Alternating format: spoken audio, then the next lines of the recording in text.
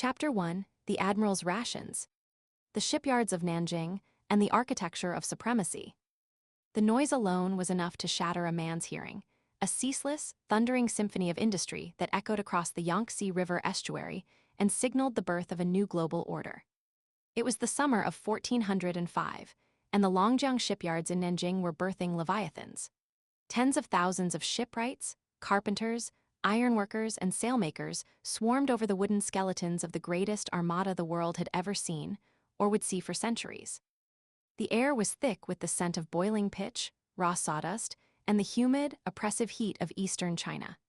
Standing on the elevated operations bridge of the flagship, Admiral Zheng He looked down upon a floating metropolis that defied the very limits of human engineering. He was a man of immense physical presence, reportedly standing 7 feet tall with a chest like a barrel and a voice that rolled like distant thunder. He was a Muslim eunuch from the landlocked mountains of Yunnan who had survived a brutal childhood capture and castration to become the supreme military commander of the Ming dynasty.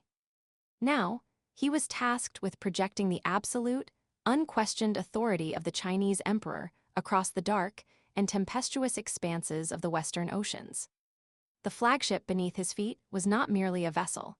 It was a mobile fortress of sovereign territory. Stretching over 400 feet in length and 160 feet across the beam, the treasure ship displaced thousands of tons of water and eclipsed anything that European minds could even begin to hallucinate.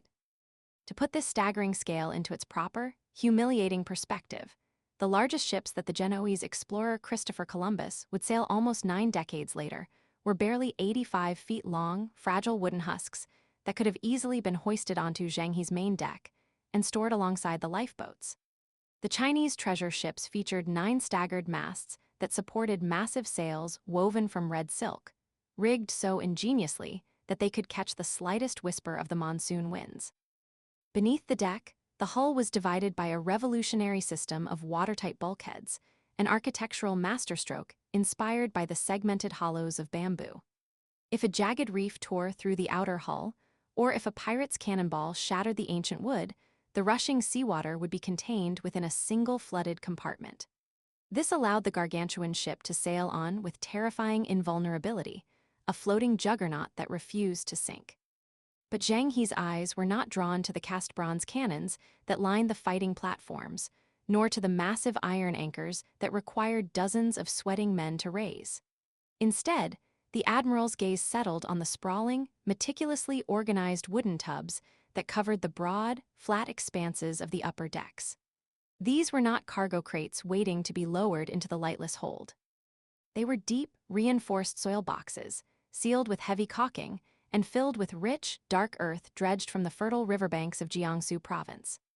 As the fleet prepared to cast off its heavy hawsers and plunge into the salt-choked void of the open sea, an army of onboard agriculturalists was already at work, packing the soil with germinated seeds, managing complex irrigation funnels, and shielding the young green shoots from the caustic ocean spray. This was no mere eccentric hobby of a pampered imperial court. This was the absolute weaponization of agriculture. The Ming dynasty had achieved what no other maritime power in the history of the world had managed to conceptualize. They had transformed the agrarian heartland of China into a modular seagoing technology. Among the crops taking root in these sprawling deck farms, none was more strategically vital, nor more meticulously cultivated, than the jagged, pungent rhizome known as ginger. The thousands of tons of ginger grown, harvested, and preserved across the 317 ships of the treasure fleet were not intended to merely flavor the evening meals of the sailors. Ginger was a military-grade logistical tool, a biochemical armor against the rotting death of the open ocean, and a high-value geopolitical currency designed to break the economies of rival kingdoms. Before a single cannon was fired, before a single sword was drawn from its scabbard, the Ming dynasty intended to conquer the Indian Ocean through the sheer, inexorable force of botanical logistics. The usurper emperor and the geography of destiny. To understand the brutal calculus behind these shipboard gardens, one must first look at the map of Eurasia and understand the violent political paroxysms that birthed the Ming treasure fleet. Geography is the silent, unforgiving dictator of human history. And for China, the geographic imperative had always pointed inward, toward the vast, fertile plains of the Yellow and Yangtze rivers and outward toward the unforgiving steppes of Central Asia. For millennia, the primary existential threat to the Chinese state had come from the north, from the thundering hooves of nomadic cavalry.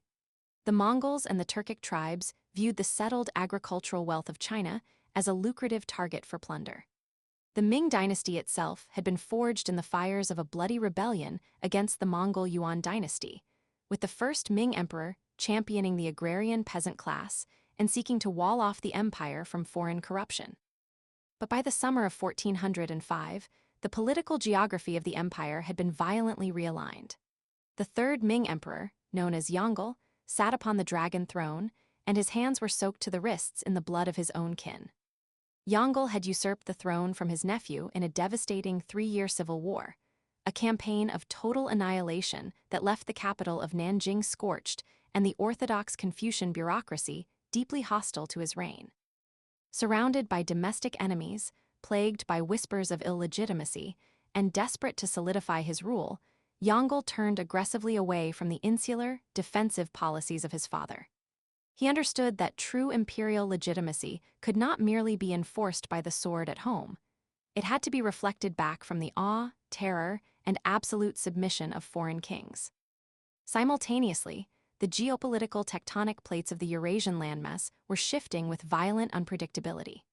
To the distant west, the warlord Timur was building a massive, blood-soaked empire in Central Asia, effectively severing the ancient overland Silk Roads that had connected China to the lucrative markets of the Middle East and Europe.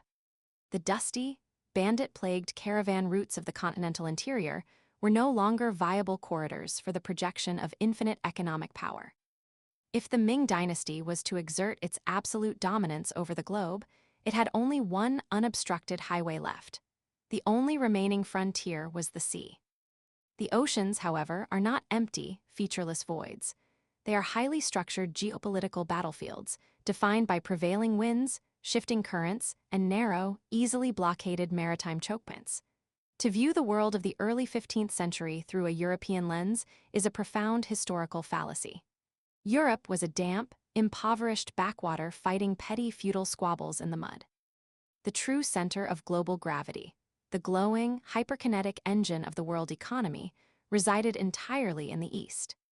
The interconnected waters of the Indian Ocean, stretching from the bustling ports of the South China Sea, through the islands of Indonesia, along the Malabar coast of India, and all the way to the Swahili coast of East Africa and the Arabian Peninsula, were pulsing with an unimaginable density of wealth. Rivers of sapphires, mountains of ivory, and oceans of pepper and cinnamon flowed through this maritime Silk Road, driven by the predictable, seasonal rhythms of the monsoon winds. To tap into this throbbing artery of global wealth, and to bend it to the absolute will of the Ming throne, Admiral Zheng He had to navigate his massive fleet through the most critical and dangerous geographic bottleneck on the planet, the Strait of Malacca. Measuring roughly 500 miles long and narrowing to a heavily congested, easily defensible pinch point, the strait was the absolute throat of the Asian trade network. Whoever held Malacca held the keys to the world. And in 1405, that vital strait was choking in the grip of a ruthless Chinese pirate warlord named Chen Zhui, who commanded a massive rogue fleet from the mangrove swamps of Palembang in Sumatra. Zheng He's orders from the usurper emperor were devoid of any romantic notions of peaceful, scientific exploration. This was a military expedition designed for shock and awe. The fleet was to sail down the coast of Vietnam, plunge into the South China Sea, annihilate the pirate cartels blocking the Malacca Strait, and then push deep into the Indian Ocean to demand the immediate, unquestioning submission of every kingdom they encountered. The fleet was carrying nearly 28,000 men. This was a floating invasion force consisting of elite marine infantry, specialized cavalry horses, artillerymen, navigators, doctors, and diplomats. To move an army of this staggering size across the Earth's largest and most volatile oceans required a logistical miracle that transcended mere shipbuilding. It required mastering the fundamental biological limits of the human body. The rotting death and the biological limits of empire. Before Admiral Zheng, he could slaughter the pirates of Palembang or dictate humiliating terms of surrender to the kings of Ceylon.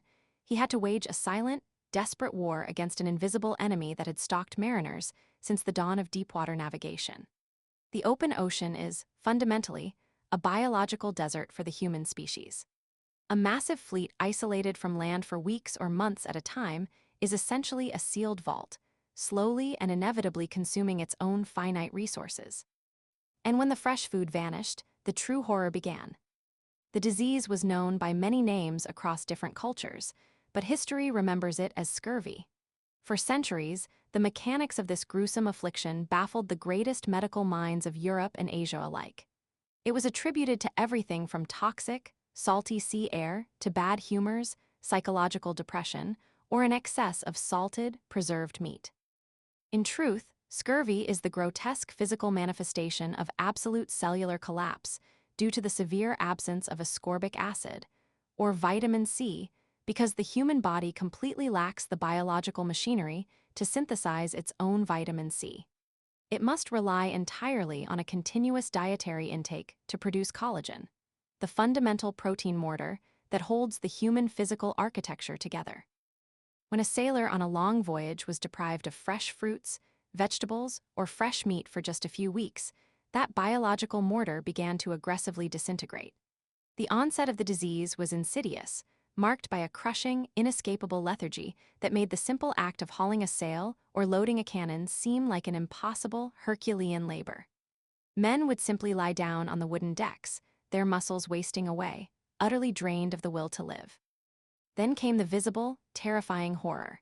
The gums swelled into bruised, purple, bleeding masses, turning so spongy and putrid that teeth would simply loosen and fall out of the jaw, making it impossible to chew whatever meager hardtack or salted rations remained. Capillaries beneath the skin shattered under the slightest pressure, covering the legs and torso in massive, blackening, agonizing bruises. In a display of terrifying biological regression, old wounds that had healed decades prior would spontaneously rip open, the scar tissue literally melting away as if time itself were working in reverse. Bone fractures that had long since knitted together would detach, leaving grown men screaming in agony as their skeletal structures failed them.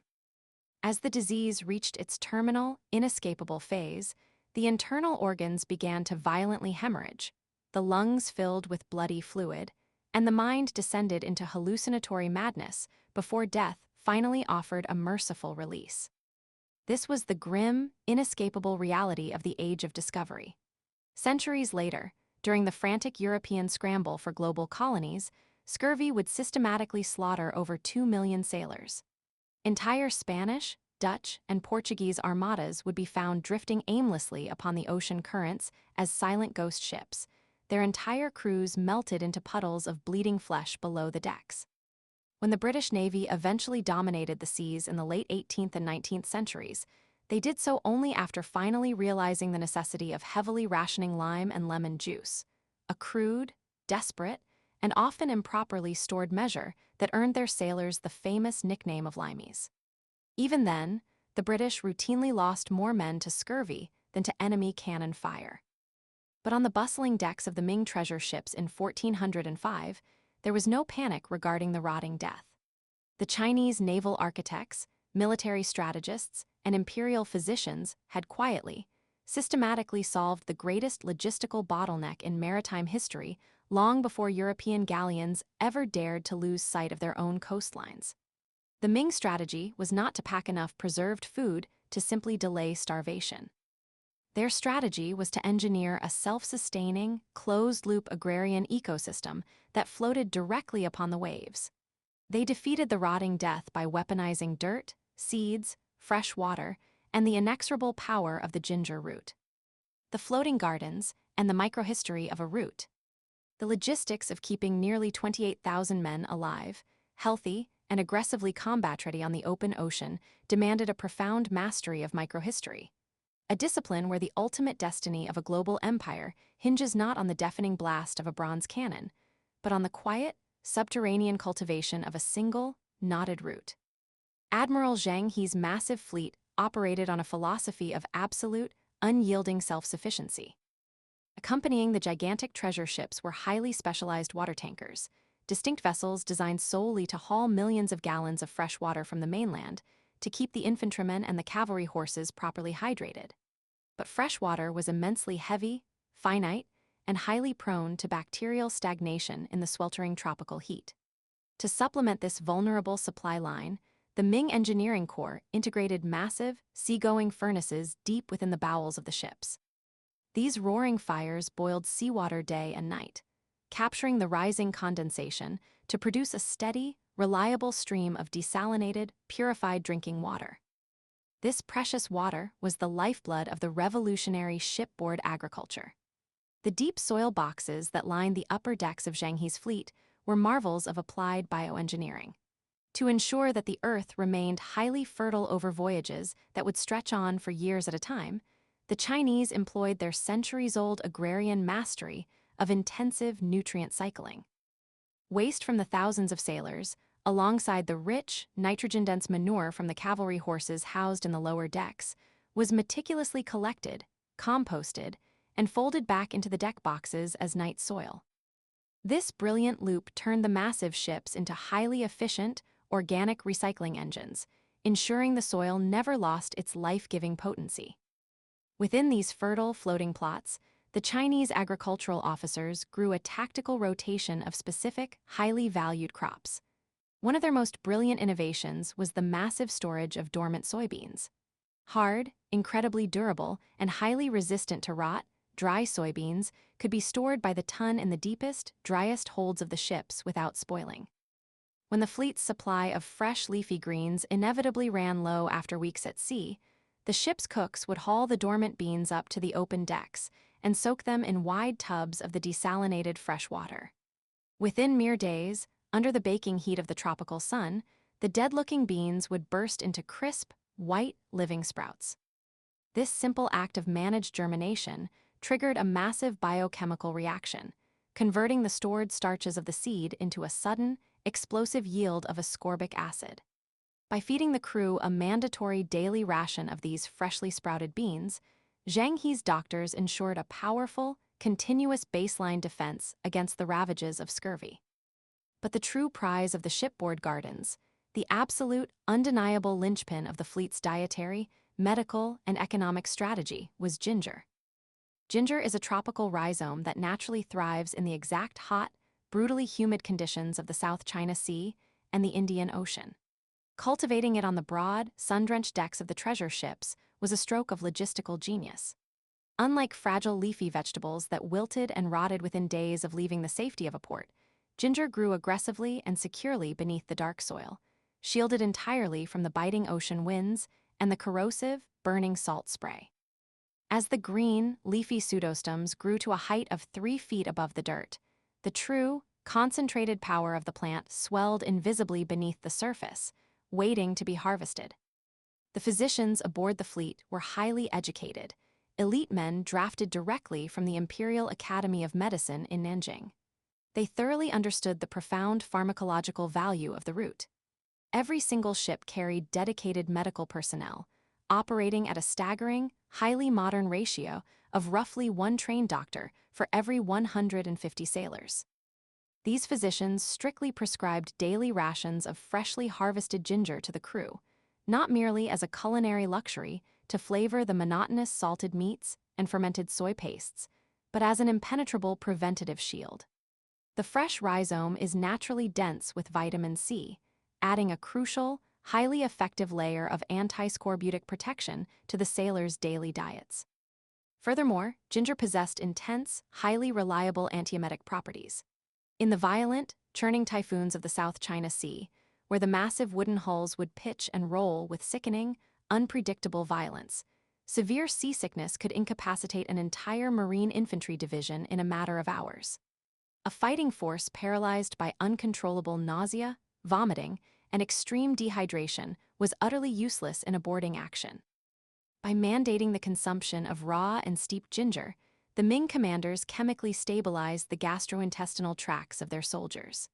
They ensured that when the massive fleet bore down on a pirate stronghold or a hostile foreign port, the men poring over the rails were lucid, aggressive, and perfectly ready to kill. But the vast utility of the root extended far beyond the biological maintenance of the crew.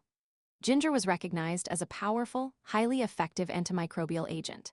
In the sweltering, suffocating heat of the ship's galleys, slaughtered meat and caught fish spoiled with terrifying rapidity. By crushing the freshly harvested ginger and vigorously rubbing the pungent paste directly into the salted pork and dried fish, the cooks created a highly acidic, hostile chemical environment for bacteria.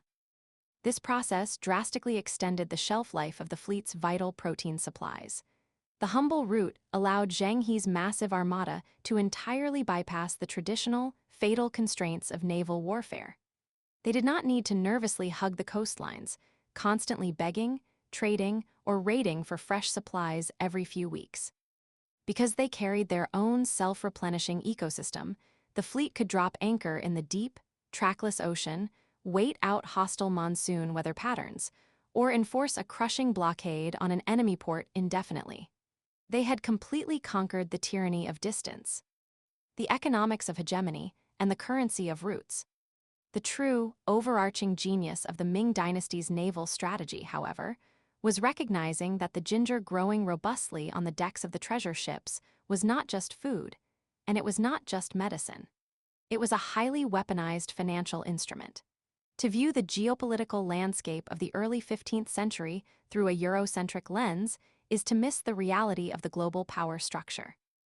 The center of global gravity, the engine that drove human commerce and dictated the rise and fall of empires, resided entirely in Asia. The deeply interconnected economies of the Indian Ocean, spanning from the bustling, cosmopolitan ports of Calicut to the fragrant spice markets of Hormuz, were sophisticated, utterly ruthless, and driven entirely by the high-volume trade of luxury commodities. In this sprawling, sun-drenched world, spices were the ultimate, undeniable currency. They possessed a staggering value density that rivaled, and often exceeded, that of gold and silver. In the damp, miserable, disease-ridden capitals of Europe, a single pound of dried ginger could easily command the price of an entire flock of sheep.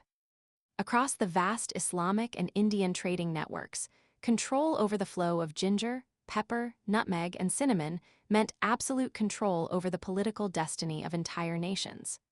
The spice trade dictated the wealth of kings, the funding of armies, and the drawing of borders. Admiral Zheng He's fleet did not sail into the Indian Ocean to conquer territory in the crude, clumsy, and ultimately unsustainable manner of the later European imperialists, who would build isolated stone forts and violently enslave local populations merely to extract raw materials. The Ming strategy was far more sophisticated, far more terrifying, and infinitely more effective. It relied on the overwhelming, suffocating application of what modern military strategists would call soft power, backed intimately by the implicit, terrifying threat of absolute, annihilating hard power. When the Chinese armada of over 300 massive ships darkened the horizon of a foreign port, the psychological impact on the local populace was devastating. The local kings and sultans, men who were accustomed to dealing with small, vulnerable squadrons of Arab dhows or moderately sized Indian merchant vessels, were suddenly confronted by a floating, heavily armed city. This fleet was populated by more trained soldiers than existed in their entire national armies. Zheng He would disembark his flagship in a meticulously choreographed display of imperial splendor, dressed in flowing, priceless silk robes, and accompanied by a massive honor guard of elite, heavily armored infantry. He did not immediately draw his sword and demand their land. Instead, he demanded their total, unwavering submission to the Ming emperor through the ancient, highly formalized ritual of the tribute system. In exchange for publicly acknowledging China as the supreme global hegemon, Zheng He would shower the local, compliant rulers with gifts of unfathomable, staggering wealth. The heavy wooden holds of the treasure ships would be opened, and out would pour absolute rivers of exquisite Ming porcelain, massive bales of the finest embroidered silk, intricately carved lacquerware, and chests overflowing with pure copper coins. But alongside the manufactured luxuries of the Chinese mainland, the fleet deployed the strategic harvest of their deck farms. The thousands of tons of fresh, unblemished ginger cultivated by the fleet served as a brilliant, dual-purpose economic weapon. On one hand, presenting massive quantities of a highly prized, perfectly preserved spice, was the ultimate diplomatic bribe. It was a staggering display of agricultural and logistical dominance that proved beyond a shadow of a doubt that the Ming Emperor controlled the very forces of nature, capable of bringing the bounty of the earth across the sterile ocean. On the other hand, the sudden, deliberate infusion of such massive quantities of ginger and other high-value goods into a local port induced a calculated, devastating supply shock. By strategically flooding the regional markets with highly desirable commodities, Zheng He could manipulate local economies at his absolute whim.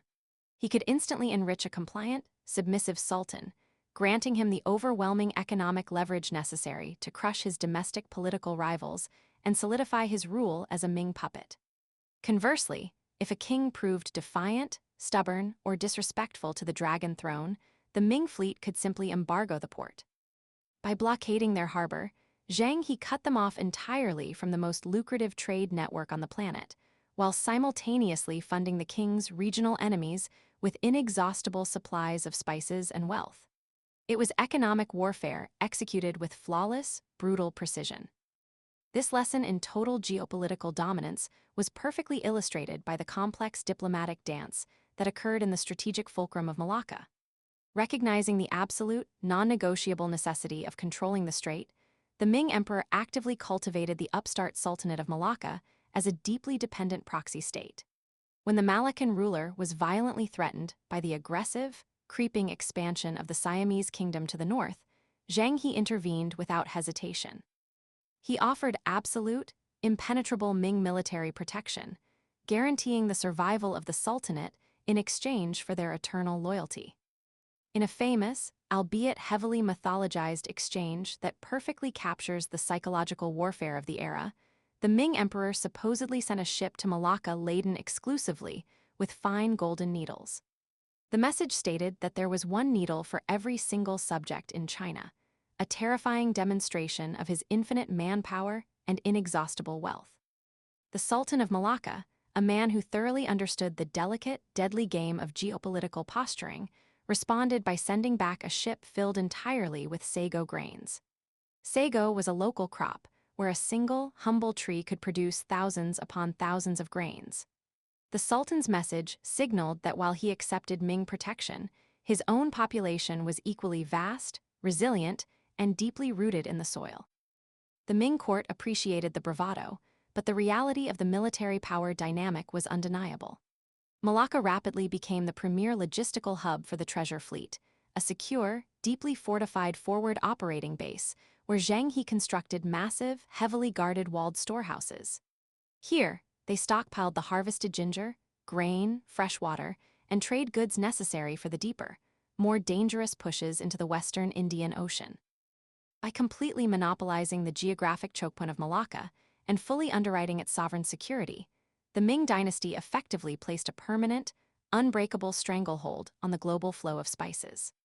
The Venetian and Genoese merchants who would later purchase exorbitant ginger and pepper in the damp markets of Europe had absolutely no idea that the availability and price of those very spices were being dictated by a massive, aggressive Chinese fleet operating half a world away. The brutal calculus of power and the execution of command. For all the lavish diplomatic gifts, the elegant poetry, and the supposedly peaceful exchanges of fine porcelain for exotic African giraffes and Arabian ostriches, the underlying, ever-present current of Zheng He's voyages was one of visceral, uncompromising, and deeply calculated violence. The agricultural miracles sprouting on the decks and the brilliant economic manipulations executed in the markets were merely the logistical foundations for a military machine designed to utterly crush opposition.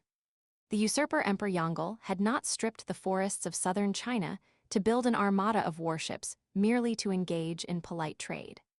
He had built the fleet to enforce a monolithic, unquestionable world order, and Admiral Zheng He was a commander utterly devoid of hesitation or mercy when it came to the application of extreme force. This brutal, kinetic reality would be proven beyond all doubt during the return leg of this very first historic voyage. As the massive fleet approached the mouth of the Malacca Strait, carefully navigating the treacherous, shifting shoals near Palembang, the pirate king Chen Zui made a fatal, catastrophic miscalculation. Believing that the lumbering treasure ships, riding low and heavy in the water with the accumulated tribute wealth of the Indian Ocean, were vulnerable, slow-moving targets, Chen gathered his massive pirate armada and launched a sprawling, aggressive ambush from the mangrove swamps. The pirate warlord did not understand that he was attacking a floating fortress ecosystem optimized entirely for slaughter. Zheng He did not merely repel the pirate attack. He unleashed the full, terrifying, apocalyptic potential of Ming naval artillery and heavily armed marine infantry. The massive treasure ships, maintaining their tight, disciplined formation, refused to scatter. Instead, they used their colossal size and massive, wedge-shaped wooden hulls to simply smash directly through the lighter, fragile pirate vessels, splintering them into bloody driftwood beneath the waves. Deafening cannon fire tore through the enemy ranks, shredding sails and men alike with storms of shrapnel. Chinese soldiers, fueled by regular, highly nutritious rations and completely unaffected by the rotting weakness of scurvy or the paralyzing grip of seasickness, poured over the rails. They boarded the surviving pirate ships and engaged in relentless, merciless hand-to-hand combat, their physical superiority guaranteed by the quiet harvest of the ginger boxes sitting calmly above the carnage. In the ensuing, bloody massacre, over 5,000 pirates were systematically slaughtered, their bodies thrown overboard to feed the churning frenzy of sharks along the Sumatran coast. 10 large pirate vessels were burned entirely to the waterline, sending thick columns of black smoke into the tropical sky, while 7 more were captured intact by the Ming Marines. Chen Zui himself was taken alive, stripped of his weapons, bound in heavy iron chains, and dragged down into the dark, cavernous, lightless hold of Zheng He's flagship. There would be no ransom offered, no diplomatic negotiation entertained, and absolutely no mercy granted. Chen was transported thousands of miles back across the ocean to Nanjing. There, he was publicly, legally, and gruesomely executed in front of the imperial court, serving as a stark, bloody, and highly visible warning to any nation, warlord, or king who would dare challenge the absolute maritime supremacy of the Ming emperor. This was the true, unvarnished nature of the treasure voyages.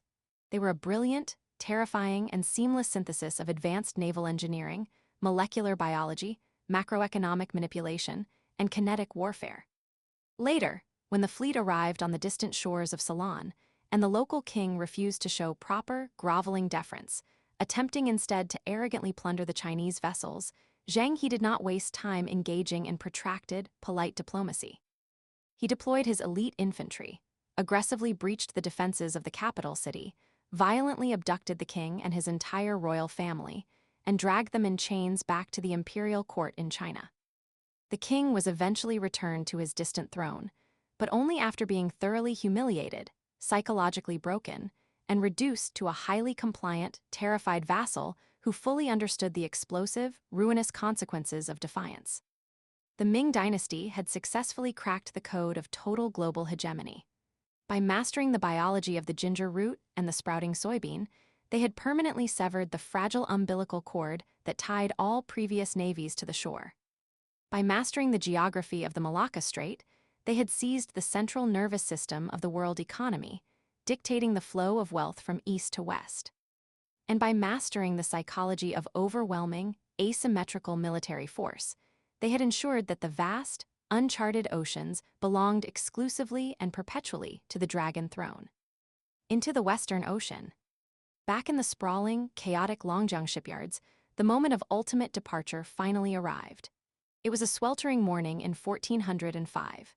The intense, suffocating heat of the Nanjing summer hung thick and oppressive over the muddy waters of the Yangtze River.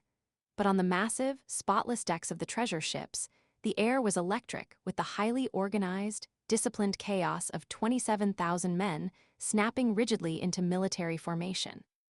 The final, heavy crates of priceless porcelain were securely strapped down in the deep holds. The last of the snorting, nervous cavalry horses were led down the steep wooden ramps into the dark, pitching, hay-strewn stables of the transport vessels. On the broad upper decks, the agricultural officers performed their final, meticulous inspections of the wooden soil boxes. The dirt was dark, moist, and heavy with composted fertilizer, already pushing forth the vivid green, spiky shoots of the ginger plants that would serve as the fleet's biochemical shield in the grueling months to come. Deep beneath the decks, the massive, dry stores of dormant soybeans lay in patient wait, ready to be hauled up, soaked, and sprouted at the very first sign of bleeding gums or muscular fatigue among the crew. Admiral Zheng He stood at the soaring prow of the flagship, the sharp salt wind catching the heavy, intricate embroidery of his silken robes. He looked out over the sprawling, terrifying armada, a dense, floating forest of towering wooden masts and snapping red silk that stretched all the way to the hazy horizon. The fleet was an organism, a massive, self-contained city of wood, iron, dirt, and flesh, entirely divorced from the land that birthed it. The ultimate command was given. The massive, skin-covered war drums began to beat, a deep, rhythmic, terrifying thumping that resonated violently in the chests of every single man aboard and echoed off the ancient stone walls of the imperial capital. Slowly, agonizingly, the great iron anchors, dripping with river mud, were hauled up from the depths by teams of chanting sailors. The massive, balanced wooden rudders, some standing over 3 stories tall, were carefully lowered into the dark, rushing water, ready to steer the leviathans into the strong coastal current. As the vast red sails were simultaneously unfurled across the fleet, catching the powerful summer winds, the armada began to move. It did not move with the frantic, desperate, and ultimately fragile energy of ragged explorers hoping to accidentally stumble upon a new world. It moved with the slow, inexorable, crushing momentum of an empire that already knew, with absolute and terrifying certainty, that it owned the earth. They sailed out of the wide Yangtze estuary, slipping silently past the heavily armed coastal defenses of Fujian province, and turned their massive prows south, driving hard toward the warm, turbulent, highly contested waters of the South China Sea. They were heading directly into the blinding, wealthy center of the global economy, carrying with them the exquisite porcelain required to buy the loyalty of kings, the heavy bronze cannons necessary to shatter the hulls of pirates, and the dark, pungent roots growing quietly in the wooden deck boxes that would allow them to permanently outlast the rotting death of the sea. The era of the Ming treasure fleet had officially begun. For the next 28 years, this massive, floating, heavily armed civilization would completely dominate the oceans of the world. They would violently rewrite the geography of power, leaving an indelible mark from the bustling, spice-choked straits of Southeast Asia to the dusty, sun-bleached shores of East Africa. They would chart the unknown currents, monopolize the seasonal trade winds, and project an aura of absolute, terrifying invincibility that would leave a permanent, bleeding scar on the history of the world. And they would accomplish all of it fueled by the silent, relentless, and highly weaponized harvest of the dirt carried upon their own wooden decks. Chapter 2: The Srivijayan Toll Booth. The Inescapable Geography.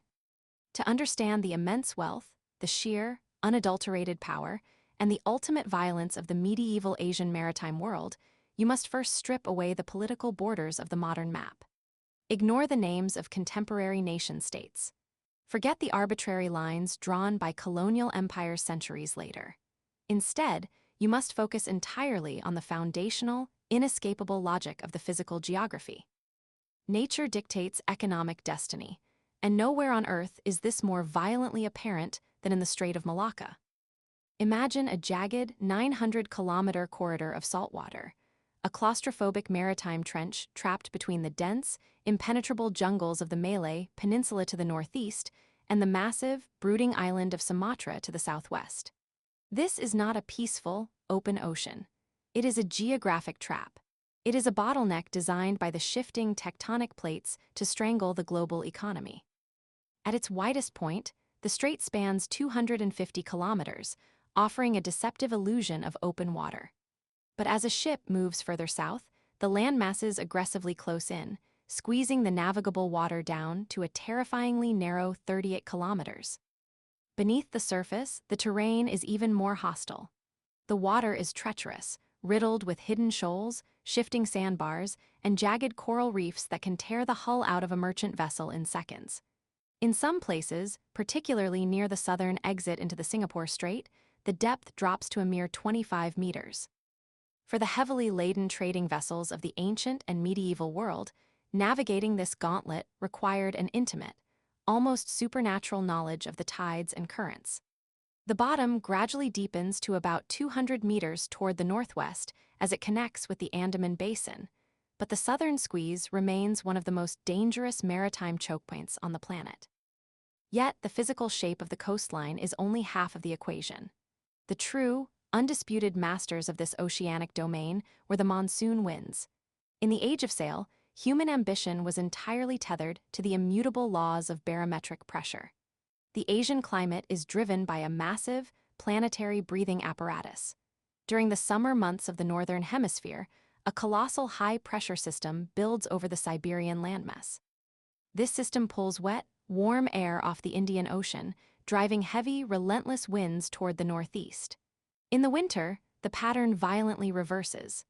A Siberian low-pressure system pushes cool, dry air back toward the southwest, sweeping across the South China Sea.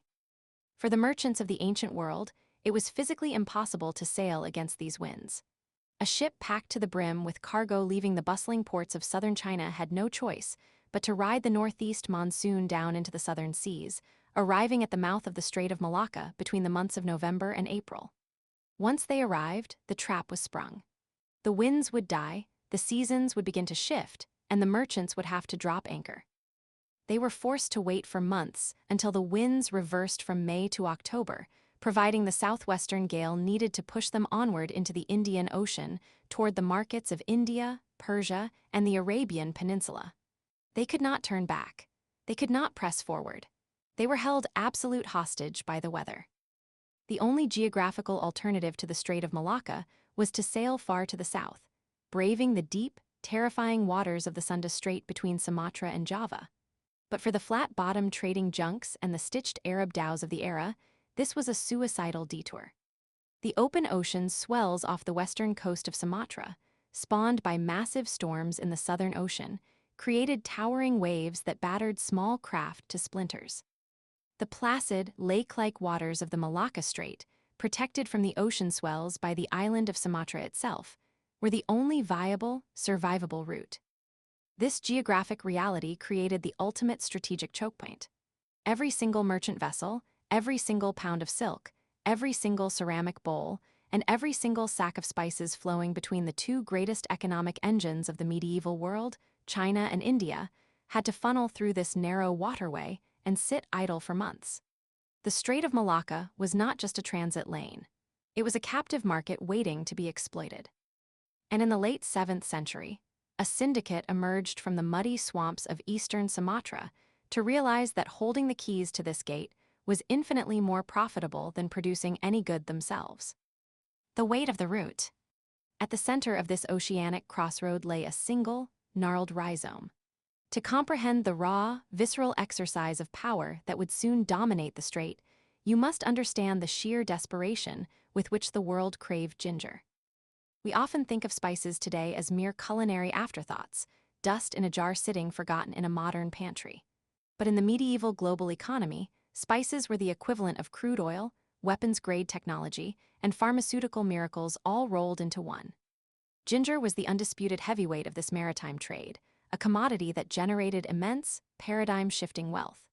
Originating in the lush, tropical climates of Asia, the ginger root possessed an almost mythical status. For the sailors navigating the perilous, months-long routes across the Indian Ocean and the South China Sea, ginger was a matter of life and death.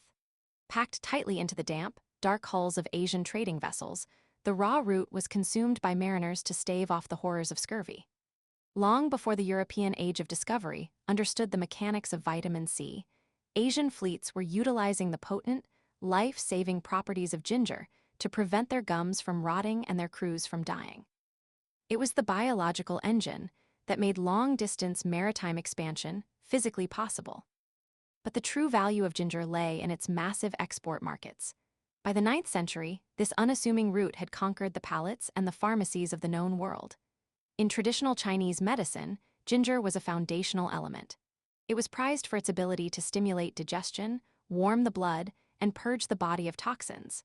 As the overland silk road faced continuous disruptions from nomadic wars and collapsing empires, the maritime routes swelled with demand.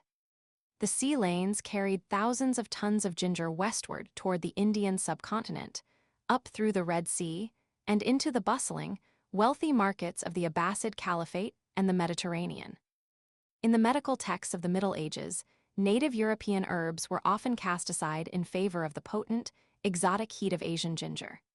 The famous German mystic Hildegard of Bingen structured her medicinal, tonic, and antiseptic preparations almost entirely around it in the 11th century. The masses and the nobility alike believed that because this root came from a distant, almost mythical paradise in the East, its curative properties were absolute and divine. This staggering global demand generated wealth on a scale that is difficult to comprehend today. In the markets of medieval Europe, a single pound of moderately priced ginger held the exact monetary equivalent of a live sheep. Think about the economic weight of that transaction for a moment. A handful of dried, ground root pulled from the dirt of the Asian tropics could be exchanged for a primary source of livestock, wool, and meat in the West. It was an astonishing transfer of value, driven entirely by the human desire for flavor and health. Archaeological evidence from ancient processing tools found at sites like Oc Eo in southern Vietnam proves that the processing of ginger, turmeric, clove, and nutmeg into complex culinary pastes was a massive, industrialized operation dating back 2,000 years. The spice trade was not a casual exchange of goods. It was a highly organized, systemic extraction of organic wealth. Yet the greatest irony of this global economic engine was the reality of its transit. The empire that would rise to absolutely dominate the ginger trade, extracting unimaginable wealth from every single root that crossed the ocean, did not actually grow the vast majority of it. They did not toil in the fields. They did not harvest the crops in the deep jungle. They were not farmers, and they were barely even merchants. They were toll collectors. They looked at the map, they felt the monsoon winds, and they recognized that the true source of wealth was not the commodity itself, but the brutal control of the geography it had to traverse. The Syndicate of the Swamps. From the 7th to the 13th centuries, the undisputed master of this maritime chokepoint was the Srivijaya Empire. The center of gravity for global trade was not located in Rome, or London, or even Constantinople. It was firmly anchored in the humid, muddy riverbanks of Palembang, located on the Musi River in eastern Sumatra. To call Srivijaya an empire in the traditional Western sense is a fundamental misunderstanding of Asian geopolitics. Srivijaya was not a territorial monolith defined by hard borders, massive land armies, or sprawling agrarian infrastructure. It possessed no vast plains of wheat or rice to feed a centralized military machine. Instead, it was a fluid, highly decentralized thalassocracy. It was a maritime mandala, a complex, shifting web of interconnected port cities, local chieftains, and coastal tribes held together by a combination of shared economic interest, religious soft power, and the terrifying, ever-present threat of naval violence. The founders of Srivijaya, starting with early kings like Dapanta Hyangsri Jayanasa in the late 7th century, understood the geopolitical board with the cold, calculating logic of modern geospatial intelligence analysts. They looked at the Strait of Malacca, they looked at the monsoon winds, and they realized they were sitting on the greatest natural toll booth in human history. But how does a kingdom with no massive agrarian base force the entire world to pay it tribute? How do you build an absolute maritime monopoly when the sea is wide and notoriously difficult to police? You weaponize the terrain, you build a capital designed for the water, and you hire the right muscle. Srivijaya did not attempt to conquer the vast, unforgiving inland jungles of Sumatra or the Malay Peninsula. They focused their energy entirely on the littoral zones, the muddy estuaries, the river mouths, and the hidden coves. They built their capital on the water itself. Contemporary Chinese and Arab accounts, such as those compiled by the 13th century customs inspector Zhao Rugua, describe Palembang not as a city of stone and mortar, but as a sprawling, floating metropolis. The royal court, the religious stupas, and the administrative buildings sat on solid ground, heavily fortified against attack. But the vast majority of the population lived, scattered outside the city center on the water itself, residing in floating houses and bamboo rafts tethered to the banks of the Musi River. This was a civilization fundamentally married to the water, a city that physically rose and fell with the tides. This amphibious nature allowed Srivijaya to project power outward without being tied down to vulnerable inland infrastructure. But to enforce their monopoly, to force the heavily armed merchant ships of China and India to submit to their taxation, the Srivijayan rulers needed an enforcement arm. They needed a navy that could operate in the treacherous, shallow waters of the strait. They found their solution by forming a brilliant, ruthless, and highly lucrative alliance with the indigenous populations of the region, the sea nomads known as the Orang Laut. The sea wolves. The Orang Laut, whose name literally translates to the people of the sea, were a nomadic confederation of maritime tribes who spent their entire lives on the water. They were born on boats, they lived on boats, and they died on boats. They possessed an intimate, almost supernatural understanding of the Malacca Strait. They knew the precise location of every hidden coral reef, the exact timing of every tidal shift, and the dangerous speed of the treacherous currents. To the Orang Laut, the treacherous geography of the strait was not a hazard. It was their home, and it was their hunting ground. In the grand scheme of Srivijaya's oceanic protection racket, the Orang Laut were the enforcers. They were the heavily armed patrols that turned a theoretical trade monopoly into a brutal, inescapable reality. Srivijaya provided the Orang Laut with wealth, elevated social status, and political legitimacy. In return, the sea nomads acted as the empire's private armada, the sharp tip of the Srivijayan spear. The Srivijayan strategy was not a passive collection of tariffs. It was a highly aggressive posture of forced port entry. When a heavily laden Chinese junk carrying silk and porcelain, or an Arab dhow packed with silver and frankincense, entered the strait, hoping to quietly slip through and avoid the extortionate taxes, they would be hunted down. The Orang Laut utilized specialized, fast-moving boats known as lancheng and perahu. These vessels were light, highly maneuverable, and capable of operating in the dangerously shallow waters where larger, deep-draft merchant ships would inevitably run aground. Operating in highly coordinated wolf packs, the Orang Laut would intercept foreign vessels as they entered the bottleneck. The proposition delivered by these sea wolves was simple, executed with the raw, visceral exercise of power. Follow us into the Musi River, anchor in the port of Palembang, wait out the monsoon winds in our harbor, and pay the Maharaja his mandatory tax on your ginger, your spices, and your cargo. If the merchants complied, they were granted the absolute protection of the Srivijayan state. The Orang Laut would instantly transition from predators to protectors. They would guide the lumbering merchant ships safely through the treacherous shoals, guard them against independent, unsanctioned pirates, and ensure their cargo remained intact while anchored in the harbor. Srivijaya maintained the peace in the trade lanes, acting as a hyper-militarized guarantor of maritime security. But if a merchant captain refused, if he attempted to run the blockade, utilize his own weapons, or sail further south toward the Sunda Strait, the response was immediate, overwhelming, and devastating. The Orang Laut would swarm the larger vessel from all sides. Using grappling hooks, boarding axes, and the sheer advantage of raw numbers, they would scale the hull, slaughter the resisting crew, shatter the ship's infrastructure, and seize the entire cargo for the Maharaja. It was an ancient, highly structured syndicate running the ultimate protection racket. You paid the toll, or you paid with your life. There was no third option. This ruthless policy of forced docking ensured that Palembang became the absolute center of the Asian economic web. The city transformed into a massive, pulsing entrepot, a clearinghouse for the entire known world. Indian and Arab merchants would arrive on the southwest monsoon, unload their cotton, their perfumes, and their silver, and trade directly with Chinese merchants who had arrived on the northeast monsoon carrying silk, porcelain, and tea.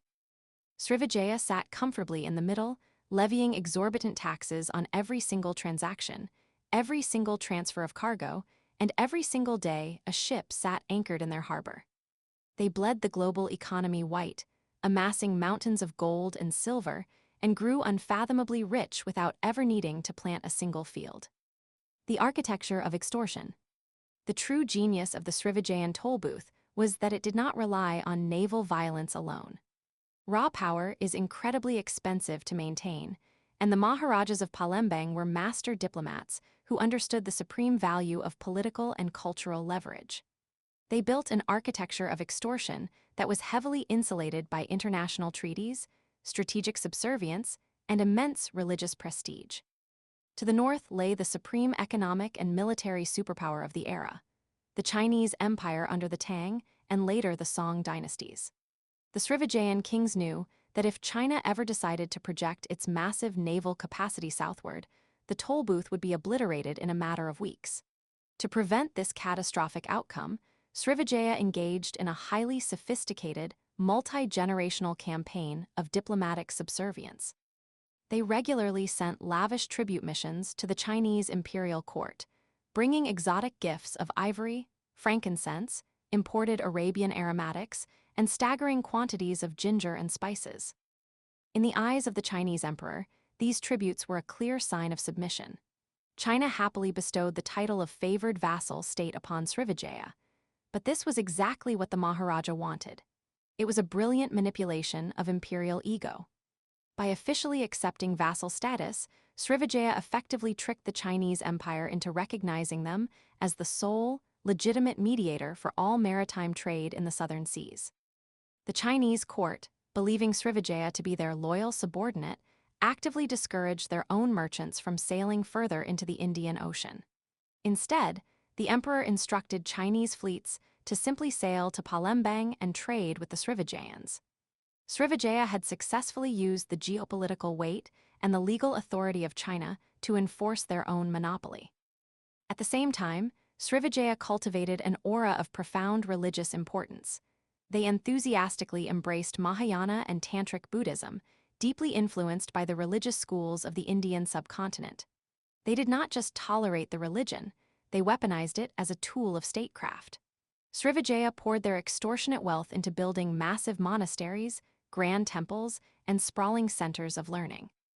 They created a standard administrative language, an old Malay infused heavily with Sanskrit loanwords, allowing them to communicate, draft complex legal contracts, and negotiate with merchants from across the entire Bay of Bengal.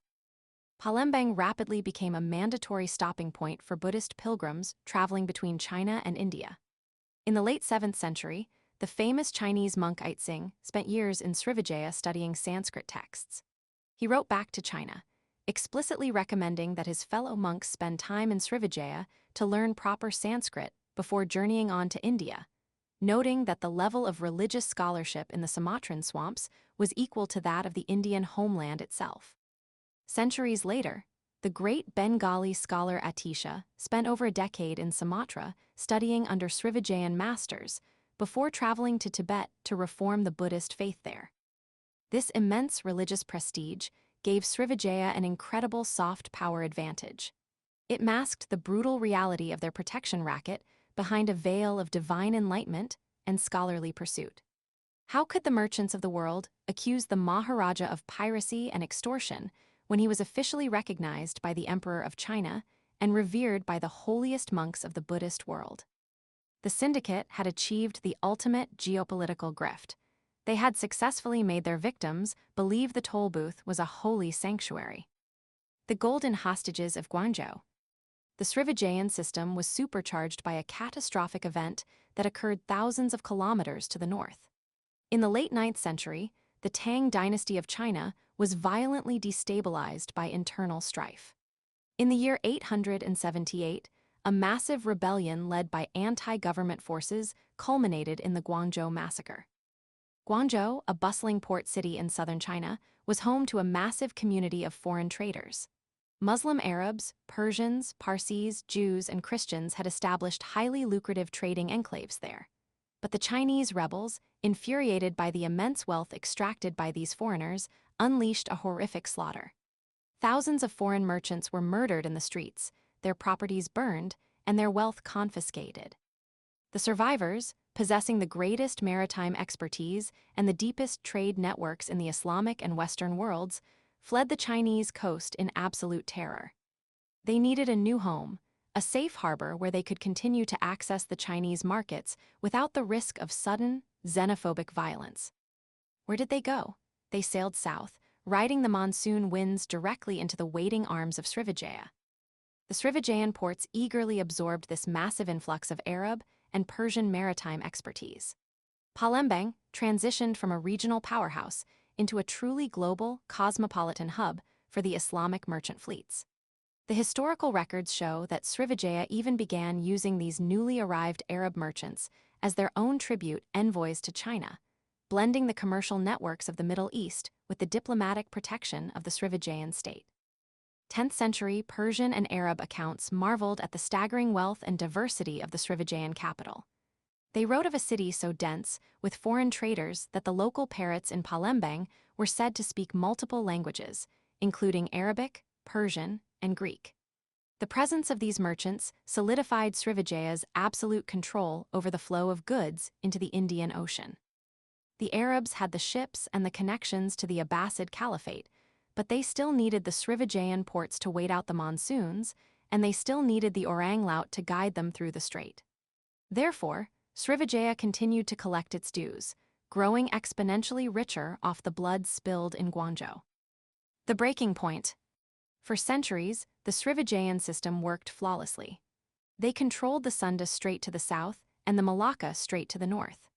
They held the geographical chokepoint, they possessed the deadly naval muscle of the Orang Laut, they held the diplomatic shield of the Chinese emperor, and they basked in the religious glow of international Buddhism.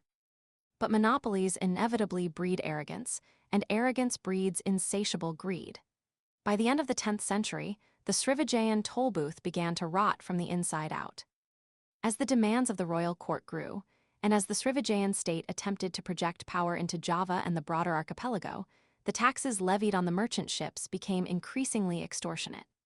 The Srivijayan port authorities were no longer just taking a reasonable cut of the ginger, camphor, and silk. They were engaging in aggressive, suffocating trade strangulation. They forced ships to stay longer in port than the monsoons required, charging ruinous docking fees. They demanded ever larger percentages of the cargo. The merchants of the Song dynasty and the Islamic world grumbled, but they were too far away, too politically fragmented, and too dependent on the route to do anything about it. However, across the wide expanse of the Bay of Bengal, a new superpower was rising on the Coromandel coast of southern India, the Chola Empire. Unlike the fragmented, peaceful kingdoms that Srivijaya was accustomed to dealing with, the Chola Empire was a hyper-aggressive, deeply militarized state driven by a booming, export-oriented economy. The Cholas were not just conquerors, they were businessmen. The Chola merchants were highly organized into powerful, state-backed trade guilds, such as the Managramam, the Ayyavol, and the Ainaruvar. These Tamil merchant associations were attempting to aggressively expand their reach directly into the lucrative markets of Southeast Asia and Song dynasty China. But every time a Chola merchant ship entered the Strait of Malacca, they hit the Srivijayan wall. They were intercepted by the Orang Laut, forced into Palembang or one of the subsidiary ports like Kedah, and squeezed dry by the Srivijayan tax collectors. The profits of the Tamil guilds were being siphoned off by a foreign empire that contributed nothing to the actual production of the goods. The Chola emperor, Rajendra Chola I, viewed this not as a mere cost of doing business, but as a direct, unforgivable insult to his imperial sovereignty and a severe threat to his empire's economic destiny. The Srivijayans were interfering with the free flow of Chola wealth. They were a parasite attached to the maritime Silk Road. Rajendra Chola, possessing a massive, battle-hardened military apparatus, decided it was time to cut the parasite off. The conflict that followed strips away all the academic bloat surrounding medieval trade and reveals the raw, visceral reality of geopolitical power. This was not a nuanced dispute over religious ideology or cultural supremacy. Both empires were deeply influenced by Hindu and Buddhist traditions. They shared architectural styles and linguistic roots, but none of that mattered. This was a war over toll money. This was a war over who got to tax the ginger. The thunderbolt of the Coromandel. In the year 1025, the tension violently snapped. Rajendra Chola I launched one of the most audacious, logistically complex, and spectacular naval invasions in human history. This was not a minor border skirmish. This was a decapitation strike aimed directly at the heart of the syndicate. The Chola Armada, a massive fleet of deep-water warships heavily armed and packed with thousands of hardened combat troops, set sail from the eastern coast of India. The logistical brilliance of this operation cannot be overstated. Traditionally, any vessel traveling from India to the Indonesian archipelago sailed eastward across the Bay of Bengal, hugging the coastlines, calling at ports in the Andaman Islands or the northern tip of Sumatra for fresh water and supplies before slowly funneling into the Strait of Malacca. The Srivijayan defense network was entirely based on this assumption. They believed that any threat would come down the coast, filtering through the normal trade routes where the fast-moving Orang Laut patrols could spot them, sound the alarm, and mobilize the defense fleets. Rajendra Chola bypassed the early warning systems entirely. He ordered his fleet to sail directly across the deep, open ocean of the Bay of Bengal, completely blind to the Srivijayan scouts. They timed their voyage perfectly with the monsoon winds, maintaining absolute operational security. The Chola fleet fell upon the Srivijayan capital of Palembang like a thunderbolt from a clear sky. The Srivijayan forces, accustomed to bullying heavily laden merchantmen and fighting small, asymmetrical skirmishes in the shallow estuaries, were entirely unprepared for a full-scale amphibious assault by a professional, heavily armored imperial army. The visceral reality of the invasion shattered the peaceful illusion of the Buddhist sanctuary. The Chola heavy infantry stormed the floating city. The waters of the Musi River ran red with blood as the agile Lanchang boats of the Orang Laut were smashed to kindling by the massive, towering Indian warships. The defensive lines collapsed in hours. The political thriller escalated to its brutal climax. Rajendra's forces did not just defeat the Srivijayan military, they actively humiliated the state. They stormed the royal palace compound. They captured the Maharaja of Srivijaya, Sangrama Vijayatangavarman, taking the sovereign lord of the strait as a prisoner of war. They kicked open the heavy doors of the royal treasury and plundered centuries' worth of accumulated, extortionate wealth. Mountains of gold, silver, precious jewels, and the immense, stockpiled hordes of aromatic spices and raw ginger were violently loaded onto the Chola ships. To solidify the humiliation, the legendary, jewel-encrusted gates of the Srivijayan capital, the absolute symbol of their control over the ocean, were ripped from their hinges and taken back to India as a permanent war trophy. But Rajendra Chola was not finished. Capturing the capital and humiliating the king was only the first step in dismantling the syndicate. To ensure the absolute destruction of the toll booth, the Chola armada split up and systematically hunted down the Srivijayan infrastructure. They sailed north, burning their way through the Malay Peninsula and the island of Sumatra. They sacked the vital, highly lucrative Srivijayan port of Kedah. They destroyed the trading hubs at Malayur, Panay, and Langkasuka. In total, the Cholas annihilated 13 major Srivijayan port cities in a single, devastating campaign, utterly shattering the complex Mandala network that had held the monopoly together for over 3 centuries. The Chola invasion of the year 1025 was a watershed moment in Asian history.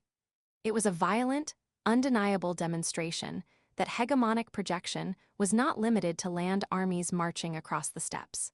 The Cholas proved that the deep ocean could be weaponized, and that a geographic chokepoint is only as strong as the navy defending it. The shattered Mandala. The immediate aftermath of the invasion left the Strait of Malacca in absolute chaos. The absolute Srivijayan monopoly was permanently broken. The Cholas had no intention of permanently occupying the humid, malaria-ridden swamps of Sumatra. They were not empire builders in Southeast Asia, they were enforcers of free trade. They took their massive plunder, secured free access for their Tamil merchant guilds, established their point regarding maritime dominance, and sailed home to India. But they had inflicted a fatal, festering wound on the syndicate's prestige. In the geopolitical theater of the medieval world, the illusion of invincibility is often more important than actual military strength. Srivijaya had been exposed as weak. Srivijaya did not collapse entirely overnight. They managed to survive as a vastly diminished, regional power for another 2 centuries. They desperately sent envoys to China, begging the Song Emperor for military aid and diplomatic intervention against the Cholas. They attempted to rebuild their shattered alliances with the Orang Laut, who had scattered into the deep mangroves following the destruction of their fleets. But the fear that had held the empire together was gone. The blood in the water attracted sharks from every direction. Over the subsequent centuries, the centralized authority of Palembang completely fractured. The peripheral port cities on the Malay Peninsula, realizing the Maharaja could no longer protect them from foreign armadas or effectively enforce the monopoly, began to break away and assert their own independence. The center of gravity slowly drifted away from the Musi River. The powerful Javanese kingdoms to the south, such as the rising Majapahit Empire, began to flex their own military muscles and exact tribute from the weakened Sumatran ports. Rival Sumatran kingdoms, most notably Malayu based in Jambi, rose to prominence, eventually subjugating Palembang entirely. By the end of the 13th century, the Srivijayan Empire, the great toll booth of the maritime Silk Road, had dissolved back into the fragmented archipelago from which it had originally spawned. The fall of Srivijaya gave rise to a new era of fierce, bloody competition. As the syndicate shattered, new powers rushed in to fill the vacuum, desperately trying to recreate the monopoly. This chaotic transition eventually led to the rise of the Malacca Sultanate in the 15th century and the Johor Sultanate that followed. The religious landscape shifted violently from Mahayana Buddhism to Islam, reflecting the ever-growing economic power of the Muslim merchant networks that increasingly dominated the trade routes. Yet, despite the fall of the empire, the burning of the ports, and the shifting of the religious flags, the foundational logic of the geography remained absolute. Kings died, empires crumbled, and armadas sank, but the Siberian winds still blew. The water in the strait remained shallow, treacherous, and unpredictable. The Strait of Malacca continued to act as the great, inescapable funnel of the global economy. The story of the Srivijayan toll booth is not merely a tale of ancient kings, lost floating cities, and the violent clash of medieval empires. It is a masterclass in the ruthless realities of geospatial intelligence and economic determinism. Srivijaya proved to the world that immense, paradigm-altering wealth does not belong to the people who cultivate the ginger in the dirt, nor to the people who weave the silk in the workshops, nor to the desperate sailors who brave the terrors of the open ocean. True power belongs entirely to the syndicate that holds the chokepoint. It belongs to those who have the vision to draw a line across the narrowest stretch of water, the ruthlessness to deploy their naval muscle, and the audacity to force the entire world to pay the toll. Chapter 3. The Chola Strike. Do not look for the beginning of this world war in the quiet halls of diplomacy, nor in the slow, deliberate scribbling of treaties between hesitant monarchs. Look instead to the Coromandel coast of southern India in the early months of the year 1025. The air was thick with the suffocating smell of boiling pitch, rotting fish, the sweat of tens of thousands of conscripts, and the raw, electric tension of an empire preparing to cross an ocean to kill. This was Nagapattinam, the primary maritime nerve center of the Chola Empire, and it was currently staging the most audacious, logistically terrifying military operation the medieval world had ever seen. Rajendra Chola I, the emperor of an aggressively expanding southern superpower, was assembling a blue water war fleet. He was not merely sending a raiding party to harass a neighboring port. He was preparing to project overwhelming, catastrophic force across 2,300 kilometers of open, unpredictable ocean. This was not a defensive maneuver. It was a preemptive, highly calculated surgical strike designed to violently alter the geospatial power dynamics of the Asian continent. The objective was the Srivijayan Empire, a massive thalassocracy based in Sumatra and the Malay Peninsula that held absolute, suffocating control over the Strait of Malacca. To understand the sheer scale of the fleet bobbing in the coastal swells of Nagapattinam is to understand the terrifying administrative and industrial capacity of the Chola state in the 11th century. Hundreds of massive wooden ships darkened the horizon, turning the coastal waters into a floating city of timber and canvas. These were not the frail, coastal-hugging vessels of antiquity. These were deep ocean fortresses, ranging up to 150 feet in length. The Chola shipwrights possessed a generational, almost instinctual mastery of naval architecture. They constructed these leviathans without using a single iron nail. Iron rusts in the corrosive embrace of the sea, and rigid hulls shatter under the concussive force of oceanic waves. Instead, They relied on the ancient and highly sophisticated stitched plank method. They selected the hardest, most resilient timbers available in the subcontinent, hauling massive trunks of teak, wild jackfruit, Malabar kino, and the oil nut tree down from the interior forests. They shaped the massive wooden planks, drilled precise holes along the edges, and lashed the entire structure together using vast quantities of chemically treated coir rope made from the fibrous husks of coconuts. They then sealed the seams with a proprietary, highly guarded mixture of tree resin, animal fat, and pitch. When these ships hit the water, the wood and the coir rope swelled, creating a watertight seal. The result was a hull that was flexible enough to absorb the brutal, kinetic pounding of the Indian Ocean swells, yet sturdy enough to carry hundreds of heavily armed shock troops and tons of military cargo. The fleet was primarily composed of three distinct classes of long-voyage vessels: the nave, the vanchem, and the kalem. Some were designed purely for speed and reconnaissance, acting as the eyes of the fleet, cutting through the water to scout ahead for enemy patrols or submerged reefs. Others were floating barracks, heavily armored transports designed to keep thousands of soldiers alive in the hostile environment of the open sea.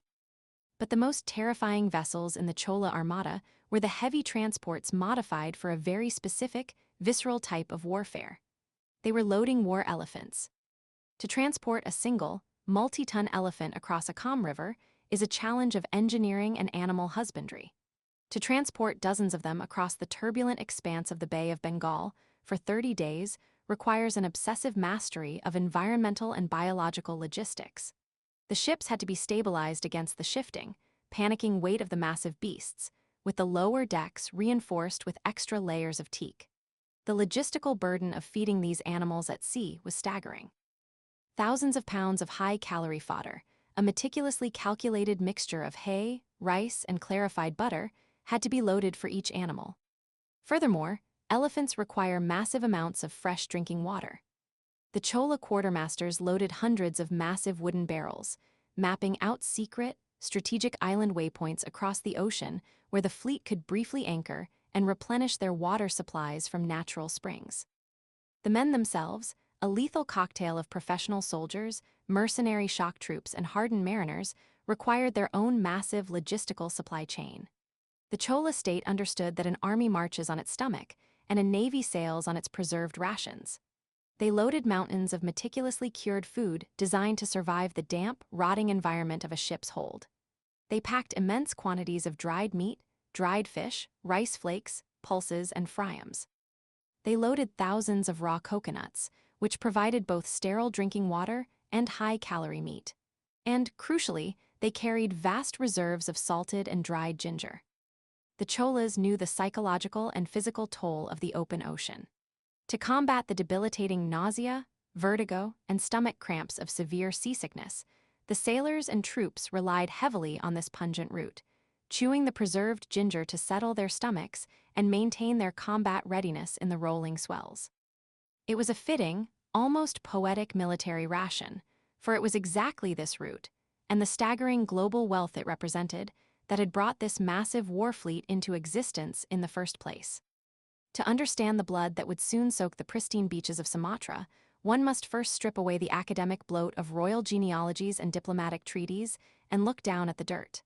Specifically, look at a gnarly, beige, unassuming underground rhizome. Ginger. Today, it is a cheap commodity, a background note in a cup of tea, a dash of powder in a holiday cookie, or a sliver of garnish on a plate of food. But in the 11th century, ginger was an absolute engine of global economic supremacy. It was a universally recognized currency, a vital medicine, a crucial chemical preservative, and a luxury item so violently coveted that a single pound of it in the sprawling markets of medieval Europe or the Middle East was worth the exact equivalent of a healthy, living sheep. The ginger plant thrives in the oppressive, balmy heat, the torrential rains, and the rich, well-draining volcanic soils of the tropics. This geographical requirement made the southern coast of India and the scattered islands of Southeast Asia the undisputed epicenters of global production. For centuries, the harvesting and processing of ginger was a labor-intensive, highly guarded agricultural industry. The plant is not a root, but a rhizome, a subterranean stem that creeps beneath the soil. When the green, spiky leaves of the plant finally withered, the farmers would carefully dig up the rhizomes. But pulling it from the ground was only the first step. Raw ginger rots quickly in the tropical humidity. To turn it into a global commodity, it had to be cured. The rhizomes were painstakingly washed, scraped of their outer skin, and then subjected to intense, prolonged sun drying or heavy salting. This curing process was a crude but highly effective form of chemical engineering. It completely halted the biological degradation process, evaporating the water weight while locking in the volatile essential oils, specifically the compound known as zingiberin, which gave the spice its unmistakable, fiery heat and its medicinal properties. Once fully dried and cured, the rhizome became practically indestructible. It could survive for months, even years, in the damp, rotting hold of a wooden ship without losing its potency, making it the perfect item for long-distance trans-oceanic trade. The global demand for this cured rhizome was astronomical, driven primarily by the colossal economic and demographic gravity of the Song dynasty in China. By the early 11th century, the population of Song China had exploded to an unprecedented 90 million people. This was a hyper-advanced, massively urbanized, heavily commercialized society with a ferocious, insatiable appetite for imported goods. Ginger was deeply, inextricably woven into the fabric of traditional Chinese medicine and daily culinary life. It was considered a powerful yang herb, vital for harmonizing the body's life force, fighting off joint inflammation, curing severe ailments of the gut, and stimulating sluggish digestion. Furthermore, in an era long before the invention of mechanical refrigeration, heavily spiced marinades and rubs using ginger, pepper, and cloves were the only reliable methods for preserving slaughtered meat and masking the taste of slight decay. The Chinese markets absorbed thousands upon thousands of tons of ginger, black pepper, cardamom, and cinnamon every single year. In exchange for these aromatics, the Chinese exported vast quantities of fine silk, exquisite porcelain, and highly coveted copper coins, which served as a reliable international currency across the Asian maritime world. At the same time, looking toward the west, the Arab and Persian merchants, acting as the great middlemen for the desperate, spice-hungry markets of the Mediterranean, Europe, and North Africa, were entirely dependent on the maritime spice routes originating in the east. Indian merchant ships, their hulls riding low in the water under the weight of dried ginger and pepper from the Malabar and Coromandel coasts, sailed endlessly eastward toward the great Chinese trading ports of Quanzhou and Guangzhou. Simultaneously, massive Chinese junks sailed westward into the Indian Ocean. It was a globalized, highly lucrative, continuously moving conveyor belt of staggering wealth. The Tamil merchant guilds of the Chola Empire were the undisputed, heavyweight masters of this transoceanic trade. These guilds, known by names such as the Ayyavol, the Manigramam, the Nanadsi, and the immensely powerful 500, were not simple collections of humble traders haggling in a bazaar. They were massive, heavily armed, multinational corporate conglomerates. They functioned as states within a state. They commanded their own private, highly trained mercenary armies to protect their caravans. They built and maintained vast commercial fleets. They established and governed permanent trading outposts thousands of miles away from the Indian mainland, operating across the Bay of Bengal, the Arabian Sea, and the South China Sea. For generations, they had reaped exorbitant, breathtaking profits by moving ginger and spices across the water. But geospatial reality is a cruel and unforgiving master. You can build the largest merchant ships in the world, you can harvest all the ginger the earth can possibly yield, and you can mint all the copper coins in China. But to move goods from the Indian Ocean to the South China Sea, every single merchant vessel, regardless of its size, its cargo, or the flag flying from its mast, had to pass through a geographical bottleneck. They had to funnel into either the Strait of Malacca or the Sunda Strait. The Strait of Malacca is one of the most critical, sensitive maritime chokepoints on the planet. It is a narrow, treacherous, notoriously shallow waterway flanked by the massive, jungle-covered island of Sumatra to the south and the jagged coastline of the Malay Peninsula to the north. It is the geographic jugular of Asia. Whoever controlled this narrow strip of water effectively held a knife to the throat of the global economy. And in the year 1025, That knife was held firmly by the Maharaja of the Srivijayan Empire, a man named Sangrama Vijayatungavarman. The Srivijayan Empire was not a traditional, contiguous land empire with hard, clearly drawn borders and vast agricultural interiors. It was a classic thalassocracy, a sea-based power entirely dependent on maritime dominance. It was structured as a mandala, a fluid, decentralized, interconnected network of coastal vassal states, fortified ports, and naval outposts that radiated outward from a central core of absolute power. That core was the capital city of Palembang, situated strategically on the banks of the Musi River in southeastern Sumatra. For over 400 years, Srivijaya had grown impossibly wealthy and politically dominant by exploiting its supreme geospatial positioning. It was the ultimate toll booth of the ancient world. Initially, the relationship between the expanding Chola Empire and the masters of Srivijaya had been diplomatic, mutually beneficial, and even warm. The Cholas produced the highly desired goods, and Srivijaya provided the necessary logistical support. They offered safe harbor from the vicious monsoon storms, fresh water for the crews, and a heavily policed, sheltered transit route through the pirate-infested waters of the Malay archipelago. The previous Chola emperor, Rajaraja I, had even patronized the construction of a magnificent Buddhist monastery, the Chudamani Vihara, at the port of Nagapattinam. This massive structure was funded directly by the Srivijayan king, serving as a monument to their shared economic interests and peaceful relations. It was a golden era of medieval globalism. But unchecked power inevitably breeds arrogance, and a geographic monopoly inevitably breeds extortion. By the time Rajendra Chola ascended to the imperial throne, the economic dynamic in the Indian Ocean had shifted violently. The Srivijayan authorities were facing their own domestic pressures. They were locked in grueling, expensive conflicts with neighboring Javanese kingdoms, and they were desperate to maintain their immense wealth and regional hegemony. To fund their wars and sustain their extravagant court, they violently tightened their grip on the strait. They transformed from a benevolent, protective toll keeper into an oppressive, mafia-like syndicate. They instituted a ruthless policy of forced trade and aggressive taxation. Any Indian, Arab, or Persian merchant ship attempting to sail through the Strait of Malacca was actively hunted and violently intercepted by Srivijayan naval patrols. These patrols were often manned by the fearsome Orang Laut, the indigenous sea nomads of the archipelago, who served as the empire's highly skilled aquatic enforcers.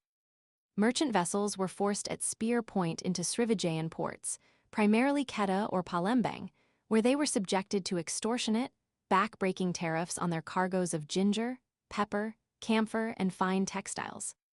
If an independent ship captain attempted to bypass the designated ports and sail directly to the lucrative markets of Song China, his vessel was hunted down, brutally boarded, and thoroughly plundered, the crew often killed or sold into slavery.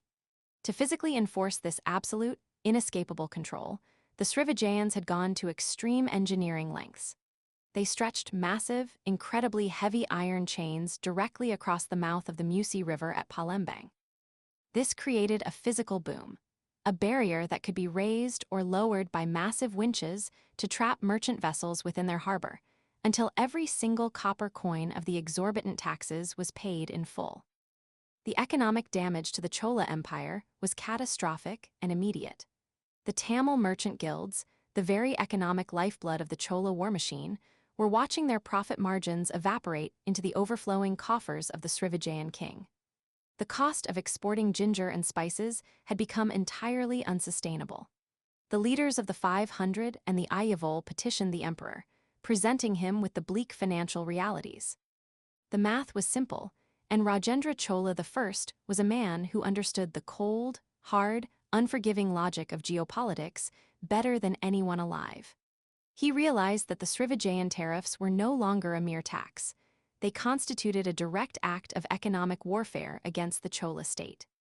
The Chola administration relied heavily on the massive customs duties and the immense wealth generated by overseas trade to fund its vast standing armies, its sprawling bureaucracy, and its monumental, ego-defining temple construction projects. Rajendra realized that attempting to negotiate with an entrenched monopoly was a fool's errand. You do not ask a greedy toll keeper to lower his price when you possess the military power to simply burn the toll house to the ground. The Chola emperor decided to bypass the middlemen entirely. He would not beg for lower tariffs. He would smash the Srivijayan Mandala, sever their maritime supply lines, tear down their iron chains, and forcibly integrate the Southeast Asian chokepoints directly into the Chola economic sphere. It was a decision that required staggering geopolitical arrogance, unparalleled military confidence, and a total disregard for the established diplomatic norms of the region. He was going to launch a massive, preemptive strike across the open ocean. To execute a trans-oceanic naval invasion, human ambition is not enough. You must obey the brutal, uncompromising laws of the physical environment. The Bay of Bengal is a massive, unforgiving expanse of deep water, prone to sudden, violent cyclonic activity that can swallow whole fleets without a trace. The Chola admirals could not simply point their heavy wooden ships east and order their men to row. They had to harness the invisible, planetary mechanics of the monsoon winds. The entire military operation was meticulously timed to the exact, seasonal shifting of the atmospheric currents. In the early months of the year 1025, immediately following the highly dangerous December cyclone season, the northeast monsoon established its steady, predictable rhythm across the ocean. The winds howled out of the northeast, creating a high-speed, invisible atmospheric highway pointing directly toward the Malay Peninsula and the northern tip of the island of Sumatra. The Chola navigators, men whose hands were permanently hardened by course rope and whose eyes were perpetually squinted against the blinding salt glare of the sea, waited anxiously for the celestial signal to launch. They looked to the night sky for the rising of the red star Betelgeuse, known in the ancient Tamil tongue as Semin. When the star took its proper, calculated place in the heavens, the rituals were completed in the Shiva temples, the drums were beaten on the shore, and the final order was given. The armada set sail. The sheer logistical terror of the ocean crossing cannot be overstated. Thousands of men, hundreds of horses, and dozens of massive war elephants were crammed into the claustrophobic wooden hulls. Their entire world was immediately reduced to the violent, unending pitching of the wooden deck, the smell of animal waste, and the terrifying, empty horizon of blue water. The heavy merchant vessels of the 500 Guild, now repurposed as instruments of war, groaned under the strain. Navigation across this blank void relied entirely on the mathematical brilliance and the deep environmental awareness of the Chola seamen. They did not possess modern compasses or chronometers. Instead, they practiced stellar navigation with a visceral, physical intimacy. They used a highly refined technique known as viral canicu, which literally translates to finger mathematics. Standing on the rolling, slippery decks of the ships, the master navigators would hold their hands out at arm's length, using the specific width of their own fingers and knuckles to measure the precise azimuth angles and altitudes of specific guiding stars. They tracked the twin star known as Irani Veli, the crowded constellation of Kutta Veli, and the steady light of the northern stars. By measuring the height of these celestial bodies above the dark horizon in increments of their own hands, they could calculate their exact latitude with terrifying, mathematical precision. But they did not just read the sky, they read the water and the biology of the ocean itself. To gauge the speed and direction of the treacherous surface currents, the sailors threw compacted balls of ash into the sea, carefully watching the gray streaks dissipate in the ship's wake to calculate their drift. They tracked the migratory paths of massive olive Ridley sea turtles, knowing from generations of experience that these ancient creatures followed the deep water flows toward land. And as they pushed further east, closing in on the unseen coastline of Sumatra, they employed a primitive but highly effective form of biological radar. The sailors carried cages filled with specific land-based birds. Periodically, an officer would release a bird into the open sky. If the bird circled high above the masts and then returned to the rigging of the ship, it meant the ocean was still empty and safe land was too far away. But if the bird caught the faint, distant scent of the jungle and flew off purposefully toward the horizon, the fleet's navigators knew exactly which direction to steer the armada. For 30 grueling days, this floating city of death rode the monsoon winds. The soldiers survived on their austere, heavily salted rations, constantly chewing their dried ginger to fight back the rising bile of seasickness. They meticulously sharpened their heavy lances, restrung their powerful bows, and readied the most terrifying weapon in the entire Chola arsenal. The Cholas had mastered a devastating form of incendiary warfare, a localized, highly advanced adaptation of Greek fire designed specifically to annihilate wooden ships and coastal fortifications in the damp, humid environment of the tropics. The Chola military chemists had developed a highly volatile, sticky, and unbelievably hot incendiary mixture using locally abundant coconut oil, raw sulfur harvested from volcanic deposits, and highly flammable tree resins. This nightmare chemical cocktail was packed into brittle clay pots for hand throwing, loaded into the baskets of ship-mounted catapults, and even designed to be sprayed from primitive, pressurized bronze tubes mounted directly on the prows of the vanguard attack ships. In the tight, congested riverways of Southeast Asia, where highly flammable wooden hulls and dry thatched roofs were the absolute norm, this liquid fire weapon was a tool of absolute psychological terror. Geospatial intelligence is the foundational bedrock of any successful preemptive strike. The Maharaja of Srivijaya was not entirely blind to the shifting world. He knew the geopolitical tension with the Cholas had reached a boiling point over his extortionate tariffs. The Srivijayan defenses were actively mobilized. Their own formidable navy, highly skilled in coastal warfare, was aggressively patrolling the northern approaches of the Strait of Malacca. They were fully expecting the massive Chola fleet to sail the traditional, direct, and obvious route down the coast of the Malay Peninsula, attempting to force their way in from the north. But Rajendra Chola did not sail south into the waiting teeth of the Srivijayan blockade.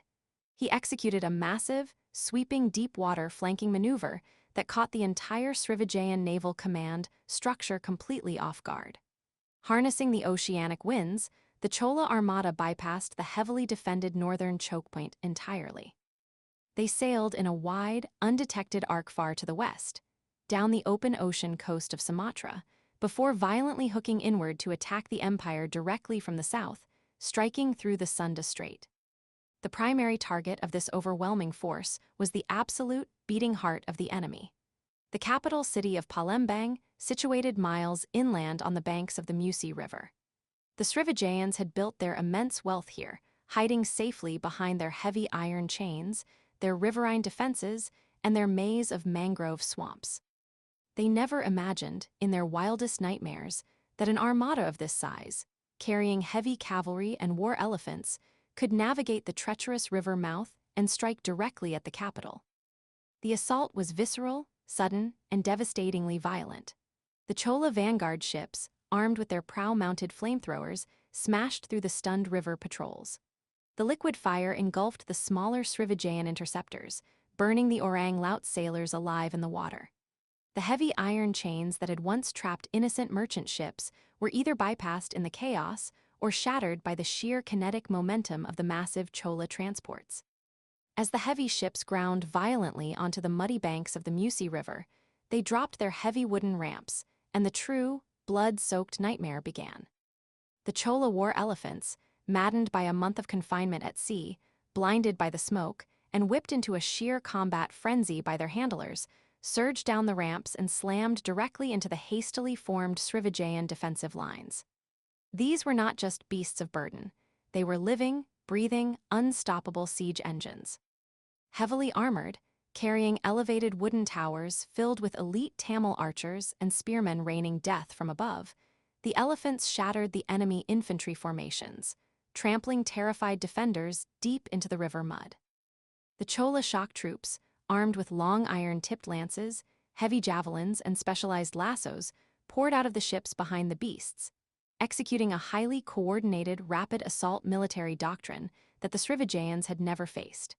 The defenders, who were primarily expecting a prolonged naval blockade or a skirmish at sea, were completely unequipped and psychologically unprepared to handle a heavy amphibious assault backed by armored elephants and liquid fire. The capital city burned. The thick, suffocating smell of burning sulfur and boiling coconut oil mixed with the coppery scent of blood, the screams of dying men, and the panicked trumpeting of elephants. The Cholas did not just want to defeat the standing army. They wanted to utterly humiliate the Srivijayan state and physically dismantle the symbols of its arrogant monopoly. They stormed the royal compound with ruthless efficiency. The Chola inscriptions boast proudly of how the invasion forces violently attacked the great, jeweled war gate of the city, the legendary Vidyadhara Gate. They did not just burn it, they ripped it entirely from its massive hinges, loading the heavy, gem-encrusted architecture onto their ships to be carried back to India as a permanent, humiliating trophy of their absolute victory. In the absolute chaos of the burning, screaming capital, the Srivijayan emperor, Sangrama Vijayatangavarman, attempted to rally his elite guard. He was run down, surrounded, and captured alive by the Chola forces. His royal elephant was seized. His immense, legendary hoards of rightfully accumulated treasure, the gold and jewels extracted from decades of taxing the ginger and spice trade, were systematically looted from the royal vaults and loaded onto the very ships his navy had once tried to extort. But the sack of Palembang was only the beginning. Rajendra Chola had not ordered the crossing of an ocean merely to sack a single city and return home. He intended to systematically dismantle the entire Srivijayan mandala, port by port, island by island, in a terrifying campaign of rapid, overwhelming momentum.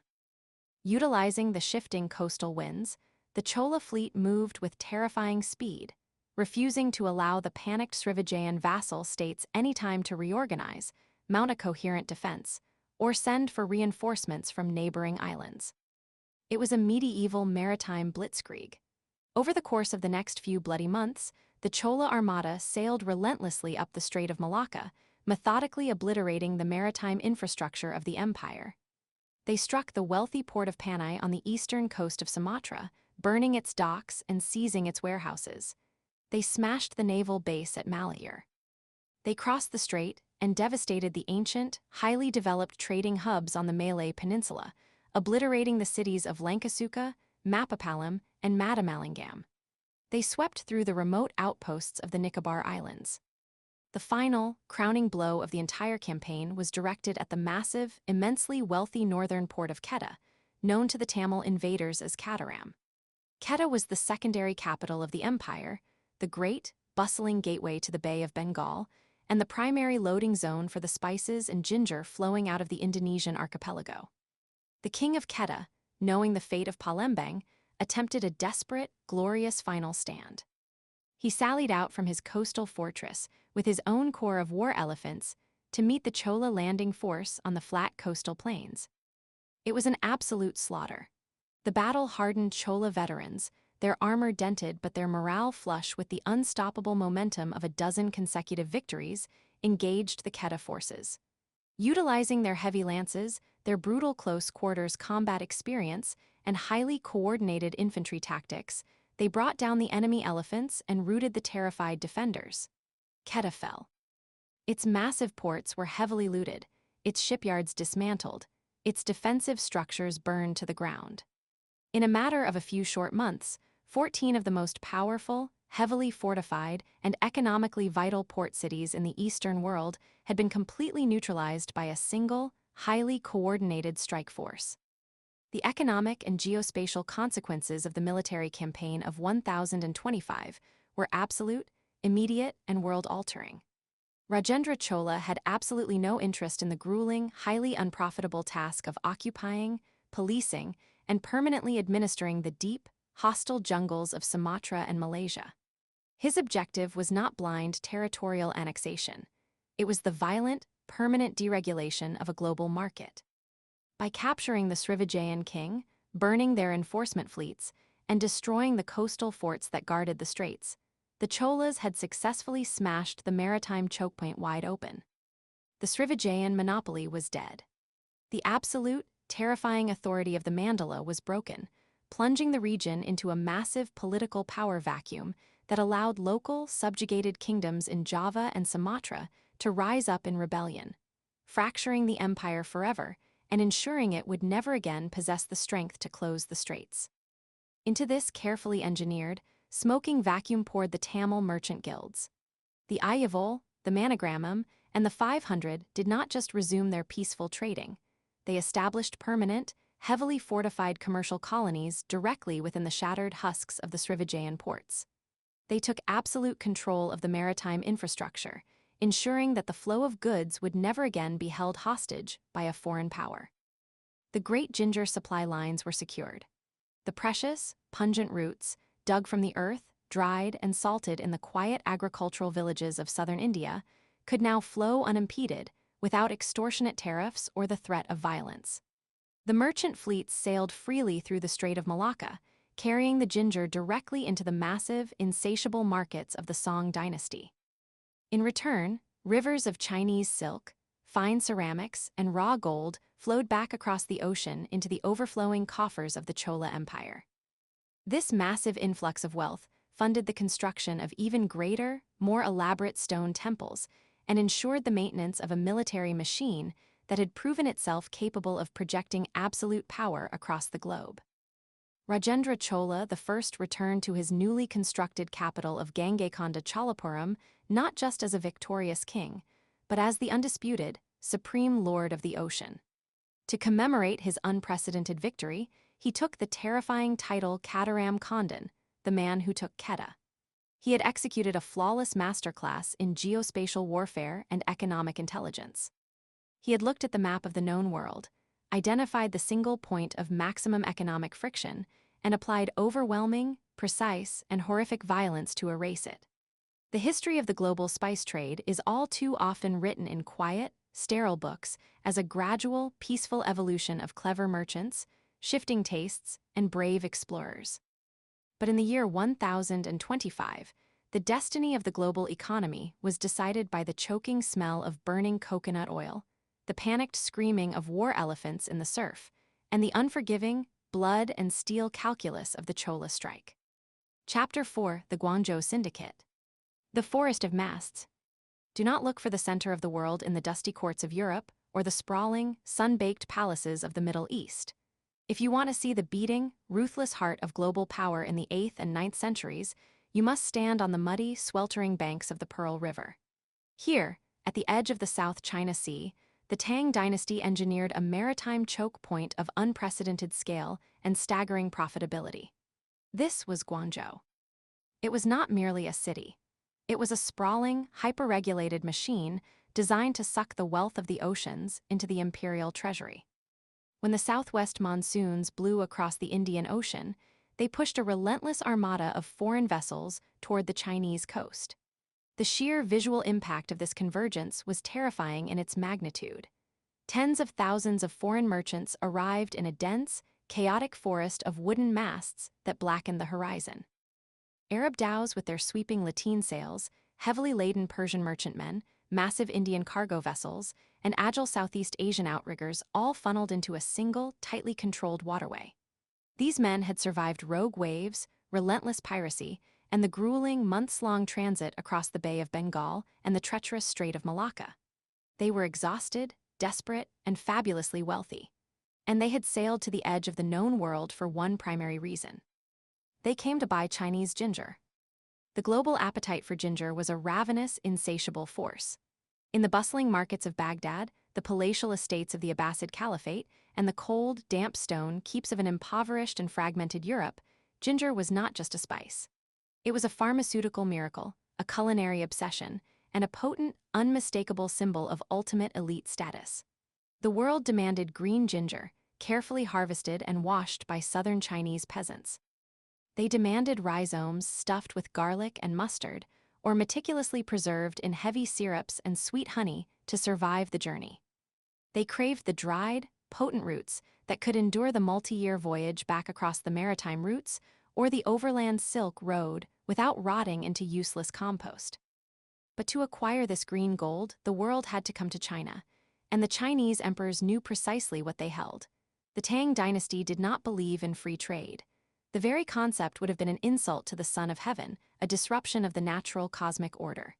Trade was a mechanism of statecraft, a weapon of geopolitical control, and above all, a roaring river of revenue.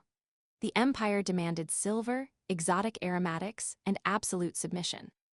The foreigners who sailed into the Pearl River Delta were not stepping into a free market.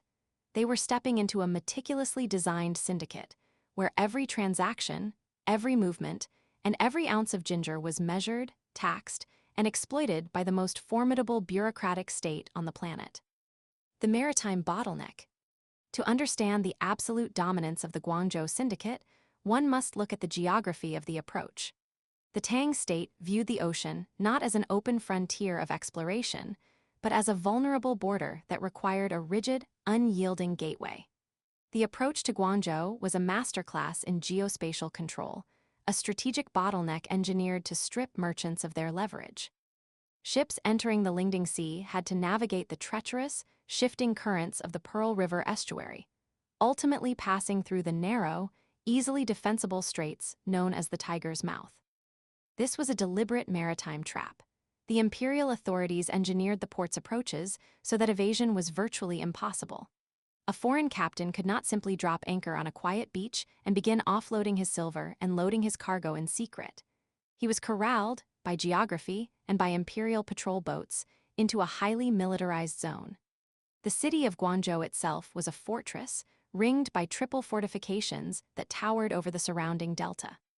The Tang governor-general commanded a massive garrison divided into 6 separate banners, projecting a martial dignity and lethal force that rivaled the imperial capital of Chang'an itself.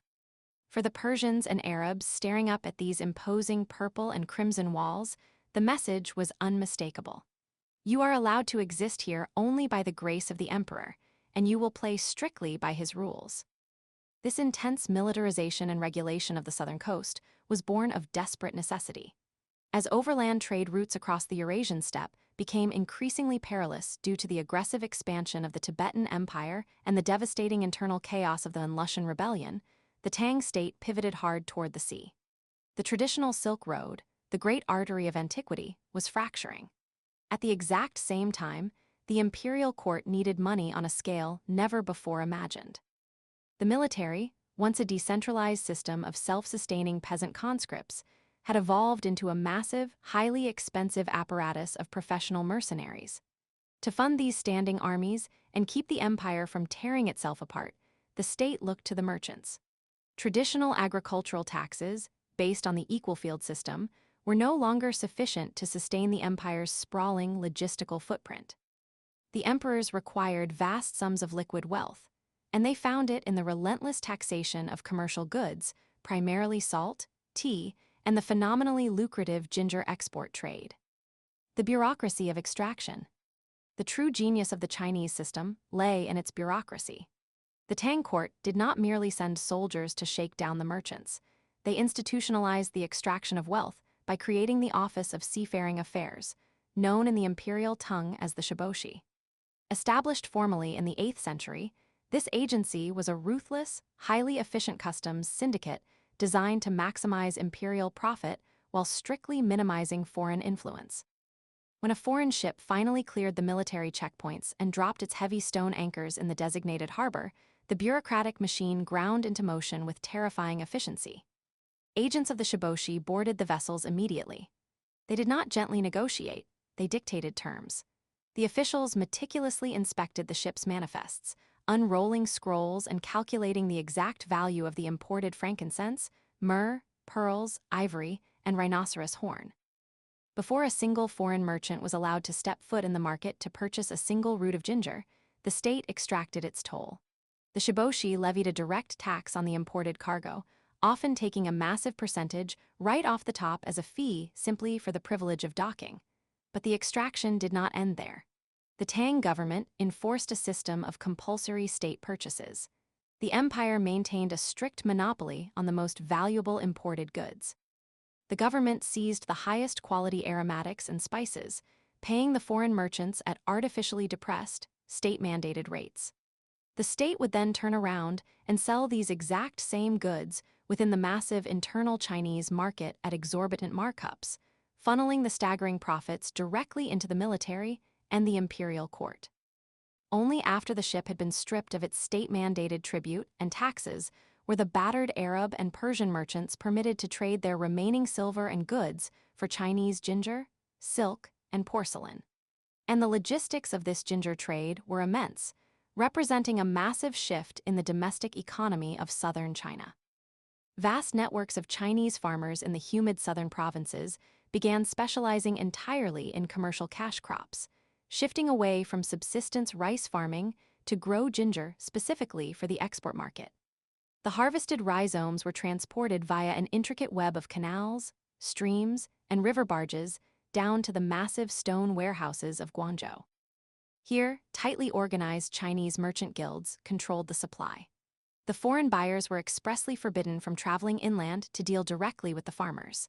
They were confined to the port, forced to buy from the sanctioned guilds, ensuring that yet another thick layer of profit remained strictly in Chinese hands.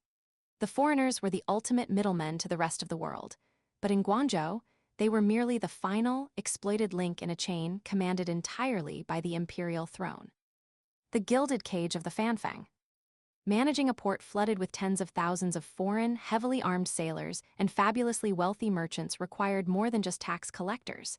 It required absolute, uncompromising social control.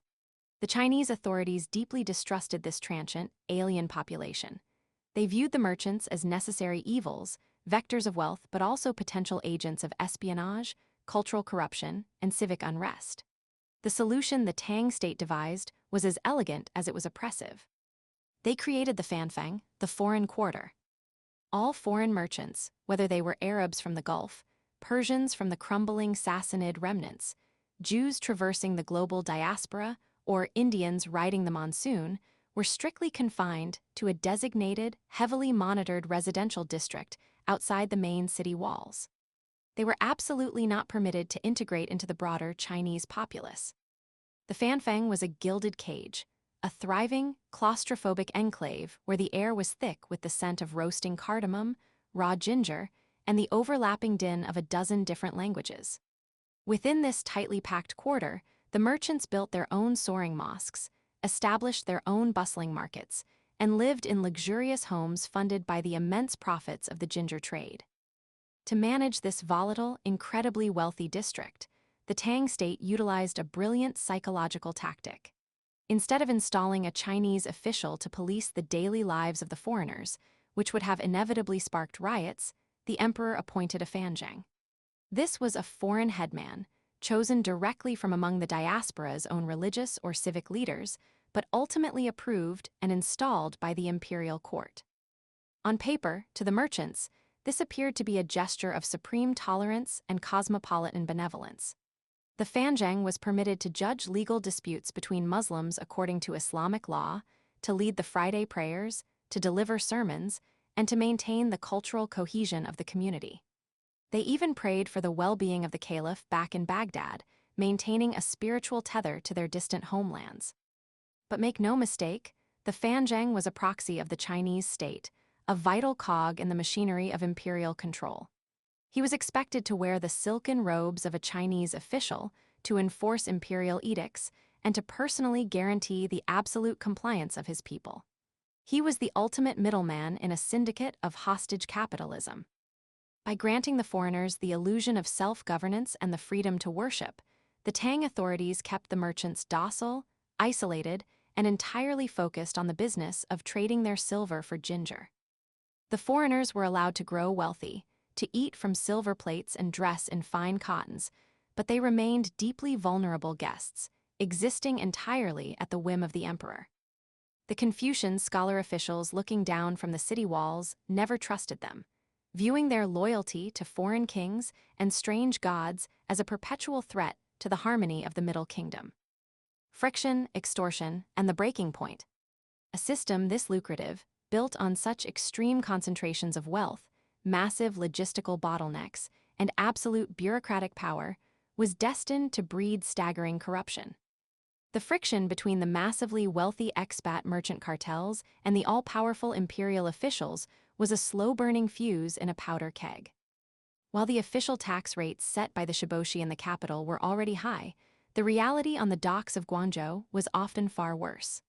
Local military commissioners, port supervisors, and petty bureaucrats viewed the foreign merchants as an endless, defensible resource to be plundered at will.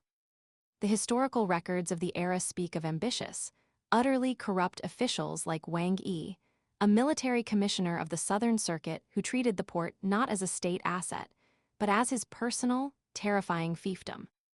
Whenever a foreign ship arrived from the southwestern seas, Wang Yi and his armed deputies would descend upon it, completely bypassing standard protocols. They would arbitrarily confiscate the most valuable cargo, hauling away elephant tusks, rhinoceros horns, and perfectly spherical pearls under the guise of state security or emergency requisition. They would force the merchants to sell the remainder of their goods at disastrously low prices, entirely ignoring the market value, and then reap the massive profits for themselves by selling the goods inland.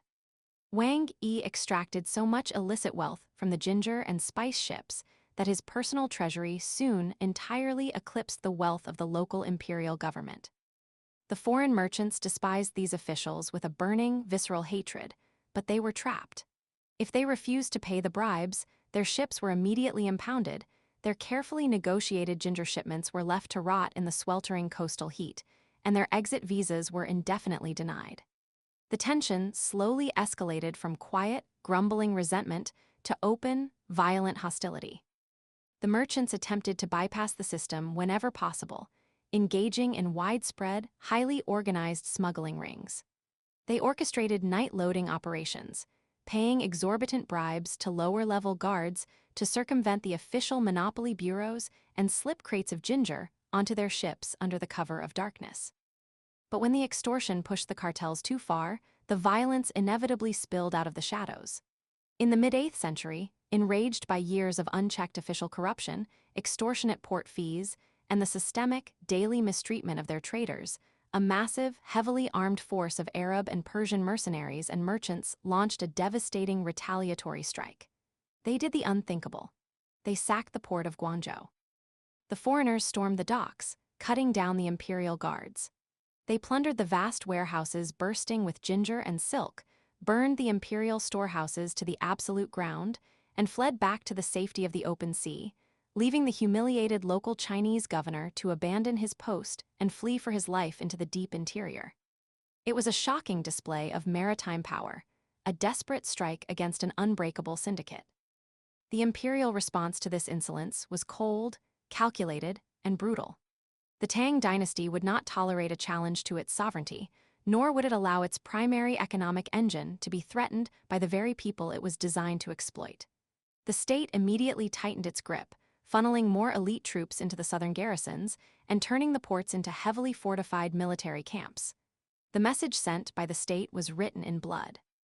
In other major commercial hubs, like the wealthy city of Yangzhou, when similar friction ignited between the locals and the expats, Chinese imperial forces under generals like Tian Shenggong did not hesitate to unleash total war. Seeking to prove his loyalty to the emperor, Tian Shenggong marched his forces into the city and explicitly targeted the foreign merchants. His troops massacred thousands of Arab and Persian traders in the streets, looting their accumulated gold and silver, which the general then proudly presented to the emperor in Chang'an. The ginger trade, therefore, was not merely a romantic exchange of exotic goods. It was a trade soaked in blood, sustained by a tense, heavily armed standoff where violence was always just one missed bribe or one overzealous tax collector away. The apocalypse of Huangke. But the true apocalypse of the Guangzhou Syndicate did not come from a foreign armada, nor did it come from a merchant uprising. It came from the rotting, hollowed-out core of the Tang Empire itself. By the late 9th century, the once glorious dynasty was collapsing under the crushing weight of its own administrative bloat, predatory taxation, and a terrifying series of severe environmental catastrophes. Drought and famine ravaged the northern and central plains, turning millions of acres of farmland to dust and creating vast legions of starving, desperate peasants with nothing left to lose. Out of this unfathomable misery rose a man named Huang Keo. He was not a noble, nor was he a military genius by training. He was a man deeply acquainted with the ruthless nature of state monopolies, having failed the imperial civil service examinations and subsequently turned to running a highly illegal, heavily armed salt smuggling syndicate. When full-scale rebellion ignited across the starving countryside, Huang Keo forged a massive, highly disciplined army of the dispossessed, the angry, and the forgotten. Finding the capital regions too heavily defended, he drove his massive host south, cutting a wide swath of total destruction through the agricultural heart of China. His ultimate target was not just a symbolic military victory, It was the financial jugular of the entire empire. He marched his armies toward the Pearl River, laying a brutal, suffocating siege to the great port of Guangzhou. The foreign merchants of the Fanfang watched in absolute horror from behind the triple walls of the city. For a grueling year, the citizens and the local imperial garrison held out against the rebel forces. But the merchants, with all their accumulated silver, their political bribes, their powerful guilds, and their global maritime connections, were entirely powerless. They were trapped in the very geographic bottleneck that the state had built to contain them. The ocean was at their backs, but their ships were either burned or blockaded, and the massive rebel army choked off all escape by land. When the city walls were finally breached, the rebels poured into the streets with a terrifying, apocalyptic fury. Huang Kao and his commanders held a specific, venomous hatred for the foreign merchant cartels. To the rebels, these wealthy Arabs, Persians, Jews, and Christians were not just traitors, they were the ultimate parasites. They were viewed as the agents of the corrupt imperial taxation machine, outsiders who had grown unimaginably fat exporting China's wealth, while the native peasantry starved in the dirt. The order was given, and the slaughter that followed was absolute. It was not a battle. It was a systematic, targeted eradication of the diaspora. Rebel death squads moved block by block through the Fanfang, hunting down the merchants, their families, and their employees. The Arab historians who recorded the catastrophe decades later from the safety of the Persian Gulf wrote in shock, relying on the meticulous census records that the Chinese state had kept to track the tax base. The death toll was staggering. Contemporary foreign accounts estimated that 120,000, and perhaps as many as 200,000, Muslims, Jews, Christians, and Zoroastrians were put to the sword in a matter of days. The streets of the foreign quarter ran thick with blood, the magnificent mosques were desecrated and burned, and the great storehouses of ginger, silk, and porcelain were put to the torch. To ensure that the imperial economy could not recover from the blow, Huang Kao's forces engaged in total, scorched-earth economic warfare. They marched out of the burning city into the surrounding countryside and systematically chopped down the vast groves of mulberry trees, deliberately destroying the food source for the silkworms. They burned the ginger fields and smashed the irrigation networks, intentionally crippling the region's primary export industries for a generation. The massacre broke the maritime networks of the Tang dynasty. The grand, terrifying engine of Guangzhou ground to an agonizing halt. The surviving foreign ships, hearing tales of the slaughter, refused to sail into the Pearl River, dropping anchor instead in the ports of Southeast Asia, terrified of the instability and the visceral violence of the crumbling Chinese state. For decades, the global supply of Chinese ginger slowed to a trickle, and the prices in the markets of Baghdad, Cairo, and Europe skyrocketed to unprecedented heights. Denied its maritime lifeblood, the Tang Empire finally shattered into warring factions, plunging the continent into the dark, violently fractured era known as the Five Dynasties and 10 Kingdoms. The resurrection and the absolute state. Yet the geopolitical logic of the Guangzhou bottleneck was simply too powerful to abandon forever. Wealth, ultimately, demands a conduit, and the global demand for ginger did not die with the Tang dynasty. When the Song dynasty finally reunified China in the late 10th century, they did not just rebuild the shattered port. They resurrected the syndicate with a bureaucratic ferocity and logistical scale that made the Tang era look entirely amateurish. The Song emperors found themselves in a terrifying strategic position. They had lost control of the vast northern plains to heavily armed, highly mobile nomadic empires, first the Liao and later the Jin. Deprived of the traditional overland Silk Road and forced to pay massive, humiliating annual tributes of silver and silk to keep the northern cavalry from wiping them out, the Song state literally had its back against the sea. They needed revenue on a scale never before imagined in human history just to survive. The state turned its full, terrifying gaze upon the southern maritime trade. The Office of Seafaring Affairs, the Shiboshi, was re-established, dramatically expanded, and given unprecedented, sweeping powers over the southern economy. The government recognized with absolute clarity that ginger, tea, and porcelain were the keys to national survival. Consequently, the Song engineered a hyper-commercialized society. They abandoned the rigid, top-down command economy of the early Tang, which had strictly confined trade to specific hours and locations, and embraced sweeping market mechanisms. But they did so only under the watchful, impossibly heavy hand of state monopolies. The logistical capability of the Song dynasty dwarfed anything the West would achieve for centuries. To facilitate the massive internal movement of goods and capital, the Song government introduced the world's first government-sanctioned paper money. This revolutionary innovation allowed merchants to move massive amounts of capital across the empire without the physical danger and immense logistical burden of transporting tons of copper coins and silver bullion. They built intricate, highly efficient canal locks and standardized road networks, seamlessly connecting the inland agrarian centers to the coastal ports. Chinese farmers, responding to the insatiable market, specialized entirely in commercial cash crops, producing ginger on a massive, industrial scale never before seen. When the foreign merchants tentatively returned to the Chinese coast, docking at Guangzhou and the rising, spectacular superport of Quanzhou, they found a state machine operating with terrifying, inescapable efficiency. The Song government actively courted foreign trade, sending diplomatic missions deep into Southeast Asia to lure the merchants back. But the terms of engagement were now entirely dictated by the emperor. The Chinese state no longer merely taxed the trade, they actively managed it. The inspections were tighter.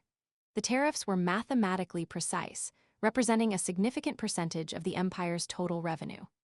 The state monopoly bureaus, operating under an umbrella of specialized financial agencies, claimed absolute first rights to purchase all imported spices, aromatics, and luxury goods. To manage the massive outward flow of ginger and the inward flow of silver, the Song government relied heavily on the Hang. These were powerful, state-sanctioned Chinese merchant guilds that acted as the only legally permitted intermediaries between the foreign buyers and the inland ginger producers. These guilds were essentially state-backed cartels. They fixed the prices, arranged the complex logistics of transport, and ensured that the imperial tax collectors received their precise, heavy quota before a single crate of ginger was loaded onto an Arab dhow. When the government wanted to requisition supplies or assess taxes, they simply dealt with the guild heads, insulating the imperial court from the messy reality of the docks while ensuring absolute compliance. The foreign merchants were once again confined to their designated quarters. They were once again subjected to the strict oversight of the Fanzheng and the watchful eyes of the imperial military. But the sheer volume of wealth generated by the Song economic engine was so gravitational, so undeniably massive, that the foreigners swallowed their pride, accepted the indignities, the surveillance, and the crushing taxes. They had to. There was simply no other place on Earth that could produce the volume of high-quality ginger, brilliant ceramics, and fine silk that the global market demanded. The Song dynasty proved that true imperial power did not lie merely in the deployment of armies on a blood-soaked battlefield. It lay in the meticulous, centralized control of supply chains. It lay in the ability to construct a geopolitical bottleneck so crucial to human commerce that the rest of the world would willingly sail through typhoons, risk piracy, and endure the memory of brutal massacres just to stand at the heavily guarded gates of Guangzhou and hand over their silver. The Chinese state had perfected the art of the commercial choke point. Through the relentless, unforgiving administration of the ginger trade, the Guangzhou syndicate funded an empire, manipulated a global diaspora, and bent the entire commercial world entirely to its will. Chapter 5. Fueling the Horde. The wind screaming across the frozen expanse of the Russian steppe does not merely chill the human body. It strips the heat from the flesh with the violent, calculated efficiency of an apex predator. In the deep winter of the 13th century, the skies over the Eurasian landmass were the color of bruised iron. The temperature routinely plummeted to depths where breath instantly crystallized in the lungs, where the moisture in a human eye could freeze over, and where exposed skin blackened and died within a matter of minutes. For a traditional European army of the era, this environment was an impenetrable fortress of ice.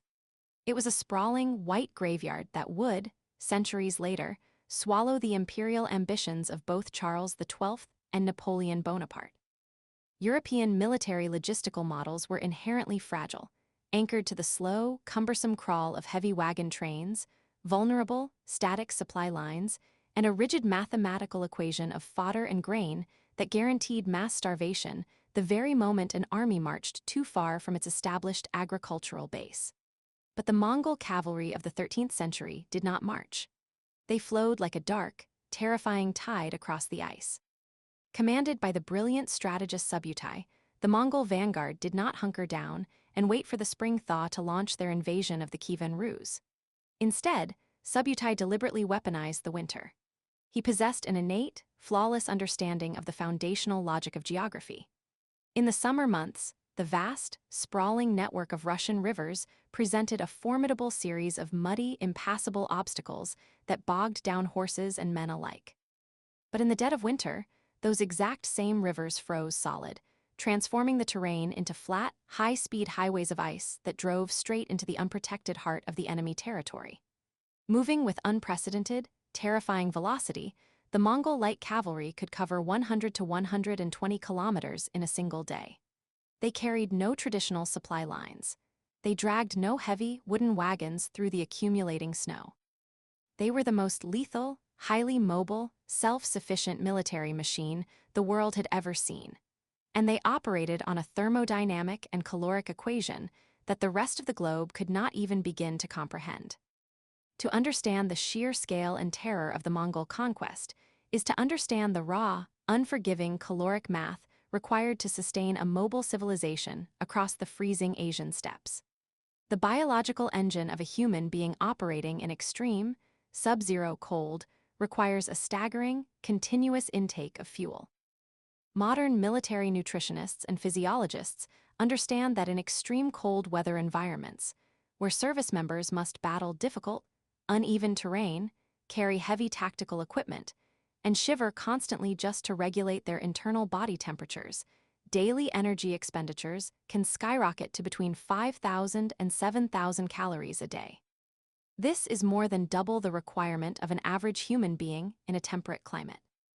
High altitudes and freezing winds fundamentally alter the ability of the body to metabolize food for fuel. Without an immense, continuous intake of dense caloric energy, the human body rapidly begins to consume its own fat and muscle tissue. This state of severe energy deficit leads directly to a catastrophic decline in body mass, a negative protein balance, the suppression of vital hormones, a massive increase in systemic inflammation, and a rapid degradation of cognitive and physical performance. The Mongols of the 13th century did not possess the language of modern nutritional science, but their absolute survival depended on an intuitive, flawless mastery of this exact biological reality. A standard, active Mongol warrior required an absolute minimum of 3,600 calories a day just to ward off the creeping shadows of malnutrition and starvation during a long campaign. Sustaining an entire army of tens of thousands of men, moving at breakneck speed across a frozen wasteland, required nothing less than a logistical miracle. That miracle was achieved through absolute supply chain dominance, geospatial intelligence, and a radical reimagining of what constituted military rations. The Mongols conquered the known world not merely with the superior ballistics of their composite bows or the incredible stamina of their steppe ponies, but with highly portable, brutally efficient caloric energy. The absolute foundation of this mobile supply system was the horse itself. The Mongol military model was entirely built upon the logistics of grass. A single warrior never rode alone. He rode with a string of 3 to 5 remounts, shifting his saddle from one animal to the next in constant rotation to prevent any single mount from reaching the point of exhaustion. These horses were tough, uniquely adapted beasts that survived by using their hooves to scrape away the hard snow and ice to graze on the frozen, dormant steppe grasses hidden below. It has been estimated that the average Mongolian horse required 4 hectares of land to sustain itself for a year. Therefore, an invading army of 20,000 men, each with 5 horses, required a grazing area equivalent to the entire countryside of Wales just to keep their mounts alive. Subutai managed this massive, rolling footprint with the precision of a modern fleet commander, navigating the horde across the optimal geographical corridors where grass could be reliably found beneath the snow. In turn, these grazing horses directly fueled the warriors who rode them. The Mongol philosophy of war dictated that the war feeds the war, demanding total self-sufficiency from the environment. When wild game was scarce and the frozen terrain offered absolutely no sustenance, the Mongol cavalryman literally lived off his mount. His primary source of hydration and daily calories was fermented mare milk, known across the steppe as kumis or arag. The Flemish Franciscan missionary William of Rubruck later observed the creation of this vital liquid, noting how the Mongols poured raw mare milk into a massive leather sack and relentlessly churned it with a specially crafted, hollow-headed wooden club. The intense churning separated the butter, while the remaining milk fermented and soured into a clear, potent, highly nutritious liquor. A lactating mare could produce roughly 2¼ to 2½ quarts of surplus milk, a day above what was necessary to sustain her own foal. At roughly 20 kilocalories per ounce, this yield of milk could provide a single warrior with up to 1,600 calories a day. That single source accounted for nearly half of the required 3,600 calorie diet of an active Mongol soldier. When even fermented milk was unavailable, or when the deep freeze of the winter march made liquid rations impossible to manage, the Mongols turned to an even more visceral source of energy. A rider would carefully and gingerly slice a vein in the neck of his horse, pressing his lips to the wound and swallowing a few mouthfuls of hot, iron-rich blood before tightly sealing the cut to allow the animal to heal. Marco Polo, the Venetian merchant who later embedded himself within the Mongol Empire, reported with stunned, almost horrified fascination that by sustaining themselves entirely on horse blood, Mongol warriors could ride for 10 consecutive days on the march without ever needing to light a campfire or eat a single piece of cooked food. However, blood and fermented milk alone could not sustain an entire army through the grueling, months-long sieges and the deeply freezing winters of the Russian taiga. The Mongol war machine required preserved protein and concentrated fat. They needed rations that were densely packed, incredibly lightweight, and utterly immune to the ravages of time and the brutal elements. They required the ancient survival food known as borts. Borts was the ultimate ancient combat ration, a marvel of nomadic food preservation born directly from the harsh, unforgiving climatic realities of the Mongolian plateau. To create this vital staple, the Mongols took fresh, raw meat, usually sourced from beef, mutton, or camel, and meticulously sliced it into long, incredibly thin strips. These strips were then hung high inside the jur, or yurt, where the dry, frigid, biting air of the approaching winter would aggressively wick away the moisture. Dehydration is the simplest, oldest, and most highly effective form of food preservation in an arid climate.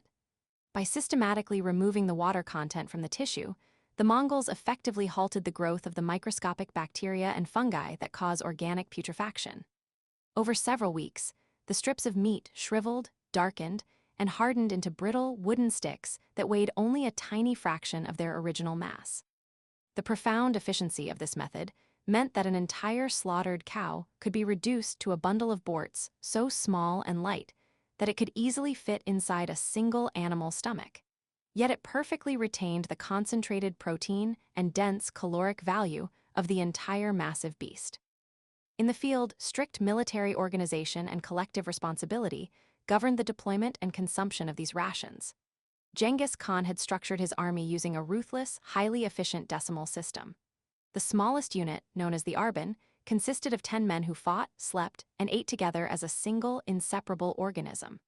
10 arbans formed a zun, 10 zuns formed a minghan, and 10 minghans formed a tumen, a massive division of 10,000 riders. But logistics began at the granular level of the arban. For a major winter campaign, a single arban of 10 men would carry a communal iron cauldron and 3½ thoroughly dried, preserved sheep. They also carried large leather sacks filled with querut, a rock-hard paste made entirely from dehydrated, powdered milk. During the brutal winter marches, when liquid milk was scarce and stopping to build a fire was a tactical impossibility, a warrior would chip off a solid piece of querut, drop it into a leather flask filled with water or melted snow, and let the relentless, pounding motion of his galloping horse churn it into a thick, sour, highly nutritious slurry.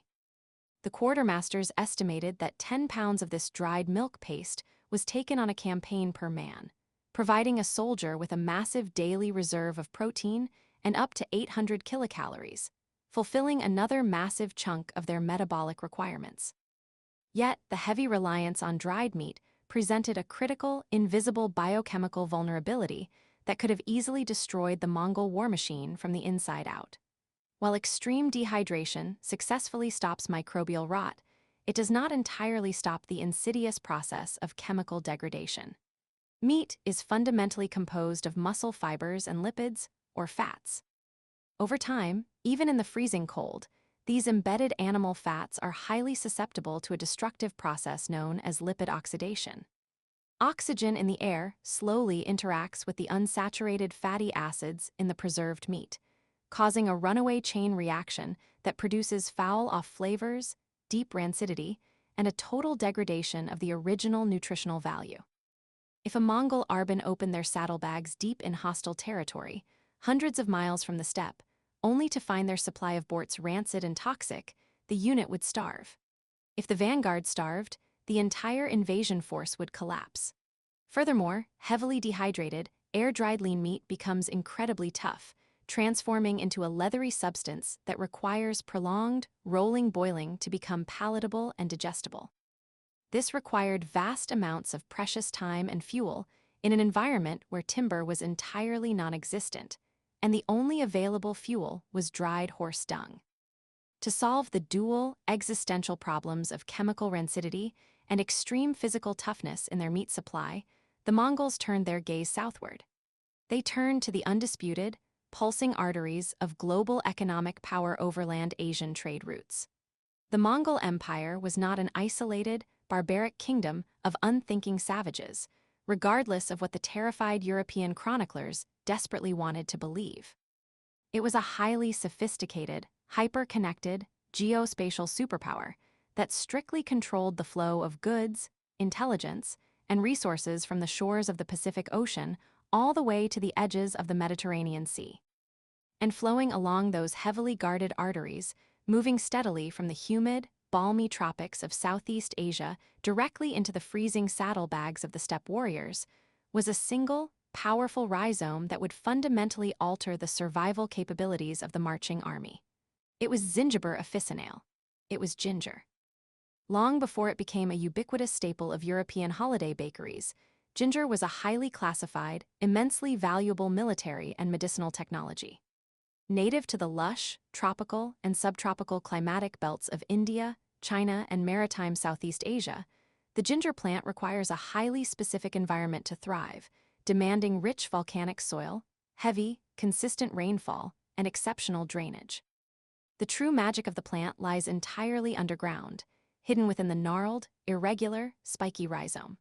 For thousands of years, ancient Asian cultures had recognized that this humble, bumpy root possessed extraordinary, almost miraculous biochemical properties. It was heavily utilized in traditional Chinese medicine and Indian Ayurvedic practices not merely for its sharp, pungent flavor, but for its profound physiological and protective effects on the human body.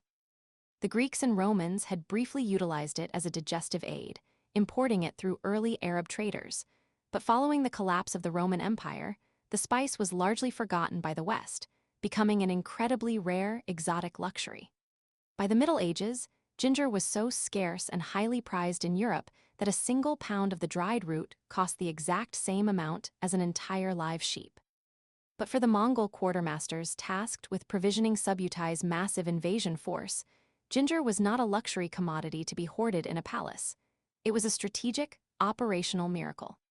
When crude ginger extract, or finely ground dried ginger powder, was applied directly to the raw meat during the preservation and marination process, it acted as a devastatingly effective natural antioxidant. The rhizome is densely packed with complex, highly bioactive phytochemicals, primarily the powerful compounds known as gingerols, shaghils, and zingerones. These specific compounds actively and aggressively scavenge the volatile free radicals that cause lipid oxidation, effectively halting the chemical degradation of the fat cells within the meat. By systematically treating their borts with ginger before the drying process, the Mongols could drastically retard the development of rancidity, effectively doubling the shelf life of their vital meat reserves. This biochemical intervention meant that a Mongol cavalry army could march further, stay in the field significantly longer, and strike much deeper into enemy territory without the terrifying fear of their primary caloric supply rotting in their saddlebags. Beyond its immense power as a chemical preservative, ginger elegantly solved the mechanical problem of dried meat. The biochemical makeup of the ginger rhizome includes powerful, naturally occurring proteolytic enzymes. These enzymes actively attack and break down the tough, unyielding peptide bonds found in dense muscle tissue. When applied to marginally acceptable, heavily dried lean beef or mutton, the ginger extract can improve the physical tenderness of the meat by up to 45%. For a cavalryman sitting in the freezing, howling snow, waiting for his iron cauldron to finally boil over a meager, smoking fire, the presence of ginger meant the absolute difference between choking down unchewable, leathery sinew and quickly consuming soft, easily digestible, highly bioavailable protein. It was the ultimate logistical force multiplier. A single, lightweight ingredient that simultaneously protected the food supply, enhanced the speed of caloric absorption, and eliminated the need for prolonged cooking times. But the strategic value of ginger in the dead of the Russian winter went far beyond the preservation of meat. The Mongols understood implicitly what modern clinical nutritionists and physiologists are only now mapping in highly controlled laboratories. Ginger is a powerful, systemic thermogenic agent. In the established doctrines of Iranian traditional medicine, which the Mongols rapidly absorbed and weaponized as they conquered the Persian Empire, ginger was classified as having a fundamentally fiery nature. It was considered a hot and dry temperament specifically prescribed by ancient physicians to eradicate dangerous cold diseases from the human body, to clear hepatic obstructions, and to provide intense stomach and liver warming. Modern sports science and metabolic research completely confirm this ancient, intuitive diagnosis. The consumption of ginger actively and measurably increases the thermic effect of food within the body, naturally boosting the internal resting energy expenditure and enhancing overall thermogenesis. It facilitates lipolysis, allowing the body to efficiently burn fat for energy while conserving vital glycogen reserves that are absolutely indispensable for prolonged, exhausting physical activity. More importantly, for a soldier facing sub-zero winds and the constant threat of hypothermia, ginger acts as a potent, immediate circulatory stimulant. The gingerols and shaguls trigger rapid vasodilation, forcing the blood vessels to expand and driving warm, oxygenated blood out from the core of the body directly into the frozen extremities. When a Mongol warrior consumed a steaming broth made of boiling water, pulverized borts, and dried ginger, the physical and physiological effect was immediate, violent, and visceral. The fiery, sharp pungency of the shaguls would burn the mouth and throat, sending a shockwave of intense heat cascading down the esophagus and into the stomach. Within minutes, the powerful circulatory stimulation would push the warmth outward, flushing the limbs, accelerating the heart rate, and driving back the creeping, lethal numbness of frostbite in the fingers and toes. Furthermore, the spice actively cleared phlegmatic congestion in the respiratory tract, settled the intense gastric nausea that frequently accompanied extreme physical exertion, and significantly reduced delayed onset muscle soreness. It provided a massive psychological boost in an environment entirely devoid of comfort, actively suppressing the mental panic of hunger while promoting a sustained feeling of satiety. In the frozen, merciless hellscape of the winter campaign, ginger was not a culinary luxury or a simple flavoring agent. It was central heating for the human body. To sustain the relentless, terrifying pace of their global conquests, the Mongols could not simply rely on haphazard foraging or local raiding to acquire these vital tropical spices. They needed a logistics network capable of moving massive quantities of high-value rations, actionable military intelligence, and strategic materiel across the largest contiguous land empire in human history. The solution was an infrastructure project of staggering scale, geographical ambition, and ruthless efficiency, initially conceptualized by Genghis Khan and subsequently massively expanded by his successor, Ojdai Khan. It was called the YAM system. The YAM was, at its very core, a geospatial intelligence and supply chain network cleverly disguised as a civilian postal service. The Mongols established heavily fortified relay stations, known as yams or checkpoints, at precise intervals of 20 to 30 miles across the entirety of their vast empire.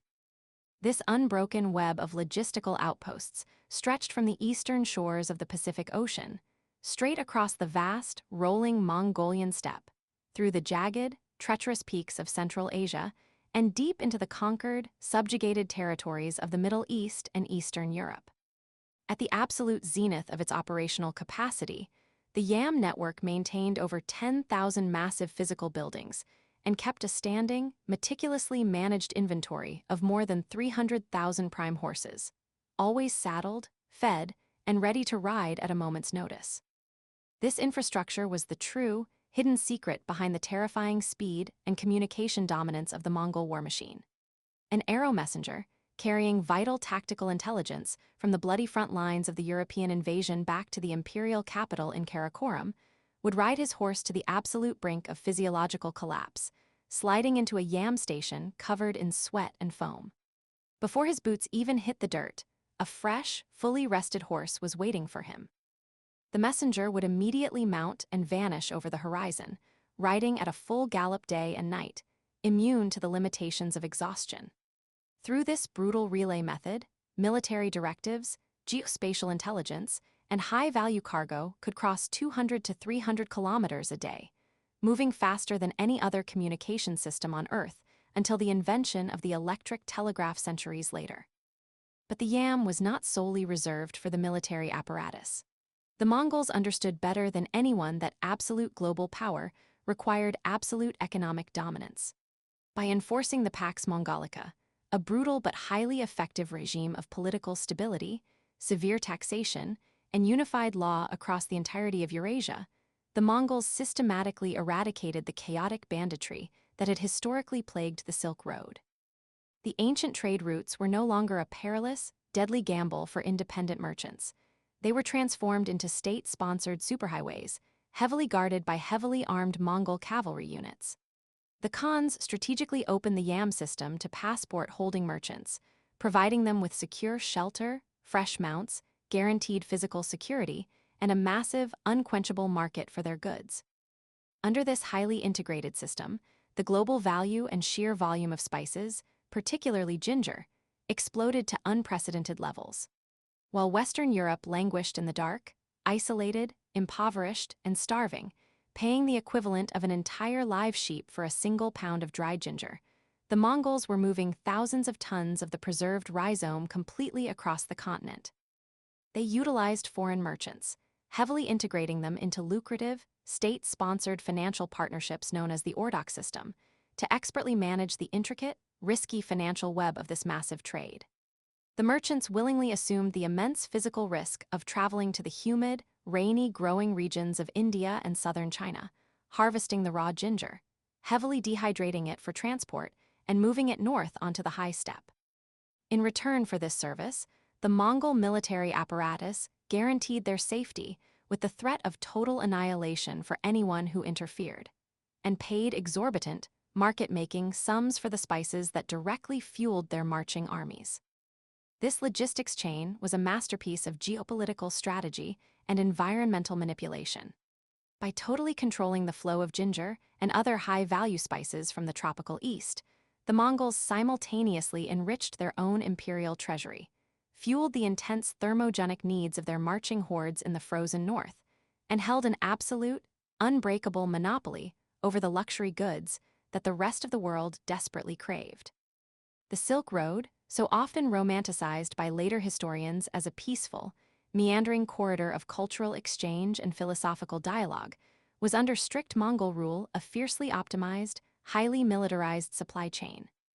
The preservation of meat on the freezing Russian steppe was directly, inextricably tied to the harvest of roots in the tropical mud of the Yangtze River basin. The Mongols had effectively shrunk the physical world, turning the vastly diverse climatic biomes of Asia into a single, massive, perfectly integrated factory entirely dedicated to feeding the horde. The complete integration of ginger into the Mongol military and political apparatus reached its absolute zenith during the Yuan dynasty, the opulent era following the initial bloody conquests when the empire ruled directly from the beating heart of China. It was during this period, in the late 13th century, that Marco Polo arrived at the magnificent court of Kublai Khan. Polo, thoroughly dazzled by the sheer scale, administrative efficiency, and boundless wealth of the Asian world, recorded his deep amazement at the dietary habits and logistical supremacy of his powerful hosts. Polo noted the presence of vast, almost incomprehensible quantities of ginger, a spice that had previously been a mythical, unattainable luxury in his native Venice. He observed the Mongol elites casually consuming candied ginger, one of the oldest confections in the world, beautifully preserved in thick, sweet syrup and stored in heavy, green ceramic crocks. To the European merchant, this was a decadent, theatrical display of unimaginable wealth and gluttony. To the Mongols, it was simply a continuation of their fundamental, unifying doctrine: food is fuel, and food is medicine. This highly pragmatic philosophy was perfectly codified in the early 14th century by Hu Sihui, a brilliant Mongol physician who proudly served as the Grand Doctor of Food and Drink for the Yuan imperial court. His official duties required him to oversee the hygiene, safety, and strict medicinal qualities of every single morsel consumed by the emperor and the royal household. He was a master of the biological sciences of his time. He compiled his extensive, highly detailed knowledge into a monumental, groundbreaking treatise entitled Yinshin Zhengyao, which translates directly to proper habits of food and drink. This text stands today as one of the most important documents in the entire history of human nutrition, offering a profound, unfiltered window into how the Mongols synthesized the rugged, meat-heavy survival diet of the steppe with the sophisticated herbal pharmacology of the vast lands they had conquered. Hu Sihui completely stripped away academic bloat from his work. It was a practical, highly functional, rigorously tested guide to total biological optimization. It recorded hundreds of recipes for nourishing broths, roasted meats, and restorative porridges, with each entry explicitly detailing the exact medicinal effects of the dish on the human body.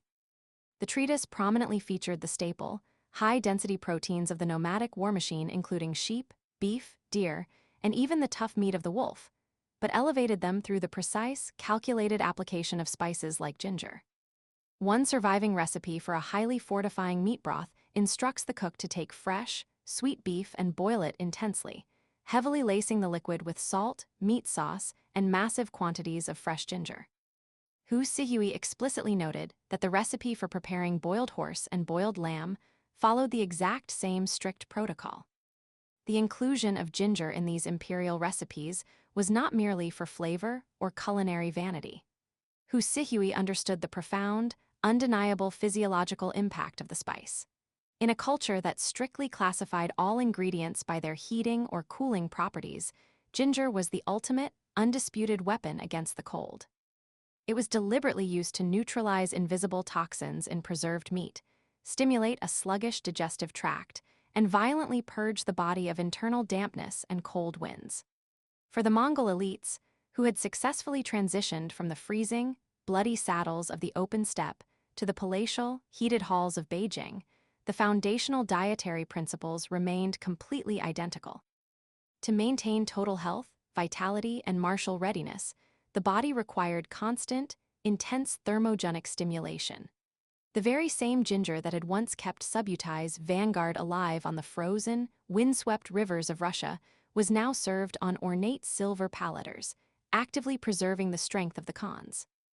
The Yinshin Zhengyao also perfectly highlights the astonishing, unparalleled cosmopolitan nature of the Mongol supply chain.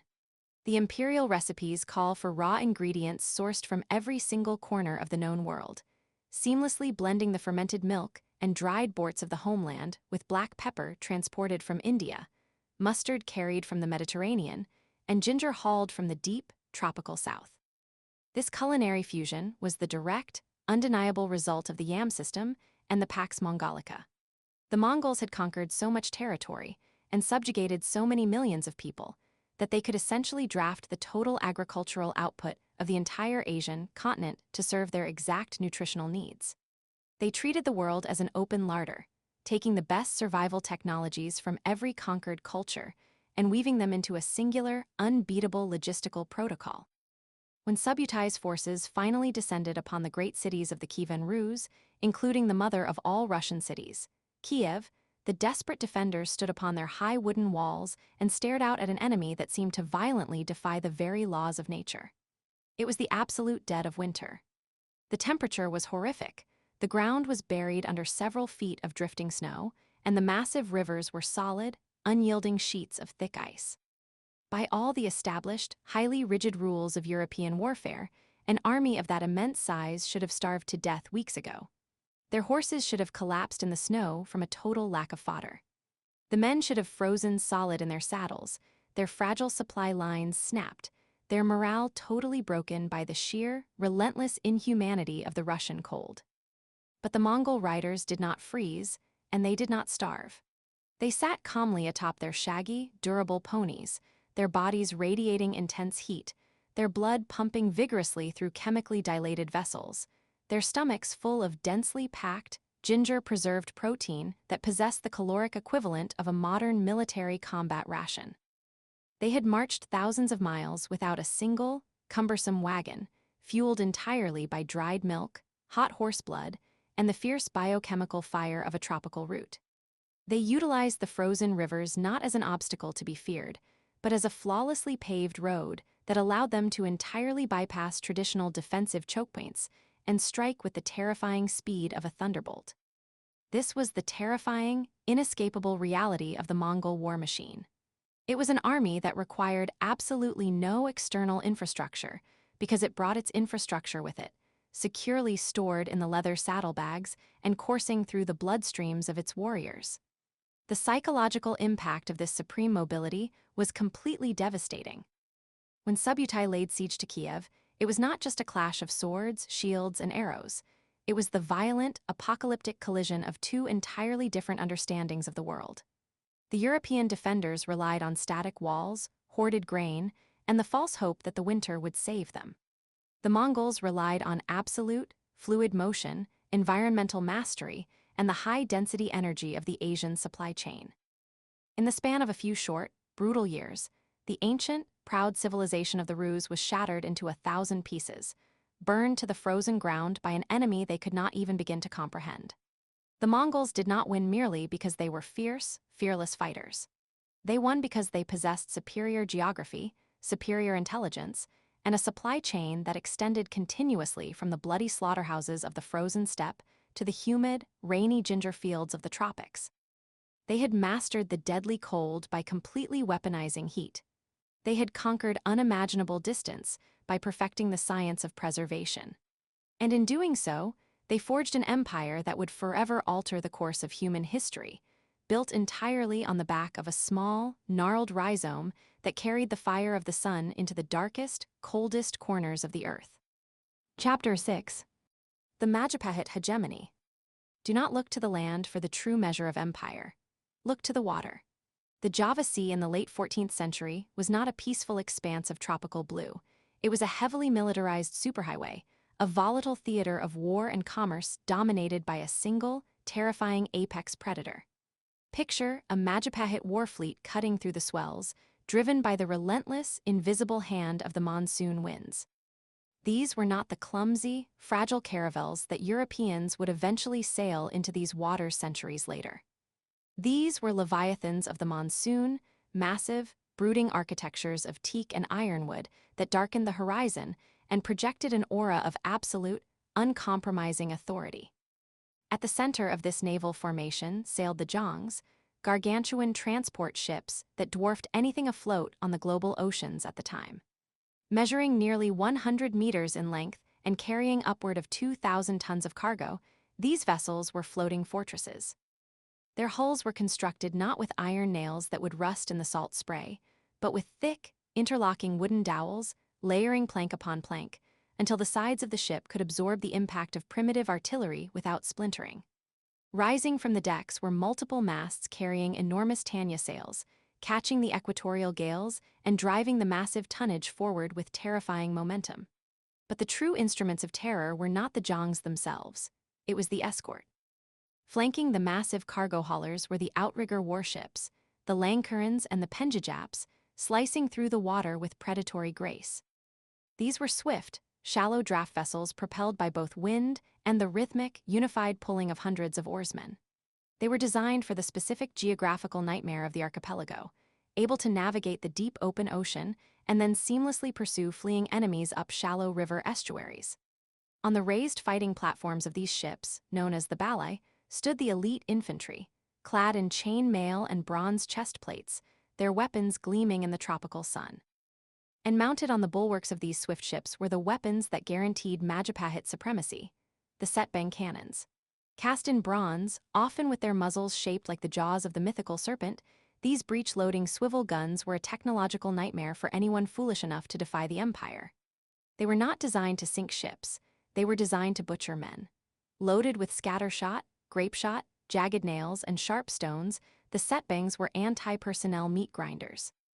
When fired at close range during a boarding action, the recoil was absorbed by a wooden swivel yoke, while the lethal spray of shrapnel swept the enemy decks clear of life in a mist of blood and splintered bone. This was how the Majapahit Empire spoke to the world. They did not request compliance, they extracted it from the barrel of a bronze serpent. They understood a fundamental truth of geopolitical survival in Southeast Asia. He who controls the sea controls the islands, and he who controls the islands controls the most valuable commodities on the surface of the earth. To understand the brutal consolidation of this maritime empire, one must look past the flags, the royal lineages, and the geopolitical maneuvering and focus on the dirt. Specifically, the dark, hyper-fertile volcanic soil of the Brantas River Valley in eastern Java. It was here, in the shadow of active volcanoes, that the empire cultivated its true currency, ginger. Long before Europe discovered the Americas, and long before the concept of a global stock market existed, ginger and its sister spices were the ultimate markers of wealth, power, and prestige. The Majapahit did not just grow it, they engineered its cultivation on a massive, industrial scale. The volcanic fertility of Java allowed for intensive farming techniques, yielding massive crops of the pungent rhizome. The empire produced multiple distinct varieties, each weaponized for specific global markets. There was the white ginger, a small root possessing a fiercely pungent aroma and a high concentration of essential oils, highly prized for both consumption and preservation. There was the elephant ginger, a massive, yellow variety that commanded premium prices for its sheer size and long shelf life in the damp holds of merchant ships. And there was the red ginger, utilized primarily for its medicinal properties, a vital commodity in a medieval world where disease could wipe out an army faster than enemy steel. The cultivation of these roots was a highly coordinated effort. The volcanic slopes, naturally rich in minerals, were terraced and meticulously managed to produce yields that could satisfy the insatiable demands of the global market. They utilized the intense tropical sunlight and the torrential rains to cultivate fields of vibrant green shoots. Below the earth, the true treasure expanded. When the harvest season arrived, thousands of laborers were mobilized to extract the roots, a labor-intensive process that required immense care to avoid damaging the valuable commodity. The ginger was then transported via the extensive river networks, particularly the Brantas River, down to the coastal emporiums. Here, the raw agricultural product was transformed into an export-ready weapon of commerce. The ginger was washed, scrubbed of volcanic dirt, dried under the equatorial sun to concentrate its fiery oils, and graded for quality. The finest pieces, the massive elephant ginger, were packed carefully for the long voyages to the imperial courts of China, where they would be used in elite culinary and medicinal preparations. The smaller, fiercer white ginger was processed for the massive demand emanating from the Indian subcontinent and the Arab world. But the Majapahit genius lay not just in growing ginger, it was in monopolizing the ocean it traveled on. Java itself was rich in rice and ginger, but further to the east lay the Spice Islands, the exclusive home of cloves, nutmeg, and mace. The Majapahit leadership realized early on that participating in a free market spice trade was a strategic vulnerability. The real power lay in owning the toll booth. They transformed the ports of the northern Javanese coast, cities like Tuban, Surabaya, and Hujungala, into massive, heavily fortified collection hubs. Every ounce of ginger harvested in the interior, every sack of cloves sailed in from the eastern islands, had to pass through the hands of Majapahit middlemen. They systematically eliminated the concept of free trade. If a merchant from China, India, or the Arab world wanted the spices that the elites of the Silk Roads desperately craved, they could not sail directly to the source islands. The Majapahit naval patrols ensured that any foreign ship attempting to bypass Java would be hunted down, boarded by elite infantry, and subjected to the horrifying point-blank fire of the Setbang cannons. The rhizome thus became a tool of empire. The intense heat of the ginger root was mirrored by the intense violence required to secure its monopoly. This was an Asia-centric world order. The merchants of Venice and Genoa, who would eventually build glittering European empires on the profits of the spice trade, were nothing more than the final, distant recipients of a supply chain entirely dictated by the admirals and kings of Java. The Majapahit did not care about the dining habits of European nobility. They cared about the absolute, crushing domination of the Asian maritime economy. They locked down the world's most valuable real estate, turning a fragmented archipelago into a synchronized machine designed to extract, protect, and sell the flavors that the known world could not live without. To build this machine, the Majapahit had to overcome a geographical nightmare that would have broken a lesser civilization. The territory we now call Indonesia is not a cohesive landmass. It is a shattered continent, a spray of thousands of islands scattered across the equator, fractured by deep ocean trenches, volcanic ridges, and impenetrable jungles. Trying to unify this shattered landscape by marching armies overland was a logistical impossibility. The terrain actively resisted centralization. Therefore, the only viable medium of control was the ocean. But the sea in this part of the world is not a passive highway. It is governed by a dictatorial weather system. The monsoon winds. For half the year, the southwest monsoon blows relentlessly from the Indian Ocean, pushing everything eastward toward the Pacific. For the other half of the year, the northeast monsoon reverses the flow, driving ships back toward the west. The Majapahit military and economic strategists understood that these winds were the true arbiters of power. A ship could not simply sail wherever it wished whenever it wished. It was a prisoner of the seasonal currents. The empire weaponized this geographical determinism. Foreign merchants arriving from the Indian Ocean or the South China Sea were forced to drop anchor in Javanese ports and wait for months for the winds to change before they could return home. While these fleets were trapped by the weather, the Majapahit state extracted exorbitant port fees, levied heavy taxes, and forced the merchants to purchase ginger, pepper, and cloves at prices artificially inflated by the royal monopoly. The geography of the Java Sea Zone was a natural trap, and the Majapahit built their capital at the exact center of it. To project power across this massive, watery domain, the empire functioned like a modern geospatial intelligence apparatus. They did not attempt to occupy every square inch of every island. That would have been a logistical impossibility leading to swift imperial collapse. Instead, they mapped and occupied the maritime chokepoints. The Strait of Malacca, a narrow corridor between the Malay Peninsula and the island of Sumatra, was the primary artery connecting the Indian Ocean to the Pacific. Whoever controlled this strait controlled the economic heartbeat of Asia. The Majapahit deployed their outrigger warships to patrol these narrow waters, establishing a ruthless naval blockade against any rival state attempting to assert independence. When the Kingdom of Singapore, situated at the very tip of the Malacca Strait, attempted to act as an independent port, the Majapahit did not engage in protracted diplomacy. They dispatched a massive fleet of 300 Zhong warships carrying an army of thousands of men, besieged the island, and sacked the city with terrifying efficiency. It was a visceral demonstration of force projection. They did the same to the Sunda Strait, the vital passage between Java and Sumatra, and the Lombok Strait further east. By locking down these narrow corridors, the Majapahit achieved absolute naval supremacy. They turned the open ocean into a walled garden, and they held the only keys to the gates. The vision for this ruthless, synchronized empire did not materialize out of thin air. It was forged in the mind of a single, relentlessly ambitious man, Gajah. In the annals of Asian history, there are few figures who embody the cold, calculated mechanics of power as perfectly as the Prime Minister of the Majapahit Empire. Rising through the ranks of the Bhayangkara elite royal guard, Gajah Mada was a creature of military discipline, tactical brilliance, and an utter lack of sentimentality. He recognized that the survival of Java depended on the absolute subjugation of its neighbors. In the year 1334, upon his inauguration as the supreme commander of the empire's forces, Gajah Mada delivered a declaration that would alter the course of Southeast Asian history.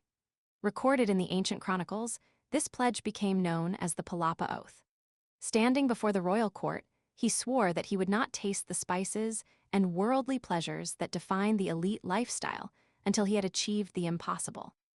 He vowed to unify the entire archipelago, specifically targeting the rival domains of Gurun, Seram, Tanjungpura, Haru, Pahang, Dampo, Bali, Sunda, Palembang, and Tumasik. This was not a vague political promise. It was a highly specific hit list.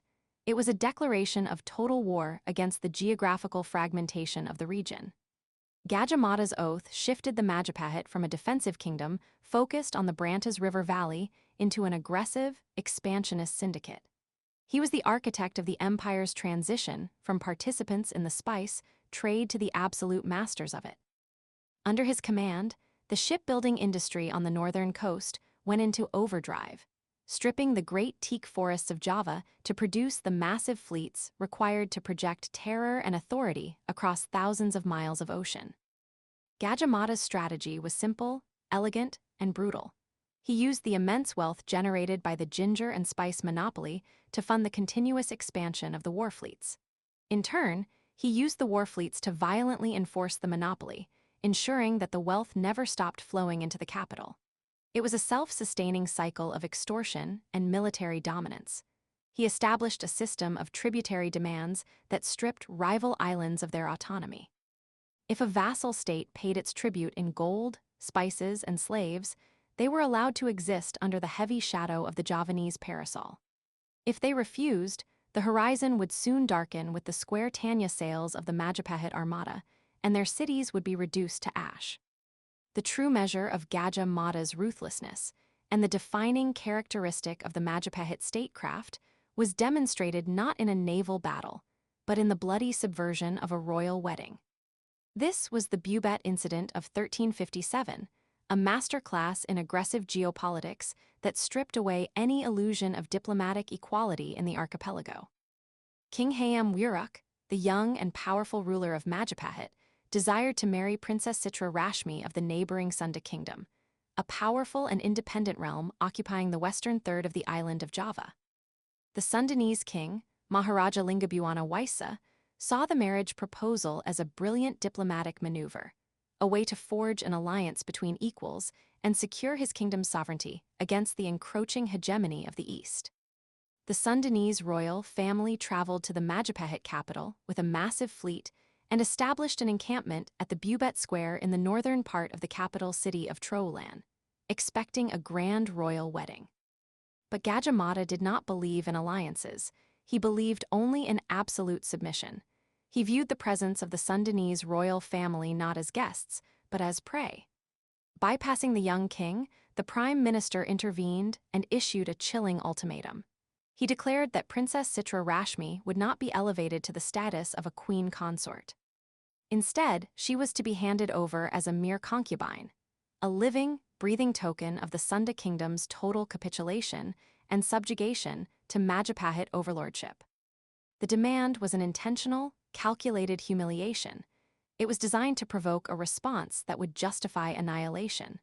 The Sundanese king, cornered and stripped of his dignity, categorically refused the demand. He chose honor over subjugation. But honor was a poor defense against the military reality of the Majapahit machine. Gajah Mada immediately ordered his heavily armed, combat-hardened troops to surround the Bubet Square. What followed was not a battle, it was a massacre. Thousands of Majapahit elite soldiers, likely armed with the brutal weaponry of their naval boarding parties, descended upon the small Sundanese royal guard. Despite fighting with desperate, suicidal courage, the Sundanese were completely overwhelmed. King Lingabuana Waisa was struck down and killed in the dirt of the square, alongside his nobles and ministers. As the sounds of slaughter faded and the Majapahit troops closed in on the royal pavilions, Princess Sitra Rashmi and the surviving Sundanese women made a final, devastating choice. Rather than submit to the indignity of capture and the destruction of their royal bloodline, they committed a ritualized mass suicide. The blood of the Sundanese royal court soaked the earth of Trowolan, a visceral testament to the cost of defying the hegemon. The Bubet massacre sent a shockwave of terror across the archipelago. It was a clear, unmistakable broadcast to every island from Sumatra to Bali. The Majapahit did not negotiate. Diplomacy was merely a prelude to conquest. Tactical marriages were traps. The brutal suppression of the Sundanese elite solidified the empire's iron grip on the island of Java, ensuring that the western ports and the vital Sunda Strait were firmly under the control of the eastern capital. The tragic fallout severed relations between the Javanese and the Sundanese for centuries, a cultural scar that remains sensitive to this day. But in the cold calculus of 14th-century geopolitics, the operation was a flawless execution of imperial consolidation. Gajah Mada had neutralized a massive rival without ever having to launch a fleet. With the straits locked down, the ginger monopoly secured, and rival kingdoms reduced to tributary vassals or ash, the Majapahit Empire entered its golden age under the reign of King Hayam Wuruk. To view this era through anything other than an Asia-centric lens is to miss the fundamental reality of the medieval world. While Europe was ravaged by plague, fractured by petty wars, and subsisting on a diet devoid of spice or global connectivity, the Majapahit had built the ultimate economic superpower. The capital city of Trowolan was the epicenter of this sprawling maritime web.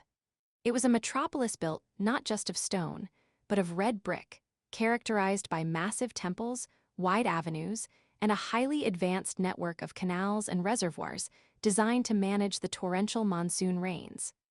The city functioned as the grand receiving hall for the wealth of the Asian world.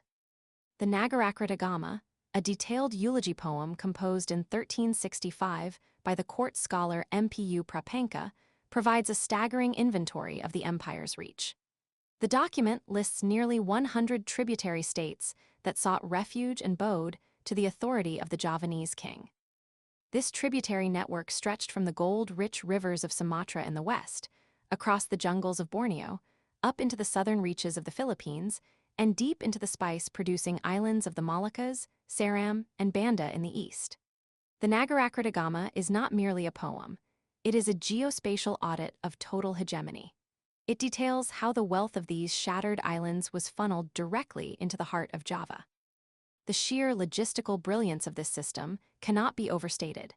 The Majapahit did not need a massive standing army occupying every island. Their power was asymmetric. They used their outrigger warships and massive jongs as mobile instruments of terror, striking quickly and withdrawing, leaving behind only puppet rulers and the explicit understanding that the fleet could return at any moment. The tributary states were forced to deliver their quotas of ginger, pepper, gold, and slaves directly to the Javanese ports. In Trowolan, the air was thick with the scent of roasted ginger, cloves, and imported sandalwood. The markets overflowed with fine silks from the Ming dynasty of China, delicate ceramics, and vibrant Indian textiles. The king and his ministers lived a life of unimaginable luxury, their authority legitimized by complex religious rituals and the sheer, undeniable reality of their naval supremacy.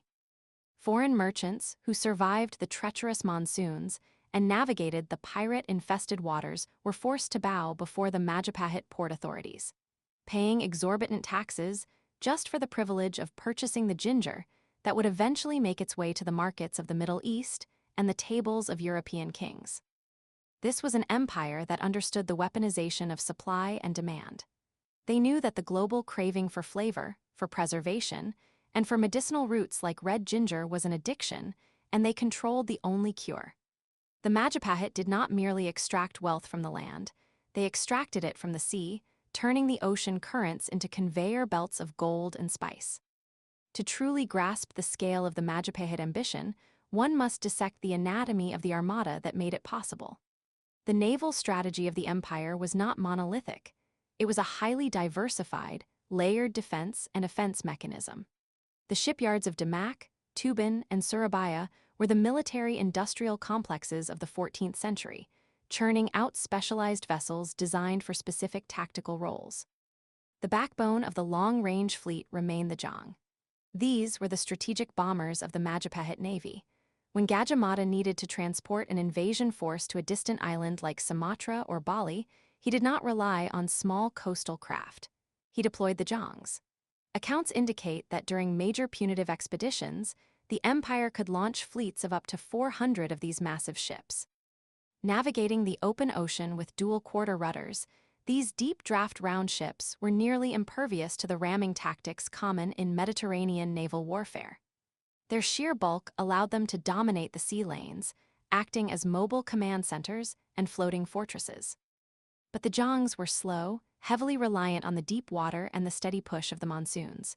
To police the shallow straits, the coral reefs, and the winding river estuaries where pirates and rebels sought refuge, the Majapahit required a different breed of killer. Enter the Langkuran and the Penjajap. The Langkuran was the swift interceptor, a galley-like vessel driven by banks of oars and single or double sails. Taller than a standard galley, but equally fast, the Langkuran was designed to run down smuggling vessels attempting to bypass the Majapahit tax collectors. Even more aggressive was the Penjajap. These were the elite strike craft, fast, narrow, and incredibly deadly. Equipped with outriggers for stability in the turbulent archipelagic waters, the Penjajap could be rowed forward or backward with equal speed, making them exceptionally maneuverable in the tight confines of a naval skirmish. Often carrying a crew of 30 hardened Marines, they featured a covered platform deck and a rear cabin that served as an armory.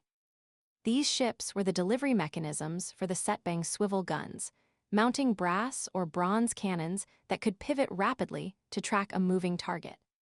The tactics of the Majapahit naval engagements were brutal and intimate. They did not engage in long-range artillery duels designed to sink the enemy vessel to the bottom of the sea. Sinking a ship meant losing its cargo of ginger or gold. Instead, the objective was the surgical elimination of the crew. A squadron of Penjajaps would swarm a target, using their superior speed to outmaneuver the larger, clumsier merchant ships. As they closed the distance, the Setbang gunners would unleash volleys of scattershot, sweeping the upper decks and tearing through human flesh. Before the smoke could clear, the elite infantry would bridge the gap, swarming over the gunwales to engage in vicious, close-quarters slaughter. Once the crew was dead or captured, the cargo was seized, the ship was taken as a prize, and the bloody message of Majapahit supremacy was reinforced. This layered naval capability allowed the empire to project power both symmetrically and asymmetrically. They could wage a massive, set-piece war using the Zhangs, or they could engage in continuous, low-intensity policing and anti-piracy operations using the outriggers. They possessed total situational awareness of the maritime domain. They knew the shifting sandbars, the hidden coves, and the precise timing of the trade winds. They turned the geography of the archipelago from a liability into the ultimate defensive and offensive weapon. It is crucial to emphasize that the entire apparatus of this naval terror was funded by, and designed to protect, the agricultural output of the islands. Ginger was not merely a crop, it was the lifeblood of the syndicate. The state took its cut at every stage of the process. The farmers paid taxes on their yields, the river boatmen paid tolls to transport it. The merchants paid exorbitant fees to buy it, and they paid harbor taxes just to dock their ships while they loaded it. The Majapahit state acted as the ultimate cartel boss, artificially restricting the flow of ginger and other spices to maintain sky-high prices on the international market. They were keenly aware of the leverage they held. If the Ming emperor in China or the Mamluk sultan in Egypt wanted the flavors that defined their status, they had to enrich the kings of Java. This syndicate building extended beyond ginger to the ultimate luxury goods, the cloves of Ternate and Tidor, and the nutmeg of the Banda Islands. The Majapahit did not need to directly occupy these remote eastern islands. They simply had to ensure that the islanders had no other buyers. By patrolling the Java Sea and intercepting any rogue traders, the Majapahit forced the eastern islanders to bring their spices to Javanese ports. The empire bought the cloves for a fraction of their value, stockpiled them in warehouses in Tuban, and then sold them to foreign merchants at an astronomical markup. It was an economic stranglehold, enforced by bronze cannons and swift ships. The sheer arrogance of the empire during this period was entirely justified. They viewed themselves not just as a regional power, but as the supreme authority of the civilized world. The Nagarakretagama refers to the empire using the term Nusantara, a word that literally translates to the outer islands, but conceptually represented the entirety of the known maritime universe orbiting the gravitational center of Java.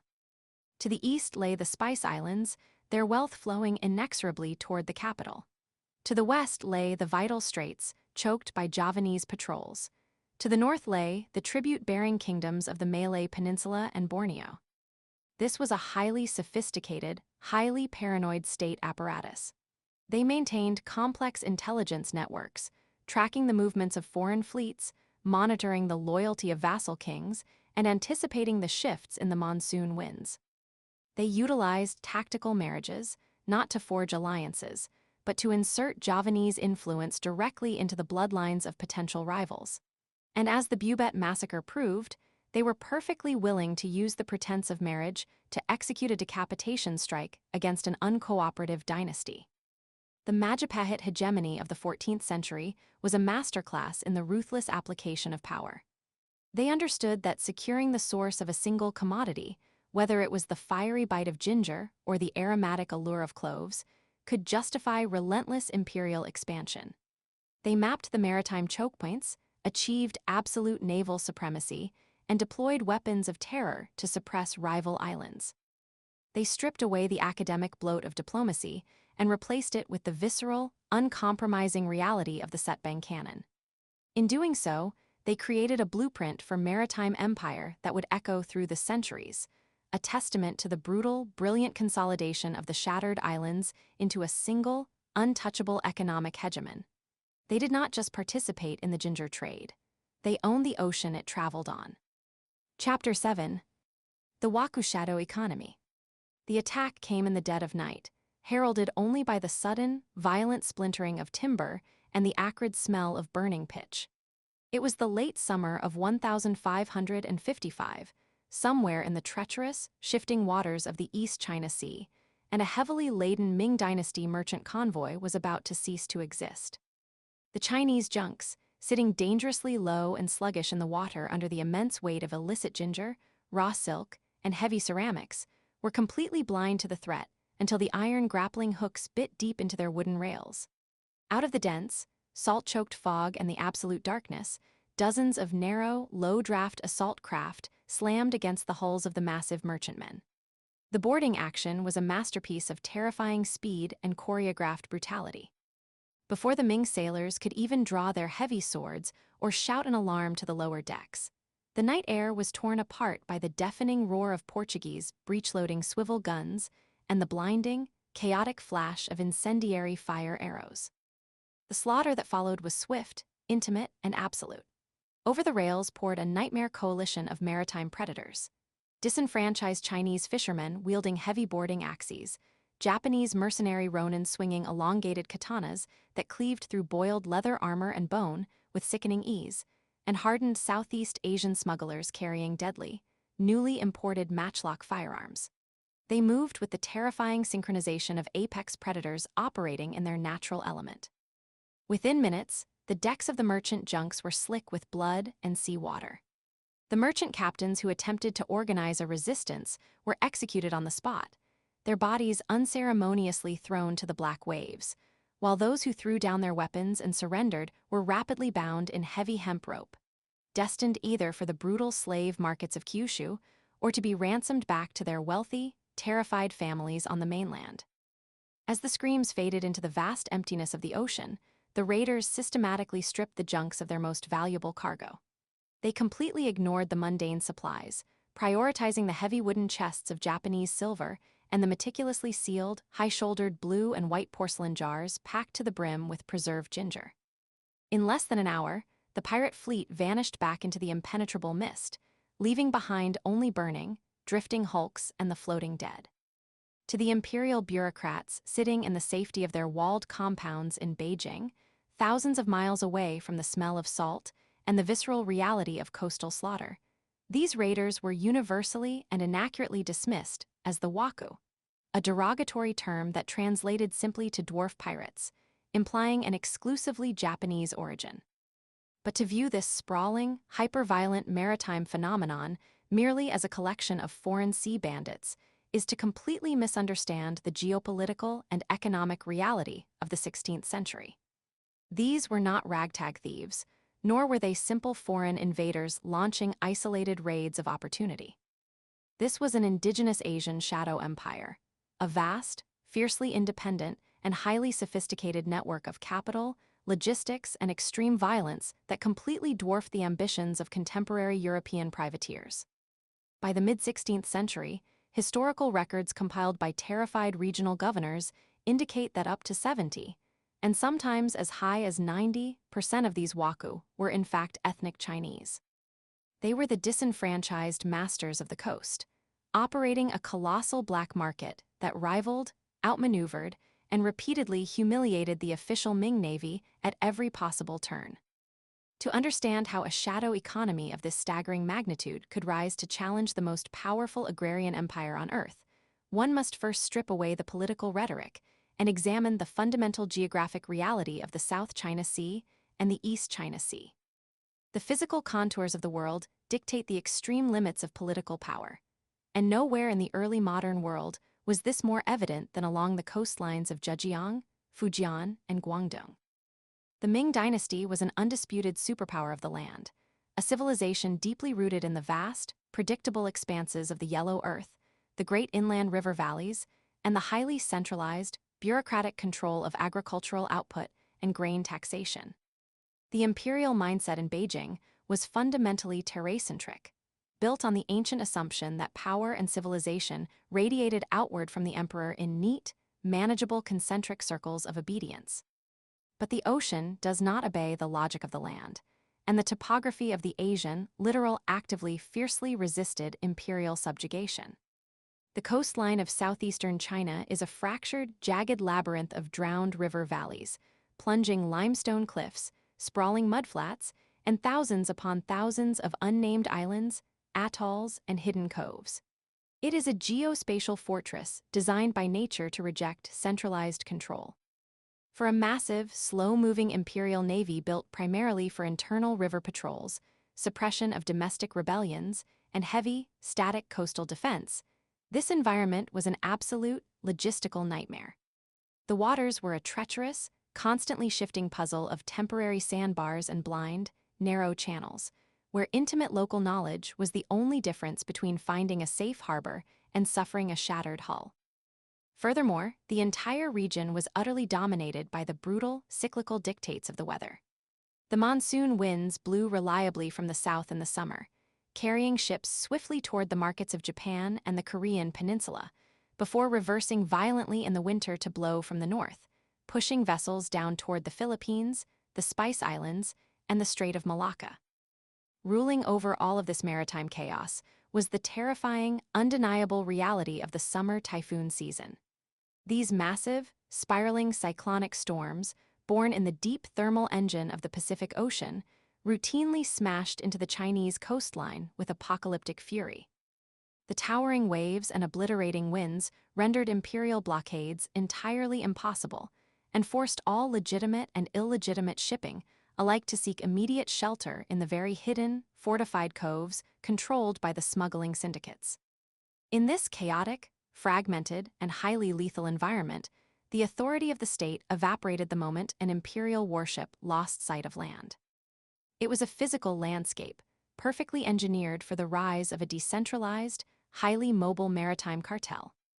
Yet geography alone does not spontaneously generate a shadow empire. It merely provides the necessary sanctuary. The true lifeblood of the Waku Confederacy, the immense, unparalleled wealth that justified the extreme violence of the raids and the constant, treasonous defiance of imperial law, was driven by the global demand for a handful of highly specific, easily transportable commodities. Chief among these, and perhaps the most deeply woven into the daily life, culture, and medicinal beliefs of the era, was a simple, knobby rhizome pulled from the damp, rich earth of southern China: ginger. At first glance, it seems profoundly absurd that a simple agricultural root could finance a fleet of heavily armed warships and challenge an empire. But the microhistory of ginger reveals a commodity of staggering economic gravity and cultural power. For centuries across the vast expanse of Asia, Europe, and the Middle East, ginger was not merely a culinary afterthought used to flavor meats and stews. It was a foundational pillar of medieval and early modern medicine, a critical food preservative in an age before refrigeration, and a vital symbol of immense social status. According to the prevailing humoral theories of medicine that absolutely dominated both Eastern and Western scientific thought during the 14th, 15th, and 16th centuries, ginger possessed incredibly powerful heating properties. It was universally prescribed by physicians and apothecaries to warm the blood, stimulate a sluggish digestive tract, and combat the lethal, creeping chills associated with the bubonic plague and other devastating miasmic diseases. Furthermore, it was widely celebrated and eagerly consumed as a highly potent aphrodisiac, fiercely demanded by the wealthiest elites of the Roman, Arab, and Asian worlds alike. In the massive, bustling domestic markets of the Ming dynasty, ginger was an absolute daily necessity, used constantly to neutralize the natural toxins found in seafood and to balance the vital energies of the human body. But in the export markets beyond the borders of the empire, its value skyrocketed to almost mythical, incomprehensible proportions. In previous centuries, the extreme scarcity and high demand meant that a single pound of dried ginger in the markets of Western Europe could literally be traded for an entire sheep. Even as global supply lines slowly expanded and new maritime routes were mapped, the international demand for the spicy root remained completely insatiable. By the middle of the 16th century, the lucrative markets of Europe and the Middle East were absorbing over 2,000 tons of dried ginger annually from the East Indies and the Chinese mainland. But the true, staggering wealth lay not just in the raw, unprocessed root itself, but in the highly specialized methods of its preservation and transoceanic transport. Fresh, highly pungent ginger harvested from the lush, rain-soaked agricultural belts of southern China, particularly around regions like Tongling, was meticulously peeled, sliced, and crystallized in expensive sugar, or preserved whole in heavy, sweet syrups. This highly valuable preserved product was then packed tightly into exquisite, custom-made, high-shouldered blue and white porcelain jars. These iconic ginger jars, which were originally designed by Chinese ceramicists purely as utilitarian, heavy-duty shipping containers to protect the spice from the corrosive salt air during long sea voyages, quickly became highly coveted luxury items in their own right. Wealthy merchants and aristocrats across the globe collected the empty porcelain jars entirely separate from the spicy gold they originally contained, creating a dual-layered market of extreme profitability. The sophisticated Waku syndicates recognized very early on that whoever controlled the outward flow of this preserved ginger, running directly alongside the equally lucrative, high-volume trades in raw silk and high-fired porcelain, ultimately controlled the economic destiny of the entire region. But the ultimate geopolitical catalyst that transformed this thriving, peaceful maritime trade into the most violent, blood-soaked, and lucrative black market in the world was not the inherent greed of the pirates themselves. Rather, the explosion of the shadow economy was the direct result of a disastrous, ideologically driven policy enacted by the very empire they fought. In the immediate aftermath of the brutal military expulsion of the Mongol-led Yuan dynasty in the late 14th century, the victorious founder of the new Ming dynasty, the Hongwu emperor, sought to rebuild a shattered, war-torn China based on a rigidly conservative, deeply autarkic vision of society. Coming from a background of profound rural poverty, the emperor truly believed that honest, self-sufficient agriculture was the sole legitimate foundation of state wealth and moral purity. Conversely, he viewed the wealthy merchant class, particularly the freewheeling, cosmopolitan maritime traders of the southern coast, who had grown incredibly rich during the Mongol era, as parasitic, socially destabilizing, and fundamentally dangerous to the harmonious, centralized control of his new imperial regime. To permanently sever China from the perceived corruptions and chaotic influences of the outside world, and to financially starve out rival coastal warlords who had fled to the sea to continue their resistance, the emperor implemented the draconian Heijin, universally known as the sea ban. With the simple stroke of a calligraphy brush in the heavily guarded imperial capital, all private, civilian maritime commerce was strictly, utterly prohibited on pain of death. The construction of the massive, multi-masted ocean-going junks that had once defined Chinese naval supremacy was immediately outlawed. Entire coastal populations were forcibly uprooted by imperial soldiers, ordered to abandon their ancestral fishing grounds and relocate miles inland to engage in subsistence farming. The only legal avenue remaining for any form of foreign trade was the highly restricted, heavily taxed, and incredibly cumbersome official tribute system. Under this system, recognized foreign emissaries were allowed to bring limited, carefully vetted goods to the emperor at specific times in exchange for imperial gifts, severely throttling the natural flow of global commerce.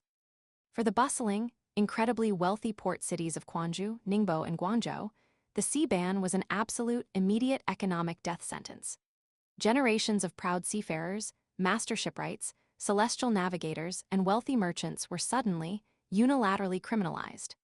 Their traditional livelihoods were erased overnight, their magnificent ships were left to rot at anchor in the bays, and their extended families were pushed to the absolute brink of starvation. But human desire, massive global demand, and the relentless pressure of market forces cannot simply be legislated out of existence by an imperial decree. The massive demand for Chinese ginger, fine silk, and durable ceramics in the bustling markets of Japan, Southeast Asia, and Europe did not vanish, nor did the intense Chinese domestic demand for foreign luxury goods and spices. Most importantly, the entirety of the Ming dynasty was undergoing a massive, unstoppable macroeconomic shift. The state was rapidly moving away from a completely collapsing, hyperinflated paper currency system and transitioning heavily toward a hard, silver-based economy. Over the course of the 15th and 16th centuries, silver became the mandatory, exclusive currency required by the state for paying all imperial taxes, labor exemptions, and land fees. Yet, despite its massive size, mainland China possessed very few productive domestic silver mines. The resulting severe silver famine created a desperate, insatiable vacuum for the precious metal across every level of Chinese society, from the lowest peasant to the highest provincial governor. Conveniently, and tragically for the peace of the region, at the exact same time as this silver famine took hold, vast new, highly productive silver mines were being discovered and ruthlessly exploited in the volcanic mountains of Japan. Shortly thereafter, the Spanish Empire began shipping literal mountains of silver excavated from the hellish mines of the New World across the vast Pacific Ocean directly to the port of Manila. The geopolitical and economic pressure building along the Chinese coast was explosive. On one side of the ocean lay a massive, expanding pool of Japanese and Spanish silver desperately looking for a market. On the other side of the ocean lay literal mountains of highly desirable Chinese silk, porcelain, and preserved ginger desperately looking for buyers. Standing between these two immense economic forces was the brittle, highly unpopular, and largely unenforceable legal fiction of the Ming Sea ban. The result of this friction was inevitable. The coastal populations of Fujian and Zhejiang, facing absolute starvation and total financial ruin under the oppressive law, simply chose to ignore it en masse. When the official, legal markets were forcibly closed by the state, every merchant out of necessity became a smuggler. And when the imperial state attempted to ruthlessly enforce the ban with military violence and mass executions, the highly skilled smugglers armed themselves, built war fleets, and became pirates. This was the fiery, desperate crucible that forged the Waku. They were the violent, inevitable manifestation of a fundamentally broken, entirely counterproductive economic policy. But they did not operate in a vacuum, and they were certainly not the isolated, uneducated outcasts that the official imperial records desperately tried to portray them as. The true brilliance and the ultimate existential danger of the Waku shadow economy was its deep, highly treasonous integration with the very highest levels of Ming coastal society. This was a shadowy world of state-sponsored proxy warfare, monumental bribery, and cutthroat corporate espionage, where the traditional, rigid lines between the righteous lawman, the wealthy merchant, and the murderous pirate were hopelessly and permanently blurred. Behind almost every heavily armed pirate fleet raiding the coastline or intercepting merchant shipping, there was a quiet, highly organized consortium of incredibly wealthy, classically educated Chinese gentry families, pulling the strings from the safety of their inland estates. These local elites, the powerful landed aristocrats and influential provincial bureaucrats of the Southeast, recognized immediately that the black market offered profit margins that absolutely defied traditional economic comprehension. A bulk shipment of high-quality raw silk and preserved ginger purchased for 100 ounces of silver in the heavily agricultural lower Yangtze River Delta could be easily smuggled out to the bustling ports of the Philippines or Western Japan and sold for 500 ounces of silver.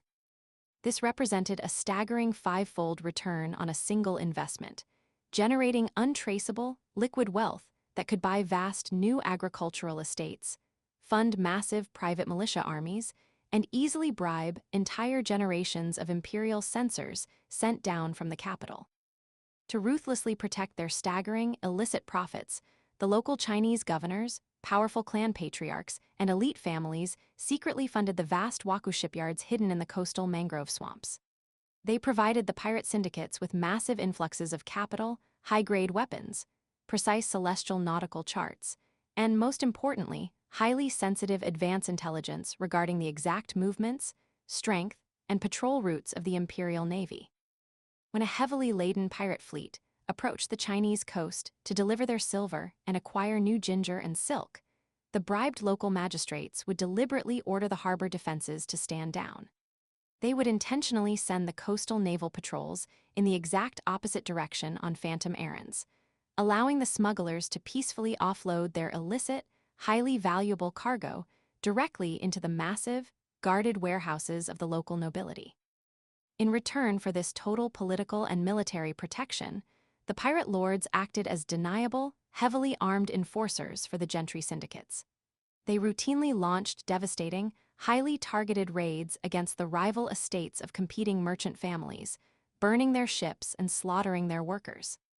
They brutally assassinated honest, uncompromising tax collectors who refused to be bought, and they maintained an absolute monopoly on the black market through a campaign of relentless, calculated terror.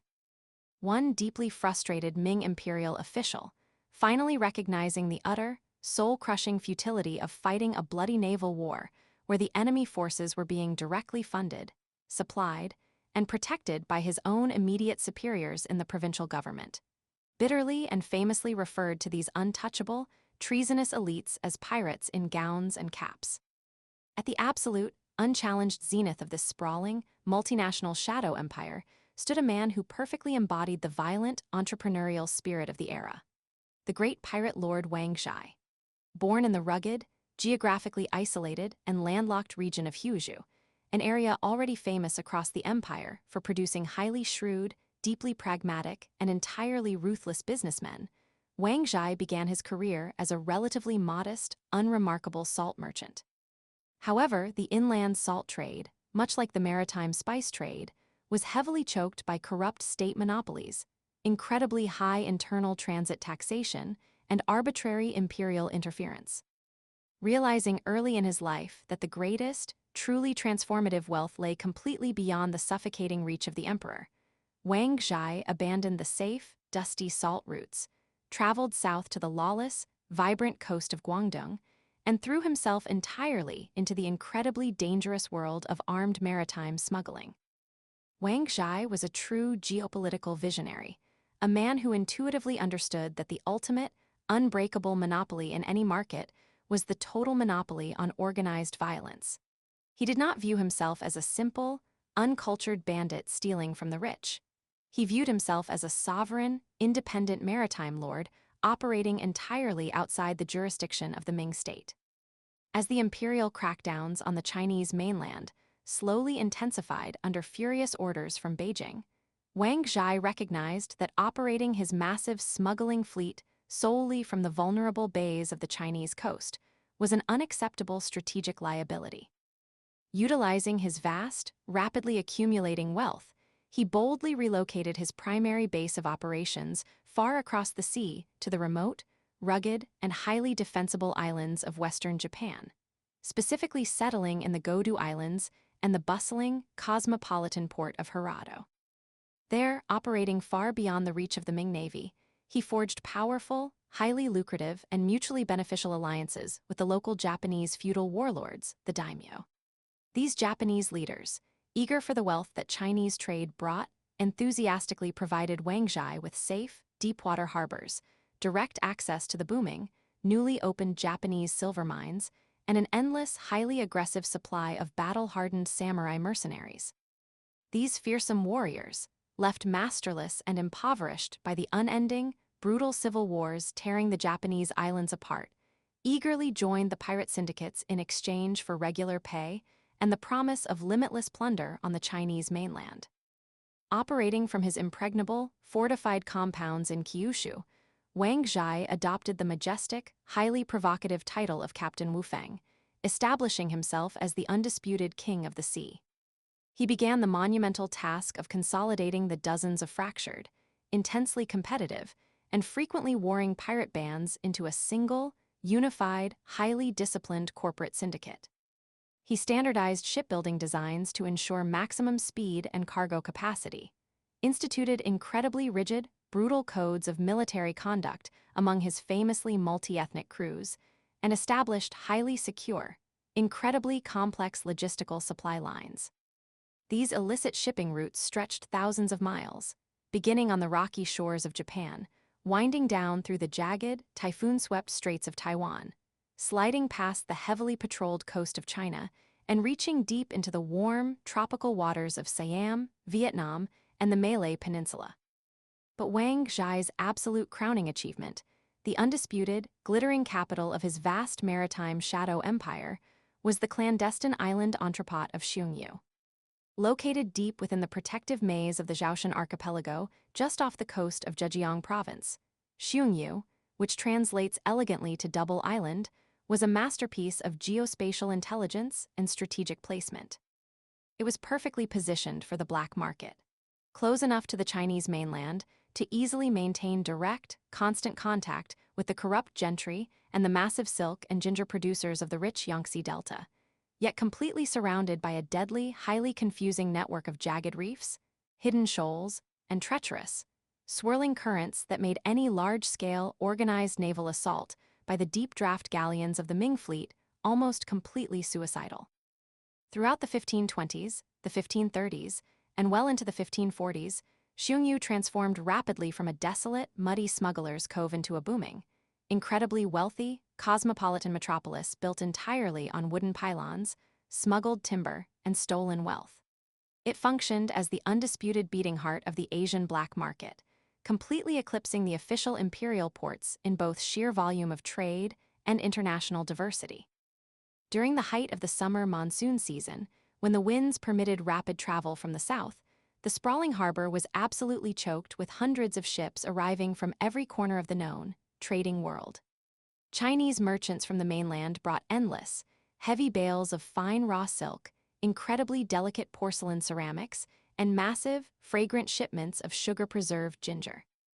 Japanese traders arrived on the prevailing winds, with holds overflowing with unminted, raw silver ready to be exchanged. And it was here, in the bustling, entirely lawless and heavily armed markets of Xiongnu, that Wang Zhai facilitated one of the most consequential, world-altering cultural and military exchanges in global history. He smoothly integrated the newly arrived, highly aggressive Portuguese explorers into his massive syndicate. Rather than fighting the Europeans, he used them, leveraging their advanced, ocean-crossing nautical technology and their terrifying, breech-loading artillery to brutally enforce his commercial will across the disputed sea lanes.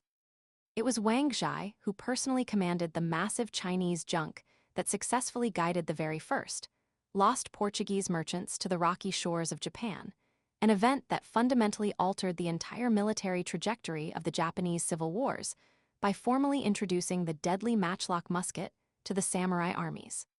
The European privateers were not the masters of this domain. They were merely the well-armed guests and junior partners of the indigenous Asian pirate lords. For decades, the massive syndicate operating out of Xiongnu acted with absolute, terrifying impunity, generating a volume of untaxed wealth that likely rivaled or exceeded the official treasury of the Ming Emperor himself. But the sheer, undeniable scale of the operation, the brazen, highly public defiance of imperial authority by the local gentry, and the escalating, uncontrollable violence of the pirate fleets fighting over territory eventually forced the government in Beijing to respond.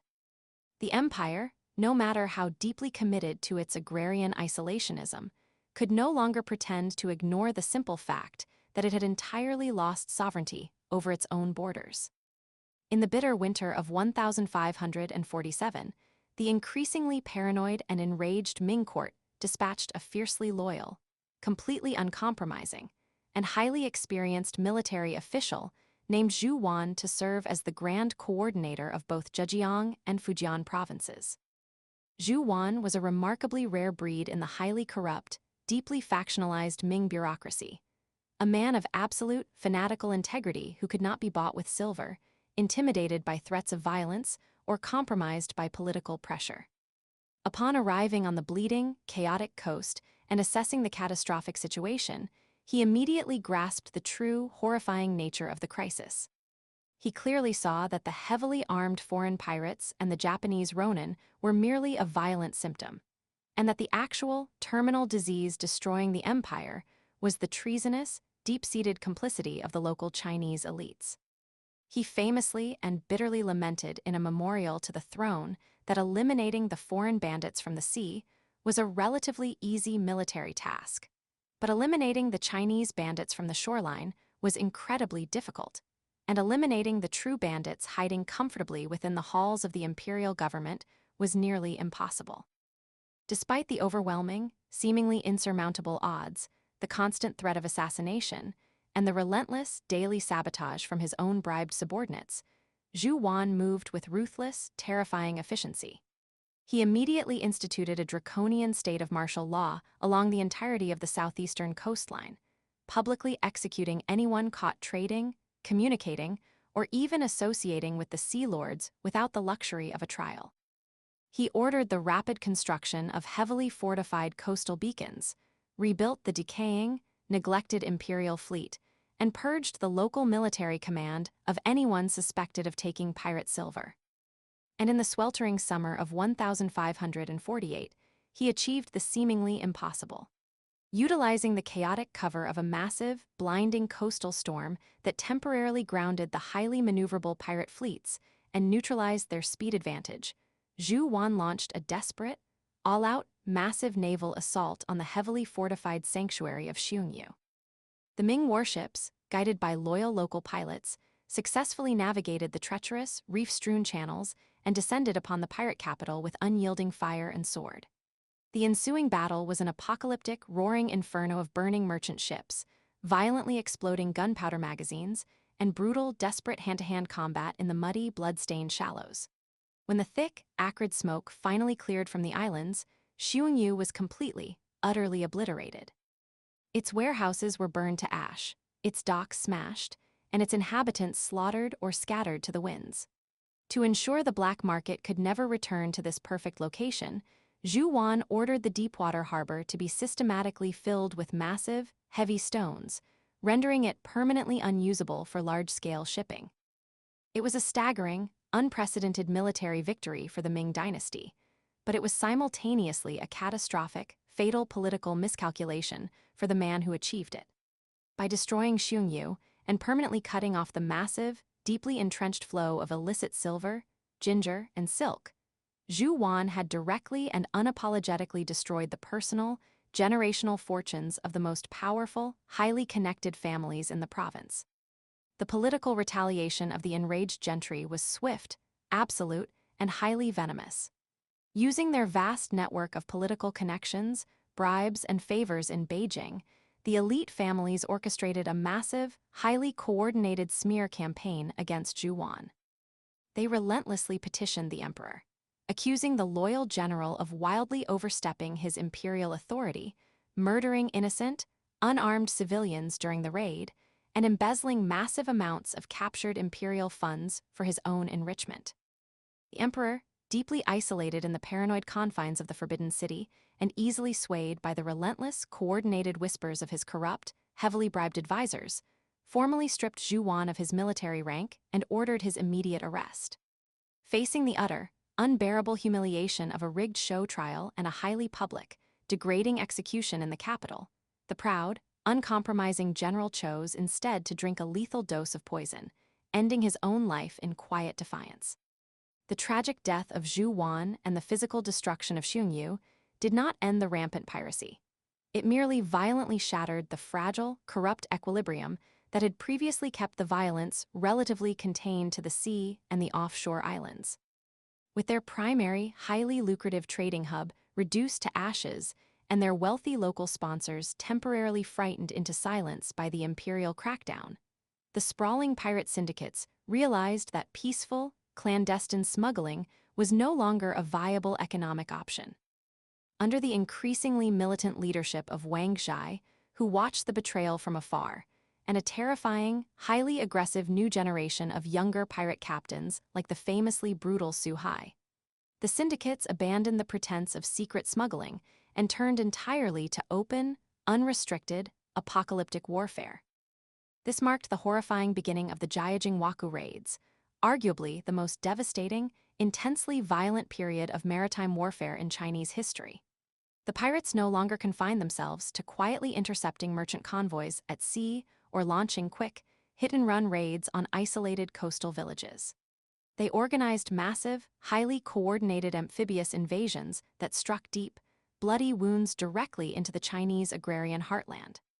Pirate fleets numbering in the hundreds of heavily armed ships would suddenly, inexplicably materialize out of the thick morning fog, disgorging highly organized armies of up to 10,000 highly trained, heavily armored raiders directly onto the beaches. The sheer speed and ferocity of the attacks was utterly paralyzing to the imperial defenders. The Waku moved infinitely faster on the water and along the rivers than the archaic, horse-drawn Ming courier system could even report their presence.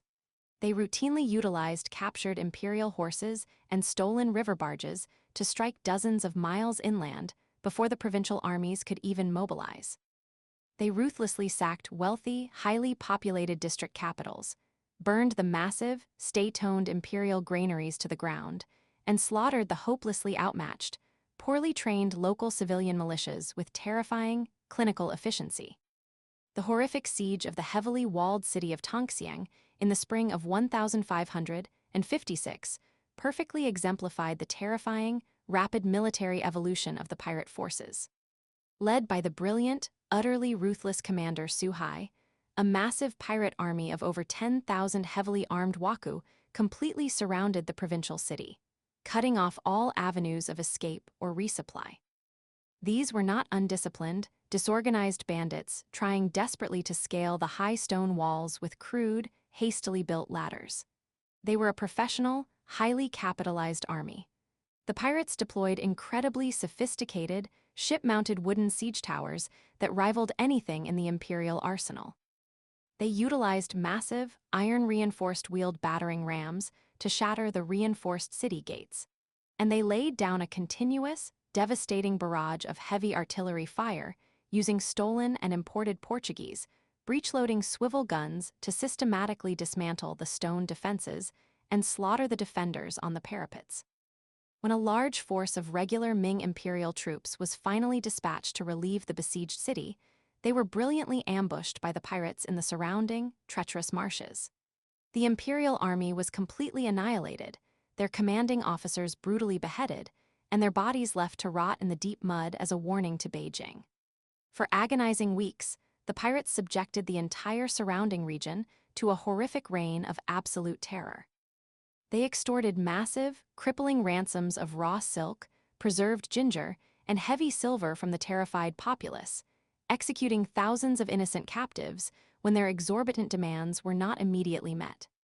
They plunged the wealthiest, most agriculturally productive provinces of the entire empire into absolute, screaming anarchy. The official Ming military apparatus, deeply crippled by decades of systemic corruption, chronic underfunding, incredibly poor training, and an utter lack of fighting morale, completely collapsed under the pressure. The Shadow Empire was undeniably winning the war. But the sheer, apocalyptic scale of the Waku threat, and the realization that the wealthiest provinces of the empire were entirely slipping from their grasp, finally shocked the highly conservative Ming court out of its long-standing bureaucratic complacency. Realizing that the traditional, highly static methods of coastal defense and the reliance on hereditary, unmotivated soldiers were completely useless against a highly mobile, tactically superior, and heavily armed enemy, Beijing finally authorized the rapid rise of a new, highly pragmatic generation of military leaders. The most brilliant, innovative, and uncompromising of these new commanders was General Qi Jiguang. Qi Jiguang was a profound military visionary, a ruthless pragmatist, and a brilliant tactician who understood perfectly that fighting the Waku required a total, fundamental reinvention of the Chinese military apparatus from the ground up. He recognized instantly that the standard, hereditary imperial troops, largely composed of impoverished, malnourished peasants and deeply unmotivated, underpaid conscripts, would simply break formation and run for their lives when faced with the terrifying, howling, suicidal charge of heavily armored Japanese ronin and battle-hardened Chinese pirates. To counter this psychological and tactical inferiority, Qi Jiguang completely bypassed the traditional, corrupt military establishment. He deliberately traveled to the harsh, unforgiving, and deeply impoverished mountainous regions of Yiwu. There, he actively sought out and recruited hardened, desperate silver miners and incredibly rugged, violent subsistence farmers, men who were naturally aggressive, deeply loyal to their tight-knit local communities, and entirely accustomed to brutal, back-breaking physical labor and constant danger. From this raw, highly volatile human material, General Qi painstakingly forged the most elite, highly disciplined, and lethal fighting force in the entire empire. He subjected his new recruits to merciless, exhausting physical conditioning and intense psychological training, drilling them relentlessly from dawn until dusk, until they obeyed every command with unquestioning, machine-like precision.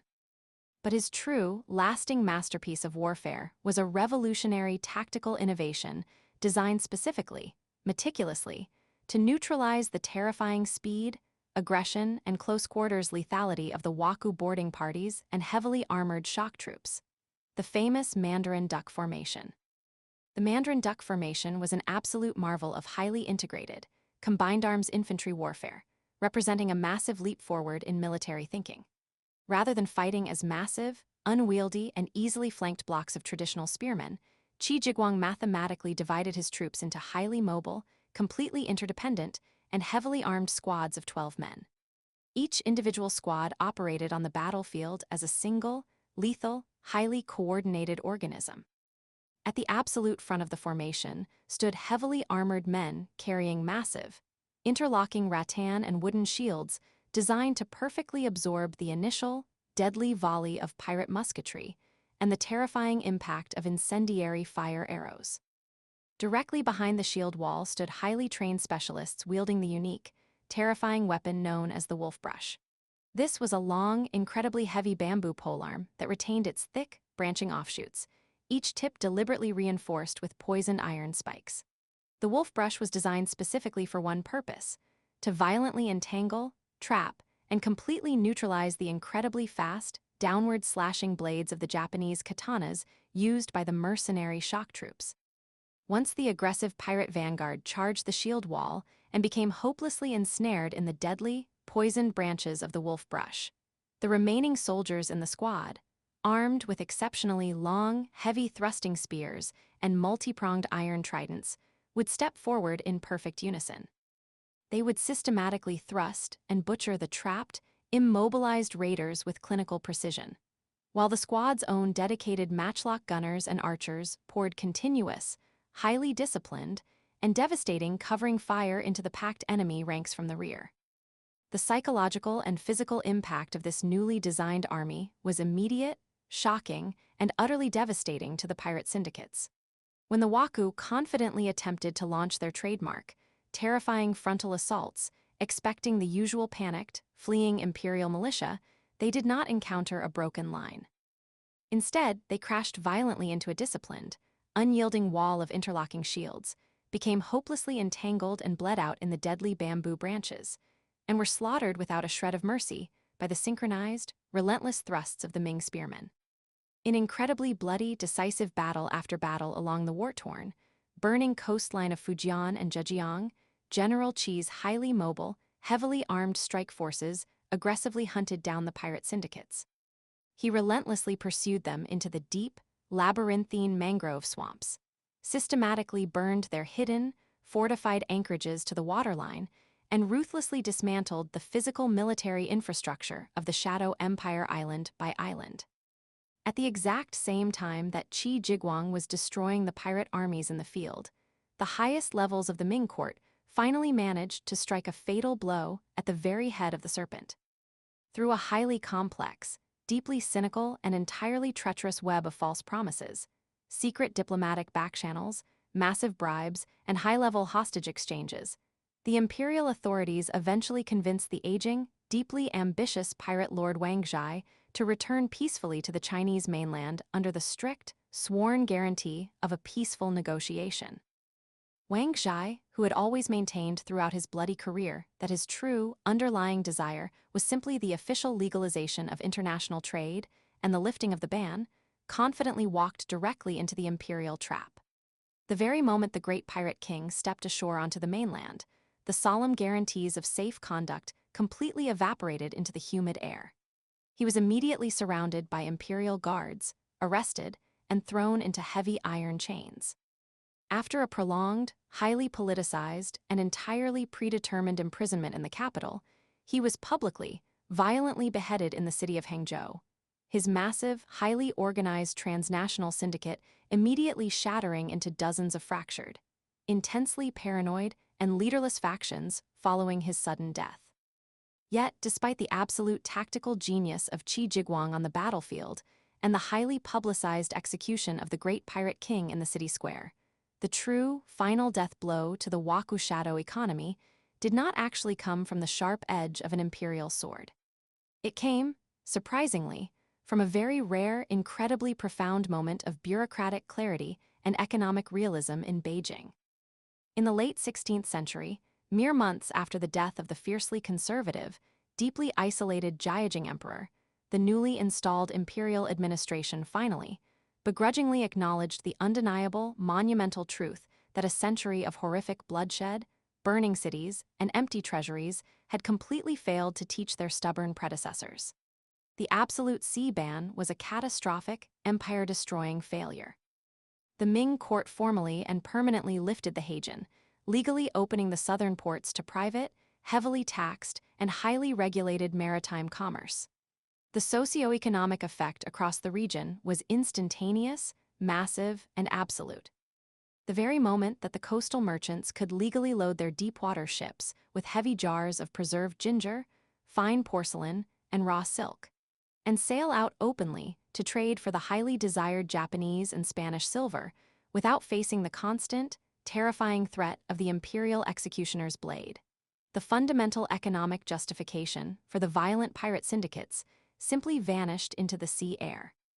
The massive, highly inflated black market profit margins that had successfully funded the massive pirate armadas and bought the loyalty of the samurai collapsed completely overnight.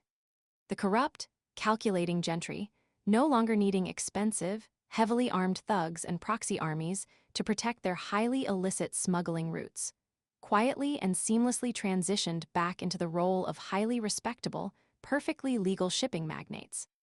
The thousands of desperately poor fishermen, ruined merchants, and disenfranchised sailors who had violently filled the ranks of the pirate fleets out of sheer necessity gladly put down their blood-stained weapons, rebuilt their fishing boats, and happily returned to the sea as honest, tax-paying merchants. Within a few incredibly short, transformative years, the terrifying, seemingly invincible Waku confederacies, the massive, highly organized shadow empire that had burned great cities to the ground, repeatedly humiliated imperial armies, and totally dominated the oceans of East Asia, melted away like sea mist under the burning morning sun.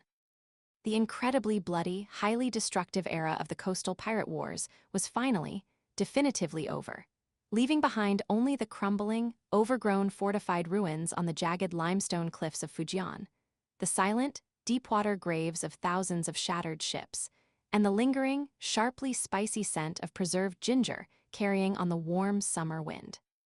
Chapter 8. The Ming Retreat. Smoke choked the skies above the Yangtze River, thick with the scent of burning cedar, imported sandalwood, and the catastrophic end of an era. It was 1433, and the docks of the Longjiang shipyards in Nanjing were completely engulfed in the flames of a deliberate, state-sponsored apocalypse. Here, in the muddy, blood-stained waters of the Ming Dynasty southern capital, the greatest armada the world had ever seen was being methodically dismantled, hacked to pieces, and burned to ash. Giant rudders, measuring over 36 feet in length and capable of steering wooden leviathans through the typhoons of the Indian Ocean, were shattered with heavy iron axes. Hulls that stretched over 400 feet long, vessels 5 times the size of anything existing anywhere else on the planet, were stripped of their massive red silk sails and left to rot in their moorings. The shipyards, which had recently pulsed with the labor of thousands of carpenters, sailmakers, and ironworkers, were transformed into a sprawling graveyard of maritime supremacy. This was not the result of a foreign invasion. No hostile navy had broken the defenses of the Middle Kingdom. The destruction of the Ming treasure fleet was ordered from within the absolute highest echelons of the Forbidden City. With the death of the 62-year-old Admiral Zheng He, who had perished at sea during the return journey of his 7th epic voyage, the isolationist faction of the imperial court seized total, uncompromising control. They did not merely retire the fleet. They waged a vicious, systematic war of erasure against the very concept of maritime expansion. They criminalized the construction of seagoing ships, effectively making it a capital offense to sail a vessel with more than 2 masts. In a single, shocking pivot, Ming China committed the most consequential act of geopolitical self-sabotage in Asian history. By burning their boats, the Chinese abruptly abandoned the oceans, pulling their massive security umbrella away from the vital maritime chokepoints of the globe. What followed was a violent power vacuum stretching from the South China Sea to the eastern coast of Africa. Into this void rushed a swarm of ruthless regional warlords, ambitious Islamic sultanates, and bloodthirsty pirates, all scrambling to seize the highly lucrative ginger, pepper, and spice supply lines that the Ming superpower had just inexplicably discarded. This was a tectonic shift in the geopolitical landscape, an earthquake that shattered the established order of the Asian littoral states and permanently rewired the global economy. To understand the sheer magnitude of the Ming retreat, one must first grasp the colossal geospatial reality of the fleet they destroyed. For nearly 3 decades, beginning in 1405, the Yongle Emperor had projected Chinese power across the known world through the spectacular voyages of Zheng He. Zheng He was a towering Muslim eunuch from the landlocked mountains of Yunnan, captured as a boy, castrated, and raised in the brutal military camps of the imperial frontier. He rose to become a master tactician and the supreme commander of a floating metropolis. A single expeditionary force under his command consisted of more than 300 vessels and carried over 27,000 marines, diplomats, doctors, astronomers, and combat engineers. The crown jewels of this armada were the Baochuan, or treasure ships.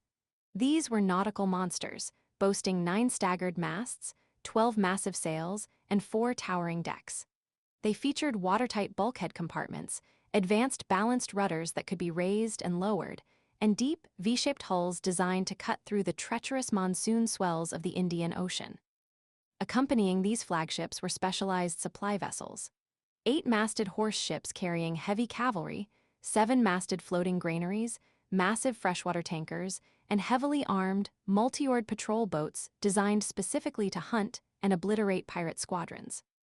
This armada was not deployed for the purpose of colonization, nor were they voyages of pure discovery, for the Chinese already possessed highly accurate maps of the Asian and African coasts.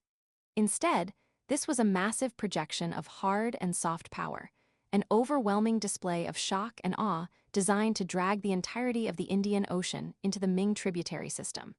It was gunboat diplomacy executed on a continental scale. When the fleet arrived off the coast of a foreign kingdom, the sheer sight of the armada blocking the horizon, a floating wooden wall of imperial might, was usually enough to coerce local rulers into immediate submission. Those who resisted met swift, devastating violence. In 1407, when the powerful Chinese pirate Chen Zuyi attempted to ambush the fleet in the Strait of Malacca, Zheng He and his marines utterly annihilated the pirate armada, burned their lair at Palembang to the ground, and dragged Chen back to Nanjing to be publicly executed. A few years later, when the king of Ceylon showed hostility and attempted to plunder the fleet, Ming marines launched a surgical strike against his palace, captured the king and his royal family, and transported them across the ocean to face the absolute judgment of the Ming emperor. Through this overwhelming combination of lavish bribes and visceral military force, Ming China secured absolute dominance over the world's most critical maritime chokepoints.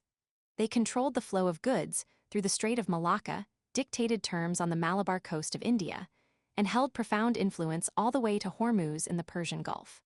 The global trade in ginger, cloves, nutmeg, and pepper flowed entirely under the watchful, heavily armed protection of the Ming Navy.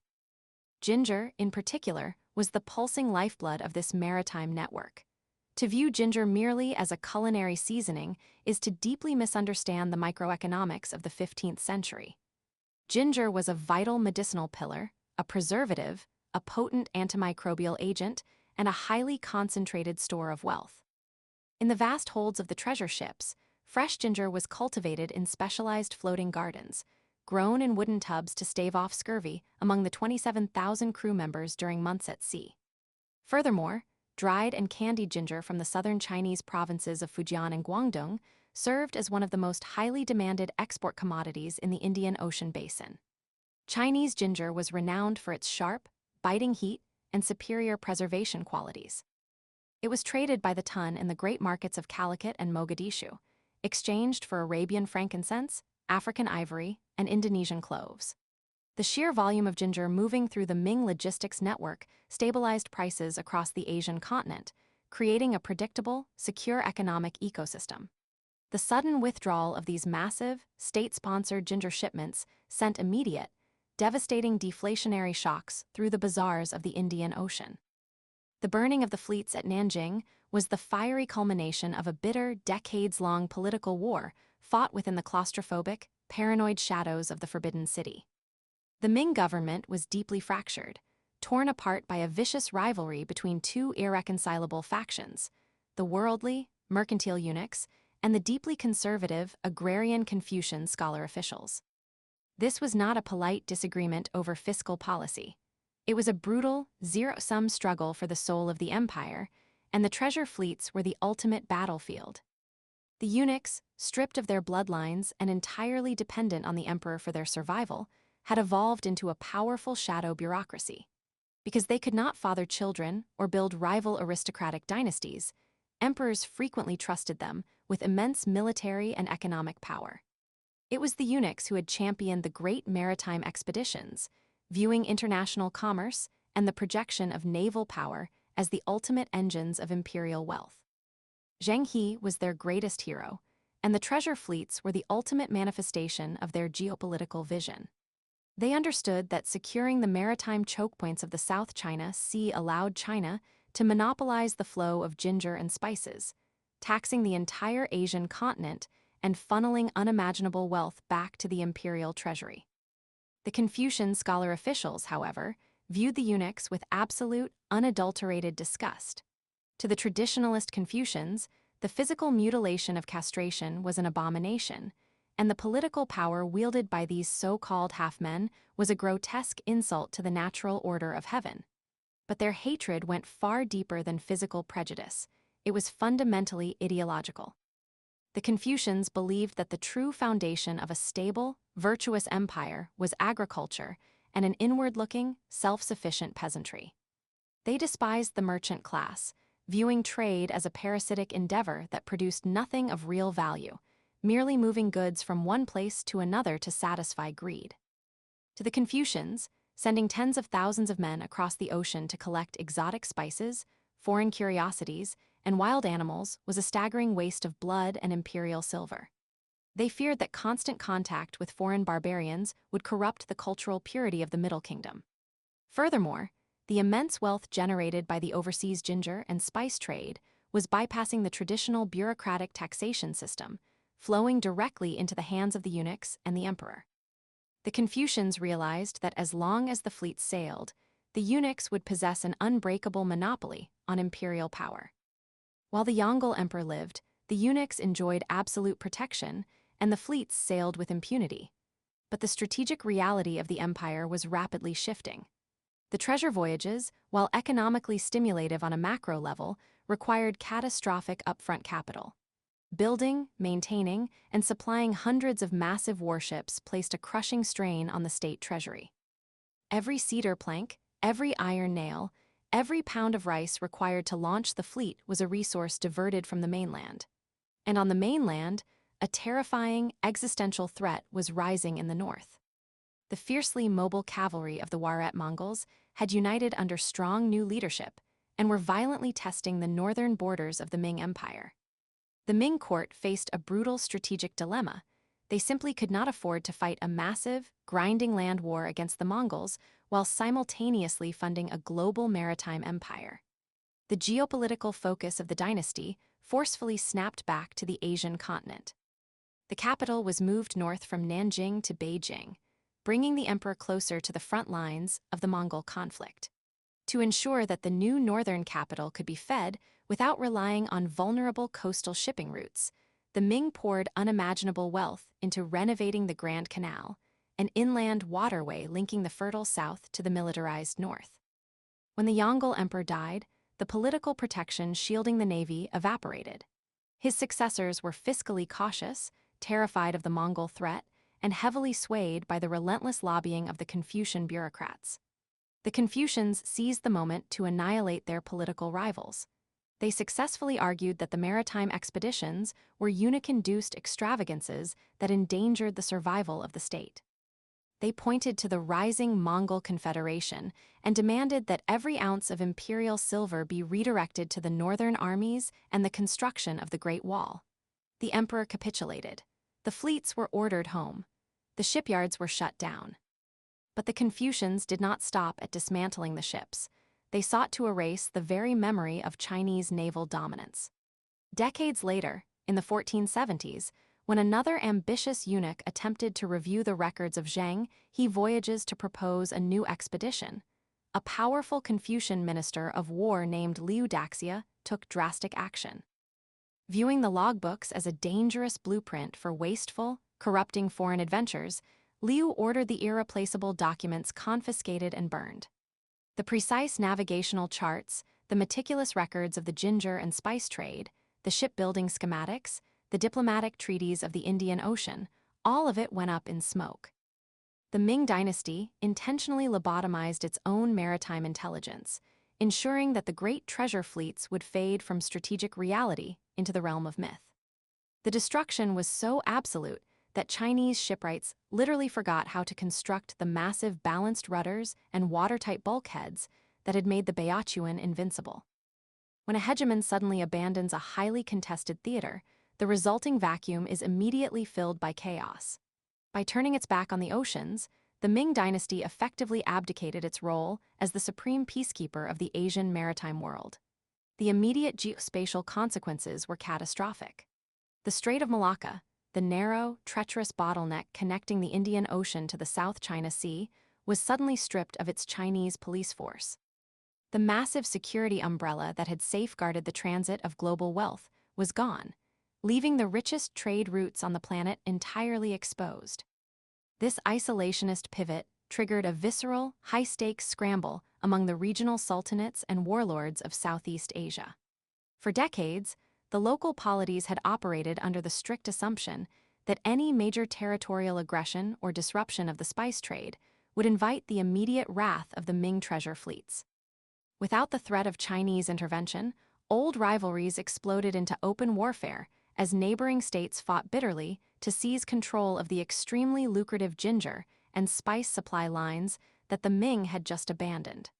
The geopolitical tectonic plates shifted with violent speed. Nowhere was this crisis felt more acutely than in the Malacca Sultanate.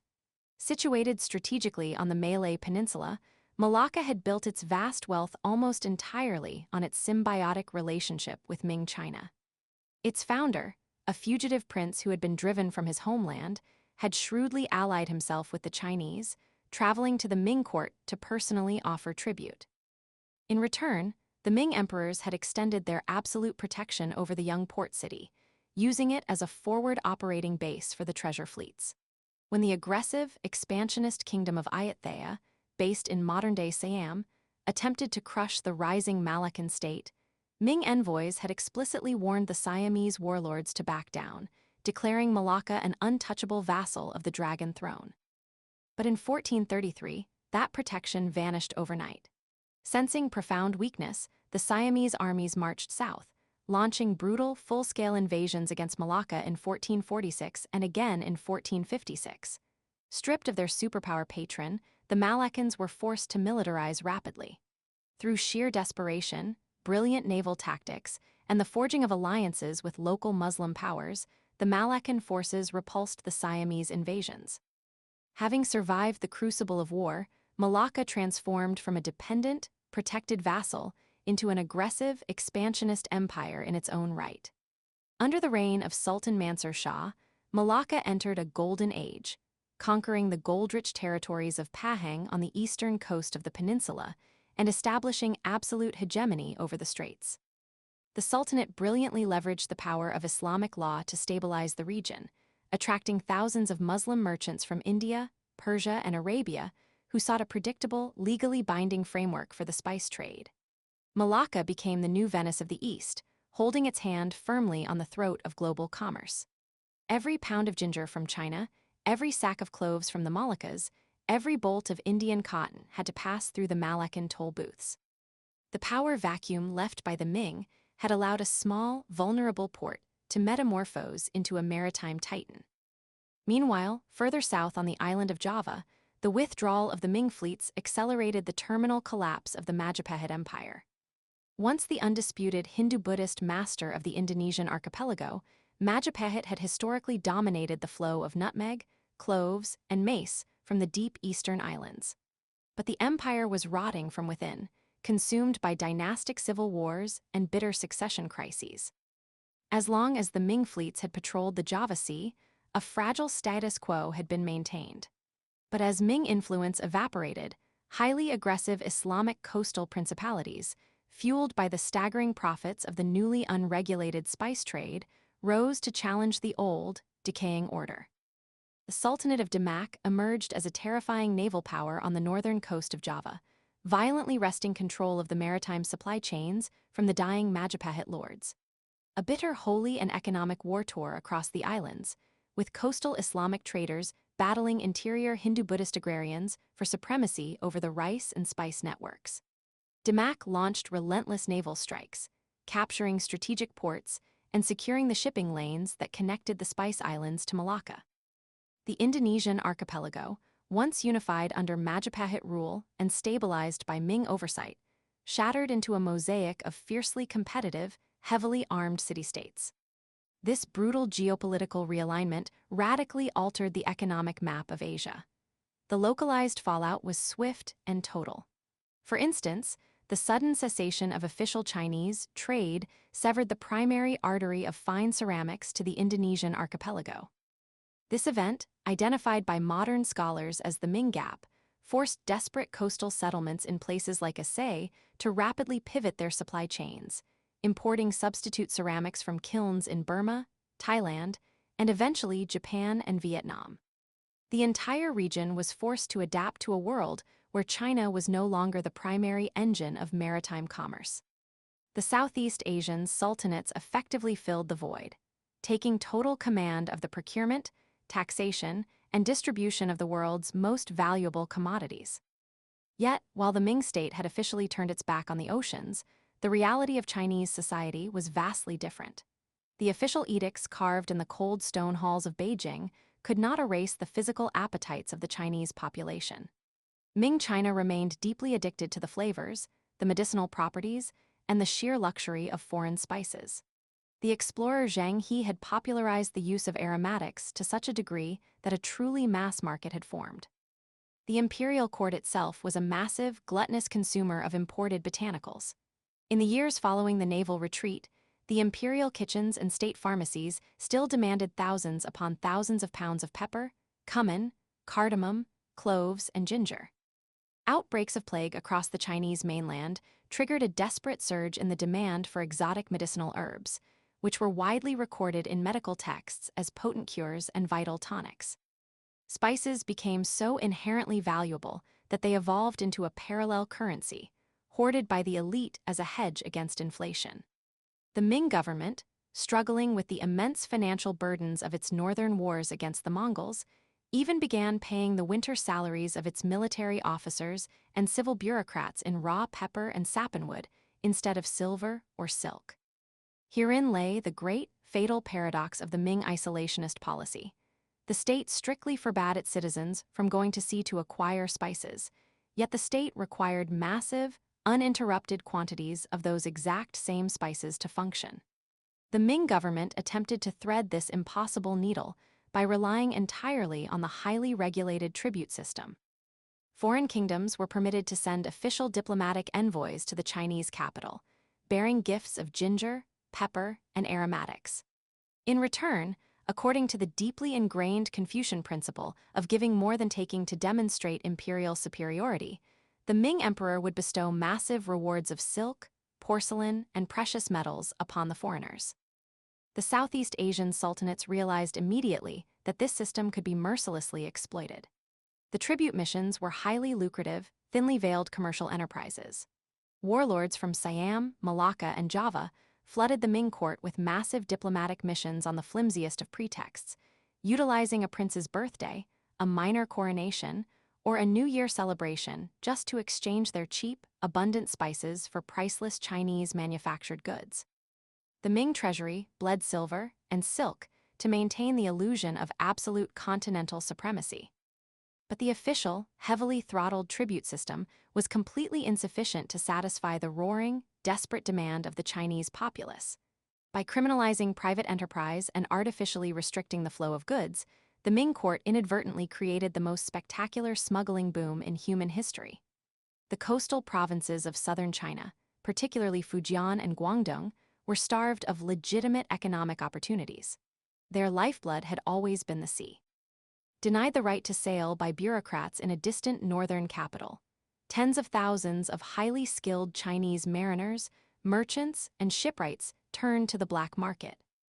A sprawling, highly organized underworld emerged along the jagged, island-dotted coastlines of the South China Sea. Corrupt local officials, whose own wealth depended entirely on the spice trade, actively colluded with the smugglers, turning a blind eye to the illegal flotillas that slipped out of hidden coves under the cover of darkness. Even foreign diplomatic envoys routinely abused their protected status, secretly packing their tribute ships with tons of illicit frankincense, ginger, and pepper, which they sold at massive markups on the black markets of Beijing and Nanjing. Interpreters and minor officials caught running these operations faced the death penalty, but the profits were so staggering that the risk was always deemed acceptable. This criminalization of the ocean profoundly destabilized the region. The smugglers, forced to operate outside the protection of the law and constantly hunted by Imperial Coast Guard patrols, heavily armed their merchant vessels. Trade and violence became completely indistinguishable. This cutthroat environment birthed the terrifying phenomenon of the Waku. Originally a term used to describe Japanese pirates who raided the Korean and Chinese coasts, the Waku ranks rapidly swelled with disenfranchised, heavily armed Chinese merchants who had been pushed into outlaw status by their own government's draconian sea bans. These rogue armadas, operating from fortified island bases beyond the reach of the Ming armies, terrorized the coastlines.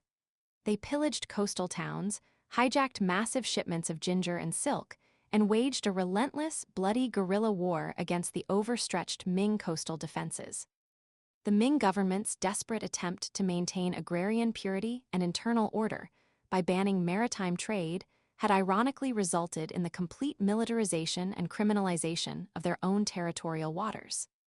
The sea ban was a spectacular failure, starving the state of vital tariff revenue while enriching a violent cartel of pirate lords who controlled the illicit flow of spices into the empire. The Ming retreat of 1433 stands as a masterclass in the lethal consequences of isolationism. By prioritizing internal agrarian stability and continental defense over maritime dominance, the Ming dynasty voluntarily surrendered its position as the unassailable hegemon of the global trade network. They had possessed the technology, the wealth, the manpower, and the logistical genius to effortlessly dominate the oceans for centuries. Yet they chose to shatter their own ships, execute their own merchants, and burn their own maps out of fear, factional hatred, and ideological rigidity. The power vacuum they left behind permanently altered the geopolitical destiny of the Asian continent.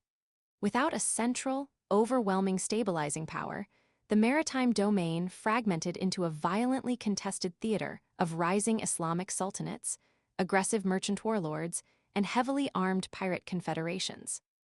This hyper-competitive, deeply fractured environment was highly profitable for the boldest of the regional players, such as the sultans of Malacca and Damak, who seized the abandoned maritime chokepoints and built glittering empires on the transit of ginger, cloves, and pepper.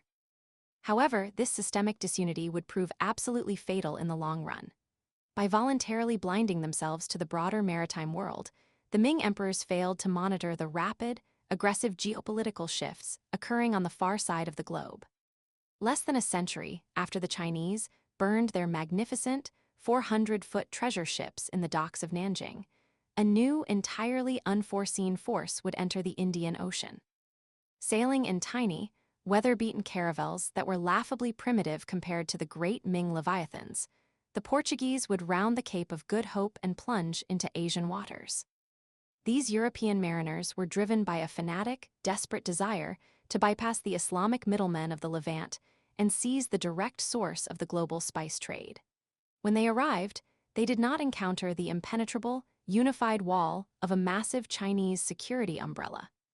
They did not face fleets of 300 warships armed with gunpowder weapons and thousands of hardened marines.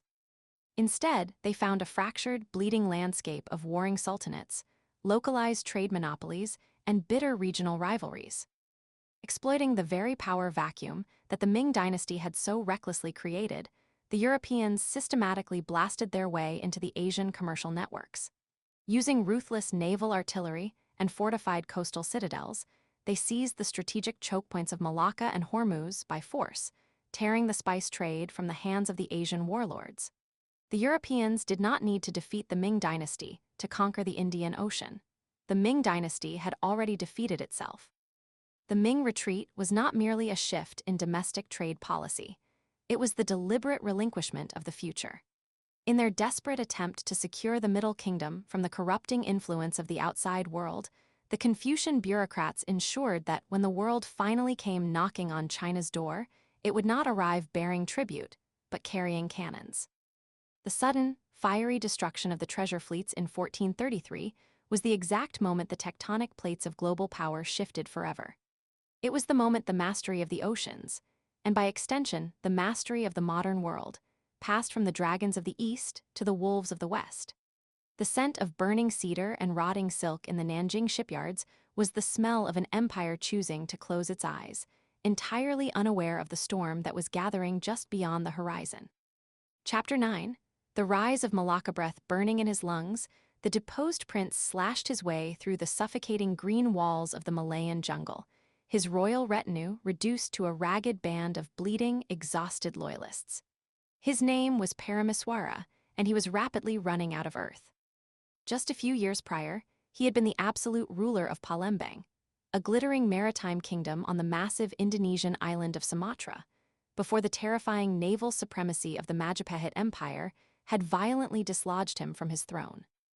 Fleeing across the treacherous waters of the archipelago to the island of Temasek, known in the modern era as Singapore, the fugitive prince had assassinated the local chieftain and violently established a new, temporary throne. But his ruthless ambition had merely invited a second catastrophe. The armies of the Siamese kingdom of Ayutthaya, enraged by the usurpation of their vassal state, descended upon Temasek and drove the renegade prince into the wilderness once again. By the dawn of the 15th century, Paramaswara was a king without a kingdom, an exile hunted by the two greatest terrestrial superpowers of the Southeast Asian hemisphere. Retreating northward up the jagged, mosquito-plagued coast of the Malay Peninsula, he sought a fortress, a sanctuary, or a place to die. He arrived, entirely by the dictation of desperate survival, at the muddy, unremarkable banks of the Burdam River. It was a wretched, sweltering expanse of tidal muck, inhabited by a handful of indigenous fishermen living in fragile thatched huts raised on wooden stilts above the rotting mangrove swamps. According to the foundational myth of the region, the exhausted prince rested in the shade of a sprawling coastal tree and watched in silent awe as his ferocious, battle-tested hunting dog cornered a tiny white mouse deer against the riverbank. Instead of fleeing or submitting to its imminent slaughter, the diminutive creature turned, planted its trembling hooves into the mud, and kicked the massive hound directly into the rushing current. Paramaswara, possessing the ruthless, superstitious intellect of a cornered warlord, instantly recognized the profound geographic and spiritual defiance of the act. Here, in this humid, forgotten swamp, the small could defeat the mighty. The hunted could become the hunter. He asked his closest followers the name of the tree under which he sat. They told him it was the Malacca tree. In that defining moment, the renegade prince decided he would stop running. He would build his final, impregnable stronghold on this very mudbank, and he would name his new empire Malacca. However, this was no mere poetic revelation born of exhaustion. It was a realization born of brilliant, cold-blooded geospatial intelligence. Paramaswara was a seasoned geopolitical strategist who suddenly understood that his desperate flight had deposited him exactly at the ultimate maritime chokepoint on planet Earth. The physical geography of the globe is not a passive theater of human history. It is an absolute, uncompromising dictator. The Strait of Malacca is a narrow, claustrophobic stretch of water, measuring barely 65 kilometers wide at its tightest point, violently separating the long finger of the Malay Peninsula from the massive, mountainous bulk of the Indonesian island of Sumatra. It is the shortest, most inescapable, and highly volatile shipping route connecting the wealth of the Indian Ocean to the vastness of the Pacific Ocean. Long before the advent of steam power or mechanized engines, the entire global economy was completely, terrifyingly at the mercy of the monsoon winds. These wind systems were an unavoidable physical reality that forced the hand of every merchant, king, and captain in the known world. From the months of June to September, the southwest monsoon howled across the expanse of the Indian Ocean, catching the sails of Arab dhows, Persian galleons, East African trading vessels, and Indian merchant ships, pushing them relentlessly toward the east. Conversely, from the months of December to March, the northeast monsoon blasted down from the South China Sea, driving the massive, multi-masted trading junks of the Chinese, the Japanese, and the Ryukyu Islanders toward the west. Because of this violent, perfectly predictable meteorological engine, it was physically impossible for any ship to sail from the Arabian Peninsula to China and return in a single continuous voyage. The winds simply would not permit it. They forced every single merchant ship on the planet to stop, drop anchor, and wait for the seasons to change. The global economy desperately required a halfway house, a hypersecure port at the absolute end of the monsoons where merchants could unload their cargo, trade with their foreign counterparts, and wait for the winds to reverse and carry them home. The convergence of these massive, unstoppable wind systems meant that whoever controlled the muddy banks of this specific, inescapable strait controlled the single most vital toll booth in the Asian economic engine. Geography was absolute destiny, and the fugitive prince had just claimed the bottleneck. Yet, claiming a swamp and holding a geopolitical fortress against active, hostile empires are two entirely different endeavors. Paramaswara had no massive standing army, no towering stone walls, no sophisticated siege weaponry, and absolutely no naval fleet to protect his newfound haven from the Siamese forces to the north or the Majapahit fleets to the south, both of whom were still actively hunting him. To survive this incredibly fragile inception phase, the prince executed a masterpiece of cutthroat statecraft. He turned to the dark, violent masters of the strait, the Orang Laut, the infamous sea peoples.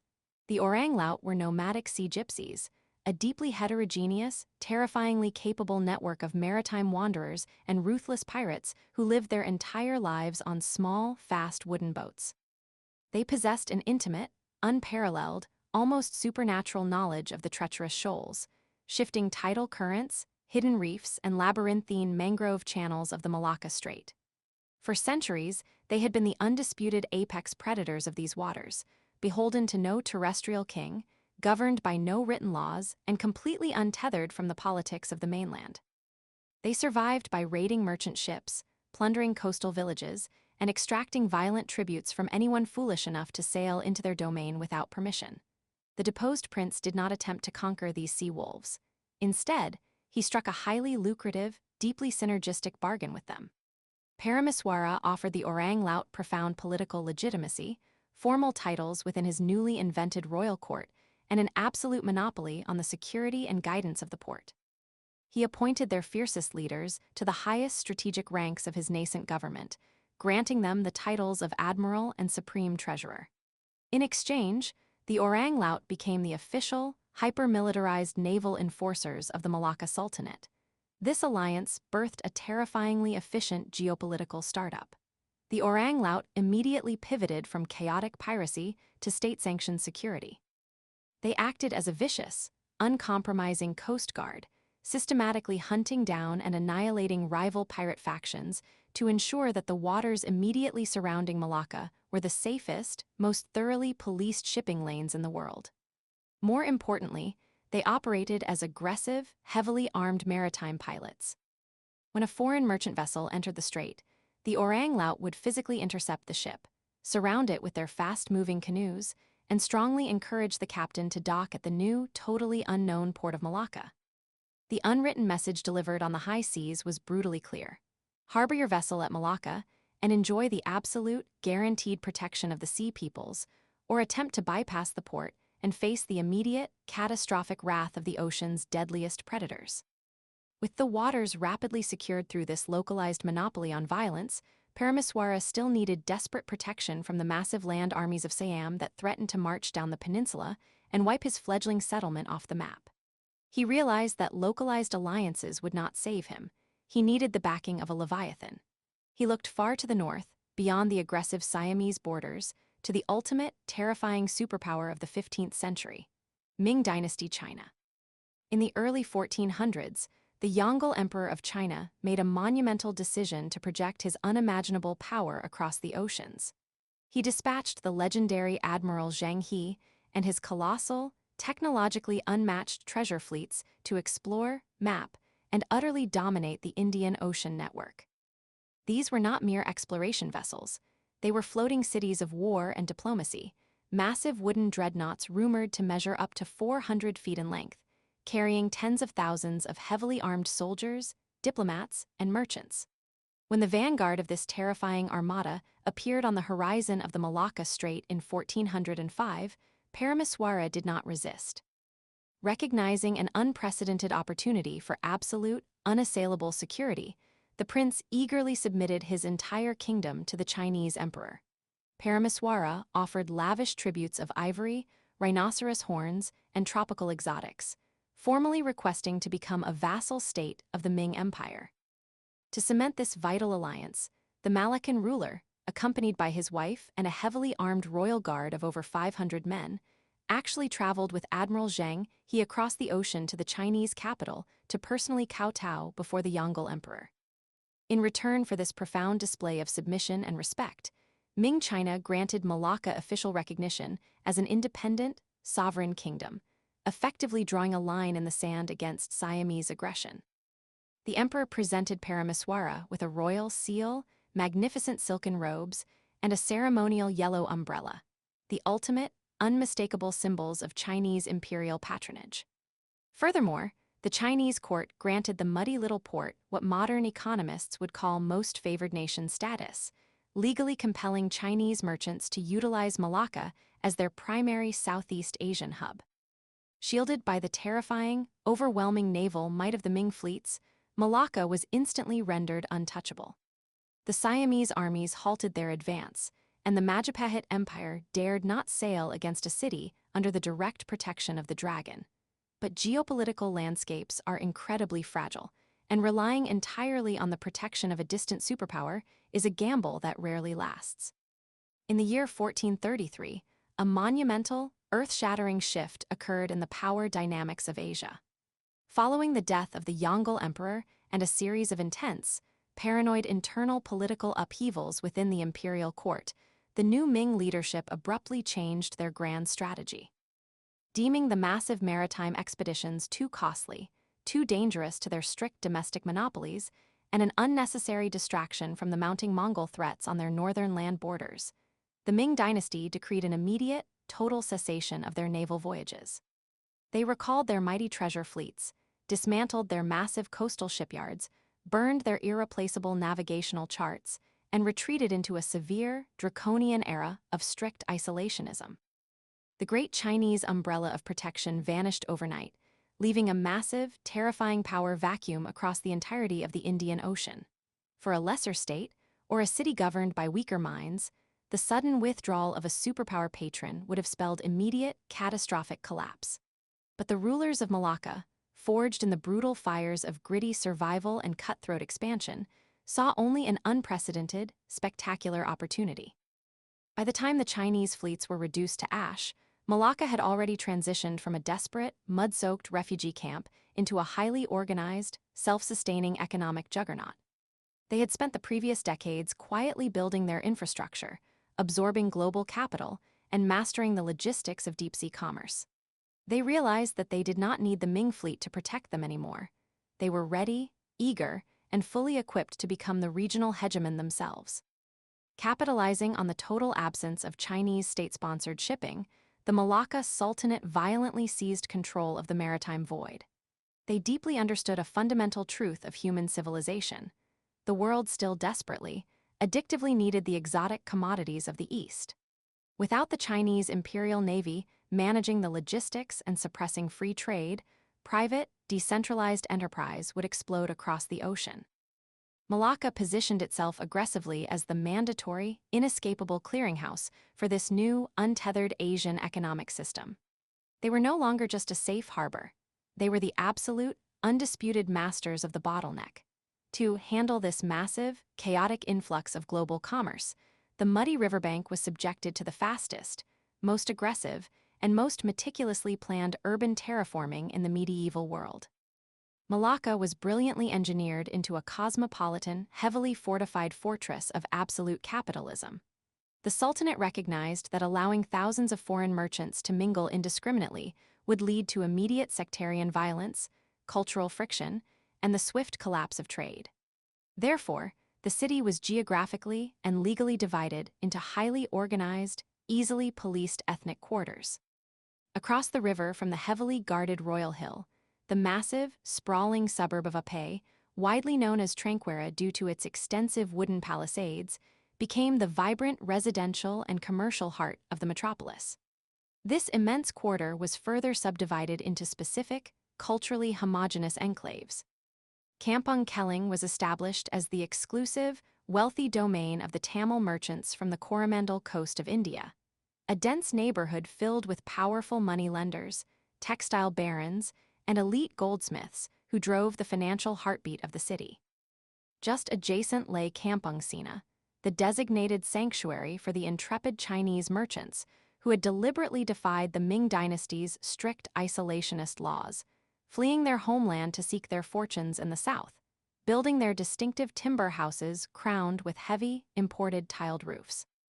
Near the wide, sandy beach at the mouth of the river lay the sprawling bazaar of the Javanese, a chaotic, sensory overload of a marketplace where the immense agricultural wealth of the Indonesian archipelago was unloaded, weighed, and sold daily amidst a cacophony of shouting stevedores and braying pack animals. Further to the southeast, the unwalled district of Hillier stretched toward Bukit Sina, the sacred hill containing the critical freshwater wells that sustained the massive, thirsty population of the booming port. By the midpoint of the 15th century, Malacca was not a remote, exotic outpost at the edge of the map. It was the absolute, undeniable center of the global economy. The concept of a globalized, hyper-diverse, multicultural city is often treated by modern historians as a recent invention. But the streets of Malacca were a perfectly functioning symphony of globalization hundreds of years before the first European colonial empires ever managed to find their footing in the East. It was a polyglot explosion of unimaginable scale, a city where an astounding 84 distinct languages were spoken simultaneously in the packed, sweltering markets. Astute Arab navigators, wealthy Persian scholars, calculating Gujarati textile merchants, fierce Javanese shipwrights, heavily armed Japanese mercenaries, and rugged East African sailors all rubbed shoulders, negotiated contracts, and forged alliances on the great wooden bridges crossing the Malacca River. Europe, at this specific moment in history, was a cold, miserable, economically backward periphery, completely ignorant of the true scale of human commerce. The true wealth of the world, the beating, fiery heart of all global logistics, lay right here, where the warm waters of the Indian Ocean kissed the turbulent depths of the South China Sea. Yet, all of this brilliant statecraft, all the heavy coastal fortifications, all the naval mercenaries, and all the sophisticated urban planning were ultimately built to serve one singular, relentless, world-shaping obsession: the global, unyielding hunger for spices. And at the very core of this economic explosion, driving the creation of vast fortunes and funding the rapid, explosive urbanization of the muddy riverbank, was the relentless trade in ginger. Ginger was not merely a culinary flavor used to enhance a meal. It was a hardened, highly liquid currency, a pharmacological marvel, and an absolute biological necessity that physically dictated the logistics of medieval empire. Originating deep within the damp, loamy tropical soils of Asia, the ginger rhizome possessed a magical, highly sought-after chemical duality. The cellular structure of the root was packed with complex essential oils that provided an intoxicating, aromatic fragrance that was highly prized by the perfumeries of the Middle East and the royal courts of India. Simultaneously, the rhizome contained a powerful, volatile compound known to modern science as gingerol, which delivered a pungent, aggressive heat that burned the palate, stimulated the blood, and caused the consumer to break into a purifying sweat. In an era long before the invention of mechanical refrigeration, this aggressive heat was nothing short of a biological miracle. Ground ginger masked the horrific, rancid taste of decaying, poorly preserved meat, acting as a powerful, necessary preservative that kept massive military rations and extended maritime supplies viable for months at a time. Furthermore, it was the ultimate, highly prized medicine for the seafaring world, acting as a powerful, fast-acting antiemetic that cured the crippling, debilitating seasickness that plagued sailors, merchants, and soldiers attempting to cross the turbulent, unpredictable oceans. The global demand for this gnarled, pale, subterranean root was absolutely, unconditionally insatiable. But moving fresh ginger across the vast expanse of the globe was a profound logistical nightmare that destroyed lesser merchants. The fresh rhizome, commonly referred to in the trade as green ginger, was incredibly heavy, bloated with tropical moisture, and highly, terrifyingly susceptible to rapid rot and catastrophic fungal infections when packed into the suffocating, unventilated heat of a wooden ship's hold. To transform this fragile agricultural product into a durable, transportable global financial instrument, it had to be radically, violently altered. The merchants of the Asian trading network developed an exhaustive, punishingly labor-intensive industrial process, specifically designed to conquer the tyranny of oceanic distance. The harvesting of the ginger was timed with absolute mathematical precision, occurring exactly 8 to 10 months after the initial planting, just as the broad, green, spear-like leaves of the ginger plant began to yellow, wither, and collapse under the brutal equatorial sun. The massive, interconnected clumps of roots were violently pulled from the earth by teams of laborers, manually shattered into smaller, manageable pieces, and aggressively scrubbed with abrasive materials to remove the thick, clinging tropical clay. Then came the peeling, an incredibly delicate, labor-intensive process of meticulously scraping away the tough outer cork layer, and the thin epidermis to expose the pale, highly fibrous, fiercely pungent flesh hidden within.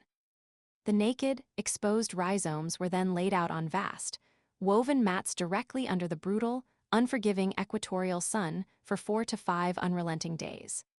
As the internal moisture slowly evaporated into the humid air, the ginger physically shrank, hardened into a rock-like consistency, and concentrated its potent chemical, payload into a densely packed powerhouse of flavor and heat.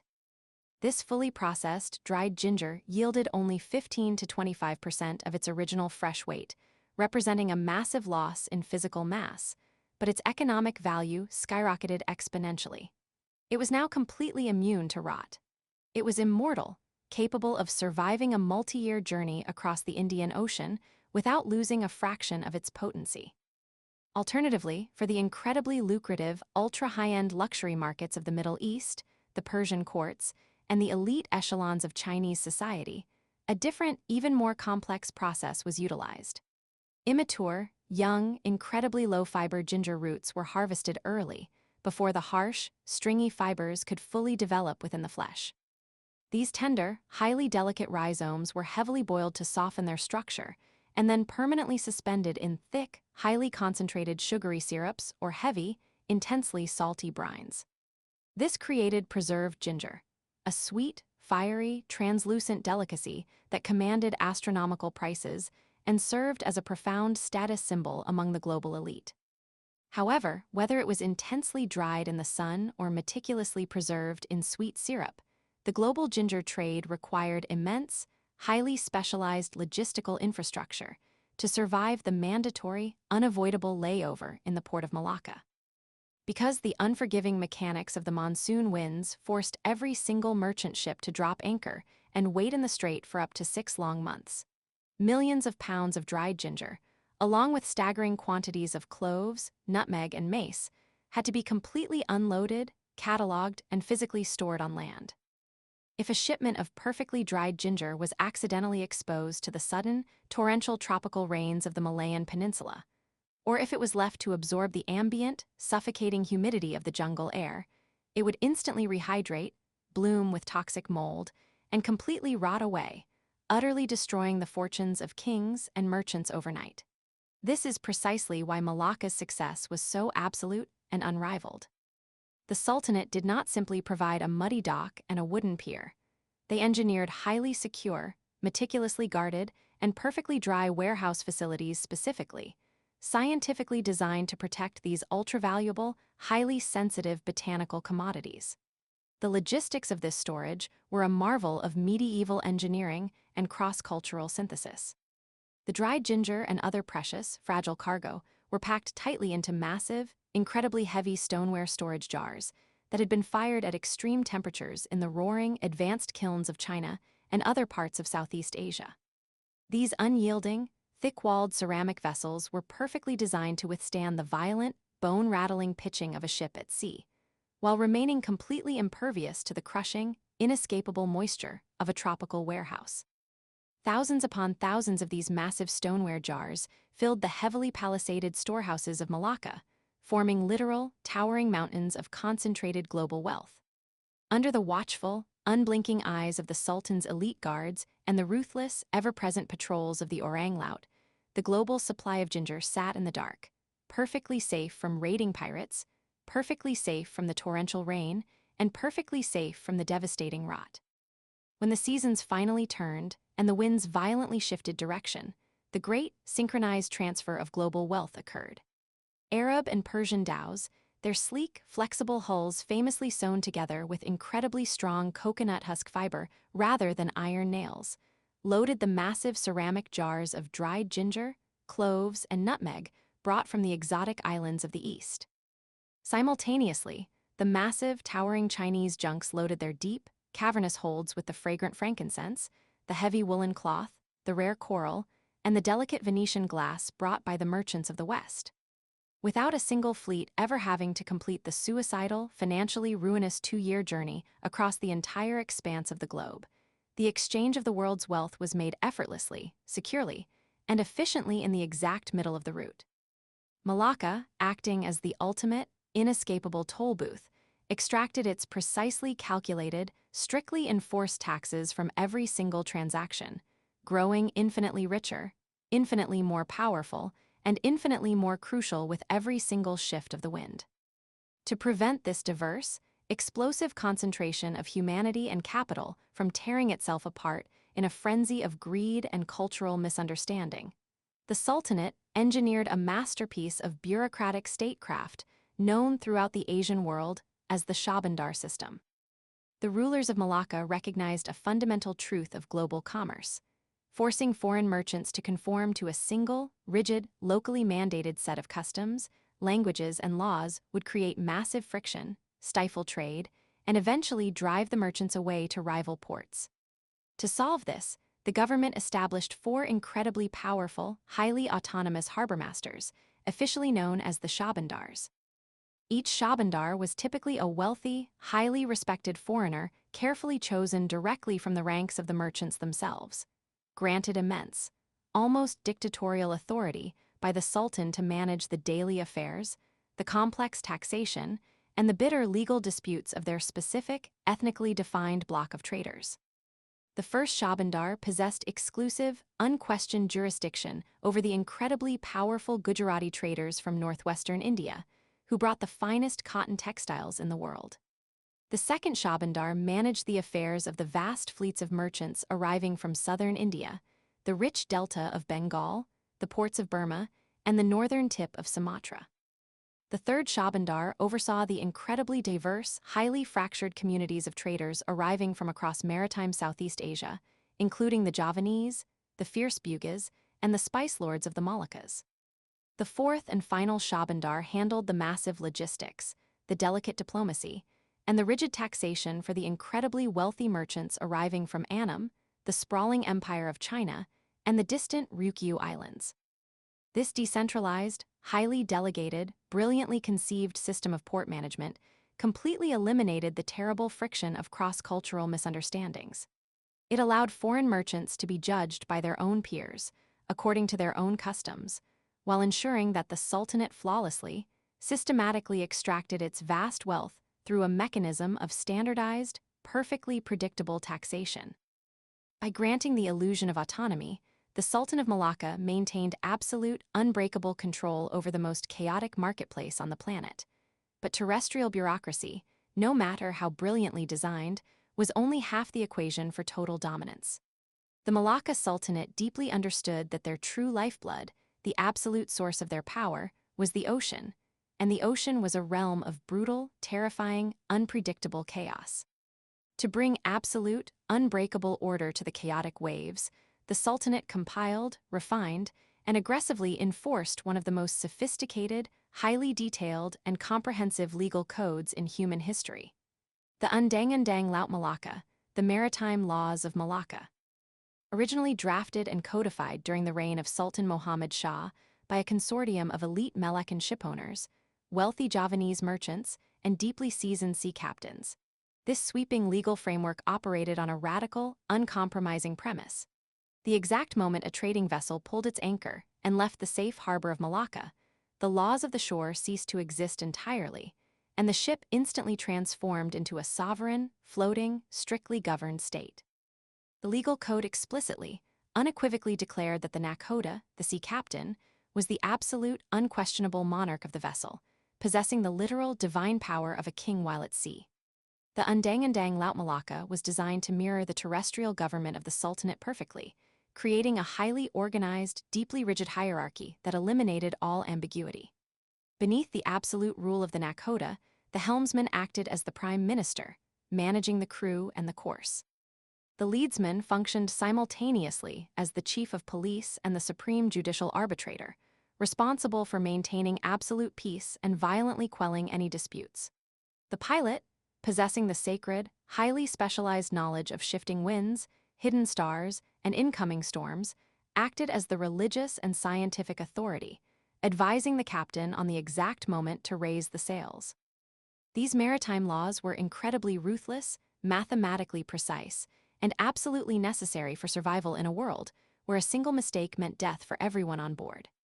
The code dictated the exact, unyielding protocols for guarding a ship against the 4 great, ever-present terrors of the deep ocean: sudden, catastrophic hull leaks, violent incoming typhoons, heavily armed enemy boarding parties, and the terrifying, uncontrollable outbreak of onboard fires.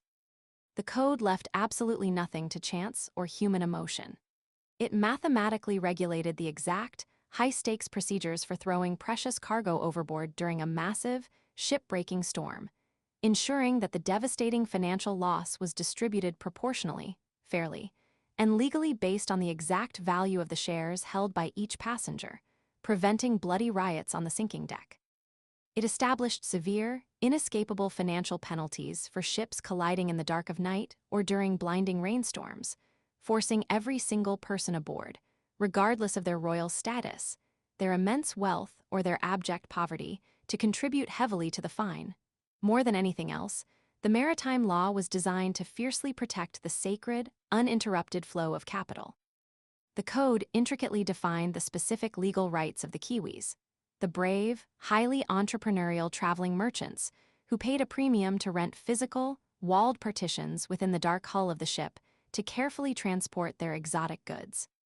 It strictly standardized the rental rates, established the rigid, unbreakable rules for borrowing massive amounts of capital from the captain on a strict, mathematically precise timeline of 3 years, 3 months, and 3 days, and brutally, violently penalized anyone who threatened the core economic mission.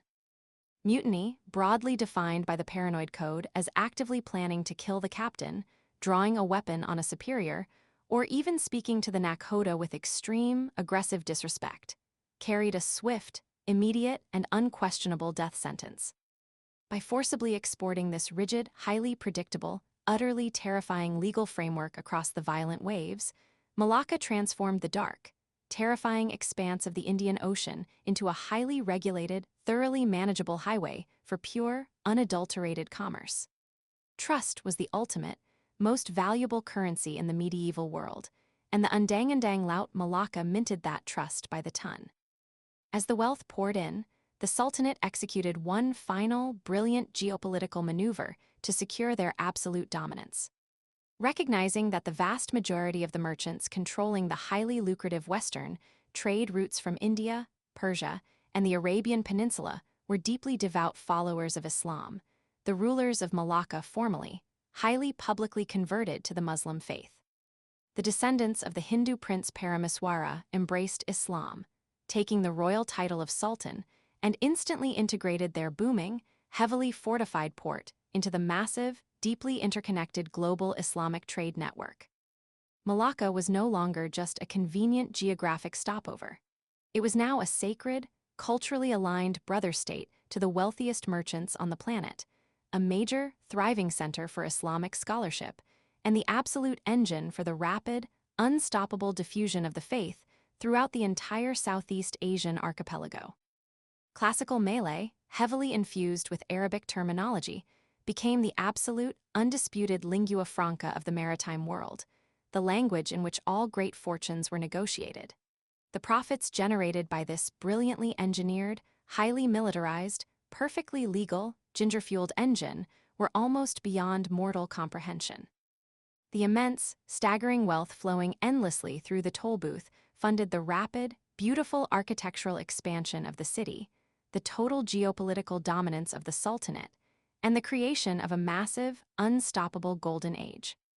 The desperate, exhausted renegade prince who had hacked his way through the suffocating jungle and fled through the tidal mud a few short decades prior had successfully engineered an empire that possessed no massive standing armies and commanded no vast, fertile agricultural heartlands.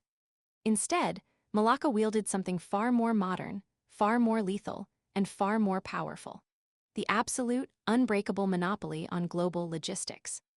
By the twilight of the 15th century, the Malacca Sultanate stood at its absolute, unassailable zenith. It was a glittering, hyper-organized, ruthlessly efficient, heavily armed mechanism of global commerce. A sprawling, chaotic, beautiful city where the humid tropical air was thick with the sharp, burning scent of dried ginger, the sweet aroma of sandalwood, and the electric, undeniable crackle of raw human ambition.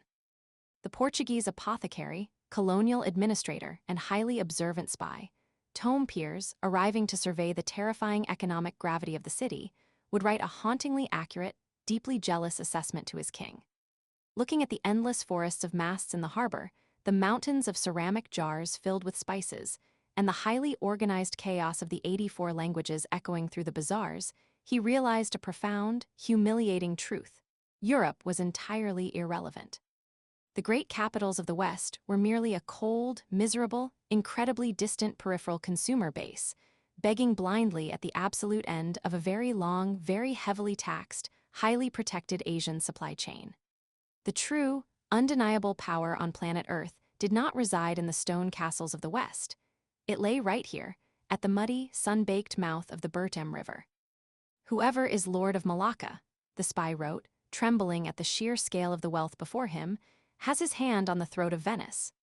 And for one glorious, chaotic, fiercely Asian, perfectly engineered century, the brilliant, cutthroat descendants of a fleeing, desperate refugee held that throat in an absolute, unbreakable iron grip. Chapter 10: The Ryukyu Middlemen. The Kuroshio Gauntlet.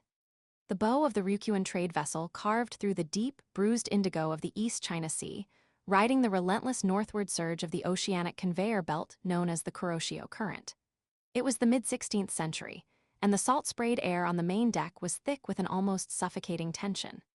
The captain, a veteran navigator of the Shuri Royal Court, stood braced against the wooden rail, his eyes scanning the hazy eastern horizon. Below his feet, the ship's hold was packed to the bursting point with a king's ransom. There were tightly bound bales of raw Chinese silk, stacks of heavy glazed ceramics, and, emitting a sharp, peppery aroma that seeped through the heavy timber decking, thousands of pounds of dried ginger root. To the untrained eye, the gnarled, pale rhizomes were unremarkable agricultural refuse. But to the Ryukyuan crew, that ginger was the literal currency of their kingdom's survival. Moving it across this stretch of water was a masterclass in high-wire geopolitical survival. The ship was running a terrifying, invisible gauntlet.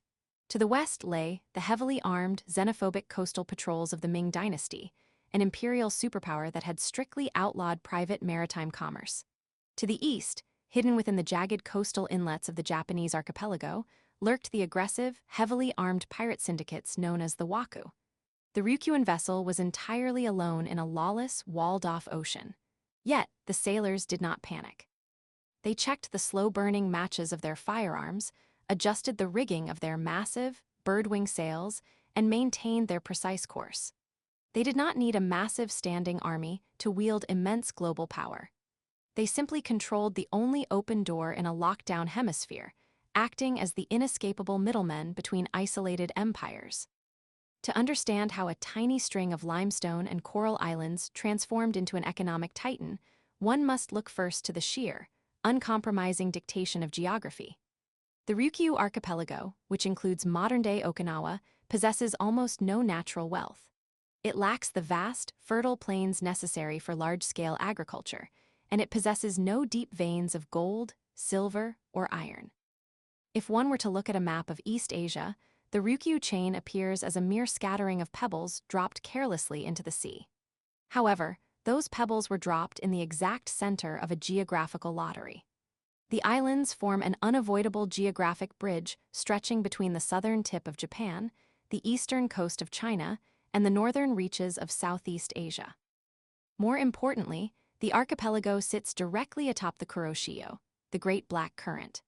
This massive, warm ocean current acts as a hyperspeed waterway, a western boundary current driven by complex vorticity adjustments and baroclinic jets. It surges north from the tropical waters of the Philippines, rushes past the Ryukyu Islands, and curls along the coast of Japan before heading out into the open Pacific Ocean. Combined with the predictable seasonal shifts of the monsoon trade winds, the geography of the East China Sea practically forced all regional maritime traffic to funnel through the Ryukyuan Straits.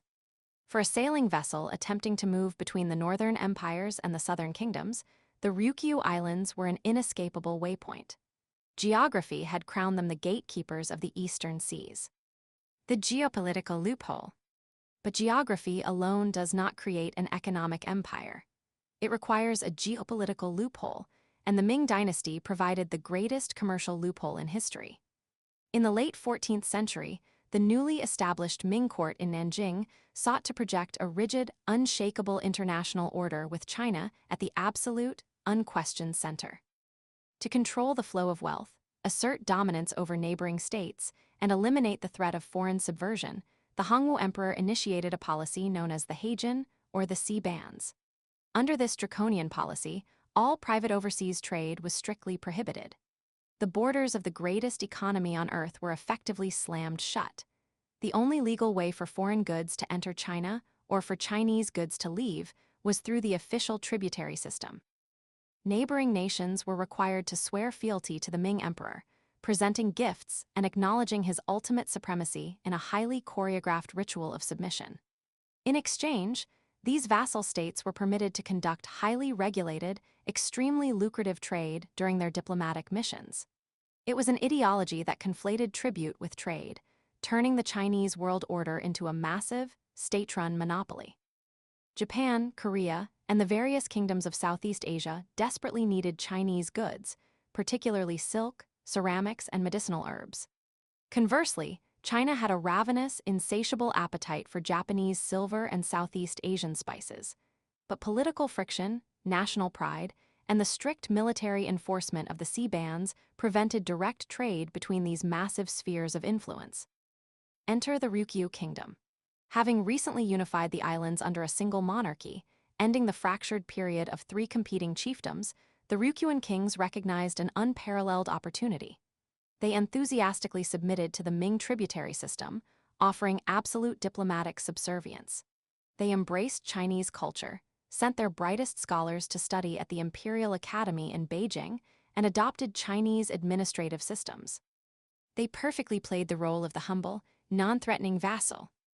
In return, the Ming court granted Ryukyu highly preferential treatment, designating them as the primary intermediary traders of the eastern seas.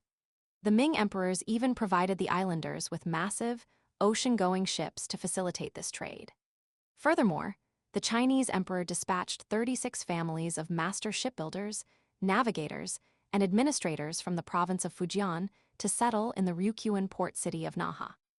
These Fujianese immigrants settled in Kyum village, forming the bureaucratic and technical backbone of the kingdom's maritime explosion. By weaponizing their own neutrality and enthusiastically participating in the ritualistic tributary system, the Ryukyu kingdom achieved an absolute monopoly on the most lucrative trade routes on the planet. They became the ultimate middlemen, executing a staggering arbitrage operation that completely bypassed any European influence. The microhistory of a route. The logistics of this shadow economy were staggering, and nothing exemplifies the bizarre, high-stakes nature of this trade quite like the movement of dried ginger. In the modern era, ginger is largely viewed as a culinary afterthought, a simple, spicy flavoring for teas and curries. But in the 15th and 16th centuries, the movement of this single root generated unimaginable wealth. Ginger, the rhizome of the plant Zingiber officinale, was a foundational pillar of traditional East Asian medicine. According to ancient medical texts, the consumption of the root was essential for warming the body, invigorating the blood, treating severe digestive ailments, and expelling sickness. During the Middle and Late Ming Dynasty, particularly in the prosperous eastern regions of Jiangsu and Zhejiang, a new medical movement known as the Warming and Invigorating Deficiency School gained massive popularity.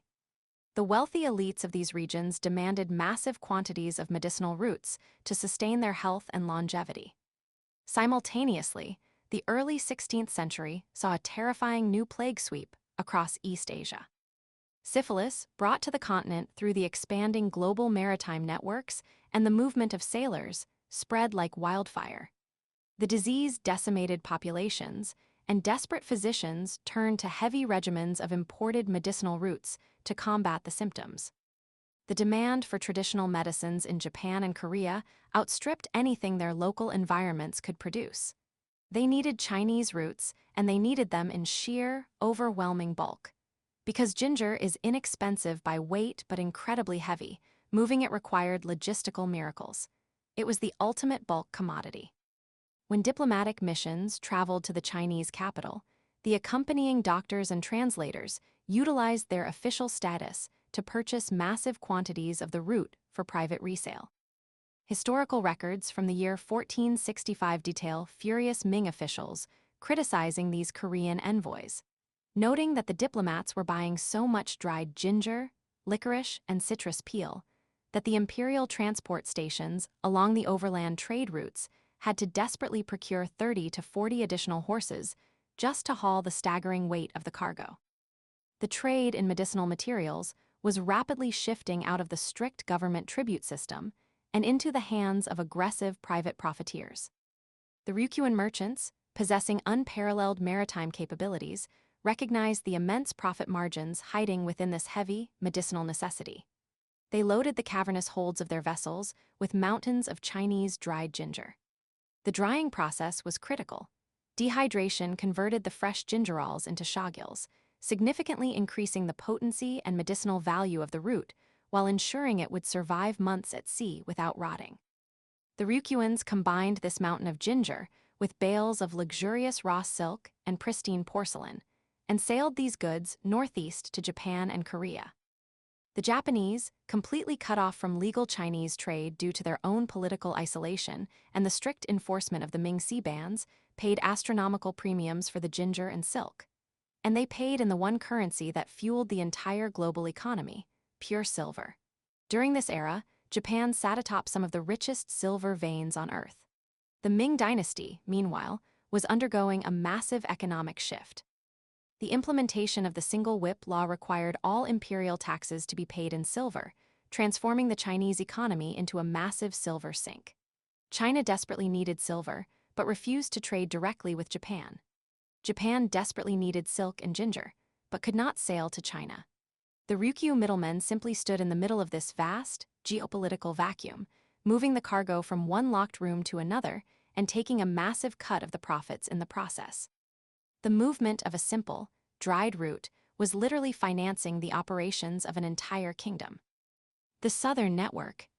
But the Ryukyuan ambition did not stop at the borders of Northeast Asia. Seeking even greater profit margins and access to highly exotic goods, the island navigators pushed their fleets deep into the treacherous, typhoon-swept waters of the southern oceans. They referred to this vast, vibrant region of Southeast Asia as the Manabin. Following the shifting monsoon winds, the Ryukyuan trade missions established incredibly sophisticated, long-distance supply lines that stretched thousands of miles from their home ports. They dropped anchor in the bustling harbor of Siam, where they traded Chinese ceramics and their own domestic Okinawan sulfur for highly prized sappanwood and rhino horn. They navigated the pirate-infested Straits of Malacca, exchanging Japanese silver and swords for high-quality dyes, Arabian frankincense, and Indian ivory. Their meticulously kept diplomatic ledgers, the Rikidai Hon, recorded over 150 official voyages to these southern kingdoms between the early 15th and mid-17th centuries. They secured lucrative trading contracts in Patani, unloaded cargo in the prosperous ports of Java, and established deep diplomatic ties in Sumatra and Palembang. The Ryukyu kingdom was acting as a massive, floating clearinghouse. A single piece of Japanese silver could be exchanged in Okinawa for Chinese ginger, which was then sailed to Siam and traded for tropical pepper, which was then sailed back to Okinawa, repackaged, and sold to a Korean envoy for a staggering markup. The heart of this entire operation was the port city of Naha. Originally a modest harbor, Naha exploded into a cosmopolitan metropolis, a geopolitical nexus where the wealth of a dozen nations converged. The Ryukyuan royal government constructed massive, fortified warehouses directly on the waterfront to manage the incredible influx of international cargo. The Great Amono Gyusuku, a fortified storehouse built on a rocky outcropping inside the harbor, brimmed with exotic spices, medicinal herbs, and sulfur. Nearby, the bustling shipyards known as the Saraba rang out from dawn to dusk with the sound of hammers and saws, as craftsmen repaired the massive ocean-going vessels using tung oil and lime. Naha became an impenetrable stronghold of commerce. The harbor was protected by heavily armed forts on both the north and south shores, including the formidable Me Gyusuku and Yerazamui Gyusuku, ensuring that the staggering wealth flowing into the island remained completely secure from foreign raids. Envoys from China were hosted in luxurious summer houses like the Jayante, while the air of the city filled with the scents of Southeast Asian pepper, Chinese silk, and Japanese steel. The architecture of survival. The vessels that made this sprawling maritime empire possible were marvels of Asian naval architecture. The Ming emperors had initially gifted the Ryukyuans with a fleet of specialized ships modeled after the famous bird ships of Fujian. These vessels earned their name from the distinct, sweeping shape of their massive lug sails, which, when fully deployed, resembled the outstretched wings of a bird in flight. These were not clumsy, wallowing cargo barges. They were sleek, highly maneuverable blockade runners, designed specifically for the deep, violent waters of the Pacific Ocean. The shipwrights constructed these vessels with sharp, V-shaped hulls that cut through the heavy swells of the Kuroshio Current with ease, and raised, flat bows that allowed them to ride over devastating waves. More importantly, these bird ships were built with transverse, watertight bulkheads, a brilliant shipbuilding innovation that the Chinese and their Ryukyuan allies had mastered centuries before European shipwrights even conceived of the idea. If a ship struck a hidden reef or suffered a devastating cannon strike from a pirate vessel, only one compartment would flood. The watertight bulkheads would contain the sea, allowing the ship to stay afloat and limp back to a friendly port. The hulls were painted with a protective layer of lime crushed from white shells, and the massive, stern-hung rudders could be lifted or lowered depending on the depth of the coastal waters. A standard tribute fleet consisted of 2 to 4 of these massive vessels, each measuring nearly 130 feet in length and carrying well over 100 highly trained crew members. The crew composition of these ships perfectly illustrated the dual nature of the Ryukyuan trade missions. They were half diplomatic envoy, half military expedition. The decks were crowded with royal scholars, interpreters fluent in classical Chinese and Japanese, expert navigators reading the stars, and seasoned merchants negotiating the value of the ginger and silk packed below. But living in such close, chaotic quarters on the open ocean brought its own severe physical toll. Here again, the ubiquitous ginger root proved its worth as more than just a trade commodity. It was a tactical necessity. Long before modern pharmaceuticals, sailors suffered violently from motion sickness, a debilitating condition known medically as circular vection. The relentless pitching and rolling of the ship disrupted the inner ear, leading to intense nausea, cold sweats, and severe gastric dysrhythmias. Motion sickness could render an entire crew helpless, a fatal vulnerability during a critical storm or a sudden pirate ambush. The Ryukyuan sailors, intimately understanding the potent medicinal properties of their cargo, heavily utilized ginger to settle their stomachs and maintain their combat readiness. The active compounds within the root directly targeted the digestive tract, calming the violent gastric spasms caused by the rolling of the sea.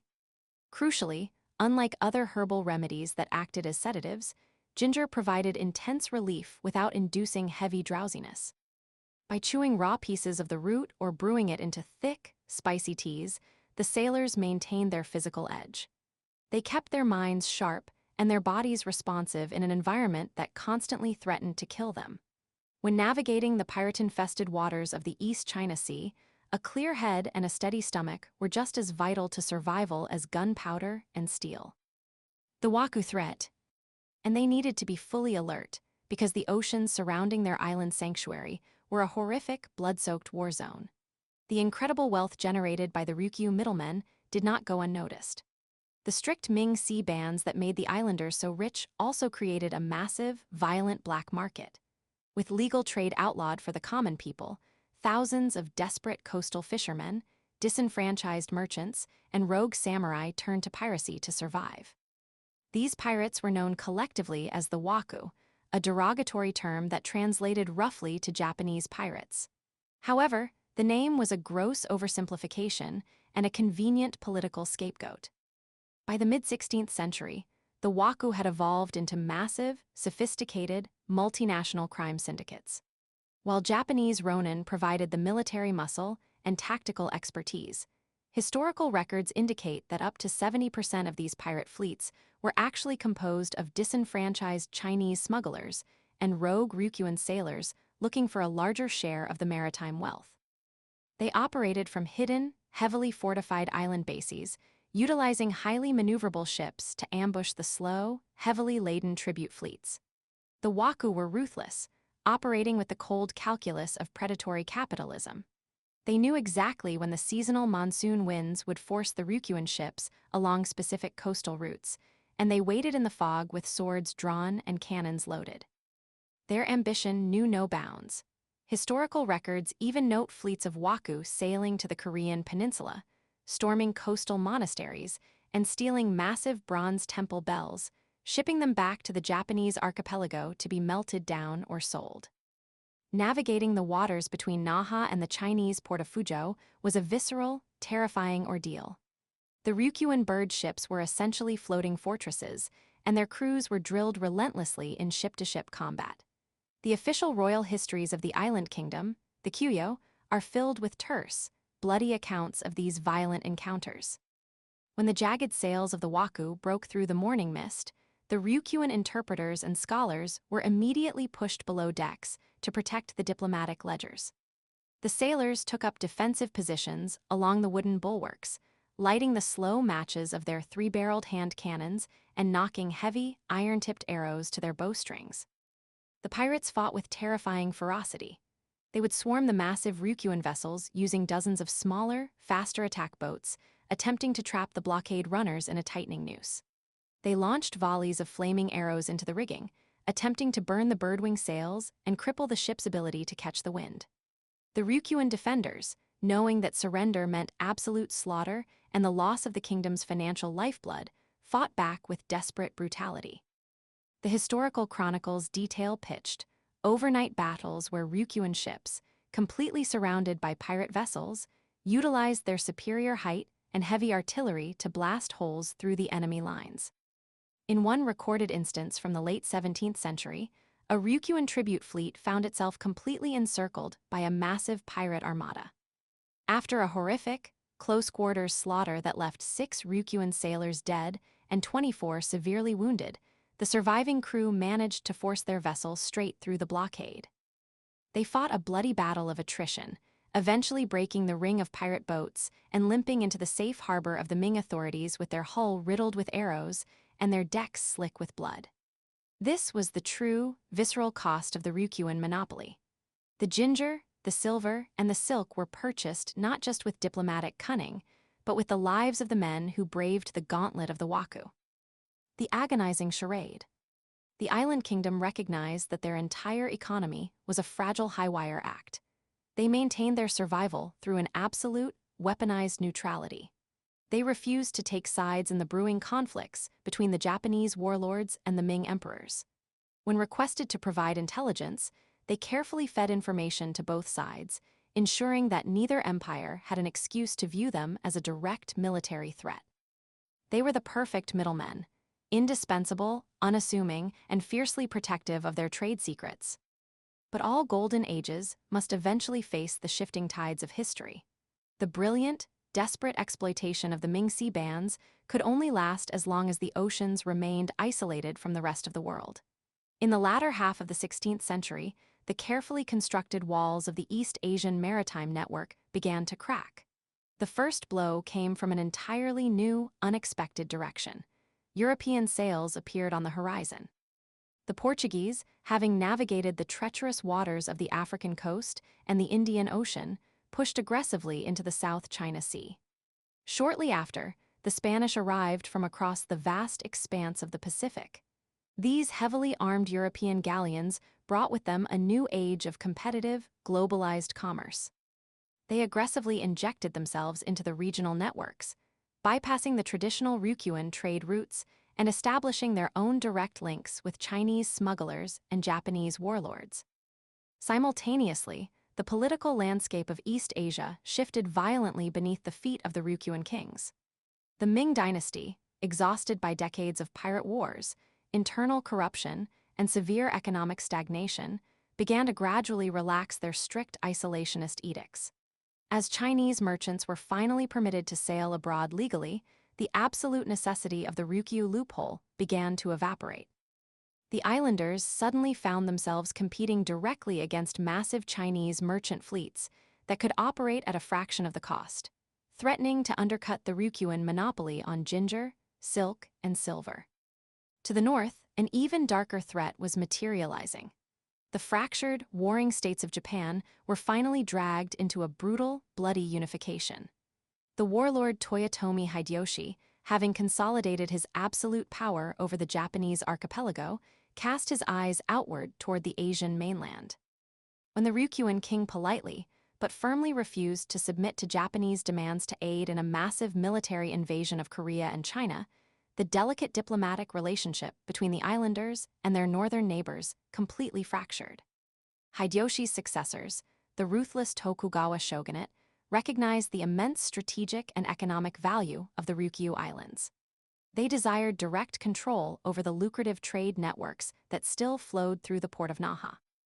In the early 17th century, the powerful, highly militarized Satsuma domain of southern Japan launched a devastating, lightning-fast invasion of the Ryukyu kingdom. The small island nation, possessing brilliant navigators and seasoned blockade runners, but lacking a massive standing army capable of repelling an amphibious assault by battle-hardened samurai, fell rapidly. The Ryukyuan king was taken captive, and the islands were forcibly subordinated as a vassal state to the Japanese lords. Yet, even in the bitter ashes of defeat, the geopolitical genius of the Ryukyu middlemen persisted. The Japanese conquerors quickly realized that if they completely annexed the islands and flew their own banners over Naha, the Ming dynasty would instantly sever all trade relations, destroying the flow of Chinese wealth forever. Therefore, the Satsuma domain forced the Ryukyu kingdom to maintain a brilliant, agonizing charade. The islanders were ordered to pretend to the outside world that they were still an entirely independent, sovereign nation. They continued to send their massive tribute ships to China, acting as loyal, subservient vassals to the Ming emperors, while secretly funneling the acquired goods and wealth directly back to their Japanese overlords in Kyushu. To ensure the deception held, the Ryukyuan diplomats were strictly forbidden from wearing Japanese clothing, speaking the Japanese language, or adopting any Japanese customs while in the presence of Chinese officials. This ensured that the imperial inspectors never realized the islanders were operating under foreign coercion. It was a shadow game of epic proportions, a final, desperate utilization of the geographical loophole that had built their empire. They became a dual vassal, paying tribute to two entirely different, hostile empires simultaneously, maintaining their status as the indispensable bridge. The era of the Ryukyu middlemen stands as a profound testament to the sheer power of geographic positioning and opportunistic diplomacy. They did not conquer neighboring nations with massive armies, nor did they invent groundbreaking new technologies to force their will upon the world. Instead, they recognized the immense, untapped value of moving heavy, unglamorous routes across a violently contested ocean. They took a single commodity like dried ginger, an item heavy with medicinal value but cheap to procure, and transformed it into the ultimate leverage needed to pry silver from the hands of isolated warlords. They rode the black current, evaded the flaming arrows of multinational pirate fleets, and walked an impossible diplomatic tightrope between the greatest superpowers of the medieval world. For 2 centuries, the tiny coral archipelago of Okinawa held the keys to the Asian economy, proving that in the ruthless, high-stakes game of global trade, survival often belongs not to the strongest empire, but to the swiftest, most indispensable middleman. Chapter 11. Japanese Silver, Chinese Roots. The tide receded from the jagged northwestern coastline of Kyushu, leaving the sharp scent of salt, sulfur, and crushed kelp hanging heavy in the midnight air. This was the dark edge of the world, a place where the violent, volcanic geography of the Japanese archipelago plunged into the tempestuous waters of the East China Sea. Rain fell in relentless, freezing sheets, masking the heavy thud of wooden hulls against the hidden docks of Hirado. This was not a recognized port of call. It was not a harbor governed by the righteous laws of any emperor, nor was it marked on the maps of the naive European explorers who believed they were mastering the globe. It was a black site. It was a clandestine node in a sprawling, shadow supply chain that actively defied the most powerful empire on Earth. Here, beneath the towering cliffs and the cover of absolute darkness, the true currency of the 16th century was changing hands. A fleet of massive, ocean-going junks rode low in the black water, their timber holds groaning under the sheer weight of contraband. Standing on the slick decks were the Waku, the feared pirate syndicates of East Asia, men whose allegiances were bought and sold in the shadows. They were not merely random raiders or disorganized brigands. They were the heavily armed merchants of a transnational illicit cartel, trading raw, subterranean power for the botanical and chemical tools of survival. On the rain-swept docks, rival Japanese warlords, wrapped in oiled cloaks to protect their lacquered armor from the biting sea wind, supervised the unloading of the single most disruptive asset in the hemisphere. Heavy, iron-bound chests of newly minted Japanese silver were dragged up the gangplanks. The exchange was tense, silent, and conducted with the ruthless efficiency of men who knew that a single mistake meant a sudden, violent death. The heavy chests of silver, forged from the deep, toxic veins of the Awami Jinzan mines, were traded directly to the Chinese merchants. In return, the Japanese warlords received exactly what they needed to fuel the apocalyptic civil wars tearing their nation apart. Down the ramps came massive wooden crates packed with fine Ming silk, heavy barrels of Siamese saltpeter, and hundreds of sleek, iron-barreled matchlock firearms. But alongside the steel and the gunpowder came something far more fundamental to the machinery of war. The smugglers unloaded thousands of pounds of rough, dirt-caked rhizomes. This was ginger, cultivated in the river valleys of southern China and shipped across the volatile straits, destined not for the delicate kitchens of the nobility, but for the blood-soaked battlefields and suffocating mine shafts of the Sengoku period.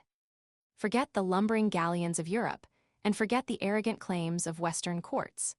This was an entirely closed-loop Asian economic engine, a sprawling network of black market capital that functioned, financed, and fueled massive wars completely independent of European involvement. The Portuguese merchants who occasionally hovered on the periphery were nothing more than minor vectors, accidental couriers who introduced a single firearm design that the Asians immediately reverse-engineered and mass-produced on a terrifying scale.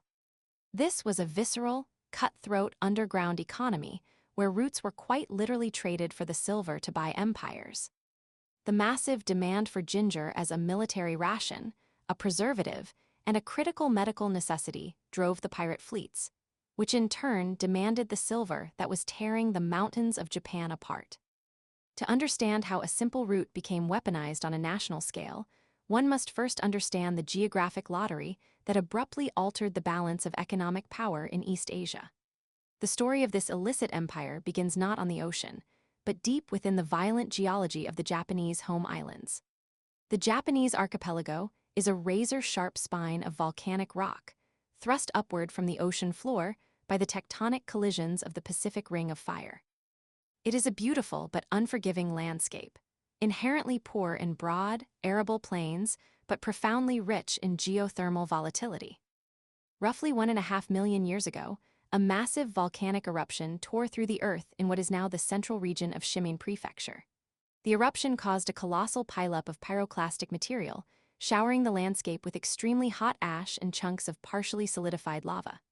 This apocalyptic event formed Mount Senyama, a peak that was notably brittle, resembling a giant, towering pile of hardened sand. But the true wealth of the mountain was forged in the aftermath of the eruption. Deep underground, relentless volcanic activity continued. Magma superheated the groundwater from below, turning it into hydrothermal water, a volatile fluid that reached temperatures exceeding 200 degrees Celsius. Due to the crushing high-pressure conditions deep within the earth, this water did not boil away. Instead, it became a highly reactive chemical soup, releasing heavy elements, including native silver and copper, from the surrounding bedrock and deep magma chambers. This metal-rich fluid seeped upward through microscopic cracks in the stone, penetrating the porous, brittle structure of Mount Senyama and depositing vast, shining veins of silver throughout the entire mountain. For millennia, this staggering wealth lay dormant, hidden beneath dense mountain forests and steep, inaccessible ravines. It was not until the 1520s that a merchant named Kamiya Jude, sailing the treacherous coastal waters of the Sea of Japan, allegedly spotted a shining mountain on the coastline and decided to investigate. What he discovered was the Awami Jinzan silver mine, a site that would rapidly become the most productive silver operation in Japanese history. The mountain contained incredibly rich veins of relatively pure ore, alongside disseminated deposits where fine particles of silver were distributed evenly throughout the rock. The sudden discovery and brutal exploitation of Awami Jinzan abruptly and violently shifted the geopolitical center of gravity in East Asia. At its peak production in the early 17th century, this single mountainous region produced approximately 38 tons of silver a year, accounting for roughly one-third of all the silver used in the entire world. This was a staggering volume of hard currency, injected directly into a domestic economy that was highly unstable. In a country fractured by the total collapse of central authority, whoever controlled the silver of Iwami Jinzan controlled the ultimate geopolitical trump card. Silver, however, is not edible. It cannot heal a severed artery, it cannot cure a ravaging fever, and it cannot sustain a marching infantry column in the dead of winter. The warlords who claimed the mountains soon realized that their silver was utterly useless unless it could be converted into logistical supplies. They needed gunpowder, they needed steel, and they desperately needed the medical and nutritional properties of ginger to keep their massive peasant armies alive. But Japan was an island nation, naturally isolated and effectively cut off from legitimate, large-scale trade with the Asian continent. To turn their raw silver into roots and rifles, the warlords had to bypass the greatest imperial blockade in human history. Across the East China Sea, the Ming dynasty was fighting a losing battle against the unstoppable forces of human economics. The ruling emperors in Beijing viewed the ocean not as a highway of commerce, but as a chaotic, ungovernable void that threatened the divine stability of the realm. Following a period of devastating plagues, catastrophic floods, and violent rebellions that crippled East Asia in the 14th century, the first Ming emperor established a strict, uncompromising isolationist policy known as the Heijin, or the maritime restrictions. The Heijin was a total, absolute prohibition on private maritime trade. Under imperial decree, Chinese citizens were forbidden from sailing overseas, and the coastal populations were frequently ordered to abandon their ancestral homes and move inland. All foreign commerce was heavily restricted and permitted only through officially sanctioned tribute missions, an archaic diplomatic framework designed to force foreign nations to acknowledge the cultural and political superiority of the Ming court. Private foreign trade was declared a capital offense, punishable by immediate execution, with the families and neighbors of the offenders subject to permanent exile. Docks were systematically destroyed, shipyards were burned to the ground, and bustling ports were intentionally choked with boulders to prevent ships from launching. The Ming authorities believed that by starving the coast, they could completely control the flow of wealth and prevent foreign nations from conspiring with regional dissidents to challenge the throne. But basic economic geography dictates that when demand is astronomically high and supply is artificially restricted by an overreaching central government, a black market will inevitably rise to fill the void. The Heijin did not stop maritime trade, it merely weaponized it. The coastal populations of southern China, left with destroyed livelihoods and facing imminent starvation, turned to the sea in open, violent defiance of the emperor. They became the Waku. While the term originally meant Japanese pirates, by the 16th century, these massive pirate fleets were overwhelmingly composed of disenfranchised Chinese fishermen, smugglers, and renegade merchants, supplemented by a terrifying vanguard of Japanese ronin and Korean mercenaries. At the apex of this illicit empire stood a man named Wang Zhai. Originally a legitimate salt merchant from the inland province of Anhui, Wang Zhai possessed a brilliant, ruthless mind for logistics and supply chain management. When his domestic salt business failed, he migrated to the southern coastal province of Guangdong, where imperial oversight was notoriously lax. Utilizing his mercantile connections, he began financing the construction of massive, ocean-going junks. Wang Zhai recognized a profound, exploitable imbalance in the geopolitical market. The Ming dynasty had an insatiable hunger for silver to back its collapsing paper currency and fund its defense against Mongol incursions in the north, while the warlords of Japan were sitting on a mountain of silver, but desperately needed Chinese silk, saltpeter, and medicinal roots like ginger. Wang Zhai became the ultimate, untouchable broker of the Asian underworld. He built a pirate syndicate that stretched from the tropical ports of Siam to the rocky inlets of Japan. When the Ming Navy attempted to crush his operations on the mainland, he simply moved his headquarters across the sea, establishing a massive base of operations in the Godu Islands and the port of Hirado on the northwestern tip of Kyushu.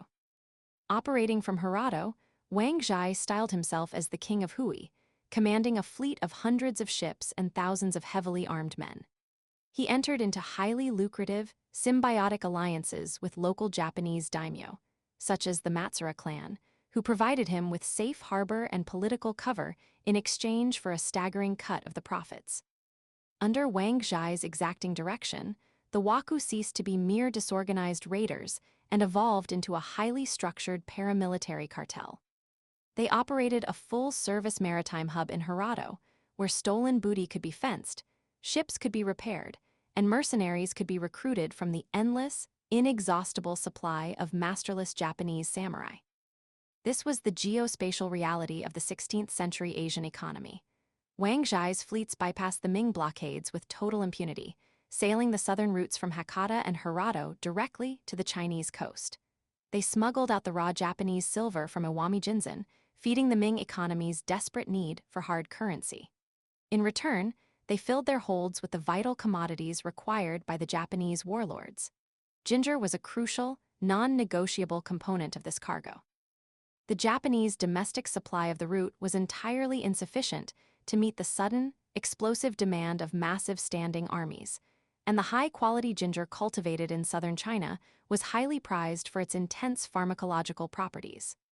Wang Zhai ensured that the flow of ginger, silk, and gunpowder remained uninterrupted, trading these roots and chemicals for the silver that made him a king. While Wang Zhai ruled the waves, the terrestrial battle for the silver that funded his empire was characterized by unmatched, visceral brutality. The 16th century in Japan was the age of warring states, an era defined by constant treachery, shifting alliances, and endless, grinding warfare. The prize of Iwami Jinzen was simply too great for any single warlord to hold unchallenged. The Aoche clan, a powerful family based in the southern province of Suo, were the first to violently seize control of the silver mine shortly after its discovery. Recognizing the severe strategic vulnerability of the site, the Aoche immediately fortified the surrounding landscape. They built a dense, interlocking network of more than a dozen mountain fortresses, including Yamabuki Castle, the primary defensive citadel that loomed directly over the mine shafts. They also constructed the twin forts of Yataki and Yahezu to heavily guard the vital supply road leading down to the deep water port of Yunatsu, ensuring that their silver shipments could reach the sea and the smugglers safely. But stone walls and wooden palisades alone could not deter the unyielding ambition of rival warlords. Throughout the 1530s and 40s, the jagged mountains surrounding Iwami Jinzen became a relentless slaughterhouse. The Aoche were subjected to repeated, ferocious invasions by the neighboring Ogasawara and Amego families. The Amego clan, operating out of the north, launched wave after wave of suicidal assaults against the Silver Mountain. The battles were fought in dense forests and steep ravines, where samurai and peasant conscripts died in the thousands merely to secure a few yards of rocky ground covering the veins of silver.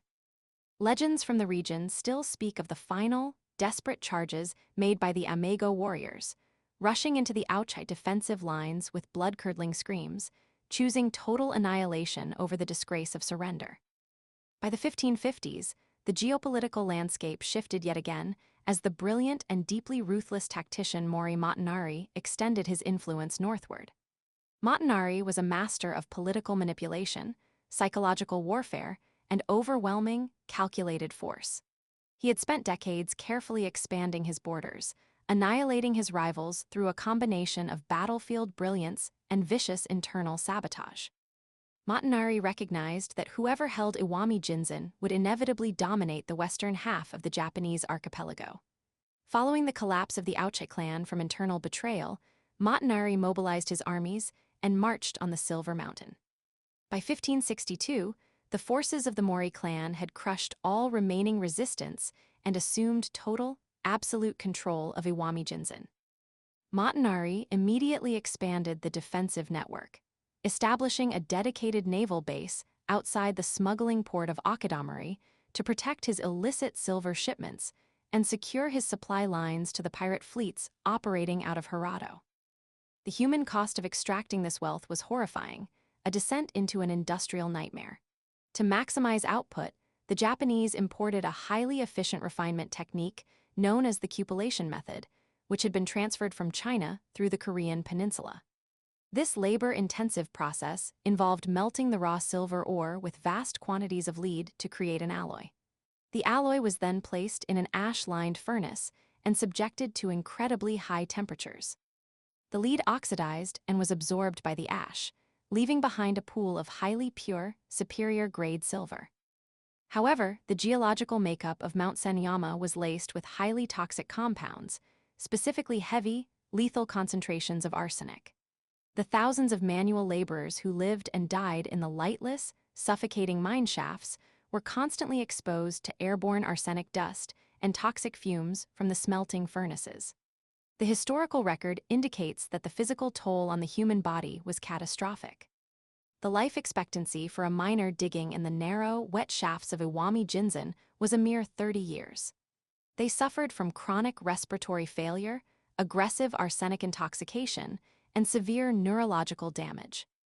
It was within this hellish, subterranean environment that ginger assumed its first critical role as a tool of military economics.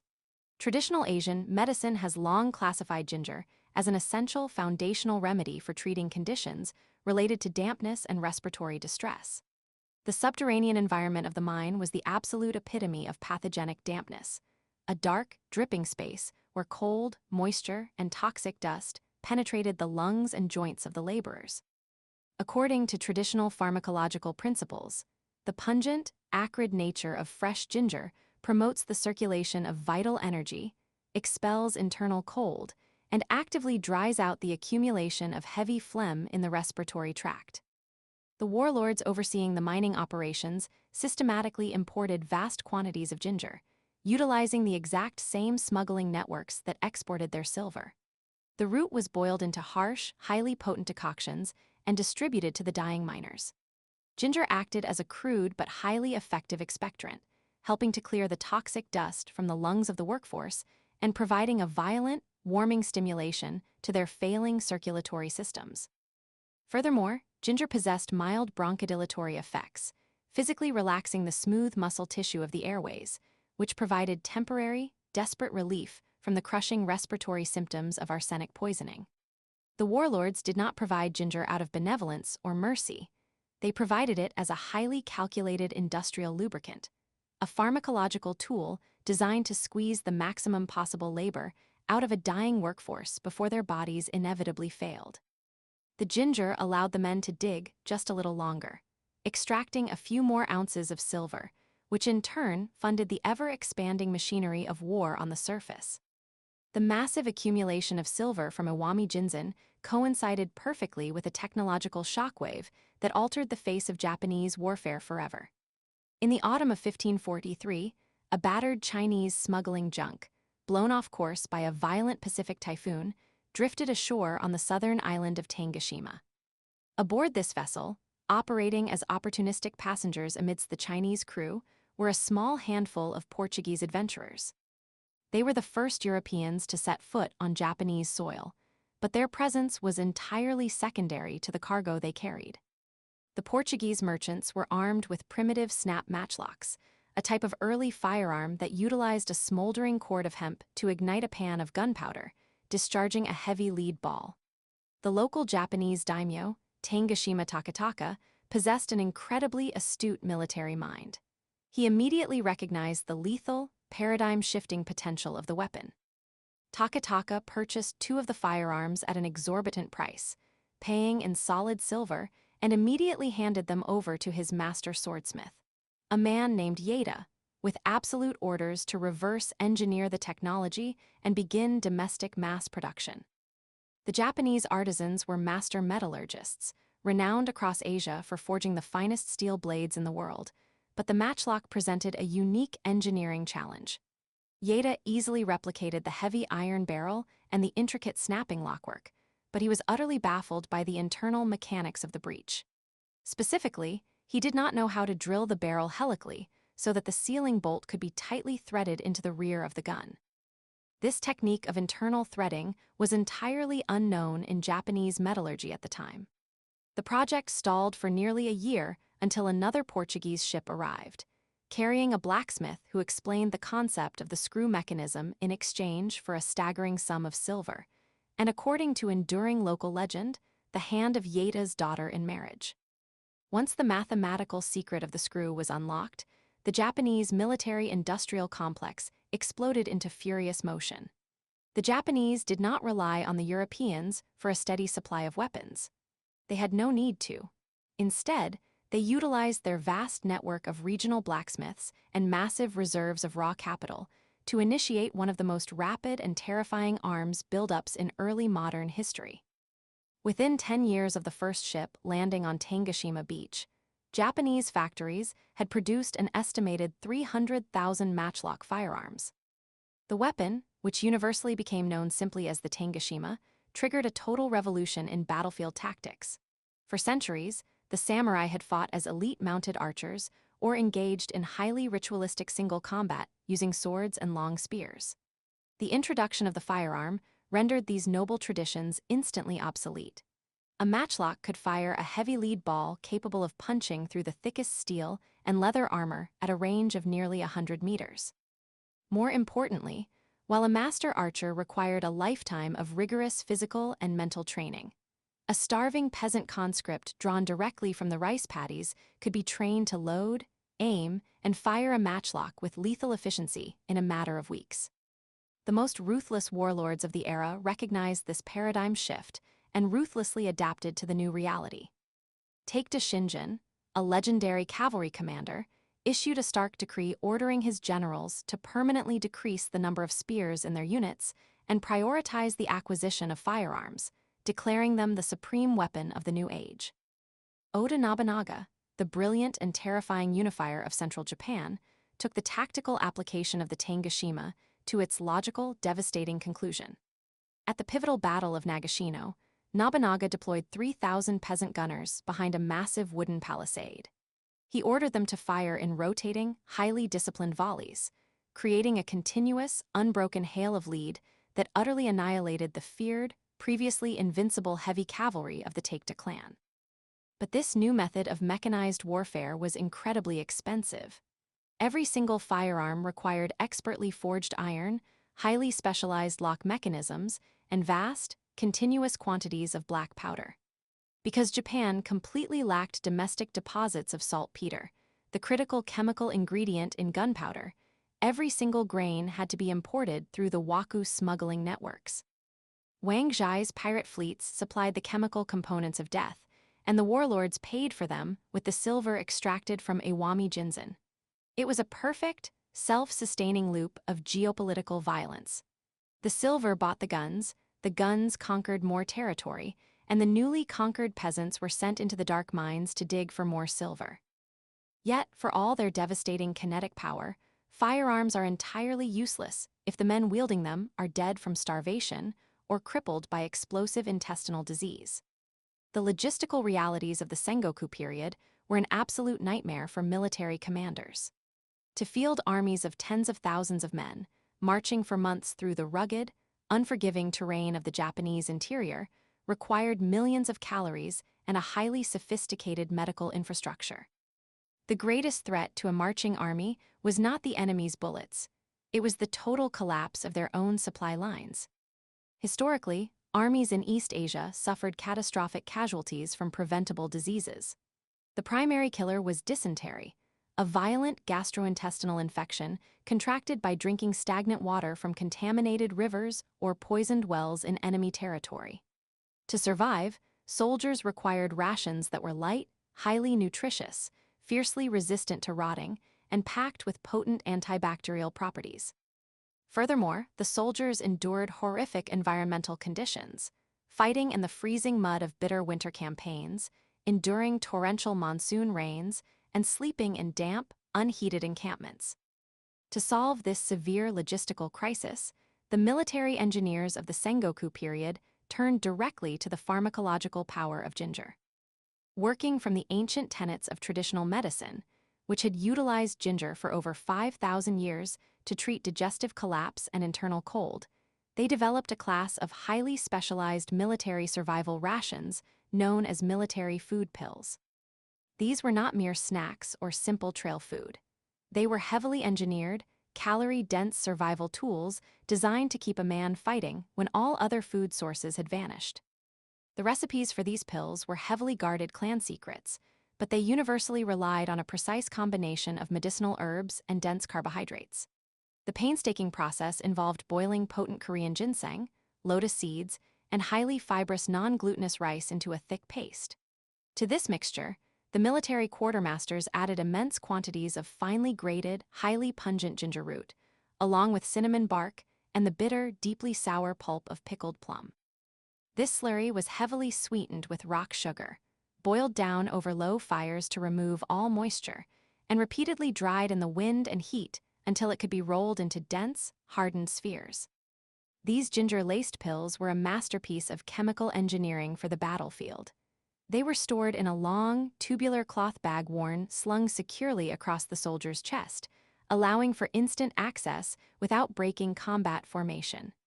The ginger served multiple crucial, life-saving functions. Medically, its high concentrations of active compounds provided powerful antimicrobial properties, actively fighting the onset of dysentery when soldiers were forced to consume questionable forage in hostile territory. When chewed, the intense, spicy heat of the ginger combined with the extreme sourness of the pickled plum to trigger an aggressive physiological response, violently stimulating the salivary glands. This sudden rush of saliva was a deliberate tactical feature, designed to alleviate the agonizing thirst of combat when a soldier's bamboo water tube had run dry, and drinking from a contaminated well meant certain, agonizing death. Furthermore, the warming characteristics of the ginger were absolutely vital for surviving the lethal elements. In the damp, freezing conditions of a prolonged winter siege, a soldier suffering from profound exposure could consume a ginger pill to immediately stimulate his central nervous system and rapidly increase peripheral blood circulation. The root fired up the digestive system, making the carbohydrates instantly bioavailable, and pushed heat outward to the limbs, preventing frostbite and maintaining the fine motor skills required to pack loose gunpowder into a matchlock rifle with freezing fingers. Lords like Mori Motonari understood that the absolute foundation of their power rested not on the brilliance of their battlefield tactics, but on the caloric and medical stability of their forces.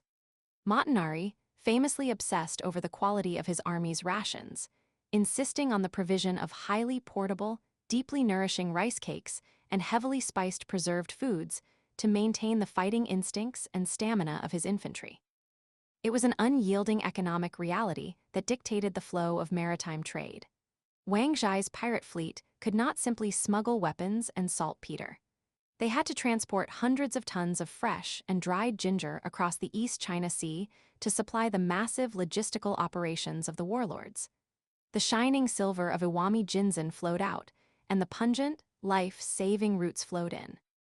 The profound reliance on ginger extended far beyond the muddy trenches and bloody fields of the Japanese home islands. It was also the biological linchpin that allowed the smuggling fleets to operate with total supremacy on the open ocean. The Waku syndicates under Wang Zhai sailed long, highly perilous routes, navigating the deep, treacherous waters between Hakata, the Godu Islands, and the massive trading hubs on the Chinese coast. These clandestine voyages often kept pirate crews at sea for extended periods, bypassing imperial blockades and hiding in remote, uninhabited archipelagos for weeks to avoid the Ming naval patrols. For any naval force of the 16th century, the ultimate, looming terror was not an enemy cannonball, but the slow rot of scurvy.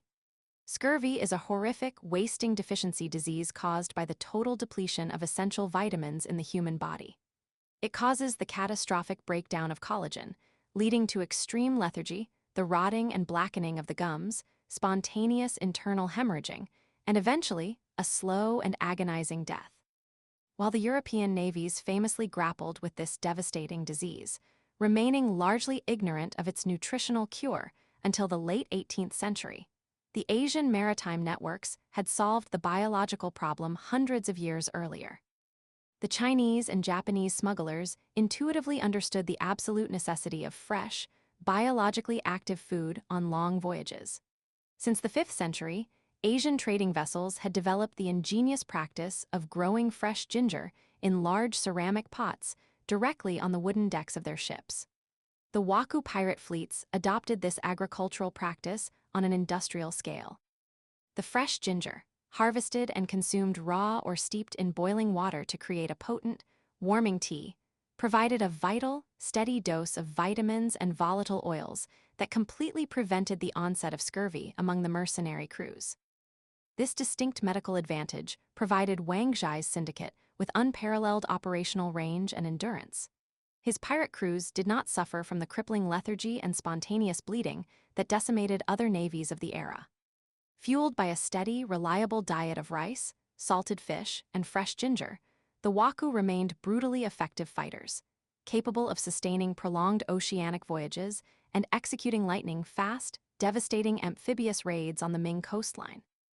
They were a terrifying, perfectly adapted maritime force, weaponizing their deep cultural knowledge of natural medicine to completely outmaneuver the rigid, lumbering bureaucratic limitations of the Chinese Empire.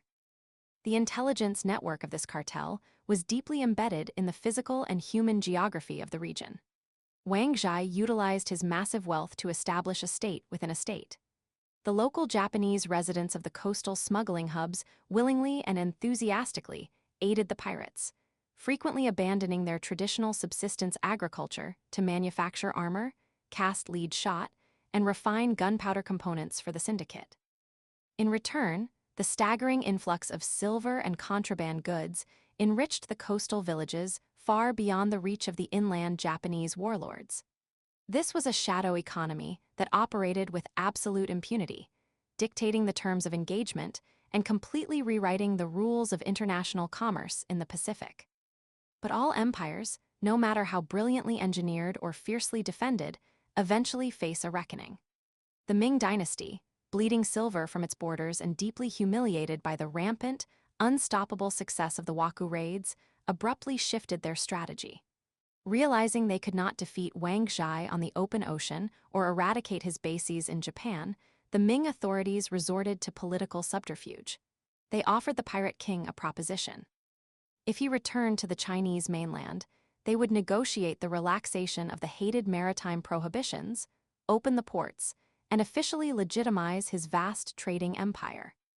Wang Zhai, perhaps believing himself too wealthy and powerful to be touched, or perhaps genuinely desiring to legitimize his legacy and end the decades of bloodshed, accepted the offer.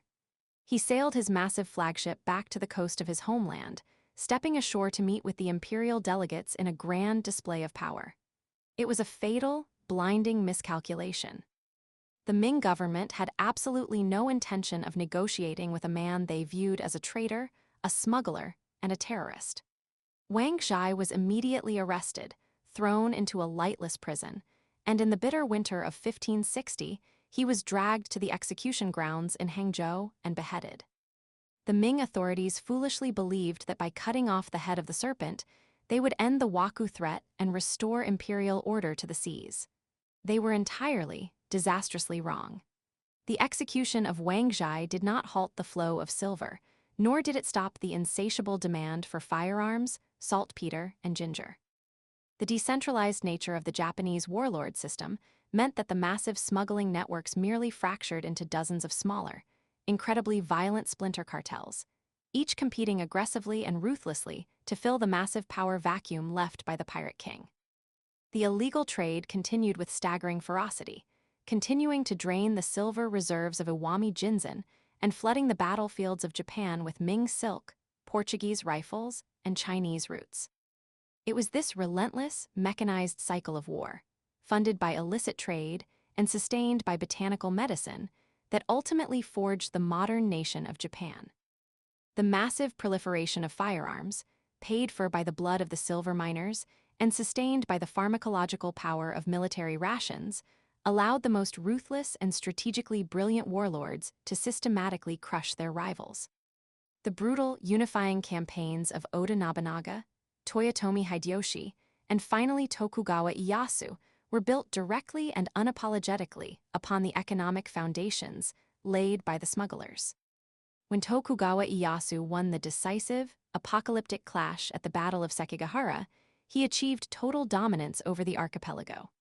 One of his very first acts as the absolute ruler of Japan was to strip the rival clans of their vast territories and seize direct, total control of the Iwami Jinzan silver mine. The newly established Tokugawa shogunate understood implicitly that the mountain was the true seat of power, the financial engine that had driven nearly a century of endless slaughter. With the silver firmly in the hands of the central government, the era of the warring states came to a definitive close. The guns fell silent, the pirates were eventually suppressed, and the nation turned inward. The history of this era in East Asia is frequently, and incorrectly, viewed through a narrow Eurocentric lens, focusing on the arrival of a few lost Portuguese merchants as the grand catalyst for globalization. But the truth, recorded in the ledgers of the pirate kings and the geological scars of the Japanese mountains, reveals a vastly different reality. This was a highly sophisticated, fiercely independent, and incredibly violent Asian engine of commerce. The European presence was a mere footnote, a temporary delivery mechanism for a weapon design that the Asian military-industrial complex instantly absorbed, improved, and mass-produced on a scale that dwarfed the standing armies of Europe. The true narrative of this era is found in the dirt, the rock, and the blood of the combatants. It is a story of how the brittle, volcanic geology of Mount Senyama yielded an ocean of silver, and how that silver was weaponized by stateless cartels to bypass the maritime blockades of the Ming dynasty. And at the very heart of this vast geopolitical storm sat the ginger root. It was not a luxury spice reserved for the delicate palates of emperors. It was a rugged, highly potent pharmacological tool of war. It was the heavy, acrid medicine that cleared the toxic dust from the lungs of the doomed men who dug the silver from the earth. It was the vital, life-saving nutrient that prevented the rotting death of scurvy aboard the smuggling junks of the Waku fleets, allowing them to rule the oceans. And it was the core ingredient in the brutal, densely packed rations that kept tens of thousands of riflemen alive in the freezing mud, allowing them to pull the trigger and change the course of a nation's history. The roots bought the silver bought the guns, and the guns forged an empire. Chapter 12. The Zamorin's Grip. Do not ease into this world. Plunge directly into the suffocating, intoxicating heat of the Malabar coast. Stand on the teeming docks of Calicut in the fading light of the late 15th century, and the first thing that hits you is the smell. It is a thick, almost physical wall of crushed ginger, sharp black pepper, cardamom, and sea salt, baking in the oppressive tropical humidity. This is not a quiet, sleepy coastal village waiting patiently for European explorers to stumble upon it and drag it into the light of modern history. Forget the Eurocentric myth of a dark, isolated world waiting to be discovered. Calicut, at this very moment, is the glittering, undisputed center of the global economy. It is a geopolitical titan, dictating terms to Arabs, Persians, Gujaratis, and Chinese merchants alike. It is the beating heart of a massive, hyper-efficient corporate monopoly, governed by a Hindu monarch whose authority is absolute, undisputed, and enforced with the brutal precision of a cartel boss.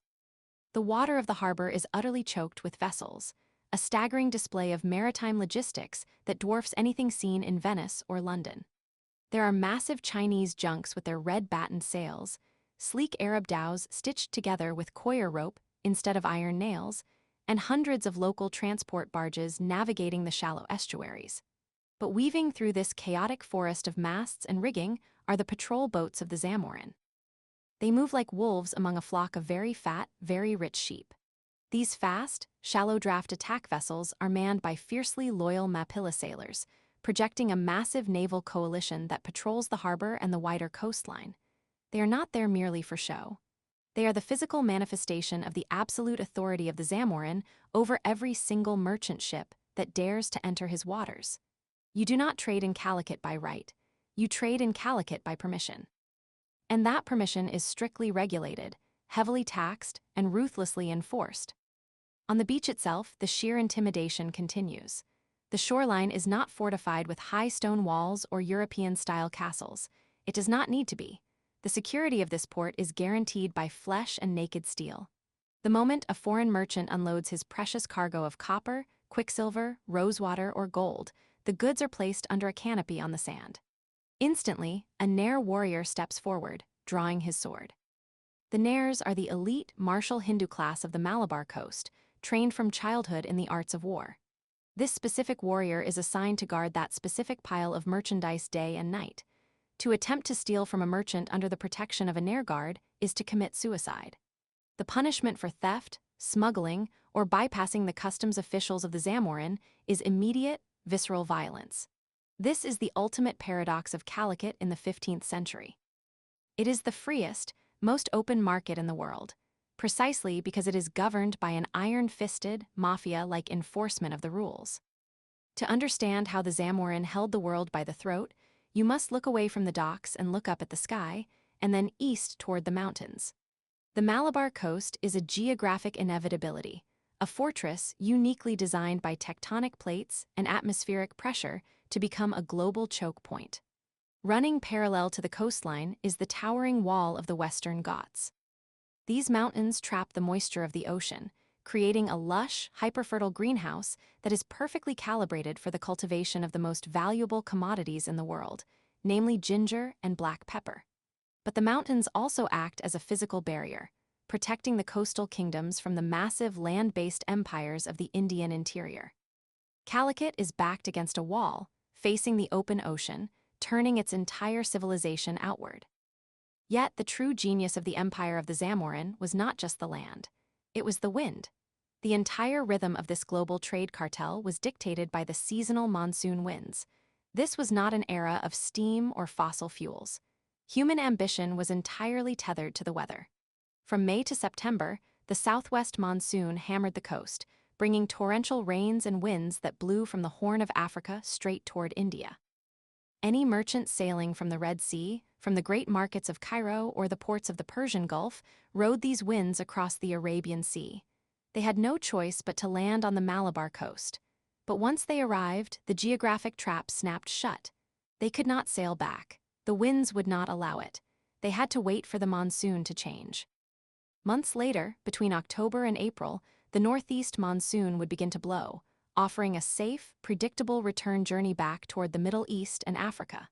Because of this atmospheric engine, foreign merchants were forced to stay in Calicut for months at a time. The Zamorin recognized this geographic vulnerability and capitalized on it brilliantly. He did not treat these stranded foreigners as hostages. He treated them as a captive market. Because they were forced to wait for the winds, they needed warehouses, they needed food, they needed brokers, and they needed security. The Zamorin provided all of it for a price. This seasonal waiting game transformed Calicut from a mere transit point into a massive, multi-ethnic, cosmopolitan metropolis where Arabs, Persians, and Chinese lived side by side in dedicated merchant quarters, all dancing to the rhythm of the monsoon. Before it could fund an empire, before it could be taxed, weighed, and shipped across the ocean to flavor the banquets of Venetian doges or Mamluk sultans, the wealth of Calicut had to be pulled from the dirt. The microhistory of ginger is the story of agrarian alchemy. In the humid, shadowed foothills of the Western Ghats, far from the bustling docks, local farmers practiced an ancient, meticulous science. Ginger is not a root in the traditional sense, but a rhizome, a subterranean stem that sends shoots up into the air and roots down into the soil. The cultivation cycle was a brutal, labor-intensive process that required immense patience. Planting began in the spring, just as the early rains began to soften the dark, loamy soil. The farmers would bury small pieces of the rhizome, each containing a bud, and cover the beds with green leaves to protect them from the harsh sun and to serve as organic fertilizer. For 9 long months, the rhizome lay buried, pulling the heat, the moisture, and the rich nutrients of the Indian earth into its pale flesh. It required constant weeding, constant monitoring, and perfect drainage. If the monsoon rains flooded the beds, the rhizomes would rot in the ground. If the rains failed, the ginger would wither. Harvesting began when the tall, leafy stems of the plant began to turn yellow and wither, signaling that the rhizome had reached its peak pungency and firmness. The farmers dug the ginger out of the earth like potatoes, revealing the sprawling, hand-like clusters of pale gold.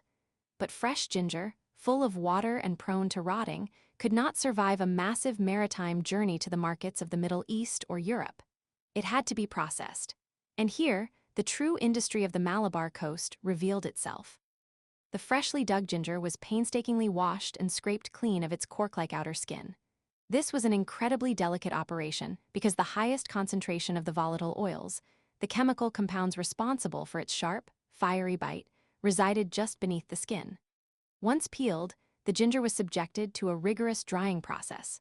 While some ginger was simply laid out in the searing tropical sun, the premium product destined for export was often smoked. The large, well-ripened rhizomes were spread on woven mats suspended high above massive, smoldering fireplaces. The dense wood smoke wafted up through the mats, slowly drawing the moisture out of the ginger while infusing it with a deep, complex, smoky flavor, and preserving it entirely against rot and mold. This dried, smoked ginger was no longer a simple agricultural product. It was highly concentrated, lightweight, unspoilable wealth. Alongside the black pepper vines that grew up the trunks of the native trees, this ginger was loaded onto small riverboats. Inland Mapilla merchants navigated these small craft down the labyrinthine network of rivers and backwaters, carrying the spices from the remote jungle estates directly to the sprawling warehouses of Calicut. The agrarian alchemy was complete. The pale gold of the earth was ready to be turned into the cold, hard currency of the Zamorin. When the ginger and pepper arrived at the coast, it entered the most sophisticated commercial machine in the medieval world. The Zamorin did not operate his kingdom like a traditional feudal lord. He operated it like a chief executive officer of a vast, impenetrable maritime cartel. He possessed the vision to realize that true power did not come from raiding or pillaging foreign ships, a tactic favored by lesser chieftains, but from creating an environment of such absolute, terrifying stability that the wealth of the world would voluntarily sail into his harbor and beg to be taxed. The history of the Zamorin himself is steeped in the blood and calculation required to build such an empire. His ancestors belonged to the Irati clan, originally the rulers of an inland province. According to the ancient legends of the region, the last great emperor of the Chira dynasty partitioned his kingdom and handed a broken sword to the Irati brothers, giving them the chilling injunction to conquer by courting and conferring death. The Irati brothers took this command to heart. They waged a relentless, decades-long war against the rival Porlathiri rulers, ultimately forcing their way to the sea. They seized the marshy coastal lands and established the city of Calicut. From that moment on, the ruler assumed the title of Zamorin, which translates roughly to the Lord of the Sea. Having fought so bitterly to secure access to the ocean, the Zamorin was not about to let the resulting trade slip through his fingers. He built a multi-ethnic, hyper-efficient administration that aggressively stripped away the friction of international trade. He recognized that his own Hindu subjects, particularly the high-caste Brahmins and the martial Nairs, were restricted by strict religious taboos regarding overseas travel and close association with foreigners. Therefore, the Zamorin effectively outsourced the administration of his port to the very people who knew it best, the Muslims. At the top of this bureaucratic hierarchy sat the Shah Bandar Khoja, the Muslim port commissioner. This was an official of immense prestige and power, acting directly on behalf of the Hindu king. The Shah Bandar Khoja was responsible for managing the daily operations of the harbor, supervising the customs houses, fixing the prices of commodities, and ensuring that the treasury of the Zamorin received its exact cut. Under the Shah Bandar Khoja, the trading operations were further divided between two key dignitaries. One dignitary led the Pardesi, the community of wealthy, foreign-born Muslims from Arabia, Persia, and Egypt. The other led the Mapillas, the native-born Muslims who controlled the coastal traffic and the inland river routes. This division of labor was a masterclass in geospatial intelligence and market control. The native Mapillas scoured the hinterlands, trading rice, sugar, and dried fish to the inland farmers in exchange for raw ginger and pepper. They brought these spices to the coastal warehouses. There, the Pardesi merchants, possessing massive reserves of foreign capital and deep connections to the markets of Cairo and Venice, purchased the spices for export. Between them stood the Chettis, a brilliant cast of Hindu accountants and money lenders from the Coromandel coast, who controlled the exchange rates, evaluated the purity of foreign gold, and kept meticulous ledgers of every transaction. The Zamorin guaranteed the property rights of all these groups. He offered them freedom of worship, the right to administer their own justice within their communities, and the inviolability of their private warehouses. The city of Calicut was deliberately not walled. Instead, the merchant estates were enclosed by high, carved wooden doors and fiercely guarded against fire and theft. The tolerance of the Zamorin was not born of modern liberalism. It was a cold, calculated, highly profitable business strategy. By treating all groups equally and protecting them under his royal umbrella, he ensured that no single faction could ever rise up to challenge his ultimate authority, and he ensured that the global supply chain flowed through his fingers without interruption. The mechanics of this monopoly were maintained through an absolute obsession with standardization and taxation. The Zamorin did not request compliance. He demanded it through a rigorously enforced system of weights and measures. Every single transaction in the port was weighed on the official brass steelyard. The primary unit of wholesale measurement for spices was the bahar, a massive weight equivalent to roughly 400 pounds. When ginger or pepper was sold, it was hoisted onto the official scales. There was no room for negotiation on the weight. The brass casting of the Zamorin was the absolute law of the land, preventing the rampant cheating and short weighting that plagued lesser ports across the Indian Ocean. In exchange for this perfect, frictionless market, the Zamorin extracted his toll. When a sale was successfully negotiated between a local broker and a foreign merchant, the royal customs officers levied a strict tax of 1/40th of the value of the cargo. If the goods remained unsold, the Zamorin charged nothing. This was a remarkably low tariff compared to the exorbitant, predatory taxes levied in the Persian Gulf or the Red Sea. By keeping the tax rate low, but the volume astronomically high, the Zamorin incentivized the entire world to conduct their business in Calicut. The sheer volume of ginger and pepper moving across the docks meant that even a fraction of a percent generated a river of wealth. The profits from these taxes poured directly into the royal treasury, allowing the Zamorin to assert his sovereign independence by minting his own currency. The royal mint produced the Manavikraman Phanom, a small, beautifully cast coin made of exceptionally pure gold. The goldsmiths who operated the mint were brought in from neighboring kingdoms and kept under the strictest surveillance to ensure the gold was never debased. Typically, the ceremonious start to minting these coins occurred immediately after the enthronement ceremonies of a new Zamorin. Unlike the debased, heavily fluctuated currencies of competing kingdoms, the Phanom held its value rigidly across the vast expanse of the Indian Ocean. It became the preferred reserve currency of the spice trade. The sheer volume of gold flowing into the coffers of the Zamorin, brought by Arab and Asian ships desperate to buy ginger, made him one of the wealthiest men on the face of the earth. But make no mistake, behind the low taxes, the standardized weights, and the religious tolerance lay an apparatus of state-sponsored violence that was swift, brutal, and utterly uncompromising. Trust was the currency of Calicut, but violence was the collateral. The administration operated with the quiet, menacing efficiency of a mafia syndicate. When an Arab or Chinese merchant arrived in port, the Zamorin assigned them 3 specific handlers. They received a Chetty scribe to manage their accounts, a Mapilla broker to facilitate the wholesale purchases, and a heavily armed Nair warrior to serve as their personal bodyguard. The Nair guard was not just a courtesy. He was a walking, breathing extension of the sovereign will of the Zamorin. He shadowed the merchant everywhere. He slept beside the piled cargo of the merchant on the beach. If anyone attempted to steal so much as a single root of ginger from a merchant under the protection of a Nair, the guard had the authority to strike the thief dead on the spot. This hyper-secure environment applied to disasters as well. Across the rest of the medieval world, if a merchant ship ran aground or wrecked on a foreign shore, the local lord immediately claimed the cargo as his own salvage. It was a globally accepted hazard of the sea, but not in Calicut. According to the records of the time, if a ship sinking under the weight of its own gold or spices washed up on the Malabar coast, the forces of the Zamorin would secure the perimeter, salvage the cargo, and meticulously store it in a granite cellar within the royal palace. When the merchant returned, sometimes years later, his exact cargo would be returned to him, minus the standard administrative fee.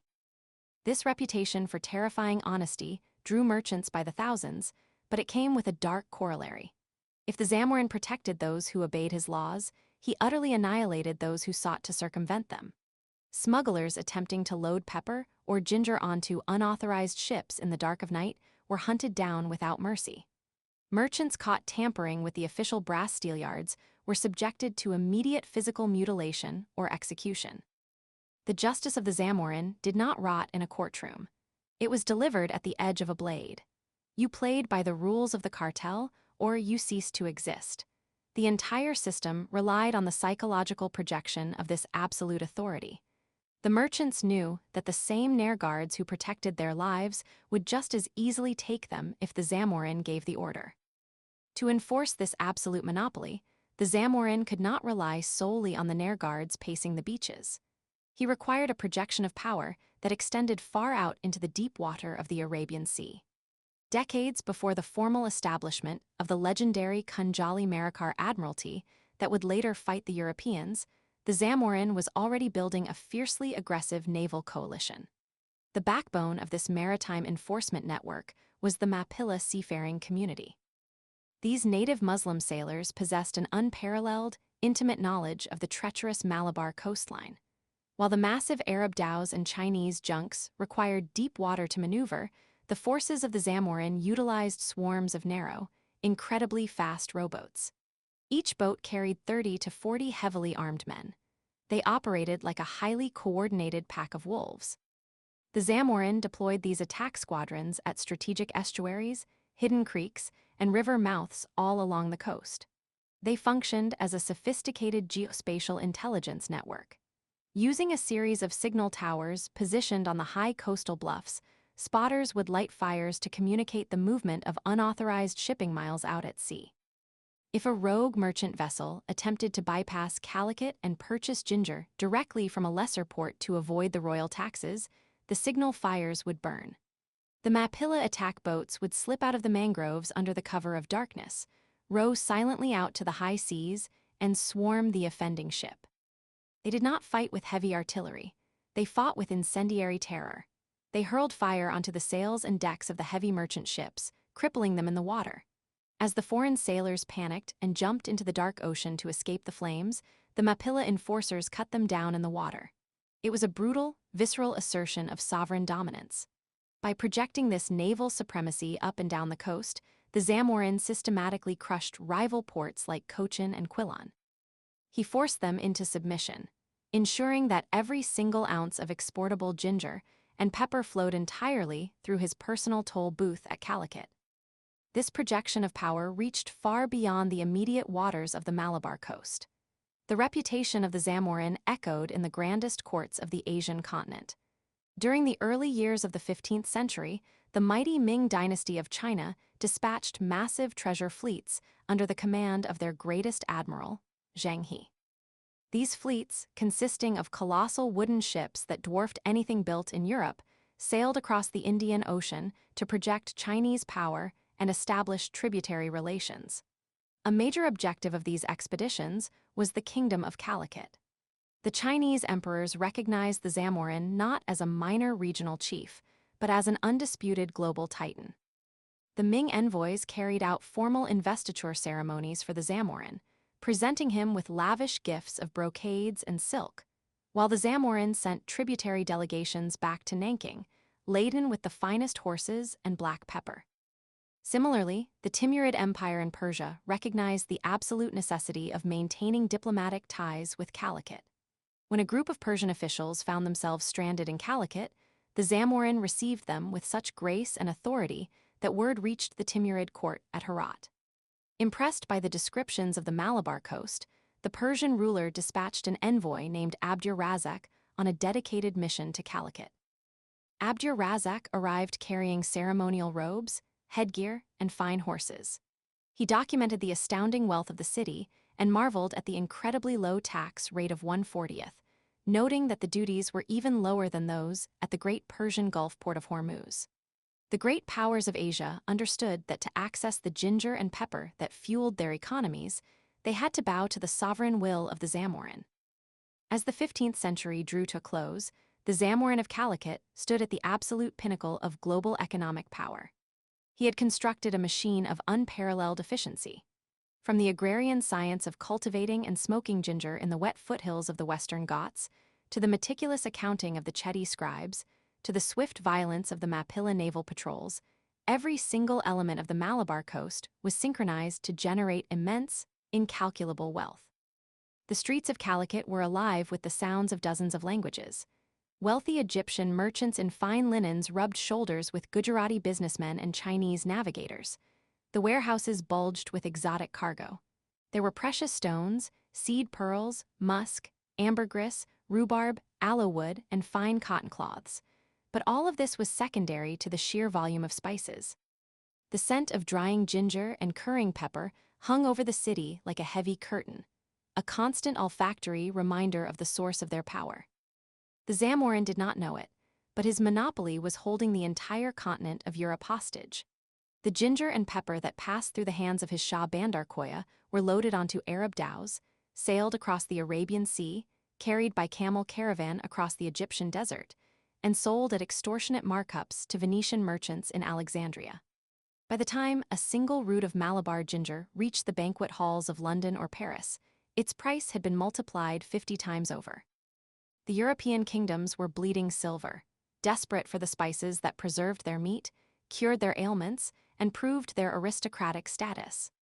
The Venetian middlemen grew obscenely rich, but they were merely the final link in a chain that began in the dirt of the Western Ghats and was tightly controlled by the Hindu monarch of Calicut. This desperation was about to trigger the greatest geographic and political paradigm shift in human history. The absolute perfection of the cartel made it a target. Far away, on the western edge of the Iberian Peninsula, impoverished Portuguese kings were pouring their meager resources into ship design and oceanic navigation. They were driven by a fanatic desire to bypass the Islamic middlemen of the Middle East and tap directly into the source of the wealth of the world. They spent decades creeping down the coast of Africa, learning the patterns of the winds and currents, entirely focused on finding a maritime route to the Indian Ocean. In the final years of the 15th century, this desperation would finally breach the Indian Ocean. Vasco da Gama, commanding a small, scurvy-ridden fleet of heavily armed ships, would drop anchor off the coast of Calicut. He would step onto the beach expecting to find unsophisticated natives easily awed by cheap trinkets and glass beads. He brought with him a pathetic cargo of striped cloth, coral, and sugar, thinking it would be enough to buy the legendary spices of the East. Instead, he would find himself standing on the teeming docks of a hyper-advanced, multi-ethnic corporate metropolis. He would encounter a Hindu king who viewed him not as a god or a conqueror, but as an unwashed, utterly unimpressive beggar carrying goods of laughable quality. The Portuguese arrived expecting to easily dominate the spice trade. They did not realize that the trade was already dominated by a global titan who controlled the winds, the weights, the warehouses, and the warships.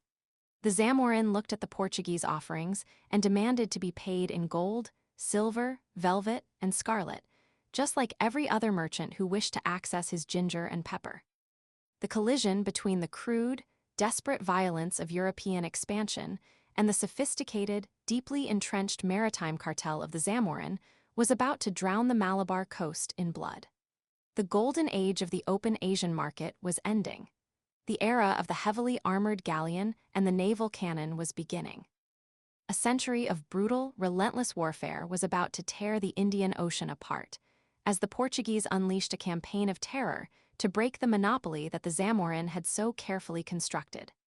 But in these final, fading years of the 15th century, the grip of the Zamorin on the world remained absolute, unshakable, and fiercely guarded by the drawn swords of the beach. Chapter 13, The Siege of Malacca. The concussive roar of 1511. The world did not end with a whispered diplomatic decree, nor did it gracefully transition through the slow turning of a calendar page. It ended with a concussive, deafening roar that tore through the humid, spice-scented air of the Malacca Strait, shattering a century of unparalleled peace and permanently rewriting the ancient rules of global commerce in a horrific storm of blood and gunpowder. On the first day of July, in the year 1511, the cosmopolitan harbor of Malacca, the wealthiest, most sophisticated, and most vital maritime hub on the face of the earth, was suddenly gripped by a terror it had never before known. A fleet of 18 alien ships, flying the banners of a distant, impoverished European kingdom, dropped anchor in the roadstead. Without warning, without provocation, and without the slightest regard for the ancient, delicate codes of monsoon diplomacy, the Portuguese Armada unleashed a completely unprecedented style of naval warfare upon the established center of the civilized world. Heavy bronze cannons, mounted deep within the reinforced wooden hulls of massive European carracks, erupted in a synchronized, devastating barrage. To the defenders standing upon the wooden stockades of the city, the noise was utterly incomprehensible. The local chronicles of the Segura Milieu would later describe the sound of the bombardment as the terrifying roar of thunder descending directly from the heavens, accompanied by blinding flashes of lightning that ripped across the clear tropical sky. Heavy iron and stone shot, some wrapped in lead, smashed into the fragile wooden hulls of the merchant vessels anchored in the harbor with terrifying kinetic energy, splintering tall masts, pulverizing teak decks, and sending a chaotic, lethal shower of debris into the churning, blood-stained water. Fires immediately blossomed across the waterfront, painting the harbor in the hellish, flickering glow of burning timber and roasting spices. For the merchants of the Malacca Sultanate, a diverse, vibrant tapestry of Gujaratis, Javanese, Chinese, Persians, and Arabs, this was a moment of profound, paralyzing shock. Malacca was not merely a city. It was the undisputed economic heart of maritime Asia. It was a sprawling megalopolis of perhaps 100,000 souls, boasting a population and a volume of wealth that completely dwarfed squalid, peripheral European capitals like London or Lisbon. The sudden arrival of the Portuguese under the command of the ruthless Afonso de Albuquerque was not viewed as an era of grand discovery, nor was it seen as an expedition of noble explorers mapping the unknown. From the Asian perspective, this was an aggressive, unprovoked assault by violent, uncouth raiders from the dark, barbaric edge of the globe. These European invaders had crossed vast, treacherous oceans not to participate in the sophisticated, trust-based trading networks of the East, but to violently hijack them by brute force. They came driven by a desperate, insatiable hunger for the wealth of Asia, determined to bypass the Islamic and Venetian middlemen who had historically controlled the flow of luxury goods. In this sudden, deafening explosion of naval artillery, the residents of Malacca realized too late that the golden era of free maritime trade had violently ended, and the dark era of militarized, monopolistic colonial violence had abruptly begun. The root of extreme violence. To understand the sheer magnitude of the violence unleashed upon Malacca in the summer of 1511, one must look beyond the gleaming bronze cannons and the iron-willed ambition of the Portuguese commanders, and gaze instead into the fragrant, shadowed interiors of the city's vast warehouses. Within the timber-framed godowns of the northern merchant district lay the true catalyst for this unprecedented global collision: an astounding, unimaginably lucrative accumulation of spices. The botanical wealth housed in Malacca was staggering, comprising massive mountains of black pepper imported from Sumatra, fragrant cloves ferried from the distant Moluccas, rolled cinnamon bark from Ceylon, delicate nutmeg and mace from the Banda Islands, and immense, highly prized stockpiles of ginger. Ginger, specifically the fibrous, pungent rhizome known to botanists as Zingiber officinale, was a foundational cornerstone of this ancient botanical economy. Originating deep within the humid, tropical soils of Southeast Asia, ginger was far more than a mere culinary curiosity. It was a fundamental pillar of global commerce and classical medicine. Cultivated in the rich, volcanic earth of the Indo-Pacific, the plant grew as a leafy, unassuming perennial, but its true, astronomical value lay entirely underground. The rhizomes, thick, pale brown, and shaped like gnarled, swollen hands, were meticulously unearthed by local farmers, carefully washed in river water, and left to dry under the fierce equatorial sun. As they baked in the heat, their corky outer layers hardened into a protective shell, perfectly preserving the pale yellow, intensely aromatic, and fiercely spicy interior. Once harvested and properly dried, the ginger was packed with supreme care into highly prized Chinese blue and white porcelain jars, a beautiful testament to the intersection of agricultural wealth and artisanal craftsmanship. These heavy ginger jars, pregnant with their pungent, exotic cargo, were loaded onto massive, multi-masted Chinese junks and elegant Arab dhows, converging on Malacca from every corner of the Eastern Hemisphere. Within the bustling, multilingual markets of the city, ginger was traded as a commodity of extreme value, highly sought after by Indian merchants who shipped it across the Bay of Bengal, and by Arab traders who carried it diligently up the Red Sea to the great desert markets of Alexandria. For centuries, the journey of ginger and its sister spices from the go-downs of Malacca to the grand banquet halls of Europe was a convoluted, multi-staged relay race defined by enormous markups, secret routes, and absolute monopolies. By the time a single porcelain jar of Malacan ginger reached the grand, shimmering canals of Venice, its price had inflated to truly astronomical proportions, often costing the equivalent of a live sheep for a mere pound of the dried root. To the European elite, however, the exorbitant cost was entirely irrelevant, as ginger was considered an absolute biological necessity. According to the prevailing humoral theory of medieval medicine, the human body required strict elemental balance, and the intense, heating properties of ginger were prescribed by royal apothecaries to ward off terrible illnesses, balance cold humors, and even combat the creeping, existential terror of the bubonic plague. It was heavily utilized to preserve slaughtered meats through the long, freezing winters, to deeply flavor spiced wines, and was even consumed raw as a crystallized, sugar-coated delicacy by kings and dukes who wished to project an aura of immense wealth. This desperate, biological and cultural addiction to ginger and Asian spices created a massive, perpetual hemorrhage of European silver, which flowed continuously eastward into the overflowing coffers of the Islamic empires and the Venetian Republic. It was this very desperation, this crushing economic deficit, that ultimately drove the Portuguese crown to the absolute limits of human endurance and cruelty. Realizing that they could never outtrade the Venetians in the Mediterranean, nor outbargain the sophisticated Arab merchants in the Levant, the Portuguese decided they must bypass the traditional routes entirely. They sailed down the brutal, storm-lashed, uncharted coast of Africa, rounded the terrifying Cape of Good Hope, and erupted violently into the Indian Ocean with a singular, blood-soaked mandate: to follow the scent of ginger back to its absolute origin and to seize the source by the overwhelming force of arms. By targeting Malacca, Afonso de Albuquerque understood exactly what he was doing. He was not merely attacking an isolated city, but deliberately strangling the entire Islamic and Venetian trading system upstream, executing a hostile, violent corporate takeover of the global economy through the smoking barrel of a heavy naval cannon. The geography of the ultimate chokepoint. The Portuguese did not choose to attack Malacca by chance, nor did the defending sultanate grow to its magnificent proportions by accident. Both the staggering prosperity of the defenders and the extreme, targeted violence of the attackers were dictated by an inescapable topographical reality.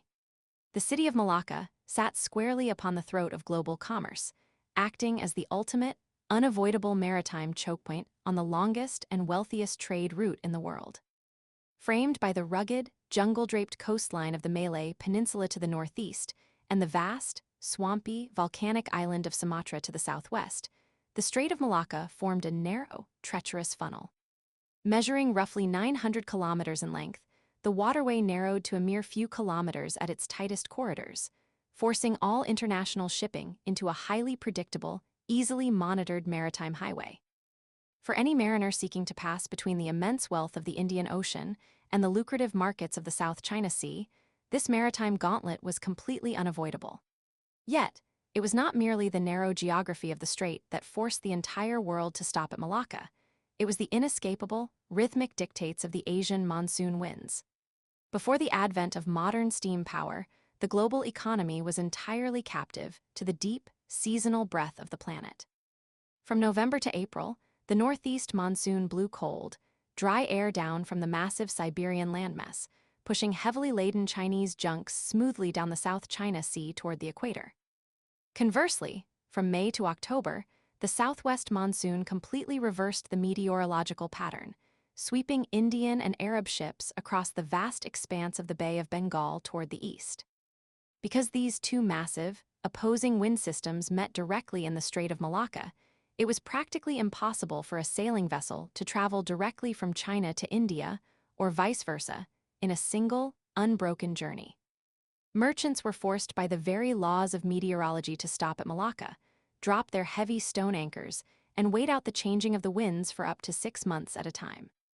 In this mandated geographical waiting room, a brilliant, symbiotic system of global exchange was born. Rather than waiting half a year in idle frustration, merchants simply unloaded their cargo into the city's massive go-downs, traded their Indian cotton and Arabian coffee directly for Chinese silk and Moluccan ginger, and caught the next favorable wind back to their home ports. Through this ingenious capitalization on geography and weather, Malacca transformed from a sleepy, obscure fishing village into the grandest, most efficient logistics engine the world had ever seen. The internal urban geography of the city itself perfectly reflected this grand commercial design, and it was this very spatial layout that would dictate the brutal, bloody flow of urban warfare in the summer of 1511.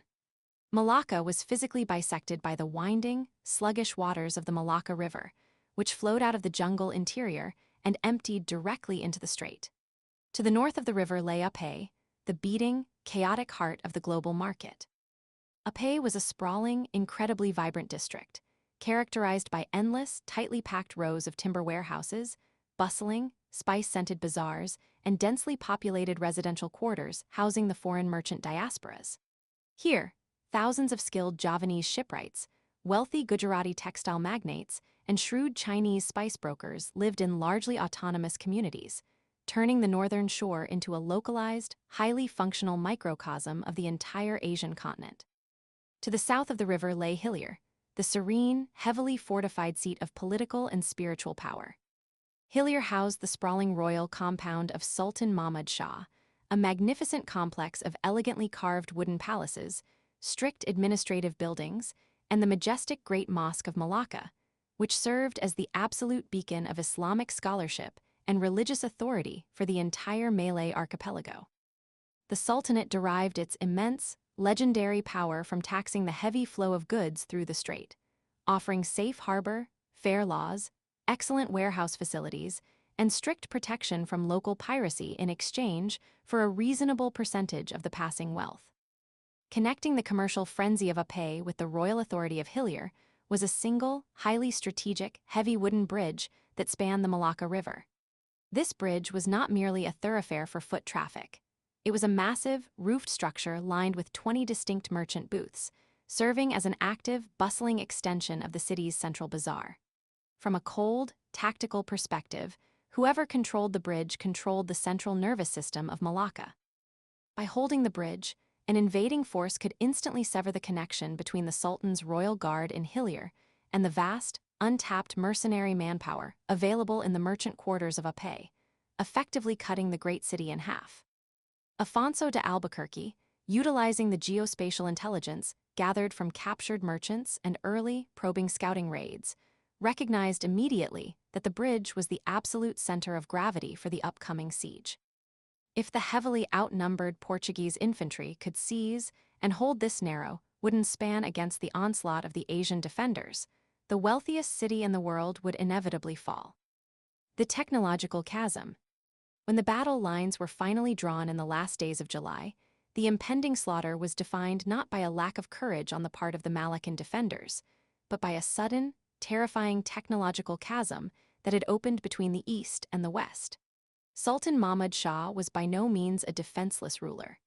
Anticipating the Portuguese aggression, the Malaccan sovereign had amassed a staggering force of some 20,000 men to repel the European invaders. However, this sheer numerical advantage masked deep logistical and qualitative flaws within the Asian military apparatus.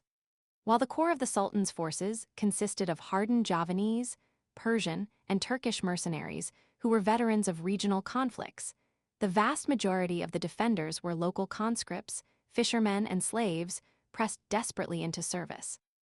These irregular troops were armed mostly with traditional, close-quarters weaponry: fire-hardened lances, short bows, and long wooden blowpipes firing highly toxic, poisoned darts. To augment his light infantry, the Sultan brought forth the ultimate psychological weapon of classical Asian warfare: a royal corps of 20 heavily armored war elephants. These massive, terrifying beasts, adorned with thick timber howdahs and trained from birth to violently trample enemy formations, had dominated the battlefields of the Southeast Asian mainland for centuries. Furthermore, the city possessed a truly impressive arsenal of gunpowder weapons. The defenders manned the wooden stockades and coastal blockhouses with an estimated 3,000 individual pieces of artillery, a staggering number that far exceeded the total gun count of the entire Portuguese fleet anchored in the harbor. However, a strict metallurgical and ballistic analysis of this vast arsenal reveals the fatal underlying flaw in the Sultanate's defense. The vast majority of the Malaccan guns were setbangs and lantakas, beautifully ornamented, highly prized brass and iron swivel guns cast by skilled Javanese artisans. These weapons, heavily influenced by early Ottoman designs and local maritime traditions, were primarily breech-loading mechanisms. While technologically sophisticated in their intricate design and capable of relatively rapid fire, breech-loaders of this era suffered from poor gas seals around the loading chamber. This mechanical inefficiency inherently limited the amount of explosive chamber pressure they could safely withstand without rupturing and killing the gunner. Consequently, lantakas fired incredibly small projectiles, ranging from 1/4 pound to 2 pounds in weight, mostly consisting of small stones or iron scattershot encased in soft lead. These weapons were brilliantly adapted for their original, intended purpose, sweeping the exposed decks of enemy parajas and tearing through unarmored flesh during close-quarters boarding actions in regional pirate skirmishes. Against lightly clad infantry at short range, a volley from a battery of Malaccan lantakas was absolutely devastating. But against the reinforced, thick oak hulls of European deepwater galleons, they were practically useless, bouncing off the heavy timber like harmless rain off a sea turtle's shell.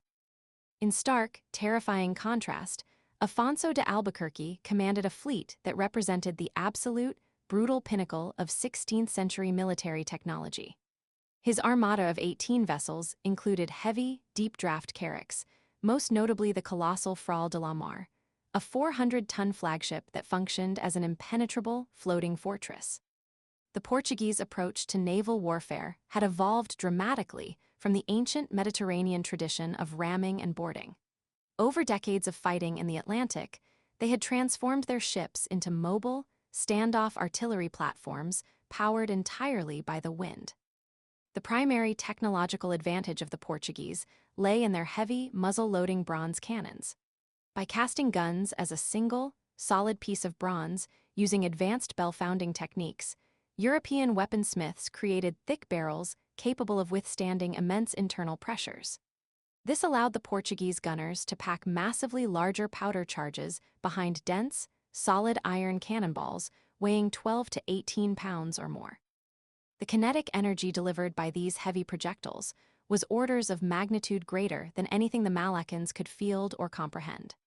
A single, thunderous broadside from the Frau de la Mar could tear straight through multiple layers of defensive wooden stockades, shatter heavy stone buildings, and instantly vaporize densely packed infantry formations from a standoff distance that rendered the Malaccan return fire completely impotent.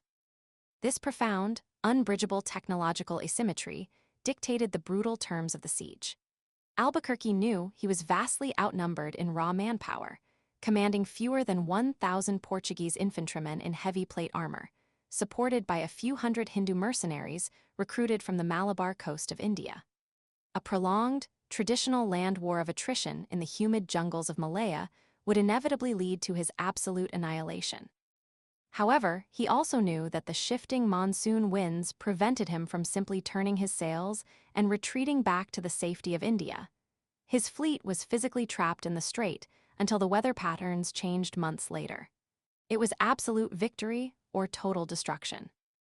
Leveraging his overwhelming superiority in heavy naval artillery, Albuquerque resolved to batter the great city into bloody submission from the water, paving the way for a highly concentrated, heavily armored infantry strike directly at the city's vulnerable geographic heart, the Central Bridge.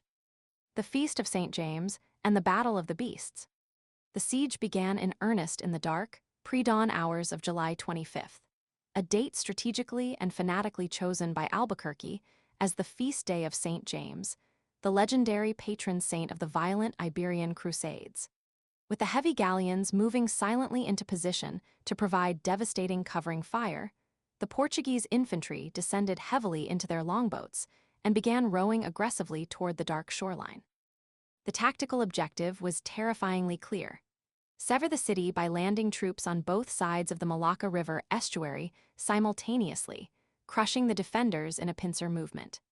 Albuquerque personally commanded the forces striking the bustling, commercial northern beaches of Apé, while his trusted captain João de Lima led the contingent assaulting the southern, royal district of Hillier. As the heavy wooden longboats scraped against the dark sand, the Portuguese immediately found themselves plunging into a nightmare of defensive engineering. The Gujarati merchants, anticipating the exact location of the amphibious assault, had heavily fortified the beaches, scattering the sand with jagged, poisoned caltrops and burying crude, pressure-sensitive gunpowder mines designed to cripple and burn the advancing infantry. Reacting with desperate ingenuity, the Portuguese troops tore the heavy wooden pavises from the sides of their barges, throwing the thick shields down onto the sand to create makeshift, safe walkways over the deadly traps. The vanguard of the assault consisted of Portuguese fidalgos, lesser nobles seeking immense glory and boundless plunder, clad head to toe in gleaming, heavy steel plate armor. This suffocating, heavy European armor proved to be an absolutely decisive tactical advantage against the traditional Malaccan weaponry. While the desperate defenders fired thousands of poisoned arrows and toxic bloat darts from the shadows of the stockades, the curved steel plates easily deflected the deadly projectiles, rendering the toxic tips completely useless against the core assault troops. The subsequent fighting in the narrow, winding, smoke-filled streets of Apé and Hillier was suffocating and exceptionally brutal. The deafening, continuous roar of the naval bombardment overhead mingled sickeningly with the sharp clash of steel swords, the staccato crack of primitive matchlocks, and the agonizing screams of dying men. Pushing relentlessly through intense, fanatical resistance, Albuquerque's heavily armored infantry steadily shattered the wooden palisades, driving the terrified Malaccan defenders back step by bloody step toward the central river. By midday, the situation for the defenders grew absolutely critical as both Portuguese columns steadily and inevitably converged on the strategic bridge. Recognizing the imminent, catastrophic collapse of his center, Sultan Mahmud Shah personally took to the field, accompanied by his brave son, Aladdin, and the allied Sultan of Pahang. In a desperate, bold bid to crush the Portuguese advance on the Hillier side and break the siege, the Sultan unleashed his ultimate, terrifying weapon, the royal corps of war elephants. The ground shook violently as 20 massive, enraged beasts, driven forward by the desperate shouts of their mahouts and protected by thick wooden howdahs filled with expert archers, surged out of the royal compound and charged directly into the Portuguese lines. In the claustrophobic, burning confines of the city streets, a heavy cavalry charge of such magnificent magnitude was designed to instantly break the psychological will of the enemy, turning disciplined soldiers into a fleeing mob. But the Portuguese veterans did not break. Drawing upon the highly disciplined pike formations that had recently dominated the blood-soaked battlefields of Europe, the heavily armored fidalgos stood their ground, anchoring the buttons of their massive, steel-tipped pikes deep into the dirt and sharply angling the blades upward. As the lead elephant, the magnificent, towering personal mount of the Sultan himself, crashed violently into the defensive formation, the Portuguese thrust their heavy pikes forward with devastating, emotionless precision. The heavy steel blades drove deep into the beast's highly vulnerable eyes, sensitive trunk, and soft underbelly. Screaming in unimaginable agony and blind panic, the heavily wounded royal elephant abruptly halted its momentum, turned violently on its massive heels, and bolted back in the exact direction from which it had come. The chaotic, terrifying retreat of the massive animal triggered an immediate chain reaction. The remaining 19 elephants panicked at the smell of blood and the deafening noise of the cannons, completely breaking their trained formation. They stampeded wildly back through the Malaccan ranks, trampling their own infantry into the bloody mud. The Sultan's glorious counterattack disintegrated instantly into a chaotic, horrific crush of fleeing men and enraged beasts. The Sultan himself was severely wounded in the terrifying melee, narrowly escaping total destruction only as his loyal royal guard frantically dragged him from the carnage to safety. Seizing the momentum of the rout, the two Portuguese columns finally met at the center of the bridge, violently clearing the 20 merchant booths of defenders and fully securing the wooden span. To further demoralize the panicked populace, they immediately set fire to the nearby wooden palisades of the royal palace and the outer perimeter of the Great Mosque. However, the hard-fought victory was fleeting. The sheer, overwhelming physical exhaustion of fighting in heavy plate armor under the searing, oppressive heat of the equatorial sun, combined with critically low, depleted supplies of gunpowder, lead musket balls, and fresh drinking water, forced Albuquerque to make a bitter, highly calculated tactical decision. Knowing perfectly well that his exhausted men could not possibly hold the exposed bridge through the dark night against the vast numerical superiority of the Sultan's regrouping reserves, the Portuguese commander ordered a full, immediate withdrawal. Fighting a fierce, bloody rearguard action, the Europeans retreated back to the beaches and rowed out to the safety of their anchored galleons, leaving the smoldering, blood-slicked bridge back in the hands of the bruised but temporarily undefeated Sultanate. The floating fortress and the final collapse. The tactical failure to permanently hold the bridge on the feast of St. James deeply frustrated Albuquerque, forcing a radical, highly inventive shift in his military strategy. The traditional logistical constraints of amphibious warfare dictated that infantry could only carry what provisions and ammunition they could bear upon their own backs, severely limiting their operational endurance deep within a hostile, heavily defended urban environment. To permanently sever the city and perpetually hold the central chokepoint against counterattacks, the Portuguese absolutely required an anchored, heavily armed, resupplied lodgment directly upon the waters of the Malacca River itself. In the brief, tense interlude following the first assault, Albuquerque's military engineers aggressively repurposed a massive, tall-masted merchant junk that had been seized in the harbor during the initial bombardment. Stripping the large vessel of its traditional cargo of trade goods, the Portuguese heavily reinforced its timber hull and loaded the main deck with a terrifying array of heavy, rapid-firing breech-loading artillery. To protect the vessel against the deadly, traditional Asian tactic of ramming and boarding via flaming incendiary rafts, they bristled the exterior hull of the junk with a dense array of exceptionally long, iron-tipped pikes, making it resemble a floating, lethal porcupine. This floating battery was specifically designed to be towed directly into the very mouth of the river, acting as an impregnable, heavily armed anchor point from which devastating covering fire could suppress any Malaccan counterattacks on the bridge.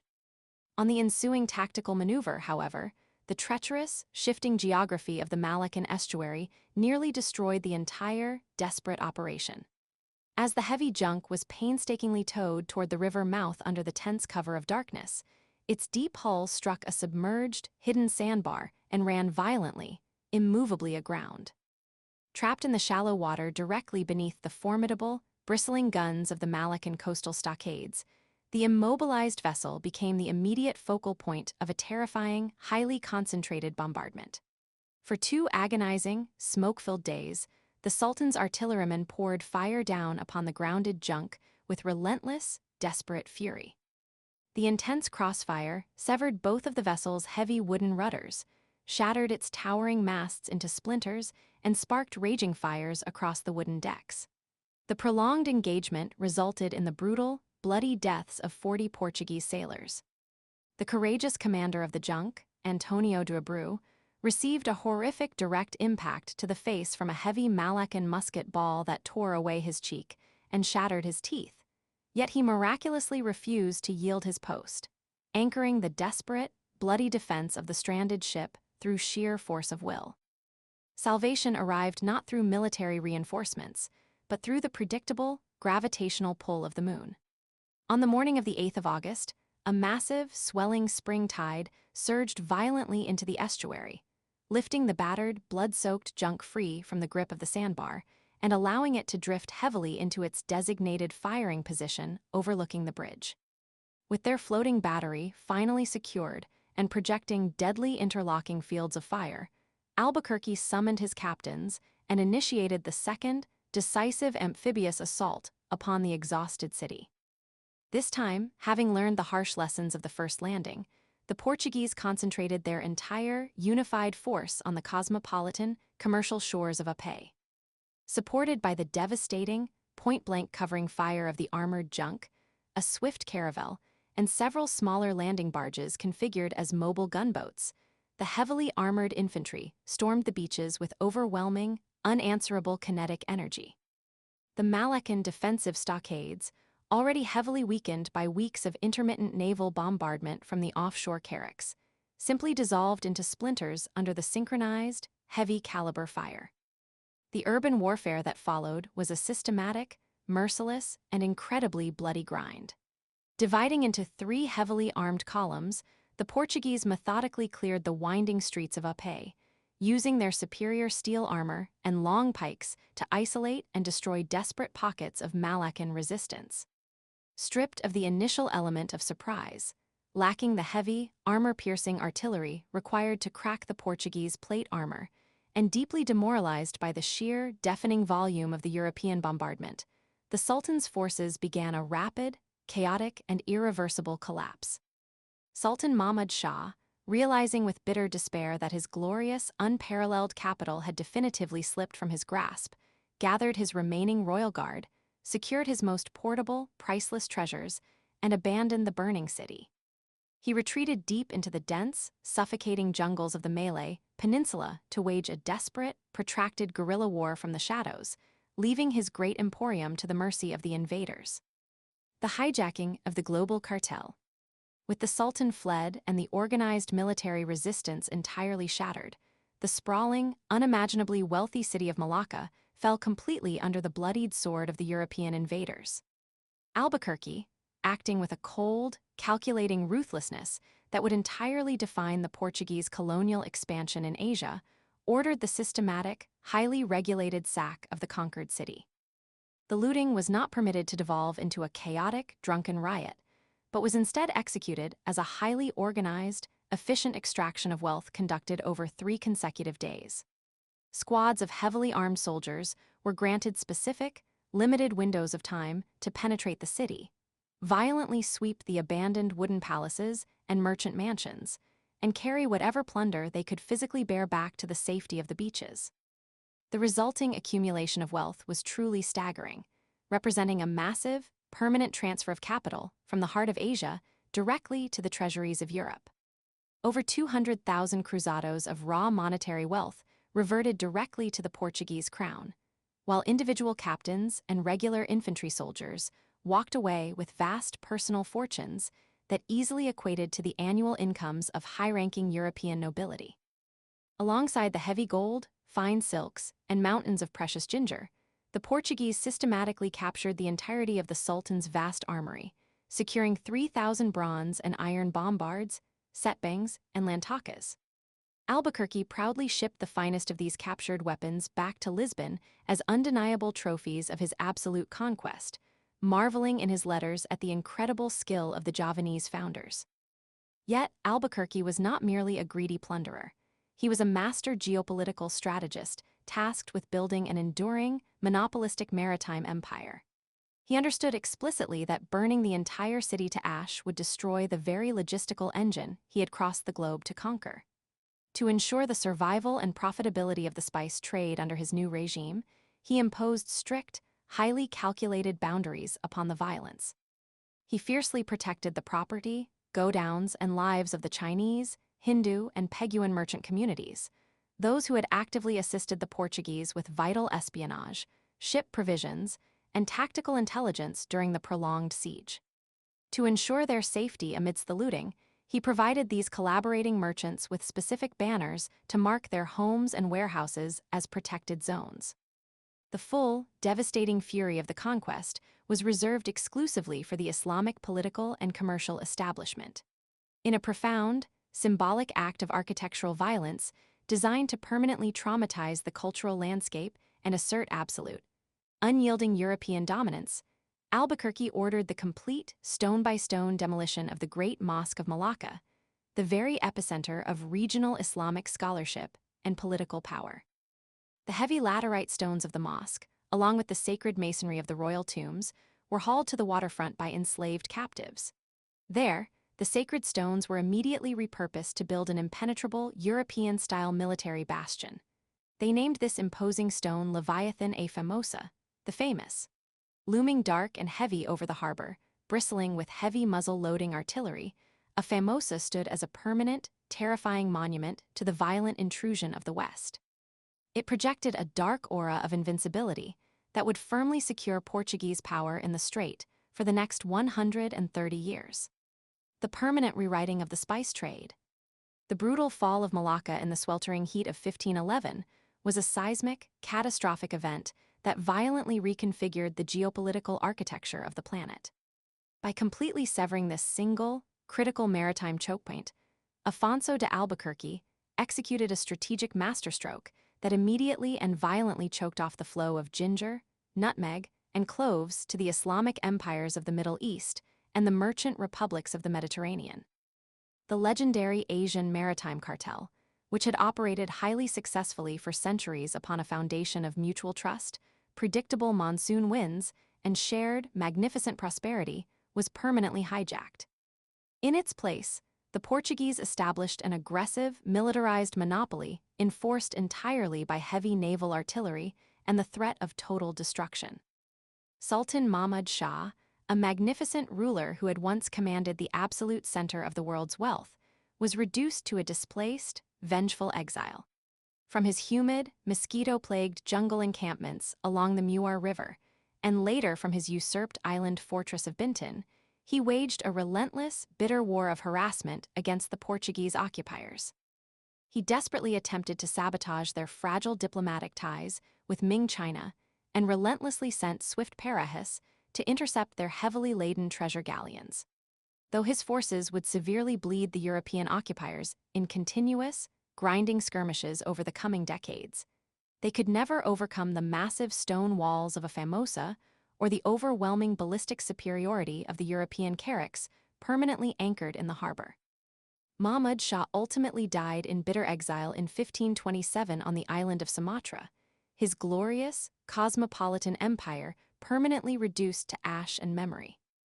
Within the thick, claustrophobic stone walls of their new fortress, the Portuguese established a brutal, highly regulated maritime regime. They strictly mandated that every merchant vessel passing through the strait must purchase an expensive, safe conduct navigational pass known as a cartaz. The Portuguese navy ruthlessly enforced this new law, violently sinking any ship that dared to defy their self-proclaimed, absolute sovereignty over the Asian oceans. The flow of ginger and precious spices no longer moved freely and equitably upon the breath of the monsoon. It was funneled precisely and violently into the deep holds of Portuguese galleons, initiating a relentless, massive transfer of wealth that fueled the terrifying rise of global European hegemony. The concussive roar of the heavy bronze cannons that had shattered the ancient peace of the Malacca Strait echoed far beyond the physical confines of the Malay Peninsula. It signaled the violent, irreversible death of an ancient, sophisticated world order, and the bloody, relentless birth of a new global era. An era where the immense, botanical wealth of the East would forever be subjugated to the superior, unyielding kinetic energy of the West. Chapter 14. The Assay Syndicate. The air over the Indian Ocean was thick with the scent of impending rain and the sharp, unmistakable bite of dried ginger. It was the dead of night, somewhere in the treacherous, unforgiving swells west of the Malay Peninsula in the final decades of the 16th century. A massive Assanese merchant convoy, a shadow fleet composed of heavy war junks and sleek outrigger galleys, sliced through the pitch-black waters. They were running completely dark, their massive, ribbed sails catching the relentless, invisible push of the seasonal monsoon. Aboard the lead vessel, an Arab navigator crouched over a floating fish-style compass, a brilliant navigational instrument known as a Maca yantra, suspended in a shallow bowl of oil to counteract the violent, aggressive pitch and roll of the deep sea. The stars were hidden behind a thick, suffocating canopy of equatorial clouds, rendering traditional celestial navigation utterly impossible. But the seasoned pilots of the Islamic world system did not need the night sky to find their way. They possessed centuries of accumulated geospatial intelligence, encoded in heavily guarded pilot books, complex wind charts, and the instinctual, inherited rhythm of the sea. Deep within the cavernous holds of these darkened vessels lay the very lifeblood of a global geopolitical resistance. Thousands upon thousands of tightly packed wooden crates and woven rattan sacks bulged with high-quality Sumatran black pepper and meticulously dried, pulverized ginger root. This was not merely culinary cargo destined for the banquet tables of distant monarchs. This was weaponized capital. The destination for this immense fortune was not the nearby, heavily guarded Portuguese port of Malacca, where European cannons dictated the terms of trade. Instead, this fleet was bound for the distant, highly lucrative markets of the Red Sea, the Persian Gulf, and ultimately the sovereign heart of the Ottoman Empire. Off the starboard bow of the Assanese flagship, the faint silhouette of a Portuguese patrol caravel drifted lazily in the currents. Its European crew was likely exhausted, ravaged by tropical diseases, critically overstretched, and completely unaware that the wealth of Asia was slipping right past their bronze guns. The European blockade, supposedly enforced by mandatory paper passports and the terrifying threat of naval bombardment, was a complete illusion in the dark. The Assanese captains watched the Portuguese ship fade into the swallowing blackness, their own hulls silent, their massive oars heavily muffled with thick cloth. This daring midnight run was a masterclass in aggressive blockade running and sophisticated night navigation. The Assanese were actively bypassing the self-proclaimed masters of the ocean, utilizing the untamed expanse of the deep sea to engineer a completely independent, parallel supply chain. The massive, untaxed profits generated by this single, stealthy voyage would soon be converted directly into heavy siege artillery, skilled military engineers, and ruthless mercenary snipers. The European powers sitting in Lisbon and Madrid believed they had conquered the global spice trade simply by capturing a single geographic choke point in Southeast Asia. But out here in the treacherous dark, the Sultanate of Aceh was proving, with cold, logistical efficiency, that the true, unassailable superpowers of the era were still firmly anchored in the East. To understand the sheer logistical brilliance and audacity of the Aceh syndicate, one must look back to the sudden cataclysm of the year 1511, when the ruthless Portuguese Admiral Afonso de Albuquerque sailed his heavily armed, ocean-going fleet into the Strait of Malacca and battered the great, prosperous Muslim port city into bloody submission. He was not discovering a new commercial world. He was violently dismantling an ancient, highly functional one. Long before the caravels of Prince Henry, the navigator crept cautiously down the western coast of Africa, and long before Vasco da Gama rounded the storm-lashed Cape of Good Hope, a highly sophisticated, fully integrated global economy already existed and thrived. From the bustling markets of Cairo to the spice markets of Calicut, from the arid ports of Aden to the volcanic soils of the Banda Islands, a vast, decentralized web of Muslim merchants, jurists, maritime pilots, and religious scholars had constructed the first truly intercontinental market system. Spices, silks, and ceramics did not drift into the Mediterranean basin by historical accident. They traveled along a precise, clock-like monsoon network governed by strict Islamic commercial law, built upon a foundation of deep interpersonal trust, complex lines of credit, and flawless professional reputation. The Malay world, perfectly positioned at the crossroads of the Indian Ocean and the South China Sea, sat at the very center of this prosperous system. But the arrival of the Portuguese marked the beginning of a hostile, militarized takeover. The Europeans sought to absolutely monopolize the flow of nutmeg, cloves, pepper, and ginger, imposing a brutal, extortionate system of cardases, or royal passports.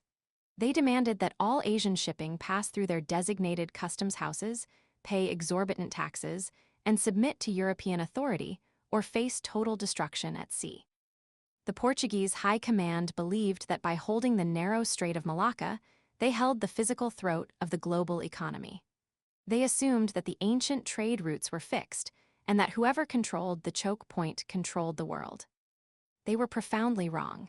Capital, much like water flowing down a mountain, inevitably roots around friction. The violent fall of Malacca created a massive, destabilizing vacuum in the Asian geopolitical landscape, and nature abhors a vacuum. Countless Muslim merchants, wealthy financiers, and skilled tradesmen, fleeing the religious hostility, arbitrary violence, and economic extortion of the Portuguese occupiers, migrated en masse across the narrow strait to the rugged northern tip of the island of Sumatra. Here, the pre-existing Pasai and Piti kingdoms were being aggressively and systematically consolidated into a unified, highly militaristic state, the Sultanate of Aceh. Under the visionary and utterly ruthless leadership of Sultan Ali Mughayat Sia, and later refined by the brilliant geopolitical strategist Sultan Alauddin al-Qahar, the emerging state of Aceh did not merely absorb these displaced refugees. It weaponized their expertise. The Sultanate quickly recognized a fundamental weakness in the European strategy. The Portuguese were a staggering distance from their home ports in Lisbon, suffering from critically overextended supply lines, a perpetual shortage of manpower, and an inability to project force beyond the range of their coastal fortresses. Rather than submitting to the European monopoly, Aceh moved rapidly to establish an anti-monopoly countercartel. The Sultanate actively invited Chinese brokers to funnel vast quantities of raw silk, fine porcelains, and precious metals down from the northern sea routes, completely ignoring Portuguese dictates. They enthusiastically welcomed Gujarati merchants from the west coast of India, who brought highly prized cotton textiles and sophisticated networks of maritime credit. They integrated Arab shipwrights and navigators fleeing the escalating violence in the Indian Ocean. Within the span of a single generation, Aceh transformed itself from a peripheral, secondary principality into a hyper-militarized economic powerhouse, entirely dedicated to the financial ruin and military destruction of the Portuguese Empire in Asia. The absolute foundation of Aceh's defiance was deeply rooted in the realities of geographic determinism. The Strait of Malacca is essentially a long, narrow, protected maritime hallway, shielding transiting ships from the violent, unpredictable weather of the open ocean. It is the shortest, calmest route between the Far East and the Indian Ocean, which is precisely why the Portuguese spent so much blood, timber, and treasure to capture and hold it. But a heavily armed fortress in a hallway is only strategically effective if your enemy actually needs to walk down that specific hall. The Sultanate of Aceh sat at the extreme northwestern tip of Sumatra, a strategic position of unparalleled, multifaceted advantage. When viewed through the lens of a geospatial intelligence analyst, Aceh is positioned squarely at the vital convergence of the Indian Ocean, the Andaman Sea, and the northern entrance to the Malacca Strait.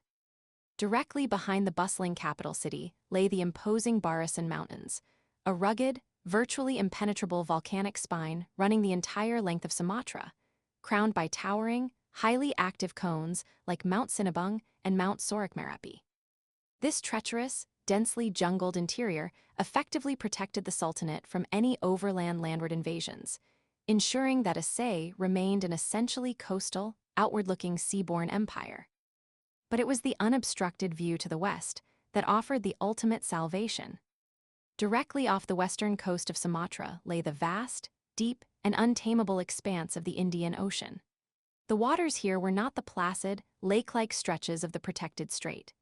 They were defined by massive, rolling ocean swells spawned by ferocious, continent-sized storms in the southern hemisphere, creating towering waves that relentlessly battered the Mentawai Islands and the Sumatran coast. For the Portuguese naval commanders, who were rigidly locked into a tactical doctrine of coastal hugging and controlling narrow geographical choke points, navigating these open, violent, uncharted waters was a terrifying and largely avoided prospect. For the Acehnese, however, and for their highly experienced Arab pilot allies, the open ocean was a massive, unblockable escape hatch. The entire Acehnese evasion system relied on a brilliant, deeply intuitive exploitation of the monsoon winds. The monsoon was the great, invisible engine of the medieval and early modern global economy.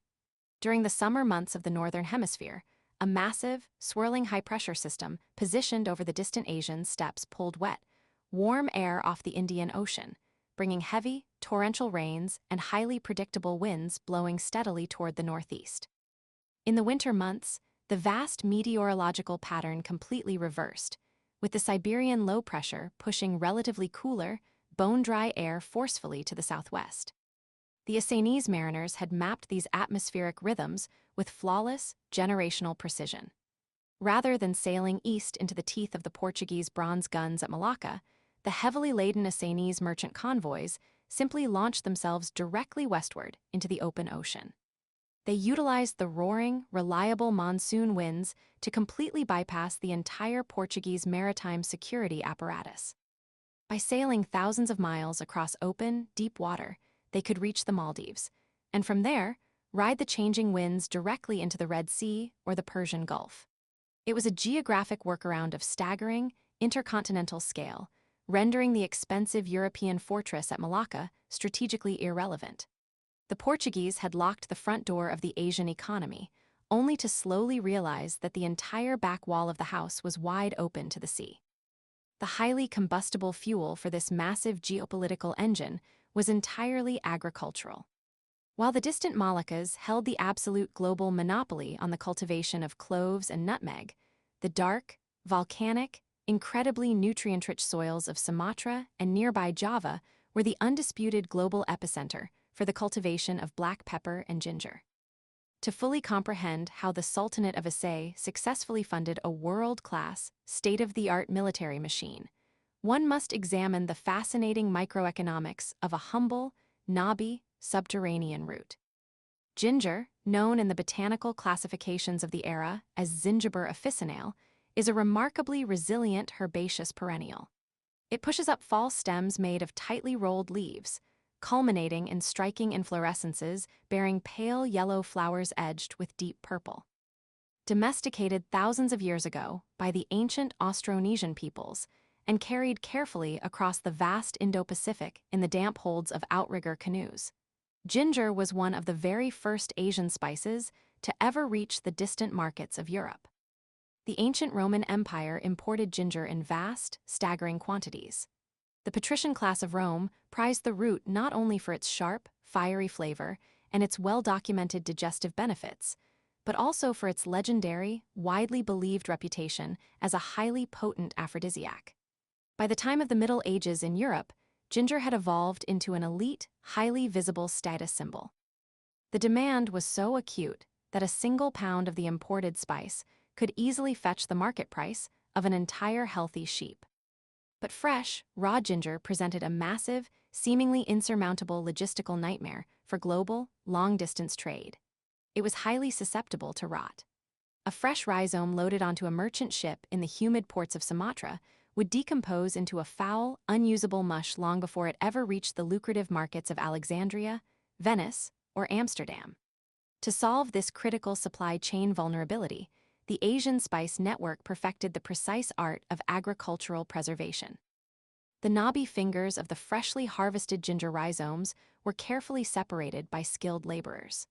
These fingers were then methodically cut into precise slices, ranging exactly from 5 to 50 millimeters in length. These measured pieces were then laid out on massive woven mats under the punishing, equatorial tropical sun until every single drop of moisture was baked entirely out of them. Finally, the rock-hard, dried roots were pulverized using heavy stones into a highly concentrated, incredibly shelf-stable powder. This ground ginger became the perfect, frictionless global currency. It was exceptionally lightweight, entirely immune to rot or fungal decay during multi-month sea voyages, and possessed a concentrated flavor profile that could instantly transform the famously bland, heavily salted diets of Northern Europe. In England, this powdered gold became wildly popular in elite baked goods, giving rise to the cultural phenomenon of gingerbread and heavily spiced winter ales. Meanwhile, across the Islamic world, ginger remained a fundamental backbone of both savory cuisine and traditional folk medicine, finding its way into everything from North African Tajin Hlu to the ancient medicinal recipes prescribed by Chinese scholars and physicians. The profit margins generated by the international trade of dried ginger and black pepper were nothing short of astronomical. The Portuguese had realized this economic reality early in their conquests, enthusiastically exchanging cheap European copper for vast quantities of spice on the Indian Malabar coast at margins that easily yielded 2 to 4 times the weight of the copper in pure spice. But the Assanese economists realized it too, and they controlled the actual source of production. By aggressively utilizing the intense natural fertility of the Sumatran highlands, employing highly intensive farming practices and utilizing complex intercropping systems alongside other vegetables and spices. The Assanese produced thousands upon thousands of tons of this botanical gold every single year. Every woven sack of ground ginger that successfully slipped past the blind spots of the Portuguese patrols and reached the bustling markets of Jeddah, Basra, or Cairo was converted directly into hard currency, raw silver, and advanced military assets. The desperate European craving for spiced meats, digestive aids, and gingerbread in the 16th century directly, albeit unwittingly, funded the purchase of heavy bronze artillery and professional mercenary armies in Southeast Asia. It was a perfect, closed-loop economy of resistance. The very botanical commodities the Europeans sought to monopolize were being quietly smuggled to their greatest enemies and used to buy the exact weapons that would be used to blow the European ships out of the water. Executing this massive, continuous export operation required a logistical network of breathtaking complexity and extreme operational security. This was not a chaotic, disorganized black market run by desperate pirates.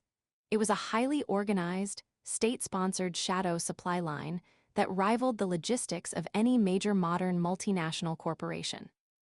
The Assay Syndicate established a seamless, highly efficient pipeline that began in the terraced, rain-slicked fields of the Sumatran interior and ended in the grand, chaotic bazaars of Cairo and Istanbul. The first critical step in this pipeline was consolidating the sheer volume of goods. Chinese brokers, acting as vital, highly incentivized intermediaries, sailed their massive, multi-masted junks down the coast of Vietnam and across the South China Sea, completely ignoring the hollow threats of Portuguese customs authorities. They brought immense, staggering quantities of raw silk, fine Ming porcelain, and precious gems, trading them openly in the bustling markets of the Assanese capital. Here, these exotic northern luxury goods were meticulously bundled with locally harvested black pepper, rare camphor, fragrant aloeswood, and absolute mountains of dried, pulverized ginger. Once the precious cargo was secured and heavily packaged against the corrosive salt air, the Assanese deployed their long-range merchant fleets. These were not the clumsy, overloaded, top-heavy galleons favored by the European maritime powers. These were nimble, deeply drafted, highly maneuverable vessels captained by indigenous men who had spent their entire lives reading the subtle, shifting currents of the Bay of Bengal and the Indian Ocean. The convoys were heavily armed, bristling with whatever cannons they could acquire, recognizing that the open ocean was a highly predatory environment. They sailed without the mandatory Portuguese flags, and they refused to carry the expensive royal passports, transforming every single voyage into an open, undeniable declaration of economic warfare. But the true, underlying genius of the Assanese geospatial strategy was recognizing that the Portuguese Empire was not a monolithic, unified machine of conquest. It was, in reality, deeply corrupt, chronically underfunded, and rotting from the inside out. The Portuguese captains stationed in the sweltering outposts of the Persian Gulf and the Arabian Sea were theoretically tasked by their king with completely stopping this illicit, blockade-running trade. In harsh reality, they were eager, highly compensated participants in the smuggling ring. As early as the late 1540s, astute observers in India noted with intense disgust that nearly all the local surplus of high-grade pepper and ginger from the east was being shipped directly to the Ottoman-controlled port of Basra with the enthusiastic, highly organized help of local Portuguese officials. Consider the egregious case of Dom Manuel de Lima, the royally appointed Portuguese captain of Hormuz. By the end of his lucrative tenure, he was brazenly sending his own personal commercial agents to conduct back-channel business in Basra on an almost weekly basis. The corruption reached such a staggering level that the Portuguese captain actually struck a formal, highly illegal trade agreement with the local Muslim governor of Basra, a man named Bilal Maimed. Under this shadow treaty, each man was allowed to establish permanent, protected commercial factors in the other's city, and all illicit spice trade conducted between the two men was entirely tax-free. The Assanese High Command exploited this European greed ruthlessly and systematically. Why risk losing ships and men fighting a heavily armed Portuguese blockade when you could simply bribe the blockade commander with a few crates of premium, highly valuable ginger? The Aceh countercartel continuously bled the Portuguese crown of its desperately needed royal revenues, while simultaneously enriching the corrupt, morally bankrupt middle management of the occupying force. The Estado de India was essentially hollowed out from within, maintaining the grand, theatrical illusion of a global monopoly on paper, while the true, staggering wealth of the ocean flowed completely unimpeded along the Islamic shadow routes. Wealth alone, however, was not nearly enough to permanently dislodge the heavily entrenched Europeans. The Portuguese possessed superior metallurgical technology, specifically the highly guarded ability to cast large, ship-killing bronze cannons that could shatter wooden hulls from a great distance. If the Sultanate of Aceh was to survive, expand, and ultimately drive the Europeans into the sea, it needed to leapfrog decades of painstaking military research and development. To achieve this monumental task, Sultan Alauddin al-Qahar executed one of the most audacious, geographically expansive diplomatic maneuvers of the entire era. He actively forged a direct, formal military alliance with the greatest, most terrifying superpower on the planet, the Ottoman Empire. This alliance was the ultimate, undeniable proof of a fiercely Asia-centric world order. While European monarchs squabbled endlessly over tiny, inconsequential tracts of land and fought bitter, petty dynastic wars, the Islamic world established a massive, intercontinental axis of power that stretched all the way from the glittering shores of the Bosporus to the steaming, rain-soaked jungles of Sumatra. In the 1560s, Alauddin al-Qahar dispatched a formal, highly decorated embassy across the treacherous Indian Ocean, up the searing heat of the Red Sea, and directly into the heart of Istanbul, seeking an urgent audience with Sultan Suleiman the Magnificent. The logistics of this unprecedented diplomatic mission were incredibly complex and fraught with constant peril. The Assanese envoys carried with them an enormous, highly valuable tribute, consisting literally of entire shiploads of high-grade black pepper and ginger, intended to completely dazzle the Ottoman court and purchase the heavy siege artillery that Aceh so desperately required. However, the timing of their arrival was deeply unfortunate. Upon finally reaching the Ottoman capital, the exhausted Assanese ambassadors found a massive imperial government entirely consumed by brutal naval conflicts in the Mediterranean and a tense, looming succession crisis. Because the Ottoman court had rarely ever heard of the distant Sultanate of Aceh, the envoys were largely ignored and left waiting in the capital for well over a year. During this prolonged, agonizing delay, the desperate envoys were forced to slowly sell off their massive, priceless pepper tribute just to pay for their daily survival, food, and lodging in the incredibly expensive imperial capital.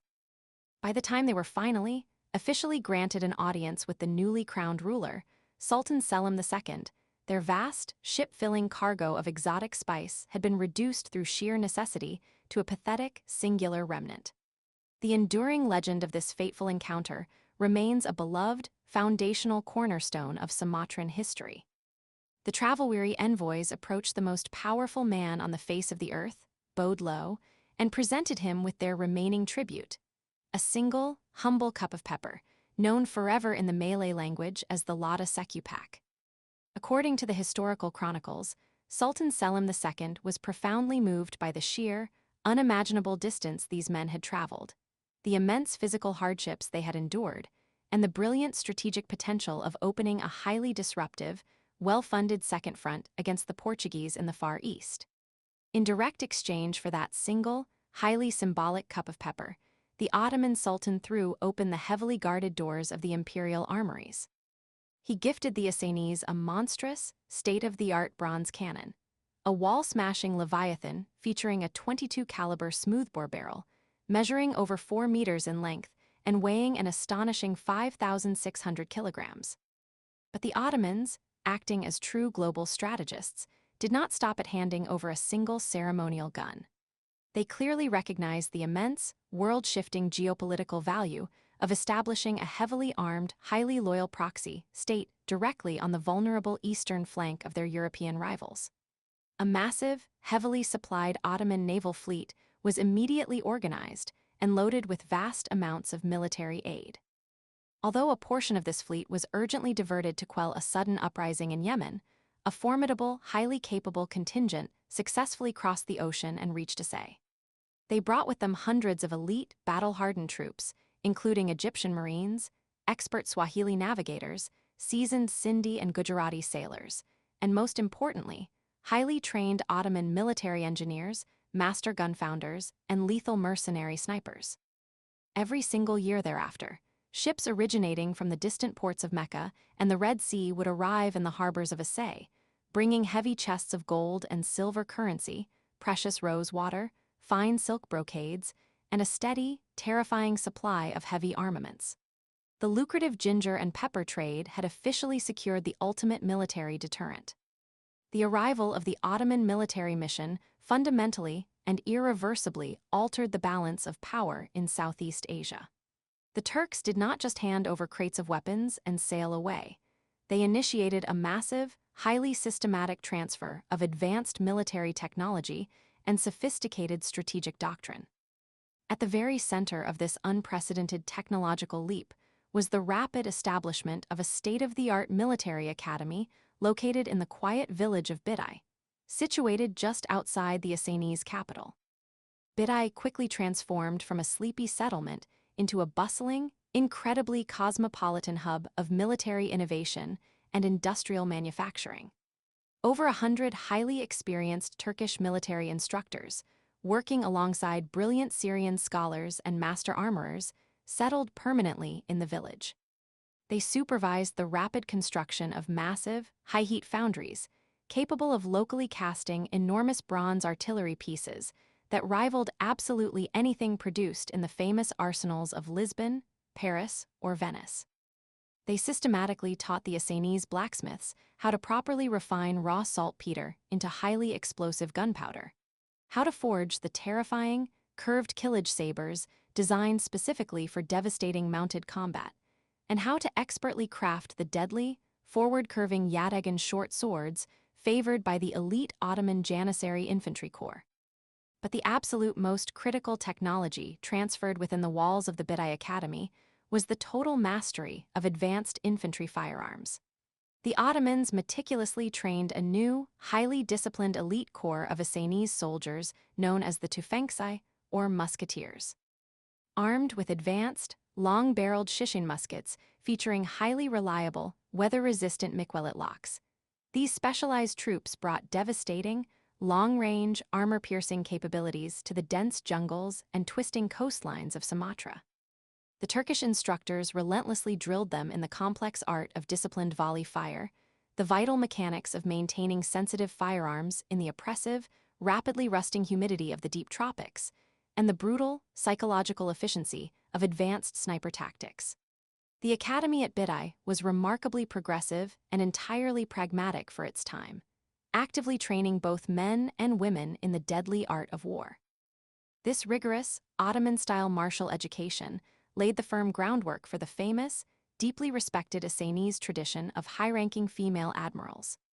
This tradition would eventually culminate in the rise of the legendary Admiral Malahiyati, a noblewoman who would later command the fearsome Inang Bali, an elite, highly effective naval strike force comprised entirely of the vengeful widows of fallen Acehnese soldiers. Furthermore, the highly skilled Ottoman shipwrights completely revolutionized the construction of the Acehnese navy. Prior to the formal alliance, Aceh relied heavily on traditional, shallow-draft coastal vessels like the Lanchara.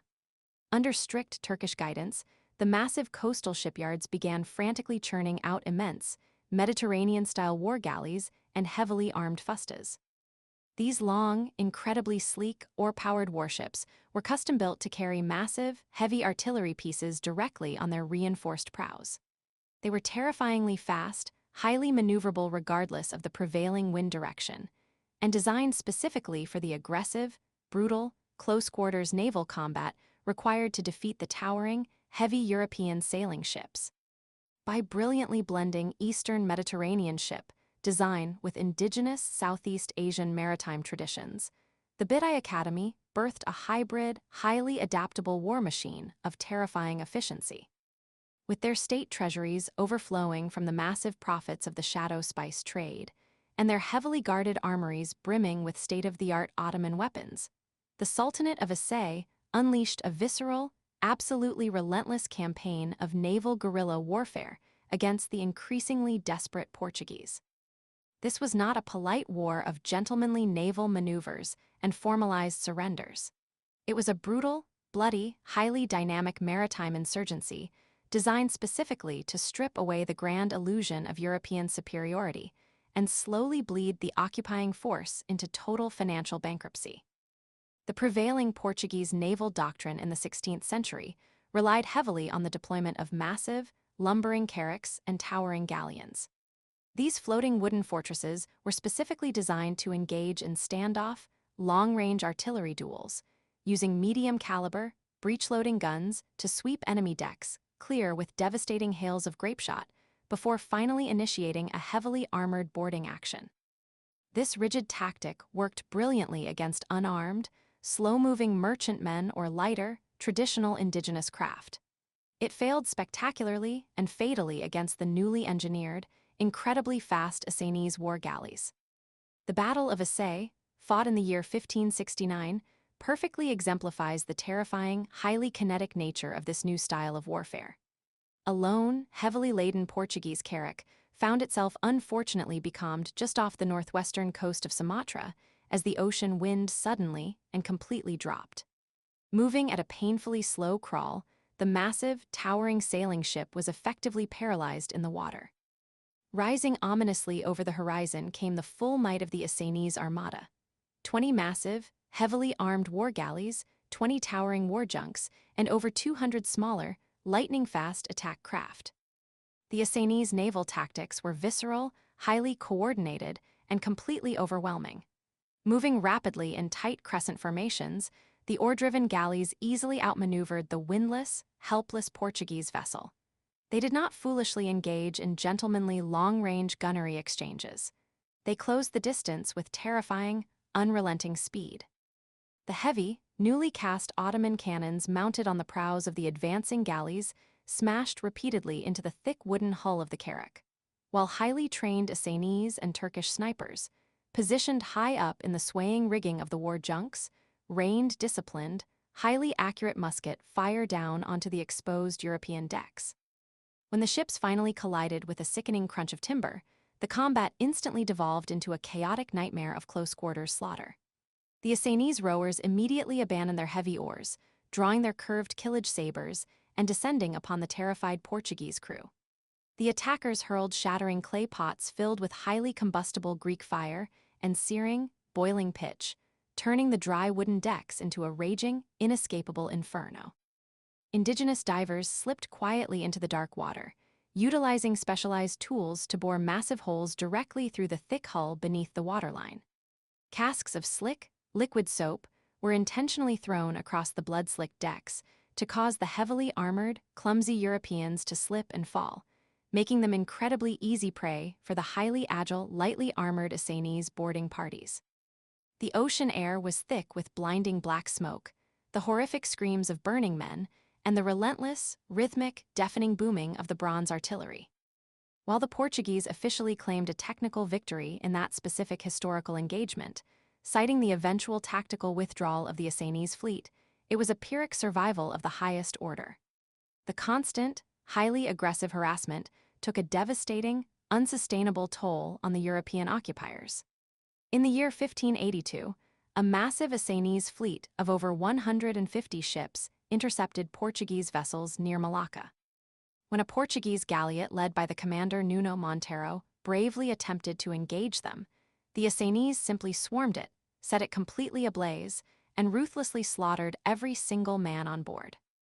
Later, as the conflict dragged into the early 17th century, the Assanese Sultan Iskandar Muta mobilized a staggering, almost unbelievable fleet of over 100 massive galleys and 40,000 heavily armed men for a direct assault on the Portuguese stronghold.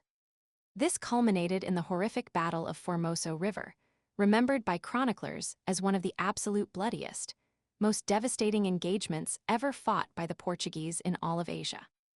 Every single sunken European ship, every burned-out coastal galleot, and every dead Portuguese sailor represented an incredibly expensive, highly irreplaceable loss for the distant European crown.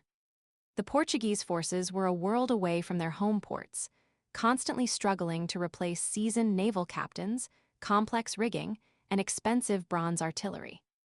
The Assanese, operating comfortably in their own geographic backyard, and funded by an absolutely limitless, highly lucrative supply of smuggled ginger and black pepper, could replace their material losses almost immediately. The Sultanate executed a flawless, long-term strategic bleeding of the Estado de India, turning the vital Strait of Malacca from a highly controlled European toll booth into a terrifying, haunted maritime chokepoint, where sudden, violent death could easily emerge from the morning fog at any given moment. The history of the global spice trade is all too often told as a simplistic triumph of European navigation, a grand, romantic story of intrepid explorers discovering a wider, primitive world and easily bending it to their superior will. The complex, highly organized reality of the Assay syndicate completely and utterly shatters that outdated, heavily biased narrative. The violent arrival of the Portuguese in the Indian Ocean was not the end of the sophisticated Asian economic system. It was merely the harsh catalyst for its rapid, highly militarized evolution. Faced with a violent, monopolistic existential threat, the Sultanate of Assay demonstrated an unparalleled, world-class mastery of resistance economics and proxy warfare. They brilliantly weaponized the rugged, volcanic geography of northern Sumatra and the highly reliable violence of the changing monsoon winds to completely bypass the heavily fortified Strait of Malacca. They took the simple, highly perishable root of the ginger plant, perfected its complex preservation, and successfully built a shadow supply line of staggering, intercontinental profitability. They skillfully exploited the base greed of their enemies, happily bribing Portuguese officials to ensure the massive flow of illicit capital never stopped. Most brilliantly of all, they recognized that true geopolitical power required absolute parity in military technology. By forging a transcontinental, highly strategic Islamic alliance with the distant Ottoman Empire, exchanging the incredible botanical wealth of the Sumatran jungle for the advanced bronze and refined gunpowder of the Mediterranean, Assay built a highly adaptable war machine capable of going toe-to-toe with the absolute greatest European armadas. The bloody, incredibly visceral naval guerrilla warfare that deeply defined the century proved beyond any doubt that the European economic blockade was ultimately a fragile illusion. The immense flow of global commerce simply could not be dictated by a few heavy cannons sitting in a fortress in Malacca. Through vastly superior geospatial logistics, highly unbreakable alternative supply chains, and relentless, agonizing military pressure, the Sultanate of Assay ensured that the true, undeniable superpower of the era remained firmly and safely anchored in the East. Chapter 15. The Cold Open. The rain fell in punishing, horizontal sheets across the teak deck of the heavily armed Dutch East Indiaman, a colossal floating fortress anchored just outside the Sunda Strait. Above decks, the wind howled through the intricate, tar-soaked rigging, and the massive bronze cannons, slick with sea spray, sat silent but fully primed, their muzzles pointed like accusatory fingers toward the fertile, shadowed coastline of Java. But the true terror of the ship did not reside in its artillery, nor in the hardened, salt-bit Marines patrolling its gangways with matchlock muskets shielded from the deluge. The true terror was located below the waterline, deep within the captain's cabin, where the air was thick with the suffocating scent of damp wool, stale pipe tobacco, and the sharp, unmistakable bite of raw ginger. Here, bathed in the flickering, amber glow of a single gimbaled lantern, sat a corporate accountant. He was not a warrior. He was a servant of the Verenigd Oostendisch Compagnie, the Dutch East India Company, and he was currently engaged in the most lethal form of warfare the 17th century had ever witnessed: mathematics. Spread across his heavy oak desk was a massive, leather-bound general ledger, a physical manifestation of the immense bureaucratic apparatus overseen by the Bookkeeper General of Batavia. This document was not merely a record of passive trade. It was an instrument of absolute, data-driven subjugation. To the accountant's left lay a series of highly classified, meticulously detailed maritime charts, drafted by the master cartographer Hessel Gerrits. These maps depicted the Indonesian archipelago, not as a wondrous new world of exotic mystery, but as a fractured grid of exploitable logistical nodes, a theater of operations waiting to be optimized. The accountant traced a pale, ink-stained finger along the curving coastline of Banth, his eyes darting back to the columns of numbers in his ledger. He was not calculating the inherent value of human life or contemplating the sovereignty of ancient Asian kingdoms. He was calculating the precise tonnage of ginger, pepper, and nutmeg required to manipulate global market prices, and weighing that abstract figure against the exact cost of the gunpowder and mercenary wages needed to eradicate any native population that dared to sell those spices to a competitor. This was the dawn of a new, terrifying era of corporate imperialism. The accountant dipped his sharpened quill into an iron gall inkwell and scratched a definitive line across the heavy parchment, recording the projected yield per acre of ginger cultivated on the terraced, volcanic hills of the Javanese interior. If the agricultural yield was too high, the global price would invariably drop, threatening the sacred annual dividend paid to the distant shareholders gathered in the boardrooms of Amsterdam and Middelburg. Therefore, the excess ginger had to be destroyed, the fields burned to ash, and the local farmers starved into compliance. It was nothing personal.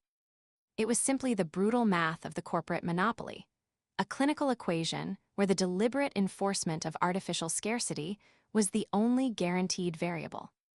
The men of the Dutch East India Company did not sail across the world to join the thriving, cosmopolitan trade networks of Asia. They came to violently dismantle them, turning the fragmented geography of the East Indies into a weapon against its own people, all to ensure that the final sum at the bottom of the ledger balanced perfectly in favor of the corporation. The Asian thalassocracy and the corporate threat. To understand the sheer, unadulterated ruthlessness of the Dutch East India Company, one must first entirely strip away the romanticized European narrative of heroic maritime explorers, bravely charting the unknown corners of the globe.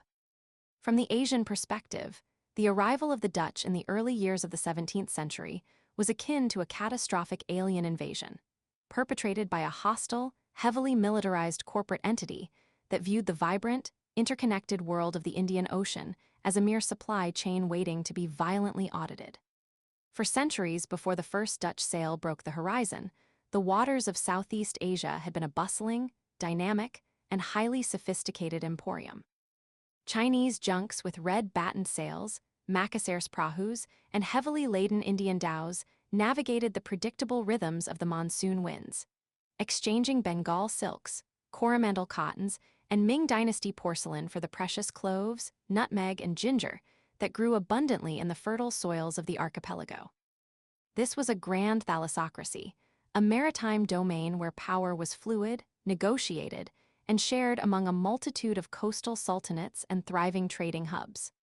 For the Bugis and Macassar's navigators, the sea was a shared commons, a boundless highway that facilitated mutual prosperity.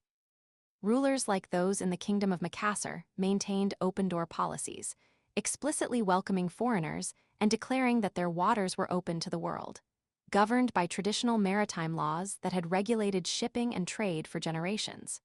It was a complex ecosystem of economic interdependence, where competition was fierce but generally managed through diplomacy, marriage alliances, and mutually beneficial trade agreements. The Dutch East India Company looked at this vibrant, shared ocean and saw only unacceptable financial leakage. Their overarching strategy, engineered by the Lords 17 in the boardrooms of the Dutch Republic and executed without mercy from their heavily fortified headquarters in Batavia, was not to compete fairly in this free market. Their goal was to systematically exterminate the competition through the weaponization of geography. The directors of the company understood a fundamental geospatial truth. The Indonesian archipelago, while staggeringly rich in agricultural resources, was highly fragmented. It was a vast scattering of thousands of islands, separated by deep channels and entirely dependent on the predictability of the trade winds. The Dutch recognized that if they could control the vital maritime chokepoints, they could effectively isolate the islands, cut off the ancient Asian trade routes, and starve the local populations into absolute, unbreakable submission. This strategy relied heavily on advanced cartography, which the company treated not as a noble scientific inquiry, but as highly classified military intelligence. The Dutch East India Company established a centralized map-making agency, demanding that all ships' pilots collect perfect daily observations of coastlines, shoals, and prevailing winds. Upon their return to the Dutch Republic, these pilots were legally required to hand over all their original logbooks, journals, and drawings to the directors without exception. To prevent this critical spatial intelligence from leaking to their English or Portuguese competitors, the company obtained an exclusive privilege, making it illegal to publish or copy maps of its trade zone without express permission, an offense punishable by ruinous fines of up to 6,000 guilders. Master cartographers were employed to collate this deeply guarded information to create the Padron Reel, a massive, large-scale master map covering the full extent of the chartered trade zone. This document was the ultimate instrument of geospatial control, used to orchestrate naval blockades with terrifying clinical precision. Armed with this unparalleled data, the company deployed their heavily armed galleons to enforce absolute dominance over the waterways. They mapped the treacherous reefs, the shifting sandbars, and the hidden coves, using their superior naval artillery to blockade specific ports and turn the fractured geography of the islands into a series of isolated, inescapable prisons. They were constructing a massive, invisible wall across the ocean, utilizing the very waters that had once connected the Asian empires to divide and conquer them. It was a clinical, geospatial strangulation, driven entirely by the endless columns of numbers recorded in the ledgers of the bookkeeper general. The microhistory of the ginger root. To fully grasp the insidious nature of this corporate takeover, one must look closely at the very object of their obsession, the ginger root itself. For centuries, the cultivation of ginger in the fertile, volcanic soils of Java and Sumatra had been an integral part of the local agricultural rhythm and the broader Asian economy. Edible ginger is a herbaceous perennial plant, growing up to 4 feet high, producing a pungent, horizontal rhizome that thrives in the abundant rainfall and warm temperatures of the tropical climate. In the traditional Asian market, it was a highly prized commodity, valued not only for its fiery culinary properties, but also for its profound medicinal applications. The farmers of the archipelago cultivated the root with deep generational knowledge, understanding the precise balance of sun, water, and soil required to produce the rich, yellow flesh that was so desperately sought after by merchants arriving from China, India, and the Arabian Peninsula. In this pre-corporate era, the ginger trade was characterized by a natural, fluctuating equilibrium. The yield per acre was subject to the whims of the climate, and the price was determined by the organic forces of regional supply and demand. A Javanese farmer could expect a healthy, competitive return for his labor, selling his harvest to the diverse array of foreign merchants who docked at the bustling ports along the coast. It was a localized microeconomy that supported entire communities, woven intricately into the social and cultural fabric of the islands. But the arrival of the Dutch accountants transformed the ginger root from a living agricultural product into a sterile, abstract data point. The company was not interested in the cultural significance of the spice, nor were they concerned with the livelihood of the Javanese farmer. They were solely focused on the concept of the yield per acre. The corporate ledgers in Batavia demanded a constant, massive flow of product to satisfy the insatiable, lucrative markets in Amsterdam, but they also demanded that the purchasing costs be slashed to the absolute minimum. To achieve this, the company began to systematically dismantle the free market. They implemented a draconian system of forced deliveries across the territories they managed to subjugate. Javanese regents and local farmers, who had once freely traded their ginger and pepper to the highest bidder, were now legally bound by extortionate contracts to deliver their entire crop exclusively to the Dutch at fixed, artificially depressed prices. The company accountants calculated the absolute minimum amount of local currency required to keep the farmers alive and producing, setting the purchasing price at a fraction of its true market value. If a farmer attempted to sell his ginger to an English or Chinese merchant for a fair price, he was branded a smuggler and subjected to brutal, often lethal, corporate justice. This obsessive accounting of a single route's yield birthed the terrifying mechanics of the modern corporate monopoly. The company realized that controlling the supply was even more critical than controlling the territory. If the sheer volume of ginger cultivated across the islands threatened to exceed the demand of the European market, thereby risking a drop in the auction price back in the Dutch Republic, the company simply ordered the destruction of the excess crop. The bookkeeper general would run the numbers, calculate the optimum level of artificial scarcity required to maintain a massive profit margin, and issue the orders. Heavily armed corporate troops would march into the Javanese interior, torching the ginger fields, smashing the drying racks, and plunging the local agricultural communities into sudden, engineered famine. The starvation of thousands of Asian farmers was clinically determined to be an acceptable, even necessary, method for maintaining a healthy corporate dividend. The ginger root had been weaponized against the very people who grew it. The target of ban and the free market threat. Nowhere was this violent clash of paradigms more evident, and nowhere was the resulting corporate warfare more devastating than in the prosperous Sultanate of Bant. Located on the strategic northwestern coast of Java, Banten guarded the vital entrance to the Sunda Strait, serving as the primary gateway between the Indian Ocean and the Java Sea. In the middle of the 17th century, Banten was a dazzling jewel of the Asian trading world. It was a massive, cosmopolitan metropolis where the air vibrated with a dozen different languages, and the bustling markets overflowed with the unimaginable wealth of a highly connected continent. Banten was globally renowned as a premier producer and exporter of high-quality pepper and fiery ginger, commodities that drew eager merchants from the Ottoman Empire, the expanding nations of Europe, and the vast interior of the Ming and Qing dynasties. The ruler of this thriving economic powerhouse was Sultan Zheng He, a visionary, deeply intelligent leader and a staunch, unyielding defender of the traditional Asian free trade system. Sultan Zheng understood that the true, lasting wealth of his kingdom lay not in hoarding resources behind fortress walls, but in facilitating the continuous, massive flow of global commerce. He actively encouraged foreign merchants to establish trading posts in his capital, engaging in sophisticated diplomatic correspondence with kings and emperors across the world. He frequently sent lavish, carefully curated gifts of premium pepper and ginger to foreign courts to secure profitable alliances and guarantee the continued flow of international shipping into his harbor. He was a quintessential maritime sovereign who viewed the ocean as a boundless highway for mutual prosperity, and his policies ensured that Banten remained one of the wealthiest and most fiercely independent states in the entire archipelago. To the corporate accountants sitting in their humid offices in nearby Batavia, however, Sultan Zheng was not a respected monarch or a potential partner. He was a catastrophic, existential threat to their quarterly earnings.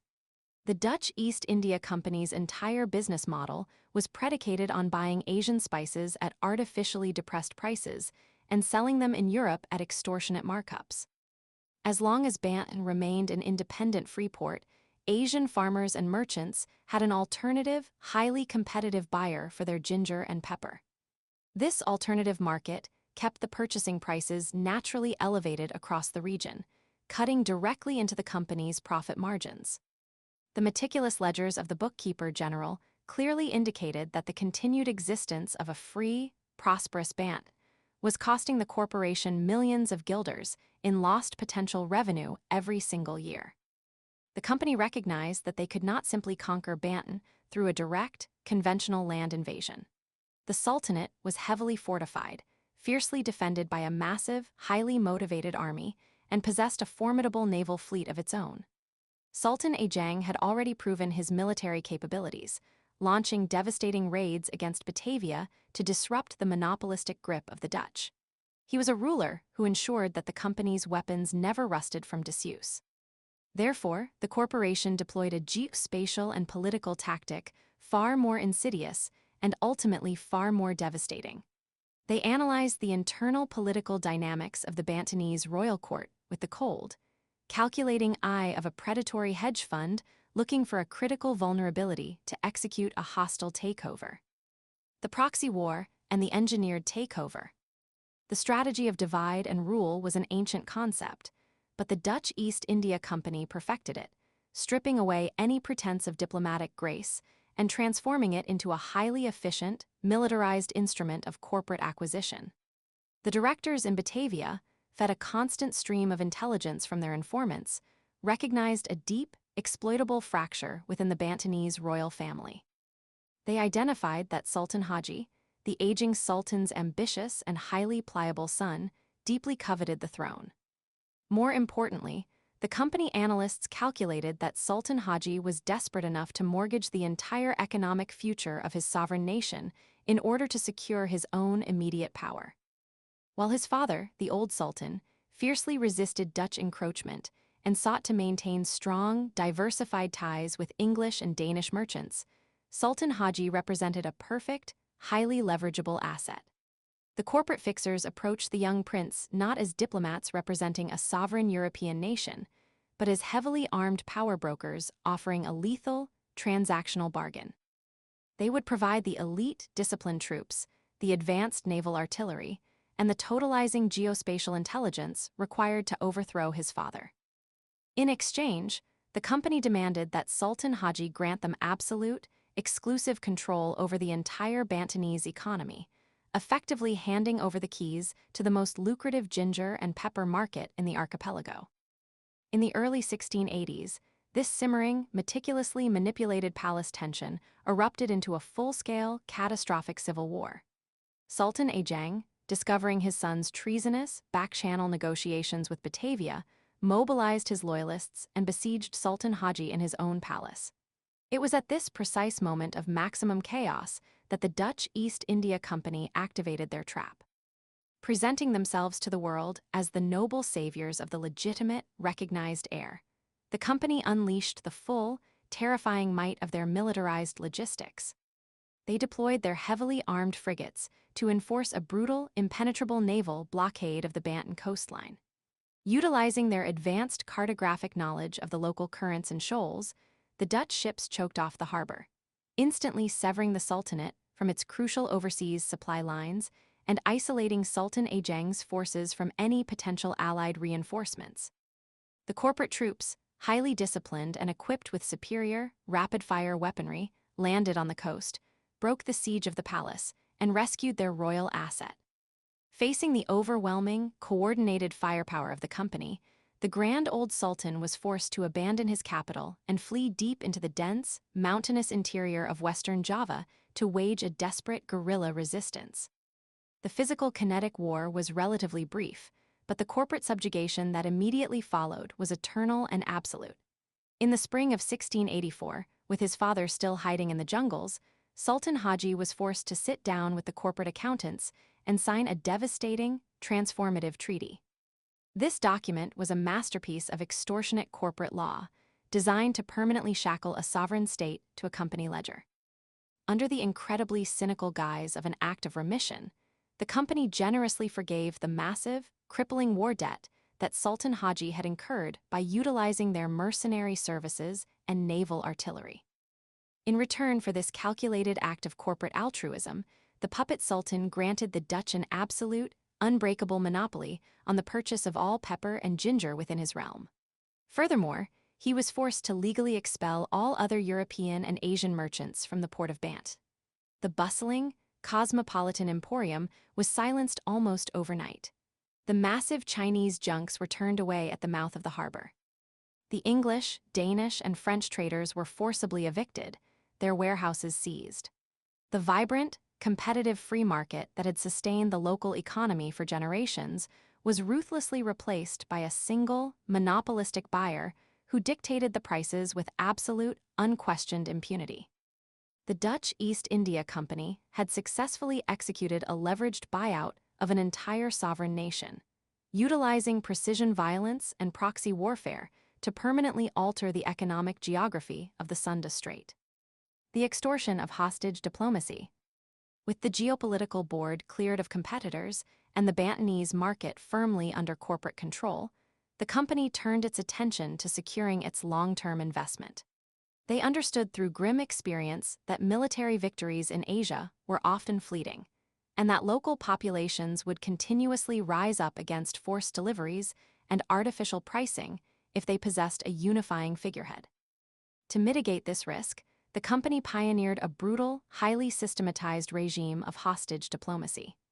They recognized that the most efficient way to control a vast, resentful territory was to permanently and physically neutralize its historical leadership, holding them as human collateral against the good behavior of their subjects.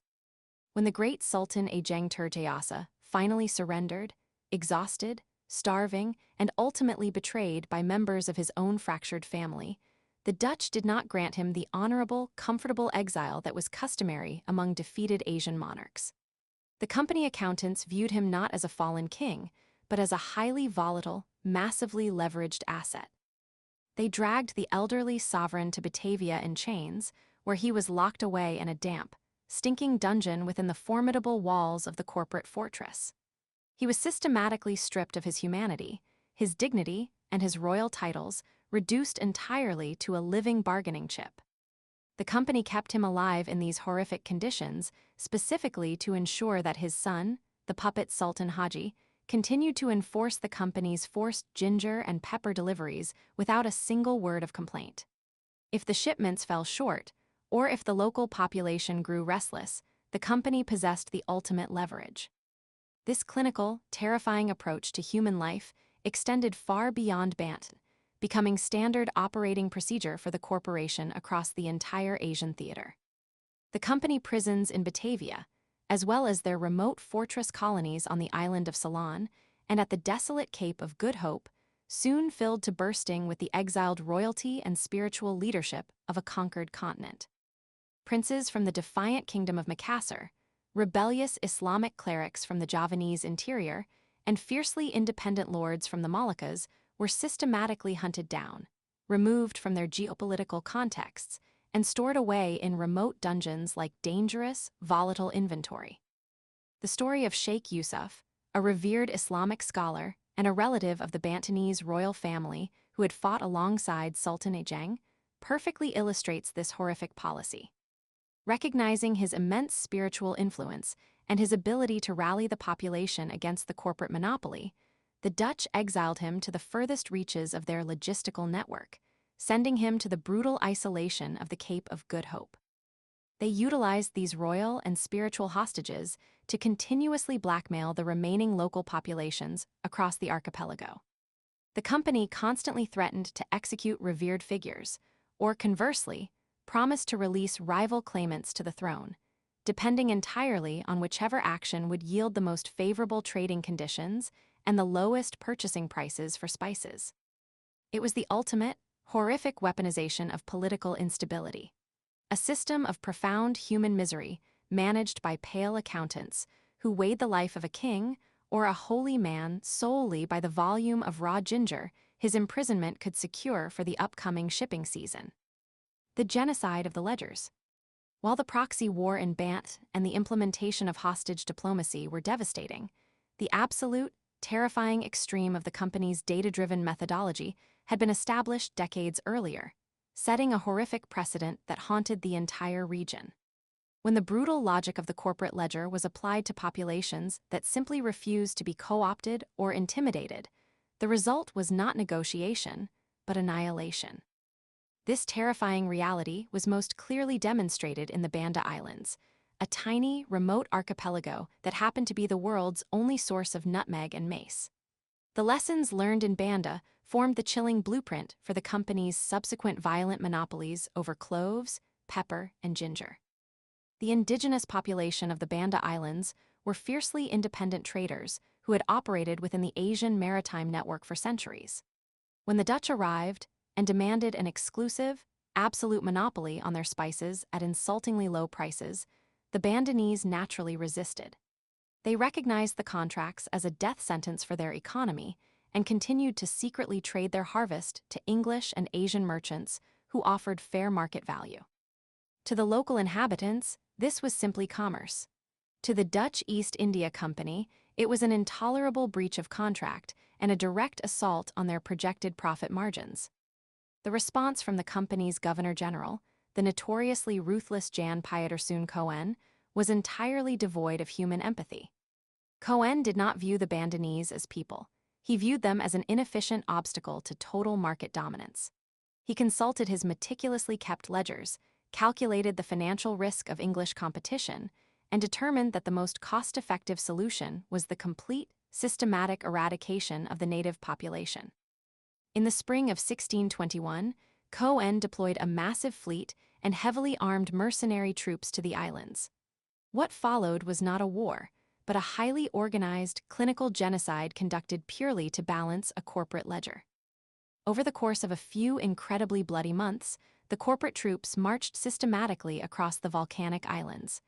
They utilized their superior firepower to crush any resistance, cornering the population in the mountains. The orders were absolute. The Bandanese were to be executed, deliberately starved to death, or captured and sold into brutal slavery.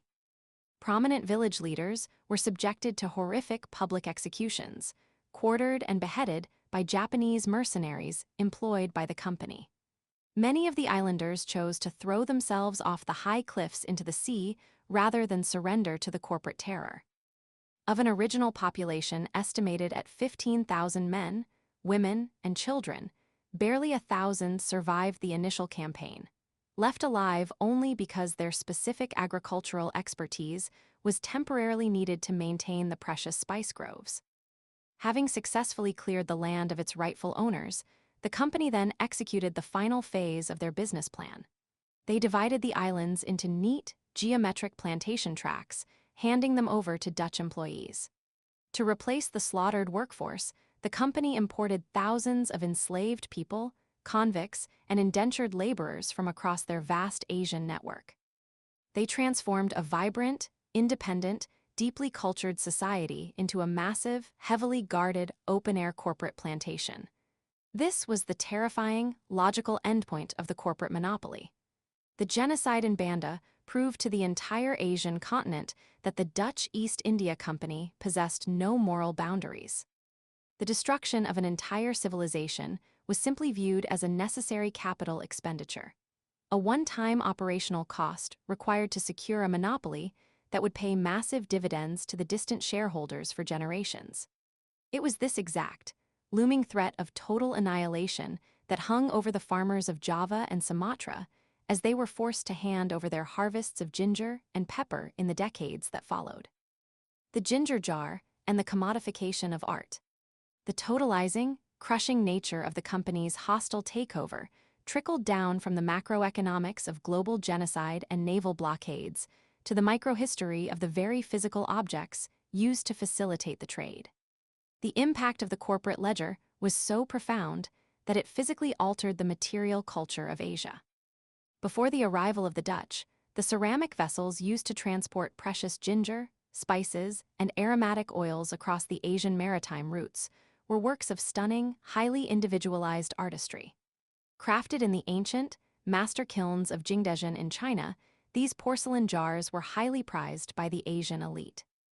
They were meticulously decorated with intricate underglaze blue designs, featuring landscapes, mythical creatures, and elegant calligraphy, and were carefully traded as luxury goods in their own right, entirely separate from the spices they contained. They represented the beautiful synthesis of an interconnected continent, carrying the fiery agricultural wealth of Java within the refined, delicate artistic shell of the Ming dynasty. But the Dutch East India Company had no use for cultural heritage, individual artistic expression, or beauty, unless those concepts could be strictly commodified, standardized, and scaled for mass export. As the company aggressively monopolized the trade routes, utilizing their heavily armed fleets to take control of the massive shipments of ceramics flowing out of the South China Sea and through the port of Batavia, they fundamentally altered the purpose and the design of these vessels. To the bookkeeper general and the cargo masters pacing the docks of Java, a beautifully painted Ming vase was not a work of art. It was a highly inefficient unit of measurement. The delicate shapes and varied sizes of traditional Asian ceramics resulted in wasted cargo space and a higher risk of breakage in the dark, violently pitching holds of the returning East Indiamen. The company accountants immediately began to dictate precise, uncompromising dimensions and uniform shapes to the Chinese and Japanese potters. They demanded sturdy, highly standardized vessels with thick walls and flat, uniform bases that could be packed tightly together, stacked floor to ceiling, without shattering during the grueling, months-long voyage across the rough swells of the Indian and Atlantic Oceans. The exquisite, delicate, highly varied forms of the past were entirely replaced by a heavy, utilitarian, bulbous shape that would forever become known in the West simply as the ginger jar. By closely examining the surviving jars from this period, one can clearly see the physical toll of this relentless corporate logistics network. The elegant, narrow necks were widened to allow for faster, more efficient packing of the ginger root. The rims are almost universally heavily chipped, and the dark, coarse earthenware bodies often show through the brilliant white glaze, brutal evidence of their highly practical use as standardized, disposable shipping crates, rather than cherished objects of artistic contemplation. The company even began dictating the designs painted on the outside, demanding that the artisans alter their traditional styles to cater specifically to the exoticized tastes of the emerging European middle-class market. This transformation of the ginger jar serves as the perfect, tangible microcosm for the entire Dutch enterprise in Asia. It represents the physical manifestation of how a vibrant, highly cultured, and diverse continent was systematically forced into a rigid, soul-crushing, and highly profitable corporate framework. The final summation. The Dutch East India Company took a massive, fiercely independent, and culturally magnificent continent and subjected it to the cold, unyielding tyranny of the corporate ledger. They systematically replaced the fluid, diplomatic, and mutually beneficial thalassocracy of the Asian sultans with a terrifying regime of data-driven exploitation. By the end of the 17th century, the company had successfully deployed advanced, classified cartography, brutal naval blockades, highly engineered proxy warfare, and targeted, clinical genocide to corner the global market on ginger, pepper, cloves, and nutmeg.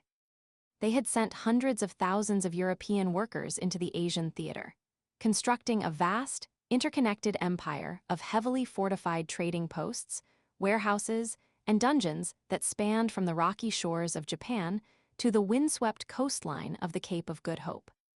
They had entirely rewritten the economic geography of the world, creating the first truly transnational megacorporation, an entity so unimaginably powerful that it possessed quasi-governmental authority to wage total war, execute foreign citizens, negotiate treaties, and strike its own coinage, all without any oversight beyond the pursuit of profit. But this unprecedented, world-altering accumulation of wealth came at a staggering, incalculable cost to the people of Asia. The ancient, complex trading networks that had sustained the continent for millennia were permanently shattered, replaced by a brutally enforced artificial scarcity that impoverished millions of farmers and merchants. Entire island archipelagos were depopulated, their rich, volcanic soils converted into vast, open-air corporate prisons worked by the blood and sweat of enslaved labor. Magnificent, cosmopolitan port cities like Banten, once the shining pride of the Javanese coast and a beacon of global free trade, were reduced to heavily policed, economically castrated client states. Their great, visionary rulers were left to rot in the dark, suffocating dungeons of Batavia, serving as tragic, living reminders of the cost of defying the monopoly. As the accountant in the captain's cabin finally closed his heavy, leather-bound ledger, the thick iron gall ink drying on another year of record-breaking profits, the rain continued to lash violently against the thick oak sides of the Dutch East Indiaman. The massive ship pitched and rolled in the dark, churning swells of the Sunda Strait, its cavernous hold packed to the absolute brim with thousands of chipped, standardized porcelain jars, each one filled with the harvested, stolen wealth of a broken continent. The brutal math of the Dutch East India Company had balanced perfectly, every metric optimized, every risk mitigated through overwhelming violence. And in doing so, the company had laid the terrifying, data-driven foundations for the modern corporate world, proving once and for all that in the relentless, mechanical pursuit of absolute monopoly, the destruction of an entire civilization was never a tragedy. It was simply the cost of doing business. Chapter 16, The Pirate King Koxinga. Do not ease into this history.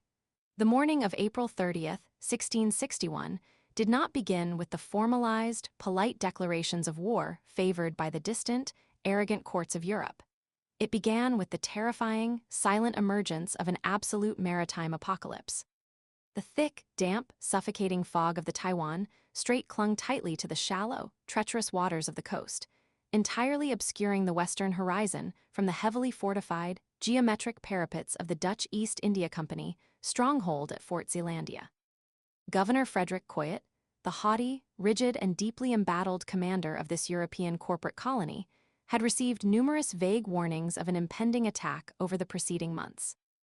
Yet the sheer, overwhelming scale of the reality that materialized out of the morning mist that day defied all European comprehension and shattered their brittle sense of colonial supremacy. The Dutch sentries, shivering in the dawn air, watched in profound, paralyzing shock as the coastal fog literally tore open to reveal a thick, endless, advancing forest of wooden masts. This was not a localized, disorganized pirate raid, nor was it a minor, manageable colonial skirmish of the sort the Dutch had violently suppressed in the past. Bearing down upon their isolated, lonely outpost was an armada of 400 heavily armed, flat-bottomed war junks, carrying a massive, battle-hardened invasion force of 25,000 veteran soldiers and sailors. To contextualize the sheer terror of this moment, one must understand that this fleet represented the absolute largest Chinese, overseas military expedition since the legendary, awe-inspiring treasure voyages of Admiral Zheng He over 2 centuries prior. Standing stoically at the prow of the massive command vessel, coordinating this colossal amphibious machine, was the warlord Zheng Chenggong, universally known to the terrified European colonizers as Koxinga, the lord of the imperial surname. He was a Ming dynasty loyalist, a brilliant, unforgiving geospatial tactician, and the undisputed, unquestioned pirate king of the Asian maritime world. Against his sprawling, highly organized armada, the Dutch East India Company could only muster a pathetic, skeletal defense of slightly more than 1,000 men and a mere 4 operational warships. For 38 years, the European corporate monopoly had operated under the incredibly dangerous assumption that their advanced gunpowder weapons, their deep-draft naval architecture, and their sheer, unyielding corporate ruthlessness made them invincible masters of the East Indies. Koxinga was about to systematically, violently, and permanently dismantle that delusion. The invasion of Taiwan in 1661 was not merely a clash of arms. It was a monumental collision of global military doctrines, an epic, visceral masterclass in amphibious siege warfare, and a massive, humiliating, and complete defeat for European corporate power at the hands of a vastly superior, highly motivated Asian military force. To understand the explosive violence that was about to drench the pale sands of Formosa in blood, one must first strip away the academic bloat and the sanitized European colonial narratives to examine the brutal, existential calculus of Koxinga himself. He was the son of a prominent, incredibly wealthy Chinese armed trader and pirate syndicate boss named Zheng Zhilong, and a Japanese mother named Tagawa Matsu. Raised in the cosmopolitan, hyper-violent, heavily armed maritime trading environment of Nagasaki in Japan and the rugged Fujian coast of mainland China, Koxinga was forged in the apocalyptic crucible of the Ming and Qing dynastic transition. When the Manchu invaders swept down from the north in 1644 to conquer the Chinese mainland, establishing the Qing dynasty, the world of the Zheng family was violently torn apart. His father, calculating the political odds, surrendered to the Manchus, only to be held as a captive hostage and eventually executed in Beijing. His Japanese mother tragically perished during the brutal, unforgiving sack of their home province, an event that left Koxinga traumatized and burning with an unquenchable, righteous vengeance. Driven by this absolute, visceral trauma and an unyielding, fanatical loyalty to the shattered remnants of the Ming dynasty, Koxinga refused to surrender. Instead, he transformed his father's vast family business from a decentralized, purely profit-driven pirate network into a vertically integrated, bureaucratically managed, heavily militarized corporate state. His organization functioned as an independent maritime empire, complete with its own sophisticated taxation systems, a functioning civil administration, a network of international diplomats, and a formidable military machine that funded a relentless, bloody resistance war against the Qing dynasty on the mainland. For years, he fought the Manchus along the coastal provinces, even launching a massive, nearly successful siege of the southern capital of Nanjing in 1659. However, a catastrophic defeat during that campaign forced a bitter realization upon the warlord. To fight a continental empire like the Qing, one needs an inexhaustible supply of capital, a secure logistical base, and absolute strategic depth. By 1660, Koxinga had run out of mainland territory. His coastal strongholds in Xiamen and Kinmen were vulnerable to Manchu blockade and scorched earth policies. He needed a sovereign fortress. He needed an impenetrable island citadel. He needed Taiwan. From a perspective of pure geospatial intelligence, the island of Taiwan is the ultimate maritime fortress. It is the critical geographical keystone that locks the entire economic and military architecture of the South China Sea into place. Positioned precisely at the midpoint of the first island chain, Taiwan sits directly astride the most vital, heavily trafficked sea lines of communication on the globe, effectively controlling the narrow, turbulent maritime chokepoints between Japan, the Chinese mainland, the Philippines, and the sprawling, resource-rich archipelagos of Southeast Asia. Whoever commands the deep-water harbors and the treacherous coastal straits of Taiwan commands the flow of global commerce. The Dutch had recognized this irrefutable strategic reality back in 1624 when they first established Fort Zeelandia on the southwestern coast. They utilized the island as a highly lucrative intermediary base, a toll booth on the sea, to tap into the massive, surging trade routes connecting Macau, Manila, and Nagasaki. However, Taiwan is not a welcoming environment for the uninitiated, nor is it hospitable to deep-draft European galleons. The geography is fundamentally hostile, acting as a defensive labyrinth designed by nature itself. The coastal waters are constantly plagued by violent seasonal monsoons, sudden, catastrophic typhoons, and the relentless, churning power of the Kuroshio Current that sweeps northward. The specific maritime approach to the Dutch stronghold at Fort Zeelandia was an agonizing, terrifying navigational nightmare. The main fortress was situated on a narrow, exposed sandy peninsula, separated from the Formosan mainland by a shallow, constantly shifting bay and a series of treacherous, submerged sandbars, most notably the island of Baximboy. Heavy European ships, burdened with massive bronze artillery, dense cargo, and thick wooden hulls, were often forced to anchor in the dangerous open sea, incredibly vulnerable to sudden storms, simply because the natural coastal channels were far too shallow for their deep drafts to navigate safely. Koxinga did not view this hostile geography as an obstacle. He viewed it as a potent, natural weapon to be leveraged against his enemies. He understood intimately that European naval doctrine relied absolutely on the deep water necessary to maneuver their massive, floating fortresses. He, on the other hand, commanded a vast fleet of hundreds of flat-bottomed war junks. These highly adaptable vessels were perfectly engineered for the literal bathymetry of the South China Sea. The Dutch had foolishly, arrogantly assumed that the narrow, heavily silted Luomen Channel, also known in their records as the Lakshamu's Passage, was completely impassable for a massive, heavily laden invasion fleet. Because of this fatal assumption, they believed their fortress was physically isolated from the threat of a direct, sudden amphibious assault from the north. But Koxinga possessed vastly superior environmental intelligence and an intimate, localized familiarity with the shifting tidal rhythms of the Formosan coast. He calculated his approach with the cold precision of a master navigator, waiting for the exact moment of the spring high tide.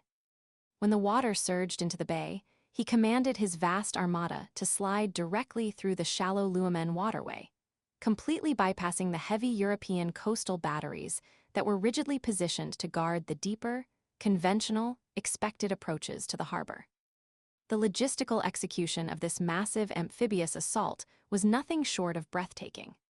Moving 25,000 heavily armed men, their extensive daily provisions, their heavy siege artillery, their horses, and their draft animals across the volatile waters of the Taiwan Strait required a staggering, unprecedented level of bureaucratic coordination and naval discipline. This was a highly synchronized insertion of military power that would rival the complexity of any modern amphibious invasion force. Furthermore, Koxinga actively, brilliantly leveraged the local human geography to accelerate his beach landing. The thousands of Chinese refugees and agrarian settlers who inhabited the island deeply, bitterly resented the oppressive, exploitative taxation, the forced labor, and the violent subjugation imposed upon them by the Dutch East India Company. When the distinct, familiar sails of Koxinga's junks pierced the morning fog, these local inhabitants immediately rose in widespread armed rebellion against their European corporate overseers. They swarmed the beaches and the shallows with small, agile coastal boats and bamboo rafts, rushing out to the fleet to ferry the Ming loyalist troops rapidly from the heavy transport junks directly to the mainland shore. Within a matter of mere hours, utilizing local intelligence and local manpower, Koxinga had established an impenetrable, heavily fortified beachhead, successfully translating his maritime mobility into an overwhelming, irreversible terrestrial advantage. The brutal, uncompromising siege that immediately followed cannot be understood purely through the bloody mechanics of musket balls, iron swords, and cannon fire. It was driven by a desperate, existential need to control the specific biochemical and economic commodities that fueled the 17th century world. To sustain his massive, bleeding resistance army on the mainland against the overwhelming, seemingly infinite numbers of the Manchu Qing cavalry, Koxinga required an absolute, unbreakable monopoly over three distinct, highly lucrative elements: silver, sugar, and ginger. Silver was the absolute, unquestioned lifeblood of the global economy, and Taiwan was the beating, central heart of its circulation in maritime Asia. The Ming dynasty's insatiable, desperate demand for hard currency, following the catastrophic, systemic collapse of their domestic paper money system due to rampant hyperinflation and counterfeiting, had created a terrifying economic vacuum on the mainland. To fill this void, silver excavated by brutally enslaved indigenous populations from the agonizing, freezing altitudes of the Potosi mines in the Spanish Americas was shipped across the vast Pacific Ocean on the massive Manila galleons. Simultaneously, equally massive, staggering quantities of silver were extracted from the deep, dark shafts of Tokugawa, Japan. All of this precious metal flowed relentlessly, inevitably toward the Chinese mainland, the ultimate sink of global wealth. Taiwan sat precisely, perfectly athwart this river of global currency. The Dutch East India Company had enriched itself immensely, almost beyond the dreams of European monarchs, by acting as the parasitic, armed middleman, exchanging Japanese and Mexican silver for highly prized Chinese silk and delicate porcelain. Koxinga's strategic calculus was brutally, elegantly simple.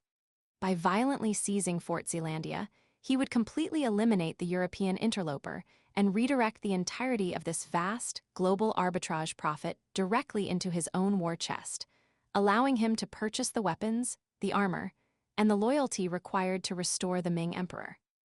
Before the invasion, he had even utilized a Sino-Dutch translator and merchant named He Tingbin to operate a secret, shadow tax collection system right under the noses of the Dutch, levying tolls on the Chinese inhabitants of Formosa and demanding thousands of taels of silver, 100,000 arrow shafts, and tons of sulfur as tribute from the terrified Europeans. But the island offered far more than just a convenient toll booth for foreign silver. It possessed an incredibly fertile, rich soil that Koxinga intended to exploit fully. The Dutch had already recognized, to their immense profit, that Taiwan could serve as the agricultural breadbasket of the Indies. By utilizing the desperate labor of thousands of Chinese refugees who had fled the famine and the wars of the mainland, the Dutch had initiated the intense, widespread cultivation of sugar cane. Sugar was rapidly, irreversibly transitioning from a rare, architectural novelty used for intricate sculptures on the banquet tables of medieval European nobility into a highly addictive, incredibly lucrative global commodity demanded by the emerging middle classes. The Dutch were exporting high-quality Formosan sugar across the globe, from the bustling markets of Persia to the exotic ports of India and the hungry bakeries of Europe. Koxinga recognized that securing the vast sugar plantations of Taiwan would provide him with a highly renewable, extremely high-margin export crop, guaranteeing a steady, reliable stream of revenue to continuously purchase Japanese copper, iron, and matchlock muskets for his growing troops. Yet, beneath the macroeconomic brilliance of controlling global silver and addictive sugar lay a far more intimate, biological, and immediate military necessity: ginger. Known botanically by the scientific classification Zingiber officinale, ginger was not merely a culinary luxury used to flavor meals. It was a highly critical piece of organic military technology, an essential component of the warlord's logistical supply chain. For thousands of years, dating back past the Warring States period, and the writings of Confucius, traditional Chinese medicine had revered the ginger root as a pungent, dry, warming yang herb, specifically utilized to aggressively combat the debilitating ailments triggered by cold, damp environments. In the direct context of launching a massive, seaborne invasion force, ginger was the ultimate, indispensable logistical miracle. An armada of 400 ships carrying 25,000 tightly packed men across the turbulent, violently unpredictable, typhoon-plagued waters of the South China Sea faced an invisible, relentless, highly destructive enemy that could destroy the combat effectiveness of an army far faster than any Dutch cannon. Widespread motion sickness and complete gastrointestinal collapse. The volatile, aromatic oils found deeply embedded within the ginger rhizome, rich in complex compounds such as zingiberine, gingerols, and shagiols, possessed profound, scientifically undeniable antiemetic and anti-inflammatory properties. When the fresh ginger root was carefully kiln-dried for military transport, the gingerol compounds chemically converted into shagiols, rendering the root even more pungent and vastly more medically potent. Consuming this dried ginger stabilized the stomachs of the anxious soldiers, promoting the rapid secretion of gastric juices and preventing the debilitating, agonizing nausea and vomiting that would have incapacitated the fleet during the treacherous, rocking ocean crossing. Furthermore, since the era of the ancient monk Faxian, who meticulously recorded its use on Chinese vessels in the 5th century, ginger grown in clay pots aboard ships had been utilized as a vital, easily accessible source of nutrients to prevent the rotting, agonizing death of scurvy during extended naval blockades. A healthy, aggressive, highly motivated fighting force required constant, meticulous provisioning, and the dried ginger root, easily transported in massive bulk and incredibly potent in small doses, ensured that when Koxinga's men finally waded onto the hostile beaches of Baximboy, they were not a wretched, shivering, vomiting mass of seasick peasants, but a lucid, hyper-violent, perfectly stabilized instrument of war. Furthermore, ginger created an inhospitable environment in the gut for toxic bacteria, preventing the rapid spread of dysentery in the crowded, unsanitary conditions of a military camp. By securing Taiwan, Koxinga could cultivate and completely monopolize vast, sprawling plantations of this medicinal root, ensuring the continuous biological readiness of his naval forces while simultaneously exporting it at exorbitant, monopolistic prices to a desperate global market that was rapidly realizing its profound medicinal value. The clash that occurred on the shifting, sun-baked sands of Baximboy was a visceral, bloody nightmare that permanently shattered the myth of European colonial invincibility. Following Koxinga's highly successful, rapid amphibious insertion through the Luamen Channel, the Dutch commanders at Fort Zeelandia realized with mounting horror that they were rapidly being cut off from the mainland and completely isolated from their secondary, smaller outpost at Fort Provincia. In a desperate, highly arrogant bid to halt the Asian advance and regain the tactical initiative, Governor Coyot authorized an immediate ground counterattack. Captain Thomas Peddle, a seasoned, veteran European military officer, led a detachment of 240 heavily armed Dutch musketeers out of the fortress and onto the exposed, flat sand plain. Peddle was deeply infected with the fatal, blinding hubris of European colonial supremacy. He confidently, foolishly assured his nervous men that the Chinese forces would flee in absolute, blind terror at the very first smell of sulfurous gunpowder and the deafening, organized crack of their advanced European firearms. He ordered his troops into rigid, tightly packed linear formations, intending to unleash highly disciplined, rolling volleys of lead shot to shatter the enemy's spirit and break their charge. Captain Peddle was entirely, catastrophically ignorant of the sheer terror that was marching methodically toward him across the dunes. Koxinga did not deploy a disorganized rabble of untrained, poorly equipped peasants to secure his beachhead. He unleashed the Thai Ren Jun, the legendary, terrifying Iron Men. These were the absolute elite, heavily armored shock troops of the Zheng military vanguard, a terrifying unit of heavy infantry designed specifically, exclusively to break the psychological and physical lines of an entrenched enemy. The selection process for this elite unit was brutally, unforgivingly rigorous. A new recruit was required to lift and maneuver a heavy stone weighing 50 pounds simply, to prove he possessed the sheer muscular power and extreme physical endurance necessary to carry the immense burden of their specialized combat equipment into the heat of battle. As the Iron Men advanced steadily across the sand, their formations tight and silent, the Dutch musketeers leveled their weapons and fired their opening, thunderous volleys. The heavy lead balls struck the Chinese vanguard with deadly force, but the Asian soldiers did not fall, they did not scream, and they certainly did not flee. They simply absorbed the European fire and kept walking forward. The Iron Men were encased from their necks down to their knees in a massive, 33-pound suit of heavy reverse brigandine armor. This brilliant piece of metallurgical engineering consisted of thick, overlapping iron scales, meticulously arranged and riveted to resemble the interlocking slates of a traditional Chinese roof. This armor provided supreme, highly flexible protection, allowing the soldiers incredible, unexpected mobility on the battlefield while rendering them virtually, completely impervious to 17th century European arquebus fire. Furthermore, their faces were concealed entirely behind grotesque, heavy iron masks, leaving only narrow, dark slits for their eyes and mouths. These masks were painted in vibrant, horrifying colors designed to make the soldiers look like avenging demons, angry ghosts, and snarling tigers rising directly from the depths of the ocean. The psychological impact of these faceless, bulletproof giants marching silently, inexorably through the thick gunsmoke, was absolutely devastating to the brittle Dutch morale. The Iron Men fought in highly disciplined, complex mixed formations. Koxinga's expert archers, stationed securely behind the wall of heavy infantry, unleashed a continuous, shrieking storm of arrows, so thick it literally darkened the sky, their accuracy and range nearly eclipsing the effectiveness of the slow-loading Dutch muskets. Operating under strict, unforgiving orders to advance and never retreat under pain of execution, the Iron Men charged. They wielded massive, two-handed horse-chopping swords, formidable, razor-sharp blades fixed to heavy wooden shafts that were designed originally to sever the limbs of charging Manchu cavalry mounts and to effortlessly cleave through heavy armor.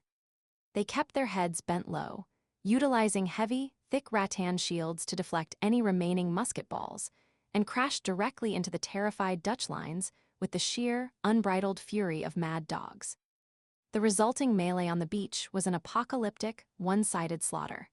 The Iron Men hacked brutally through the rigid Dutch formation, utilizing their heavy, sweeping blades to butcher the terrified musketeers in a fearful, chaotic massacre. The vaunted precision of European linear tactics dissolved instantly into a chaotic, bloody, screaming rout. Captain Peddle himself was brutally cut down in the violent, swirling frenzy, his arrogance rewarded with a heavy blade, and more than half of his elite, hand-picked strike force was completely annihilated on the sand in a matter of minutes. The surviving, terrified Europeans broke ranks and fled in absolute, blind panic back toward the supposed safety of their high fortress walls, carrying with them the chilling, undeniable realization that their advanced weapons were completely useless against the overwhelming martial superiority of the pirate king. Simultaneous with the terrestrial butchery unfolding on the sands of Baxenboy, an equally catastrophic, massively consequential engagement was unfolding upon the choppy waters of the bay. The underlying naval doctrine of the Dutch East India Company was predicated entirely upon the deployment of massive, deep-draft sailing galleons, floating wooden fortresses that bristled with heavy bronze artillery and commanded the deep, open oceans of the world. To support Captain Peddle's doomed infantry assault and to violently break Koxinga's tightening maritime blockade of the Luamen Channel, the Dutch dispatched their absolute finest warships into the fray, led confidently by the pride of their colonial fleet, the mighty Hector. The Hector was an immense, imposing vessel, displacing 600 tons and heavily equipped with the finest, most destructive European cannon available. Accompanied by the warships Gravenland and Vink, it sailed aggressively toward the 60 Chinese war junks guarding the strategic channel, fully anticipating a swift, highly destructive, and decisive naval victory. Initially, the superior range and the explosive, concussive power of the European artillery seemed to validate their deep-seated arrogance. The Hector unleashed devastating, thundering broadsides, its heavy iron shot tearing effortlessly through the wooden hulls of several large Chinese junks, blowing them entirely out of the water in a horrific shower of wooden splinters, black smoke, and blood. In a conventional European naval engagement, such a terrifying display of overwhelming, long-range firepower would have immediately broken the enemy line and forced a rapid, panicked retreat. But Koxinga's highly experienced naval captains did not adhere to polite European naval conventions, and they absolutely did not retreat. They recognized instantly the fatal, glaring vulnerability of the Hector. Its massive size and its deep, heavy draft made it incredibly sluggish and terribly difficult to maneuver in the confined, shallow, shifting waters of the coastal bay. Rather than fleeing from the terrifying artillery barrage, 5 or 6 of the absolute bravest Chinese junks accelerated directly into the line of fire, utilizing their flat-bottomed agility to swarm the massive European warship rapidly from all sides. Like a highly coordinated pack of starving wolves dragging down a wounded, lumbering mammoth, they closed the distance in seconds, completely nullifying the advantage of the Hector's long-range guns. The engagement instantly devolved into a chaotic, point-blank, incredibly violent exchange of artillery, fire arrows, and musket fire. The desperate, terrified Dutch sailors fired their heavy cannons from the front, the rear, and from the cramped spaces below decks, frantically attempting to repel the relentless Chinese boarding parties that were scaling the wooden sides of the galleon. This intense, concentrated, enclosed combustion of vast quantities of black powder generated a localized, dense fog of thick, choking, sulfuric smoke that entirely swallowed the ships, completely obscuring the desperate, bloody battle from the terrified Dutch onlookers watching helplessly from the high walls of Fort Zeelandia. Then the sky ripped apart. A cataclysmic, world-ending explosion, so incredibly violent that the resulting concussive shockwave violently rattled the glass windows within the Dutch castle miles away, erupted directly from the center of the dark smoke cloud. During the chaotic, desperate close-quarters combat, a stray spark or a flaming arrow had found its way deep into the primary, fully stocked gunpowder magazine of the Hector. When the acrid, black smoke finally cleared from the surface of the churning bay, the pride of the Dutch East India Company had vanished entirely, annihilated in a single, catastrophic detonation that vaporized the ship and took the closest, boarding Chinese junks down to the bottom of the sea with it. The 2 remaining Dutch warships, witnessing the instantaneous, horrific vaporization of their massive flagship, immediately broke off the engagement and fled in sheer terror into the open sea, fighting off aggressive Chinese fire ships as they ran for their lives. In a single, explosive afternoon, Koxinga had systematically, completely dismantled European naval hegemony in the region, securing absolute, unchallenged control over the waters around Taiwan and sealing the inescapable doom of the men trapped inside the fort. With the Dutch counterattacks utterly crushed and defeated on both land and sea, the secondary, smaller outpost of Fort Provincia surrendered almost immediately. Its Dutch commander was caught completely unprepared for the overwhelming speed, the precise coordination, and the sheer violence of the Asian amphibious assault, and he capitulated within days to avoid a massacre. Koxinga then turned the full, terrifying weight of his 25,000-man army, his heavy artillery, and his absolute naval supremacy toward the ultimate, heavily defended prize, Fort Zeelandia. However, destroying soft men on an open beach and blowing up wooden ships in a shallow bay require entirely different tactical doctrines than cracking a sophisticated Renaissance star fort. Fort Zeelandia was not a simple, primitive medieval stone castle. It was a highly advanced masterpiece of European military mathematics and geometric engineering. Designed by the finest architectural minds of the era, the fort featured protruding, sharply angled bastions. This complex geometric design was specifically engineered to completely eliminate any dead space or blind spots along the high walls, allowing the Dutch defenders to generate impenetrable, interlocking fields of overlapping artillery and musket fire. Any infantry force attempting to scale the walls would be immediately caught in a devastating, inescapable crossfire from multiple angles, creating a perfectly designed kill zone. Koxinga, flush with his rapid, consecutive victories on the beach and in the bay, initially attempted to overwhelm the fortress using the exact same mass infantry shock tactics that had served him so well during his brutal land campaigns against the Manchus on the Chinese mainland. He believed his massive, overwhelming numerical superiority, outnumbering the trapped garrison 20-1, could simply drown the European defenses in a relentless tide of armored bodies. He was horribly wrong. As his brave troops rushed the walls in massive waves, they were caught instantly in the merciless, mathematical geometry of the Star Fort. The disciplined Dutch defenders repositioned their guns rapidly and unleashed a horrific, continuous storm of grapeshot and heavy musket fire from the elevated, protected bastions, slaughtering hundreds of Koxinga's finest, most loyal soldiers in a matter of bloody minutes. Realizing instantly that human flesh and unparalleled bravery could not overcome advanced architectural mathematics and concentrated artillery, Koxinga immediately halted the costly infantry assault. He ordered his heavy artillery batteries to advance to the front lines, deploying his large cannons to relentlessly pound the fortress walls from a distance.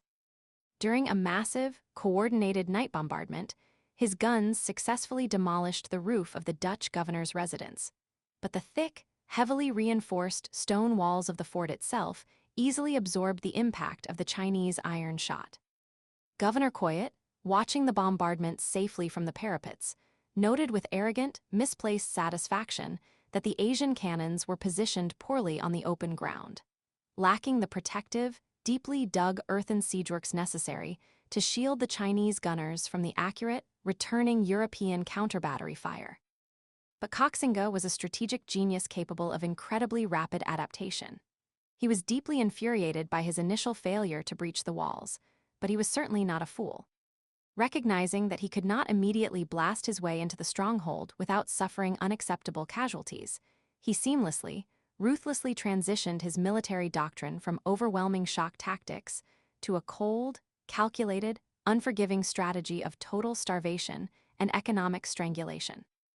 The pirate king ordered his men to pull back just out of the effective range of the Dutch guns, encircle the entire peninsula completely with deep trenches, and construct a massive, impenetrable naval and terrestrial blockade. If he could not shatter the walls of Zealandia with iron, he would slowly, methodically, and cruelly bleed the life out of the men hiding like cowards behind them. The siege rapidly evolved into a grueling 9-month nightmare of psychological warfare, rampant disease, and agonizing starvation. The Dutch garrison, trapped helplessly within the claustrophobic, baking confines of their geometric fortress, watched with mounting despair as their vital supplies dwindled to nothing and the intense tropical heat began to rot their remaining provisions. Koxinga utilized every single tool of intimidation and psychological terror at his disposal to break their stubborn will.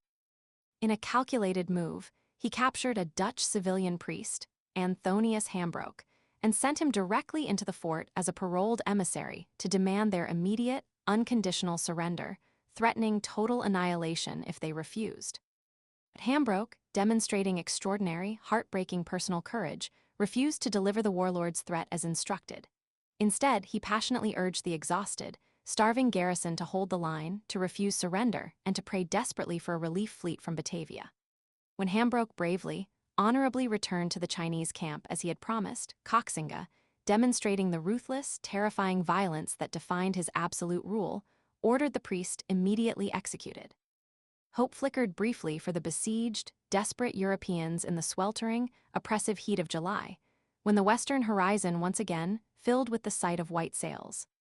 The Dutch East India Company leadership in Batavia, finally realizing the severity of the crisis, had dispatched a heavily armed relief force of 10 warships and 700 fresh, fully equipped soldiers to violently break the blockade and rescue the fort.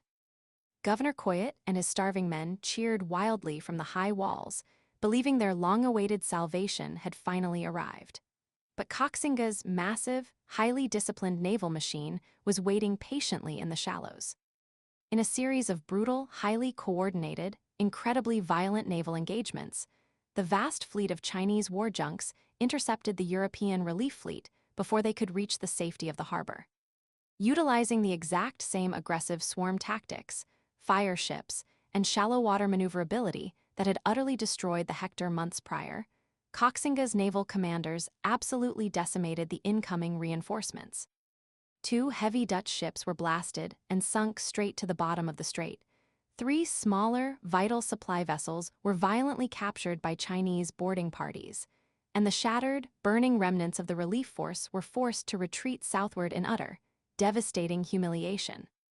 The complete, undeniable failure of the relief fleet permanently crushed the morale inside Fort Zeelandia. A subsequent, desperate, highly uncoordinated attempt by the starving Dutch to launch a combined counterattack by land and sea in October was mercilessly, easily beaten back by the suffocating, unbreakable grip of the Chinese lines. Inside the fort, military discipline began to completely collapse. The German mercenaries employed by the Dutch East India Company, realizing with grim certainty that they were trapped in a doomed, starving tomb, began to desert in large numbers, slipping quietly over the walls in the dead of night to surrender to the Ming forces in exchange for a simple bowl of rice. It was precisely one of these desperate defections that finally handed Koxinga the exact key he needed to unlock the European fortress. A hard-drinking, deeply disgruntled European turncoat named Hans Radies defected to the Chinese camp, bringing with him invaluable, highly classified geospatial intelligence regarding the specific structural vulnerabilities of Fort Zeelandia. Radies sat with the Pirate King and explained the complex mathematics of the Star Fort, detailing precisely where the defensive dead zones lay, where the walls were weakest, and exactly how to construct the elaborate, zigzagging earthen siegeworks required to protect the Chinese artillery while inching them safely into point-blank range. Koxinga, entirely abandoning his pride to eagerly absorb the superior European engineering knowledge, listened intently and put his vast army to work digging. By January of 1662, Koxinga had perfectly, flawlessly executed the European defectors' blueprints. He established a massive, heavily fortified dominating redoubt that completely compromised the entire defensive grid of the fortress. With his heavy cannons now completely protected by massive earthworks and positioned at devastatingly close range, he unleashed a massive, concentrated, unceasing bombardment that systematically, violently pulverized the structural integrity of the European walls. The carefully calculated, overlapping fields of fire were obliterated under a hail of iron. The geometric shield was broken. Facing imminent, total annihilation, with his walls visibly crumbling into dust, his supplies completely exhausted, his men dying of disease, and absolutely no hope of rescue from the sea, Governor Frederick Koyet finally, bitterly raised the white flag of surrender. On the 1st of February, 1662, the Dutch East India Company formally, humiliatingly surrendered Fort Zeelandia and the entirety of Taiwan to Zheng Chenggong. The surviving Dutch personnel were stripped of their colony and permitted to evacuate in disgrace to Batavia, bringing an agonizing, definitive, and highly public end to 38 years of European colonial rule on the island. This event was not merely the loss of a profitable corporate trading post, it was a profound, world-shaking geopolitical earthquake. Koxinga had inflicted the very first massive, undeniable, and complete defeat upon a heavily armed European corporate empire by an Asian military force. He had proven definitively to the world that the heavily armed galleons and the mathematical, architectural perfection of Renaissance fortresses could be entirely, systematically dismantled by an Asian warlord who possessed superior logistical intelligence, overwhelming amphibious discipline, and the sheer, terrifying, unbreakable willpower of the Iron Men. Having violently expelled the Dutch East India Company, Koxinga seized absolute, total control of the island's immense wealth, successfully monopolizing the global flow of silver, the booming, lucrative exports of sugar, and the critical, highly medicinal logistical supply of dried ginger. He immediately established the Kingdom of Tungning, transforming the once untamed, loosely governed frontier into a heavily militarized, fiercely independent, fiercely Han Chinese state. Though Koxinga himself would die suddenly just months later, succumbing to a severe, sudden illness at the young age of 37, before he could launch a massive, highly planned invasion to expel the Spanish from the Philippines, his monumental victory fundamentally altered the geopolitical architecture of the Pacific. He had successfully recognized the geographical supremacy of Taiwan, elevating it from a peripheral, exploited colonial trading hub into the ultimate, unsinkable, fiercely independent maritime fortress. The arrogant European monopolies learned a terrifying, bloody lesson that would echo loudly through the centuries. The highly lucrative shipping lanes of the South China Sea belonged firmly to Asia, and the pirate king had locked the gates. Chapter 17. The Opium-Ginger Nexus. Deep beneath the fog-choked, soot-stained streets of London, panic echoed through the cavernous, heavily guarded vaults of the British Exchequer. It was the dawn of the 19th century, and the economic heartbeat of the British Empire was flatlining. The heavy iron doors, designed to protect the sovereign wealth of the world's most aggressive maritime power, guarded little more than empty shelves and sweeping shadows. The empire's silver reserves had been completely, violently drained. They were flowing endlessly eastward, swallowed by the insatiable, gravitational pull of the Qing dynasty. Britain was bleeding out, its lifeblood traded away to feed an absolute, ravenous European addiction to Chinese ginger, tea, and silk. The cold, calculating men who ran the British East India Company stared into the abyss of national bankruptcy. The Crown had conquered continents, subjugated millions, and mapped the oceans, yet it found itself fundamentally powerless against the economic fortress of Asia. This was not a military defeat, but a macroeconomic slaughter. For centuries, the global economy had functioned on a single, indisputable axis. The wealth of the world flowed toward the Middle Kingdom.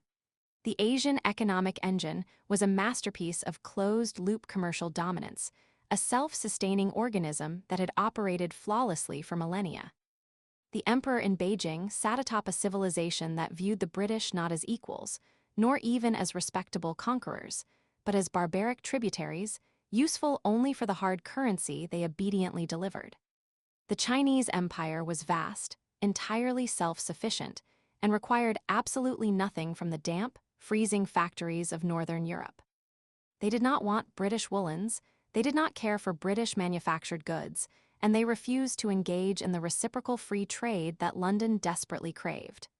The Qing court demanded payment in exactly one universally recognized medium, pure silver. And the British, shackled by the addictions of their own population, had no choice but to pay. To understand the sheer magnitude of this corporate desperation, one must understand the absolute British obsession with the botanicals of the East.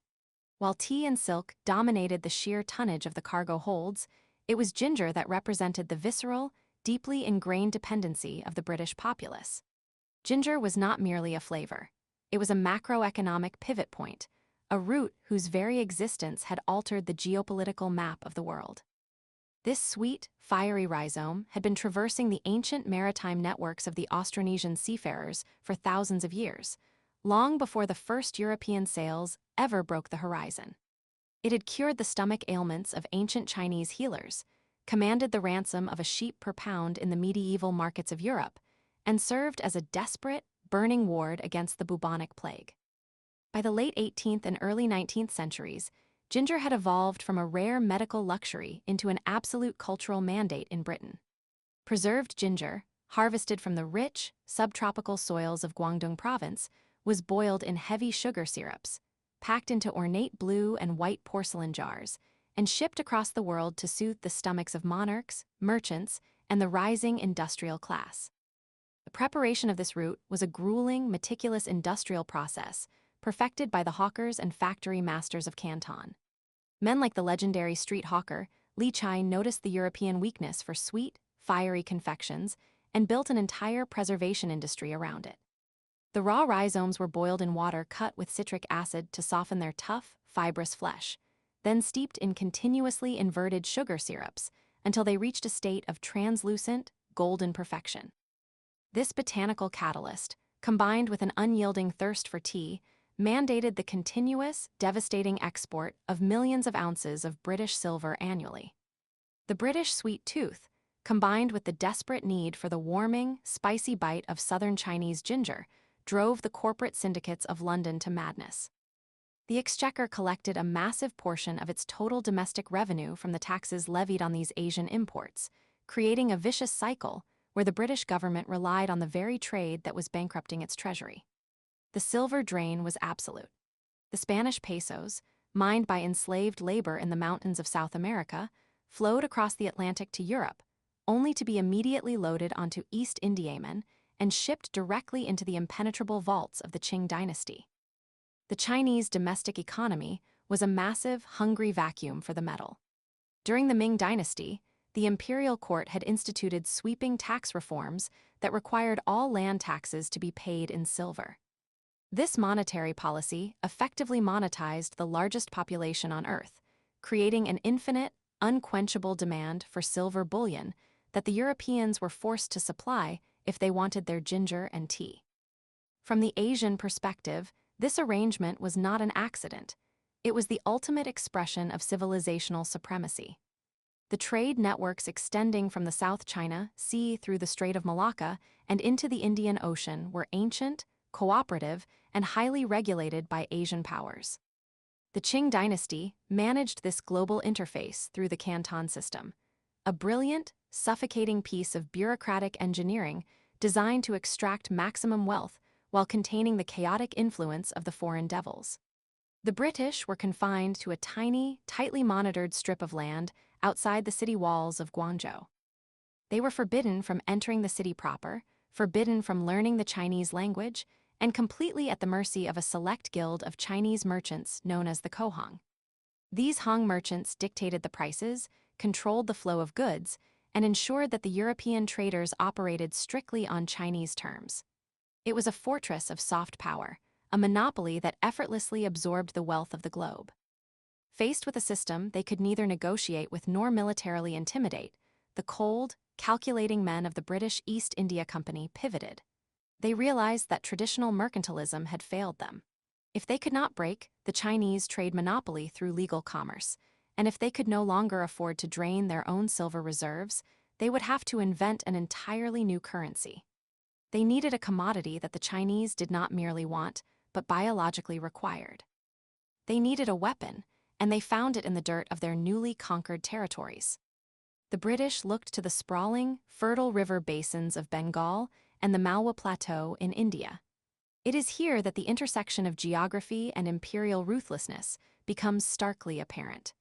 The environmental determinism of the Indian subcontinent offered the exact botanical weapon required to shatter the Qing firewall. The British surveyed the alluvial soils, the precise cycles of the monsoon rains, and the specific geographic orientation of the Ganges Plain, recognizing that these lands were perfectly adapted for the intensive, large-scale cultivation of the opium poppy. The East India Company transformed the ancient, diverse agricultural landscape of conquered India into a massive, state-sponsored narcotics plantation. This was the weaponization of the earth itself. Millions of Indian peasants were coerced, organized, and structurally forced into cultivating the flower. The East India Company established a total, draconian monopoly over the growth, processing, and sale of the drug. The cultivation of opium was an incredibly demanding agricultural endeavor, requiring immense labor to irrigate the fields, delicately score the seed pods, and manually harvest the raw latex. Yet the British administrators executed this transition with the cold efficiency of an industrial assembly line. They built massive processing factories where the raw narcotic was dried, purified, and rolled into perfectly standardized spheres. These opium cakes were meticulously engineered to specific weights and sizes, wrapped in dried poppy petals, packed tightly into mango wood chests, and calibrated perfectly to fit into the hidden compartments of smuggling vessels. By weaponizing the soil and climate of India, the British state manufactured the single commodity capable of violently prying open the closed maritime borders of the Qing dynasty. What followed was the birth of the most destructive corporate smuggling syndicate in human history. The British East India Company, barred by its own charter and international optics from directly running the illegal drugs into Chinese ports, created a legally insulated shadow economy.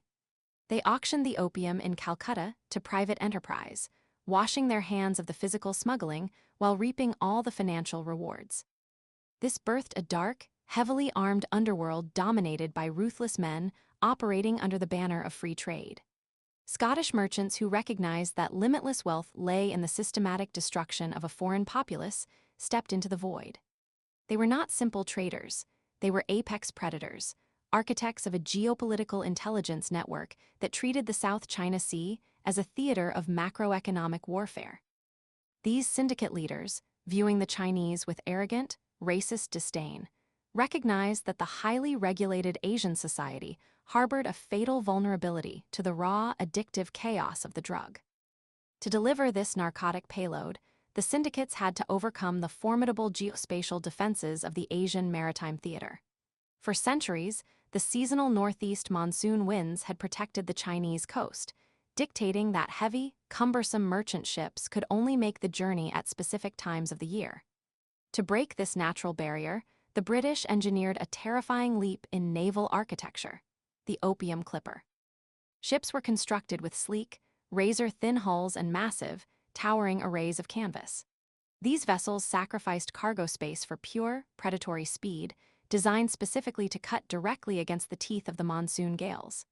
They could make the run from the Bay of Bengal to the Chinese coast multiple times a year, operating completely outside the natural rhythms that had governed Asian trade since antiquity. They were nautical missiles, designed to deliver their payload with devastating speed. The physical breaching of the maritime border was orchestrated from a rugged, isolated rock in the Pearl River Delta known as Linton Island. Linton functioned as the nerve center of the operation, an offshore staging ground just beyond the reach of the lumbering, outdated war junks of the Qing Navy. Here, the smuggling syndicates permanently anchored massive, heavily armed receiving ships. These floating fortresses served as impenetrable offshore warehouses, bristling with cannons and operating completely outside the jurisdiction of the Chinese state. The fast clippers would race across the ocean, discharge their toxic cargo into the holds of the receiving ships at Linton, and immediately turn back for India. From the shadow of the island, a fleet of localized smuggling vessels, long, multi-oared galleys known ominously as fast crabs and scrambling dragons, would ferry the opium up the delta. They slipped past the corrupt customs officials, navigating the labyrinthine waterways, and pumped the drug deep into the veins of the Chinese mainland. It was a masterpiece of geospatial infiltration, a logistical network designed to bypass the sovereignty of a nation.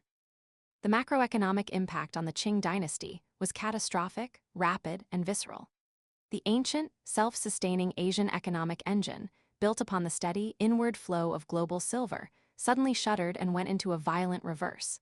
By the 1820s and 1830s, the sheer volume of illegal Indian opium flooding into the southern ports had surpassed the value of the tea, silk, and ginger flowing out. For the first time in recorded history, the trade deficit flipped. China was bleeding silver. Tens of millions of silver pesos drained out of the country, loaded onto the same British ships that had just delivered the narcotics, and sailed back to London and Calcutta. The vaults of the exchequer began to fill, perfectly mirrored by the rapid, terrifying emptying of the imperial treasuries in Beijing. This economic inversion tore the social fabric of the Qing dynasty apart at the seams. The Chinese domestic economy operated on a delicate bimetallic standard. Everyday transactions for the peasantry, the buying of rice and the selling of labor, were conducted in common copper cash, but all imperial taxes had to be paid in pure silver. As the British smugglers drained the silver from the continent, the absolute scarcity of the precious metal caused its value to skyrocket relative to copper. A peasant who previously needed 1,000 copper coins to buy the silver required to pay his taxes suddenly needed 2,000, then 3,000. This triggered a crushing, devastating wave of hyperinflation and mass tax default. The peasantry, the foundational bedrock of the empire, was economically obliterated without the imperial court ever officially raising the tax rate.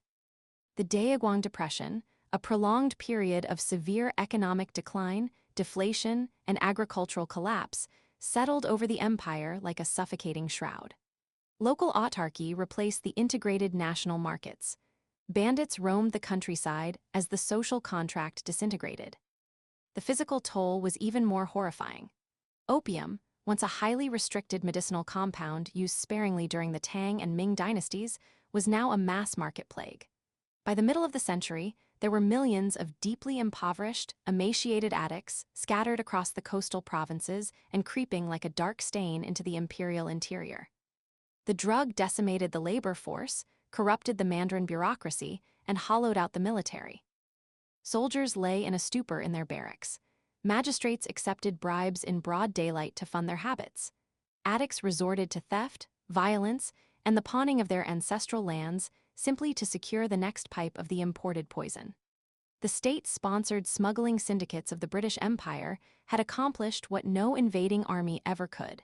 They were rotting the most powerful civilization on Earth from the inside out.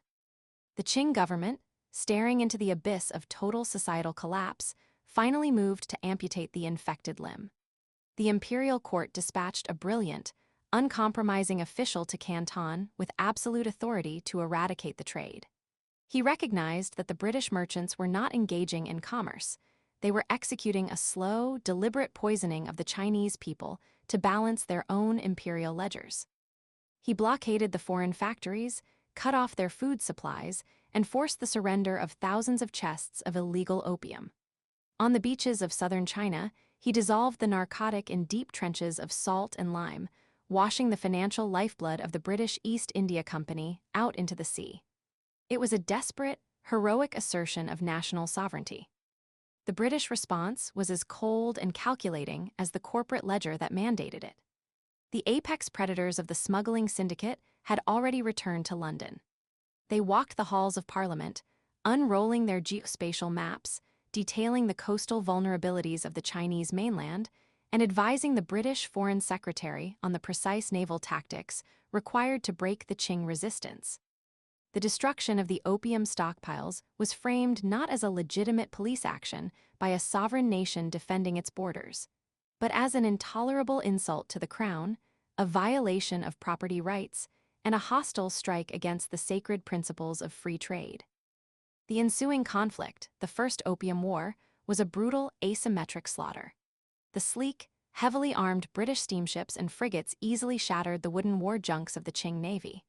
They bombarded the coastal forts, blockaded the Grand Canals, severed the internal supply lines of the empire, and forced the emperor into a humiliating surrender. The resulting treaties did not just open the ports, they systematically dismantled the ancient Asian economic engine.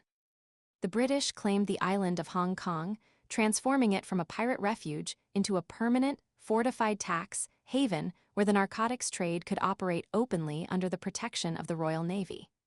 The millennia-old tributary system, the great network of Asian maritime commerce, was violently shattered and forcibly integrated into the Western capitalist machine. The closed loop was broken. But to view this apocalypse solely through the lens of opium is to miss the fundamental, underlying catalyst. The narco-war was a symptom. The disease was a massive, unsustainable economic imbalance. The British Empire launched its armadas, conquered the soils of India, and poisoned millions of Chinese citizens because it was fundamentally incapable of curbing its own domestic appetites. It was the insatiable, desperate craving for the warming, sweet, fiery bite of preserved ginger, the delicate porcelain, and the endless crates of tea that forced the exchequer's hand. The hawkers of Canton, boiling their ginger roots in sugar syrup to satisfy the sweet tooth of the foreign devils, could never have predicted that their culinary mastery would act as the silent trigger for the fall of the Qing dynasty. The root of the ginger plant, an ancient symbol of healing and prestige across the Asian continent, had become the heavy, unyielding anchor that dragged an entire civilization into the abyss. Chapter 18: The Enduring Supply Lines. September 1944. The South China Sea is a vast, suffocating expanse of tropical heat and shifting, treacherous currents. Beneath the rolling, sun-baked swells of the Pacific Theater, a silent, deadly game of mechanized stalking is unfolding. A convoy of Imperial Japanese transport ships, including the heavy freighters Kachidoki Maru and Rakuyo Maru, churns through the dark waters. These vessels, rust-streaked and overloaded, are desperate symbols of a dying empire, tasked with ferrying raw materials, stolen wealth, and thousands of allied prisoners of war across the contested oceans. But they are not alone. Lurking in the frigid, crushing depths, entirely blind save for the ghostly pings of early sonar and the narrow, distorted view of a periscope, are American submarines like the USS Pampanito. They are the apex predators of the mid-20th century, waiting in the absolute blackness to unleash unparalleled violence upon the ancient trade routes. The strike, when it comes, is an apocalyptic rupture of the maritime world. It does not begin with a roar, but with a silent, rushing hiss of compressed air as the torpedoes leave their flooded tubes, streaking through the water like great iron sharks fueled by highly volatile propellants. When the steel warheads slam into the riveted iron hulls of the transport ships, the physical reality of the ocean is momentarily suspended. A blinding flash of kinetic energy and high explosives detonates below the waterline, instantly vaporizing the sea into a massive bubble of superheated steam. The sheer, uncompromising pressure of the blast violently shatters the structural spine of the freighters. Thick iron plates are torn apart like wet paper. The deafening, soul-crushing shriek of twisting metal echoes across the horizon as the ships are mortally wounded. Within minutes, the great vessels begin their terrifying descent into the abyss. The ocean rushes in to fill the massive, gaping wounds, drowning the engine rooms and dragging the ships downward. Thousands of men, alongside countless tons of cargo, are violently expelled into the churning, oil-slicked waters.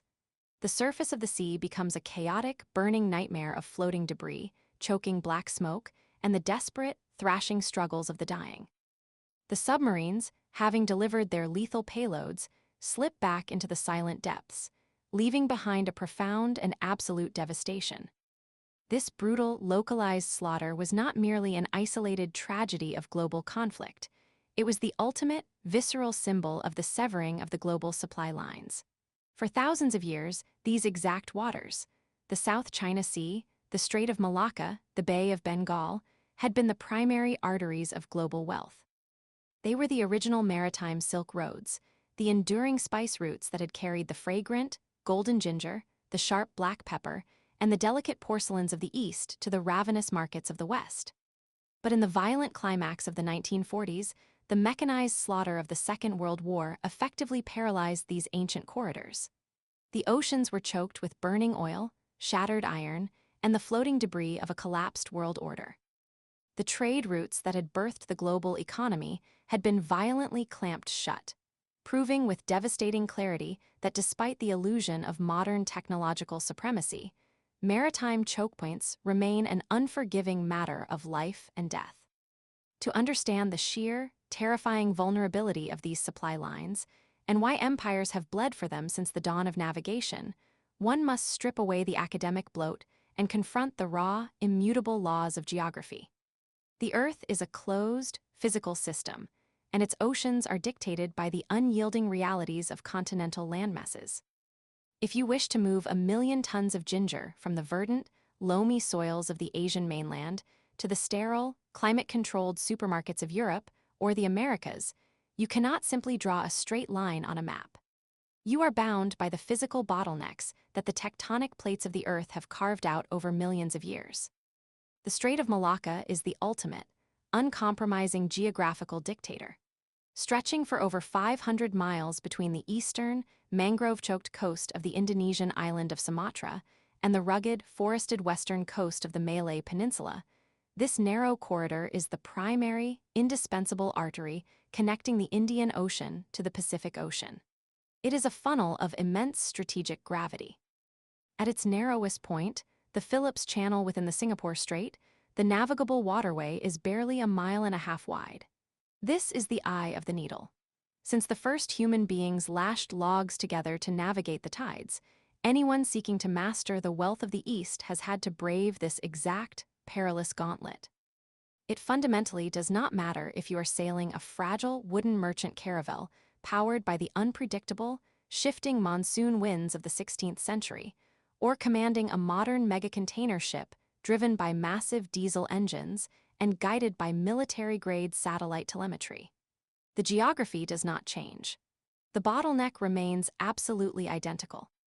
Modern maritime leviathans, staggering steel constructs capable of carrying 20,000 shipping containers and displacing hundreds of thousands of tons of water, must still line up like obedient cattle and thread their way through this shallow, highly congested, and treacherous waterway.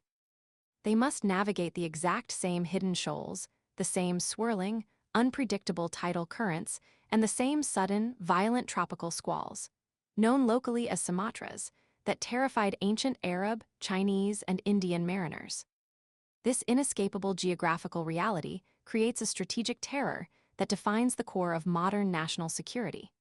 The South China Sea and its connecting straits represent the demographic, military, and economic cockpit of the entire globe. Nearly one-third of the total commercial trade of the world, and over 15 million barrels of crude oil every single day, must squeeze through this narrow, fragile passage. It is the jugular vein of the industrialized planet.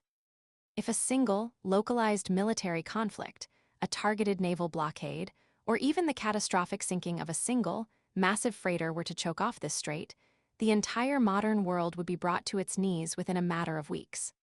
The sprawling, neon-lit cities of East Asia would plunge into darkness. The sprawling, infinitely stocked supermarkets in London, New York, and Berlin would rapidly empty. The global supply of the pungent, golden root that has flavored human civilization for 5 millennia would abruptly vanish from the earth. The geopolitical reality is stark, brutal, and completely uncompromising. The power that controls the physical chokepoint controls the ultimate survival of the modern, globalized economy. To truly comprehend the staggering magnitude of what the East has reclaimed in the modern era, one must first confront the historical trauma of what was violently stolen. For over 300 years, the ancient spice routes were subjected to a brutal mercantilist hijacking by the maritime empires of Europe. Beginning in the early 16th century, the heavily armed galleons of Portugal, the Netherlands, and Britain sailed into the Indian Ocean and systematically, violently dismantled the indigenous trade networks that had operated organically for centuries. The Europeans did not come to the East to trade as equals. They came to conquer, to subjugate, and to dominate. They built massive stone fortresses along the coasts of India and Southeast Asia. They employed overwhelming naval artillery to enforce total blockades on independent trading ports, and they instituted draconian, blood-soaked monopolies over the harvest and sale of ginger, nutmeg, mace, and pepper. The vibrant, interconnected maritime world of the East was broken, partitioned, and reduced to a vast, exploited agricultural plantation designed solely to serve the insatiable palate and the roaring economic engines of the Western Hemisphere. For centuries, the narrative of global trade was written by the victors in European capitals, framing the East merely as a passive resource to be extracted. But out of the ashes, the ruin, and the total exhaustion of the global conflicts of the mid-20th century, the European colonial empires finally collapsed.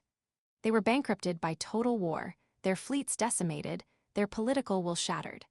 And in that crucial, defining moment, the Great Asian Awakening began. The nations of the East looked inward, realizing with absolute clarity that true, enduring sovereignty could not be achieved merely by raising new, brightly colored national flags over the crumbling architecture of old colonial capitals. Sovereignty had to be clawed back from the dirt. It had to be rooted deep in the soil. The reclamation of the world had to begin with the earth itself. India, emerging in 1947 from the deep trauma of colonization and the haunting, unforgivable specters of engineered famines, initiated a systematic, massive agricultural transformation. This was a grueling, decades-long campaign of agrarian reclamation, a desperate fight to feed its own people and rebuild an economy that had been entirely oriented toward export extraction. Today, as a direct result of that generational struggle, India stands as the undisputed, towering titan of the global ginger ecosystem. The Indian subcontinent produces an astonishing 2,200,000 metric tons of ginger every single year, commanding a staggering 44% of the total global output. To truly understand this colossal volume of agricultural production, one must abandon the macroscopic, satellite view of the world and look closely, intimately, at the root itself. Ginger is not a passive, easily managed commodity. It is a demanding, aggressive biological entity. Zingiber officinale is a true cultigen, a plant that has been so heavily modified by thousands of years of human interaction that it no longer exists anywhere in its wild state. It relies entirely, absolutely, on human cultivation for its continued survival. The prize of this plant is not the tall, reed-like leafy stems that grow a meter into the air, nor is it the delicate, aesthetically pleasing white and pink flower buds that bloom in the heat. The true prize is the rhizome, the thick, knobby, subterranean, horizontal stem that forcefully pushes its way through the dark, heavy earth. In the warm, fiercely humid, and rolling hills of states like Kerala, Karnataka, Assam, and Madhya Pradesh, the cultivation of ginger is a highly synchronized, high-stakes gamble with the most powerful and unpredictable weather system on the planet, the monsoon. The laborious process begins in the suffocating, dry heat of the months between March and June. Indian farmers meticulously prepare the earth, plowing the loamy, friable soils that are naturally rich in humus and perfectly balanced in their acidity. The seed rhizomes, carefully selected from the previous harvest and meticulously treated, often smoked or dipped in specialized emulsions to prevent the devastating spread of soil-borne rot and ravenous nematodes, are buried in shallow, carefully spaced pits. Then, the farmers look to the hazy sky and wait. Ginger requires a massive, sustained, and reliable influx of water, between 150 and 300 centimeters of heavy rainfall, to fuel its explosive underground cellular expansion. When the southwest monsoon finally breaks, unleashing torrents of warm water upon the subcontinent, the parched earth drinks deeply, and the ginger fields erupt in a vibrant, almost violent sea of bright green shoots.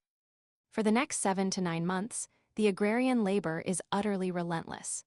The farmers must constantly mulch the fields, covering the beds with thick layers of green leaves to trap the vital, life-giving moisture and suppress the choking weeds that thrive in the tropical humidity.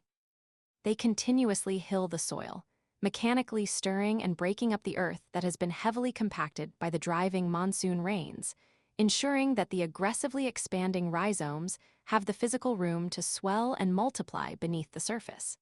It is a constant, muddy, backbreaking dialogue between the farmer and the soil. When the heavy rains finally retreat, and the tall, leafy stems begin to wither, droop, and turn a sickly, pale yellow, the harvest finally commences. The earth is broken open with hand hoes and mechanized plows, and the knobby, golden rhizomes are pulled forcefully into the blinding light of the Indian sun. The immediate, localized scent of a fresh ginger harvest is overwhelming. A sharp, fiery, citrus-laced aroma that aggressively burns the nostrils and causes the eyes to water. This profound, unmistakable pungency is the result of incredibly powerful, highly concentrated chemical compounds synthesized by the plant as a biological defense mechanism: the gingerols, the shagules, and the zingerone.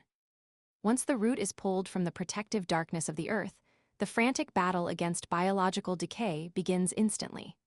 The harvested rhizomes are meticulously washed, scraped of their heavy clay, and peeled. This peeling process is a crucial, incredibly labor-intensive step that drastically accelerates the reduction of internal moisture content and prevents the rapid onset of fungal fermentation and destructive mold. The peeled ginger is then laid out on vast, open-air drying racks beneath the punishing, relentless heat of the Indian sun for over a week.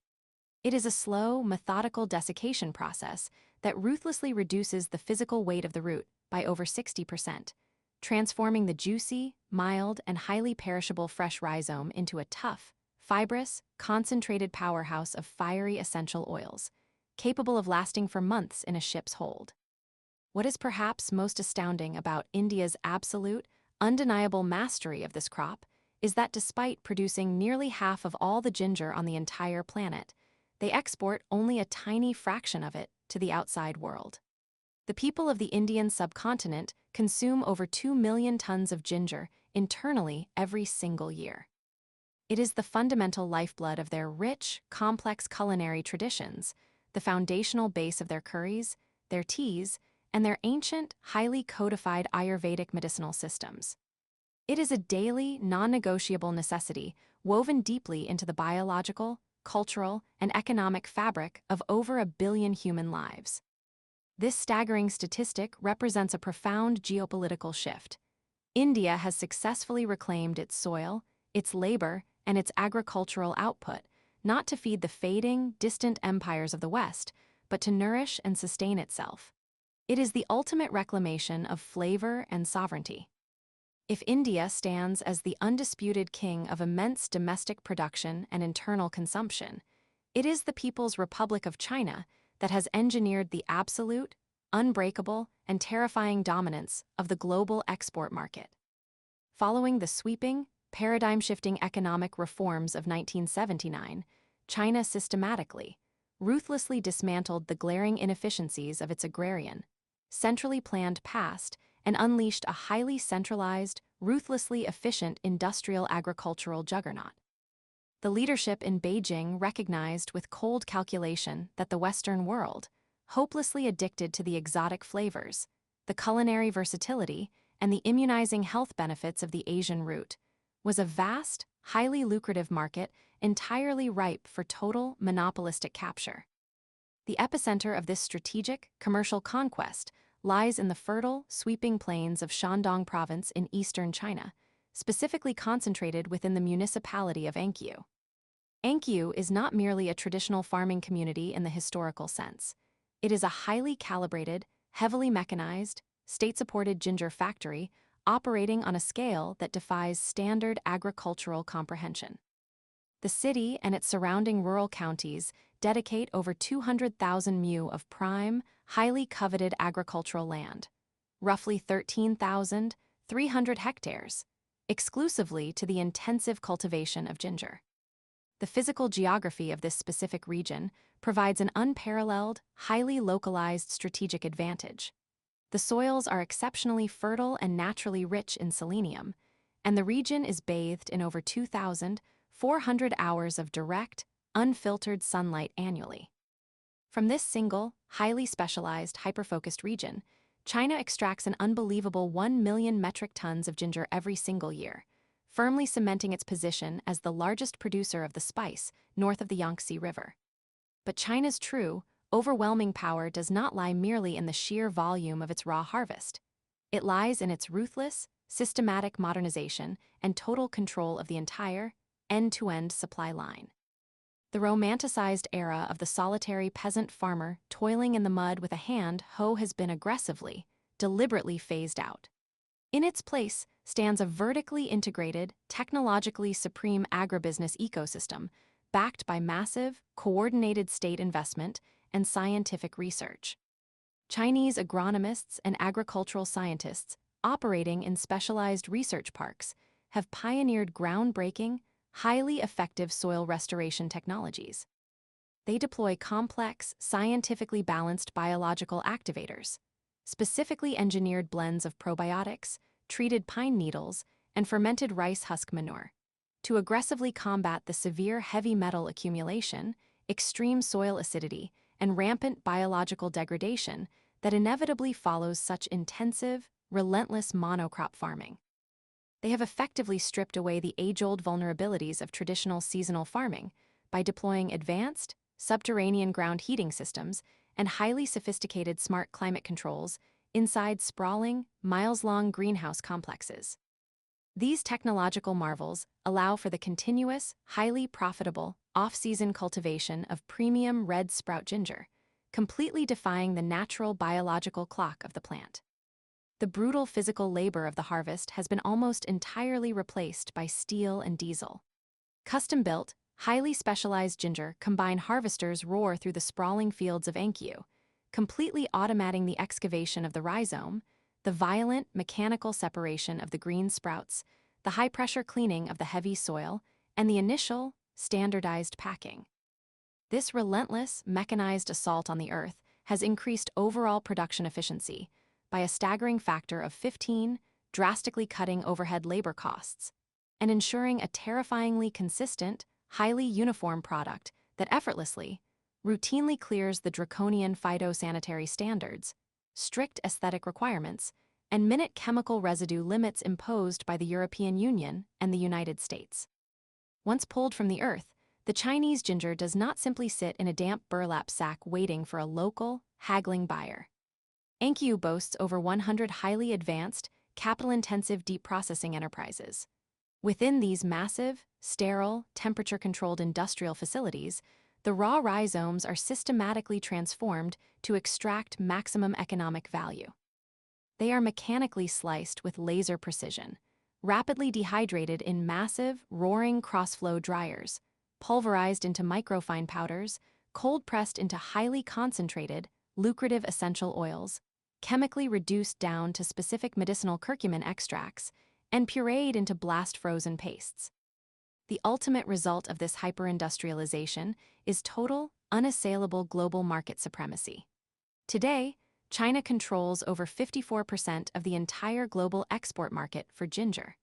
They ship nearly 500,000 tons of the spice across the globe every year, generating well over $700 million in direct export revenue. The pricing disparities in this global market are a glaring testament to the iron grip of the supplier. Wealthy Western nations like Germany are forced to pay exorbitant import prices, thousands of dollars per ton, while neighboring, strategically aligned Asian states pay a mere fraction of the cost. When a consumer in London, Los Angeles, Paris, or Berlin casually reaches for a piece of ginger in their local, brightly lit supermarket, they are, almost without exception, participating in the final mile of a massive, meticulously controlled Chinese supply chain.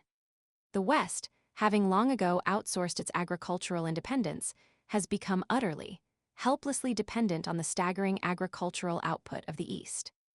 To view these massive export volumes merely as modern economic statistics, or as the simple result of contemporary trade policies, is to be entirely, dangerously blind to the deep, cyclical, and unforgiving rhythms of history. The great Asian powers are not emerging, they are returning. When the massive, modern mega-container ships slip their heavy steel moorings in the deepwater ports of Guangzhou, Shanghai, and Ningbo, their cavernous holds packed with thousands of interlocking steel shipping containers filled with processed Shandong ginger. They are sailing in the direct, undeniable, and highly deliberate wake of the Ming dynasty. Long before the Portuguese navigators nervously rounded the stormy Cape of Good Hope, and long before the violent, bloody establishment of the Dutch and British corporate trading monopolies, the vast oceans of the East belonged exclusively, absolutely, to the East. In the early 15th century, under the visionary and highly ambitious mandate of the Yongle Emperor, the Ming dynasty unleashed the great treasure fleets under the command of the legendary Admiral Zheng He. These were not the fragile, cramped, leaky wooden caravels of the European explorers, who would cross the Atlantic decades later in ships barely larger than modern pleasure yachts. The Chinese treasure ships were apocalyptic wooden leviathans, floating, multi-decked fortresses that completely defied the very limits of pre-industrial engineering. Historical records and maritime treatises from the era indicate that the largest of these staggering vessels stretched over 400 feet in length and spanned nearly 160 feet across the beam. They were driven across the oceans by massive, interlocking arrays of 9 towering masts bearing geometric, highly efficient sails of red silk. Crucially, their massive wooden hulls were divided into highly advanced, structurally sound watertight compartments, a revolutionary technological innovation in naval architecture that the West would not even conceptualize, let alone build, for several centuries. Zheng He commanded sprawling fleets of over 250 of these staggering vessels, carrying tens of thousands of heavily armed sailors, elite soldiers, specialized diplomats, and wealthy merchants. They projected absolute, unassailable Chinese military and economic power across the South China Sea, through the perilous, pirate-infested Strait of Malacca, across the vast, rolling expanse of the Indian Ocean, and all the way to the distant eastern shores of the African continent. They carried the unparalleled wealth and sophistication of the Middle Kingdom, exceptionally fine porcelain, exquisite, intricately woven silks, and the pungent, dried ginger roots that commanded unimaginable, exorbitant prices in foreign ports. They established a complex, highly regulated maritime Silk Road that bound the disparate economies of Asia together under a single, dominant, tributary sphere of influence. For a brief, tragic anomaly in the long timeline of human history, the later Ming emperors eventually turned their focus inward to domestic crises, burned the great fleets in their docks, and systematically abandoned the oceans, leaving a massive power vacuum that the violent, mercantilist, highly aggressive empires of Europe eagerly and ruthlessly filled. But the physical, indisputable evidence of this ancient, overwhelming Asian supremacy was never entirely erased from the earth. It simply sank beneath the waves, waiting patiently in the dark for the technology and the political will to reclaim it. In the summer of 1987, deep beneath a thick layer of preserving silt in the turbulent waters of the South China Sea, marine archaeologists made a discovery of staggering historical importance. They located the Nanhai No. 1. It was a massive, remarkably intact wooden merchant vessel from the southern Song dynasty, dating back over 800 years. For 2 long decades, the Chinese government fiercely and secretively guarded the underwater site, deliberately waiting until they possessed the advanced engineering capability to resurrect the vessel properly, without destroying their own heritage. In the winter of 2007, they executed a maritime salvage operation of unprecedented, staggering complexity. They designed and constructed a colossal, custom-made steel cage, a structural behemoth as large as a professional basketball court and as tall as a 3-story building, and slowly lowered it into the ocean depths. Using highly advanced sensors and heavy concrete weights, they pushed the steel walls deep into the seafloor, effectively cutting the ship, and the thousands of tons of preserving, oxygen-starved silt that encased it, entirely out of the earth. When the massive, floating cranes finally broke the surface of the sea, hoisting the staggering 3,000-ton steel basket into the air, they did not just raise a waterlogged shipwreck. They raised the undeniable physical proof of their ancient, undisputed maritime dominance. Inside the fragile, dark wooden hull, astounded archaeologists discovered a pristine, undisturbed time capsule holding over 60,000 perfectly preserved artifacts. There were tens of thousands of exquisite celadon ceramics featuring carved lotus motifs, heavy bars of solid silver, intricate gold artifacts, and over 10,000 copper coins bearing the imperial symbols of the Song emperors. The cargo holds were packed to the brim with the raw, natural products of the ancient Asian trade, definitively proving that the empires of the East had masterfully navigated the oceans and established complex, high-volume, highly lucrative global supply lines centuries before the kingdoms of the West learned to sail safely beyond the sight of their own rocky coastlines. The modern mega-container ships carrying Chinese ginger today are not a new, unprecedented phenomenon. They are simply the Ming and Song trade fleets reborn in steel and diesel, forcefully reclaiming their ancestral, rightful dominance over the waves. However, the modern leaders of the Great Asian Reclamation know far better than to trust their economic survival to the fragile goodwill of the international community or the hollow promises of international maritime law. The wealth of a nation, especially one built on the export of millions of tons of agricultural and manufactured goods, is only as secure as the military force deployed to protect it. They understand the brutal, unforgiving logic of globalized supply lines.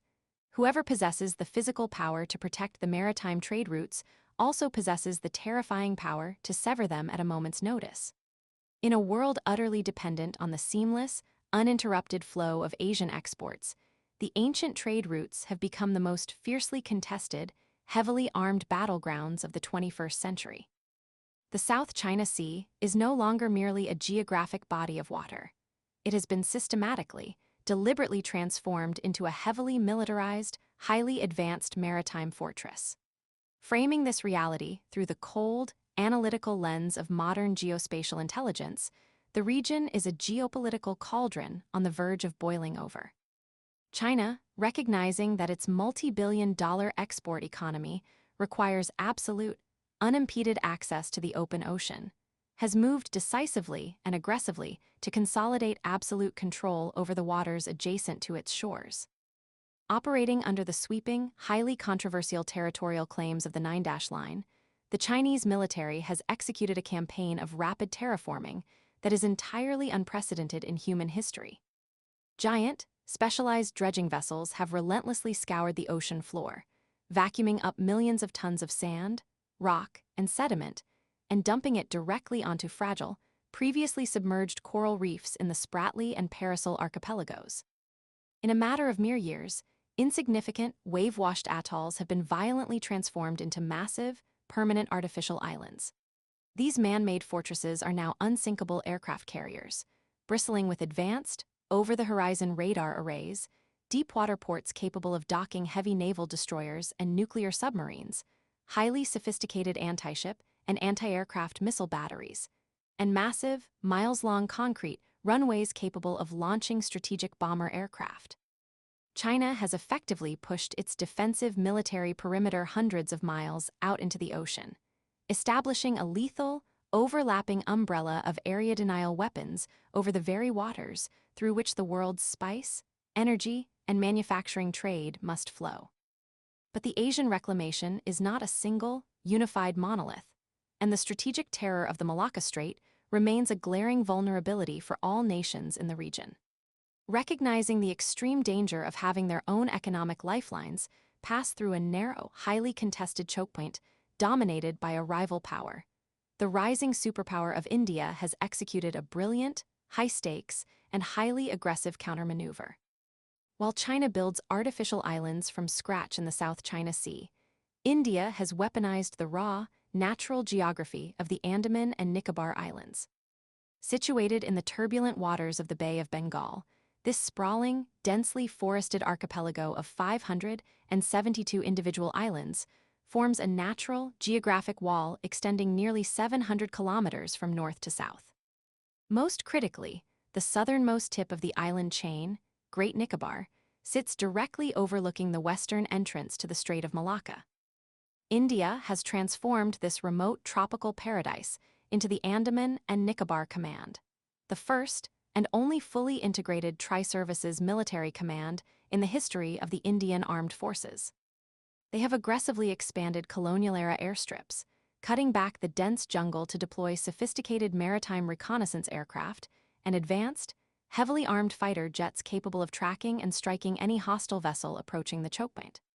They have permanently based lethal missile corvettes, large amphibious landing ships, and thousands of elite infantry troops across the island chain, establishing deep-water naval bases and forward operating posts. The archipelago now functions as a massive, heavily armed geographic turnstile.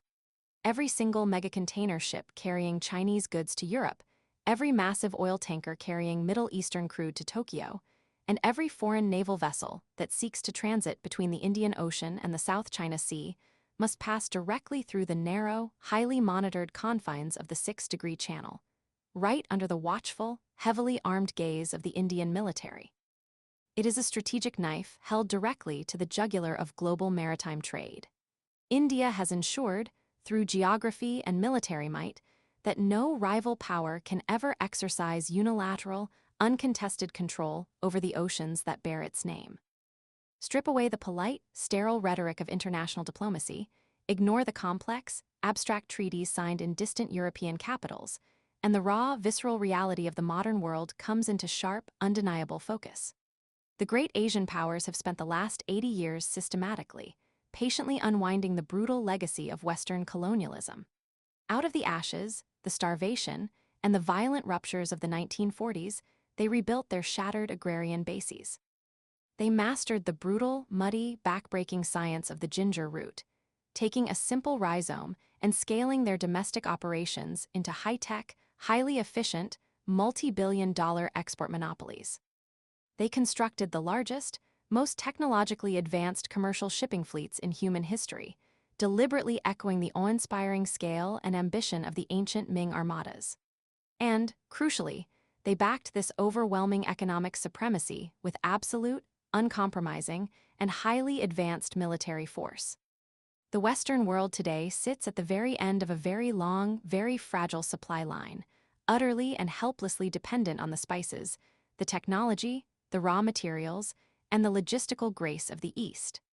The geopolitical balance of global power has fundamentally shifted, rapidly returning to its long-standing historical equilibrium. The West did not permanently conquer the spice routes, nor did they invent the concept of global trade. They merely leased it, violently, for a few short, bloody centuries. As the massive, towering steel container ships laden with golden ginger navigate the heavily militarized, hyper-contested, and storm-tossed waters of the Malacca Strait today, they serve as a towering, undeniable, and physical testament to the Great Reclamation. The empires of the East never truly lost control of the world. They simply endured a temporary eclipse. They waited, with the terrifying patience of the earth itself, for the wheel of history to turn back to them. And now, the supply lines, the veins of the earth that carry the wealth, the flavor, and the future of the globe, belong entirely, securely, and enduringly to the East.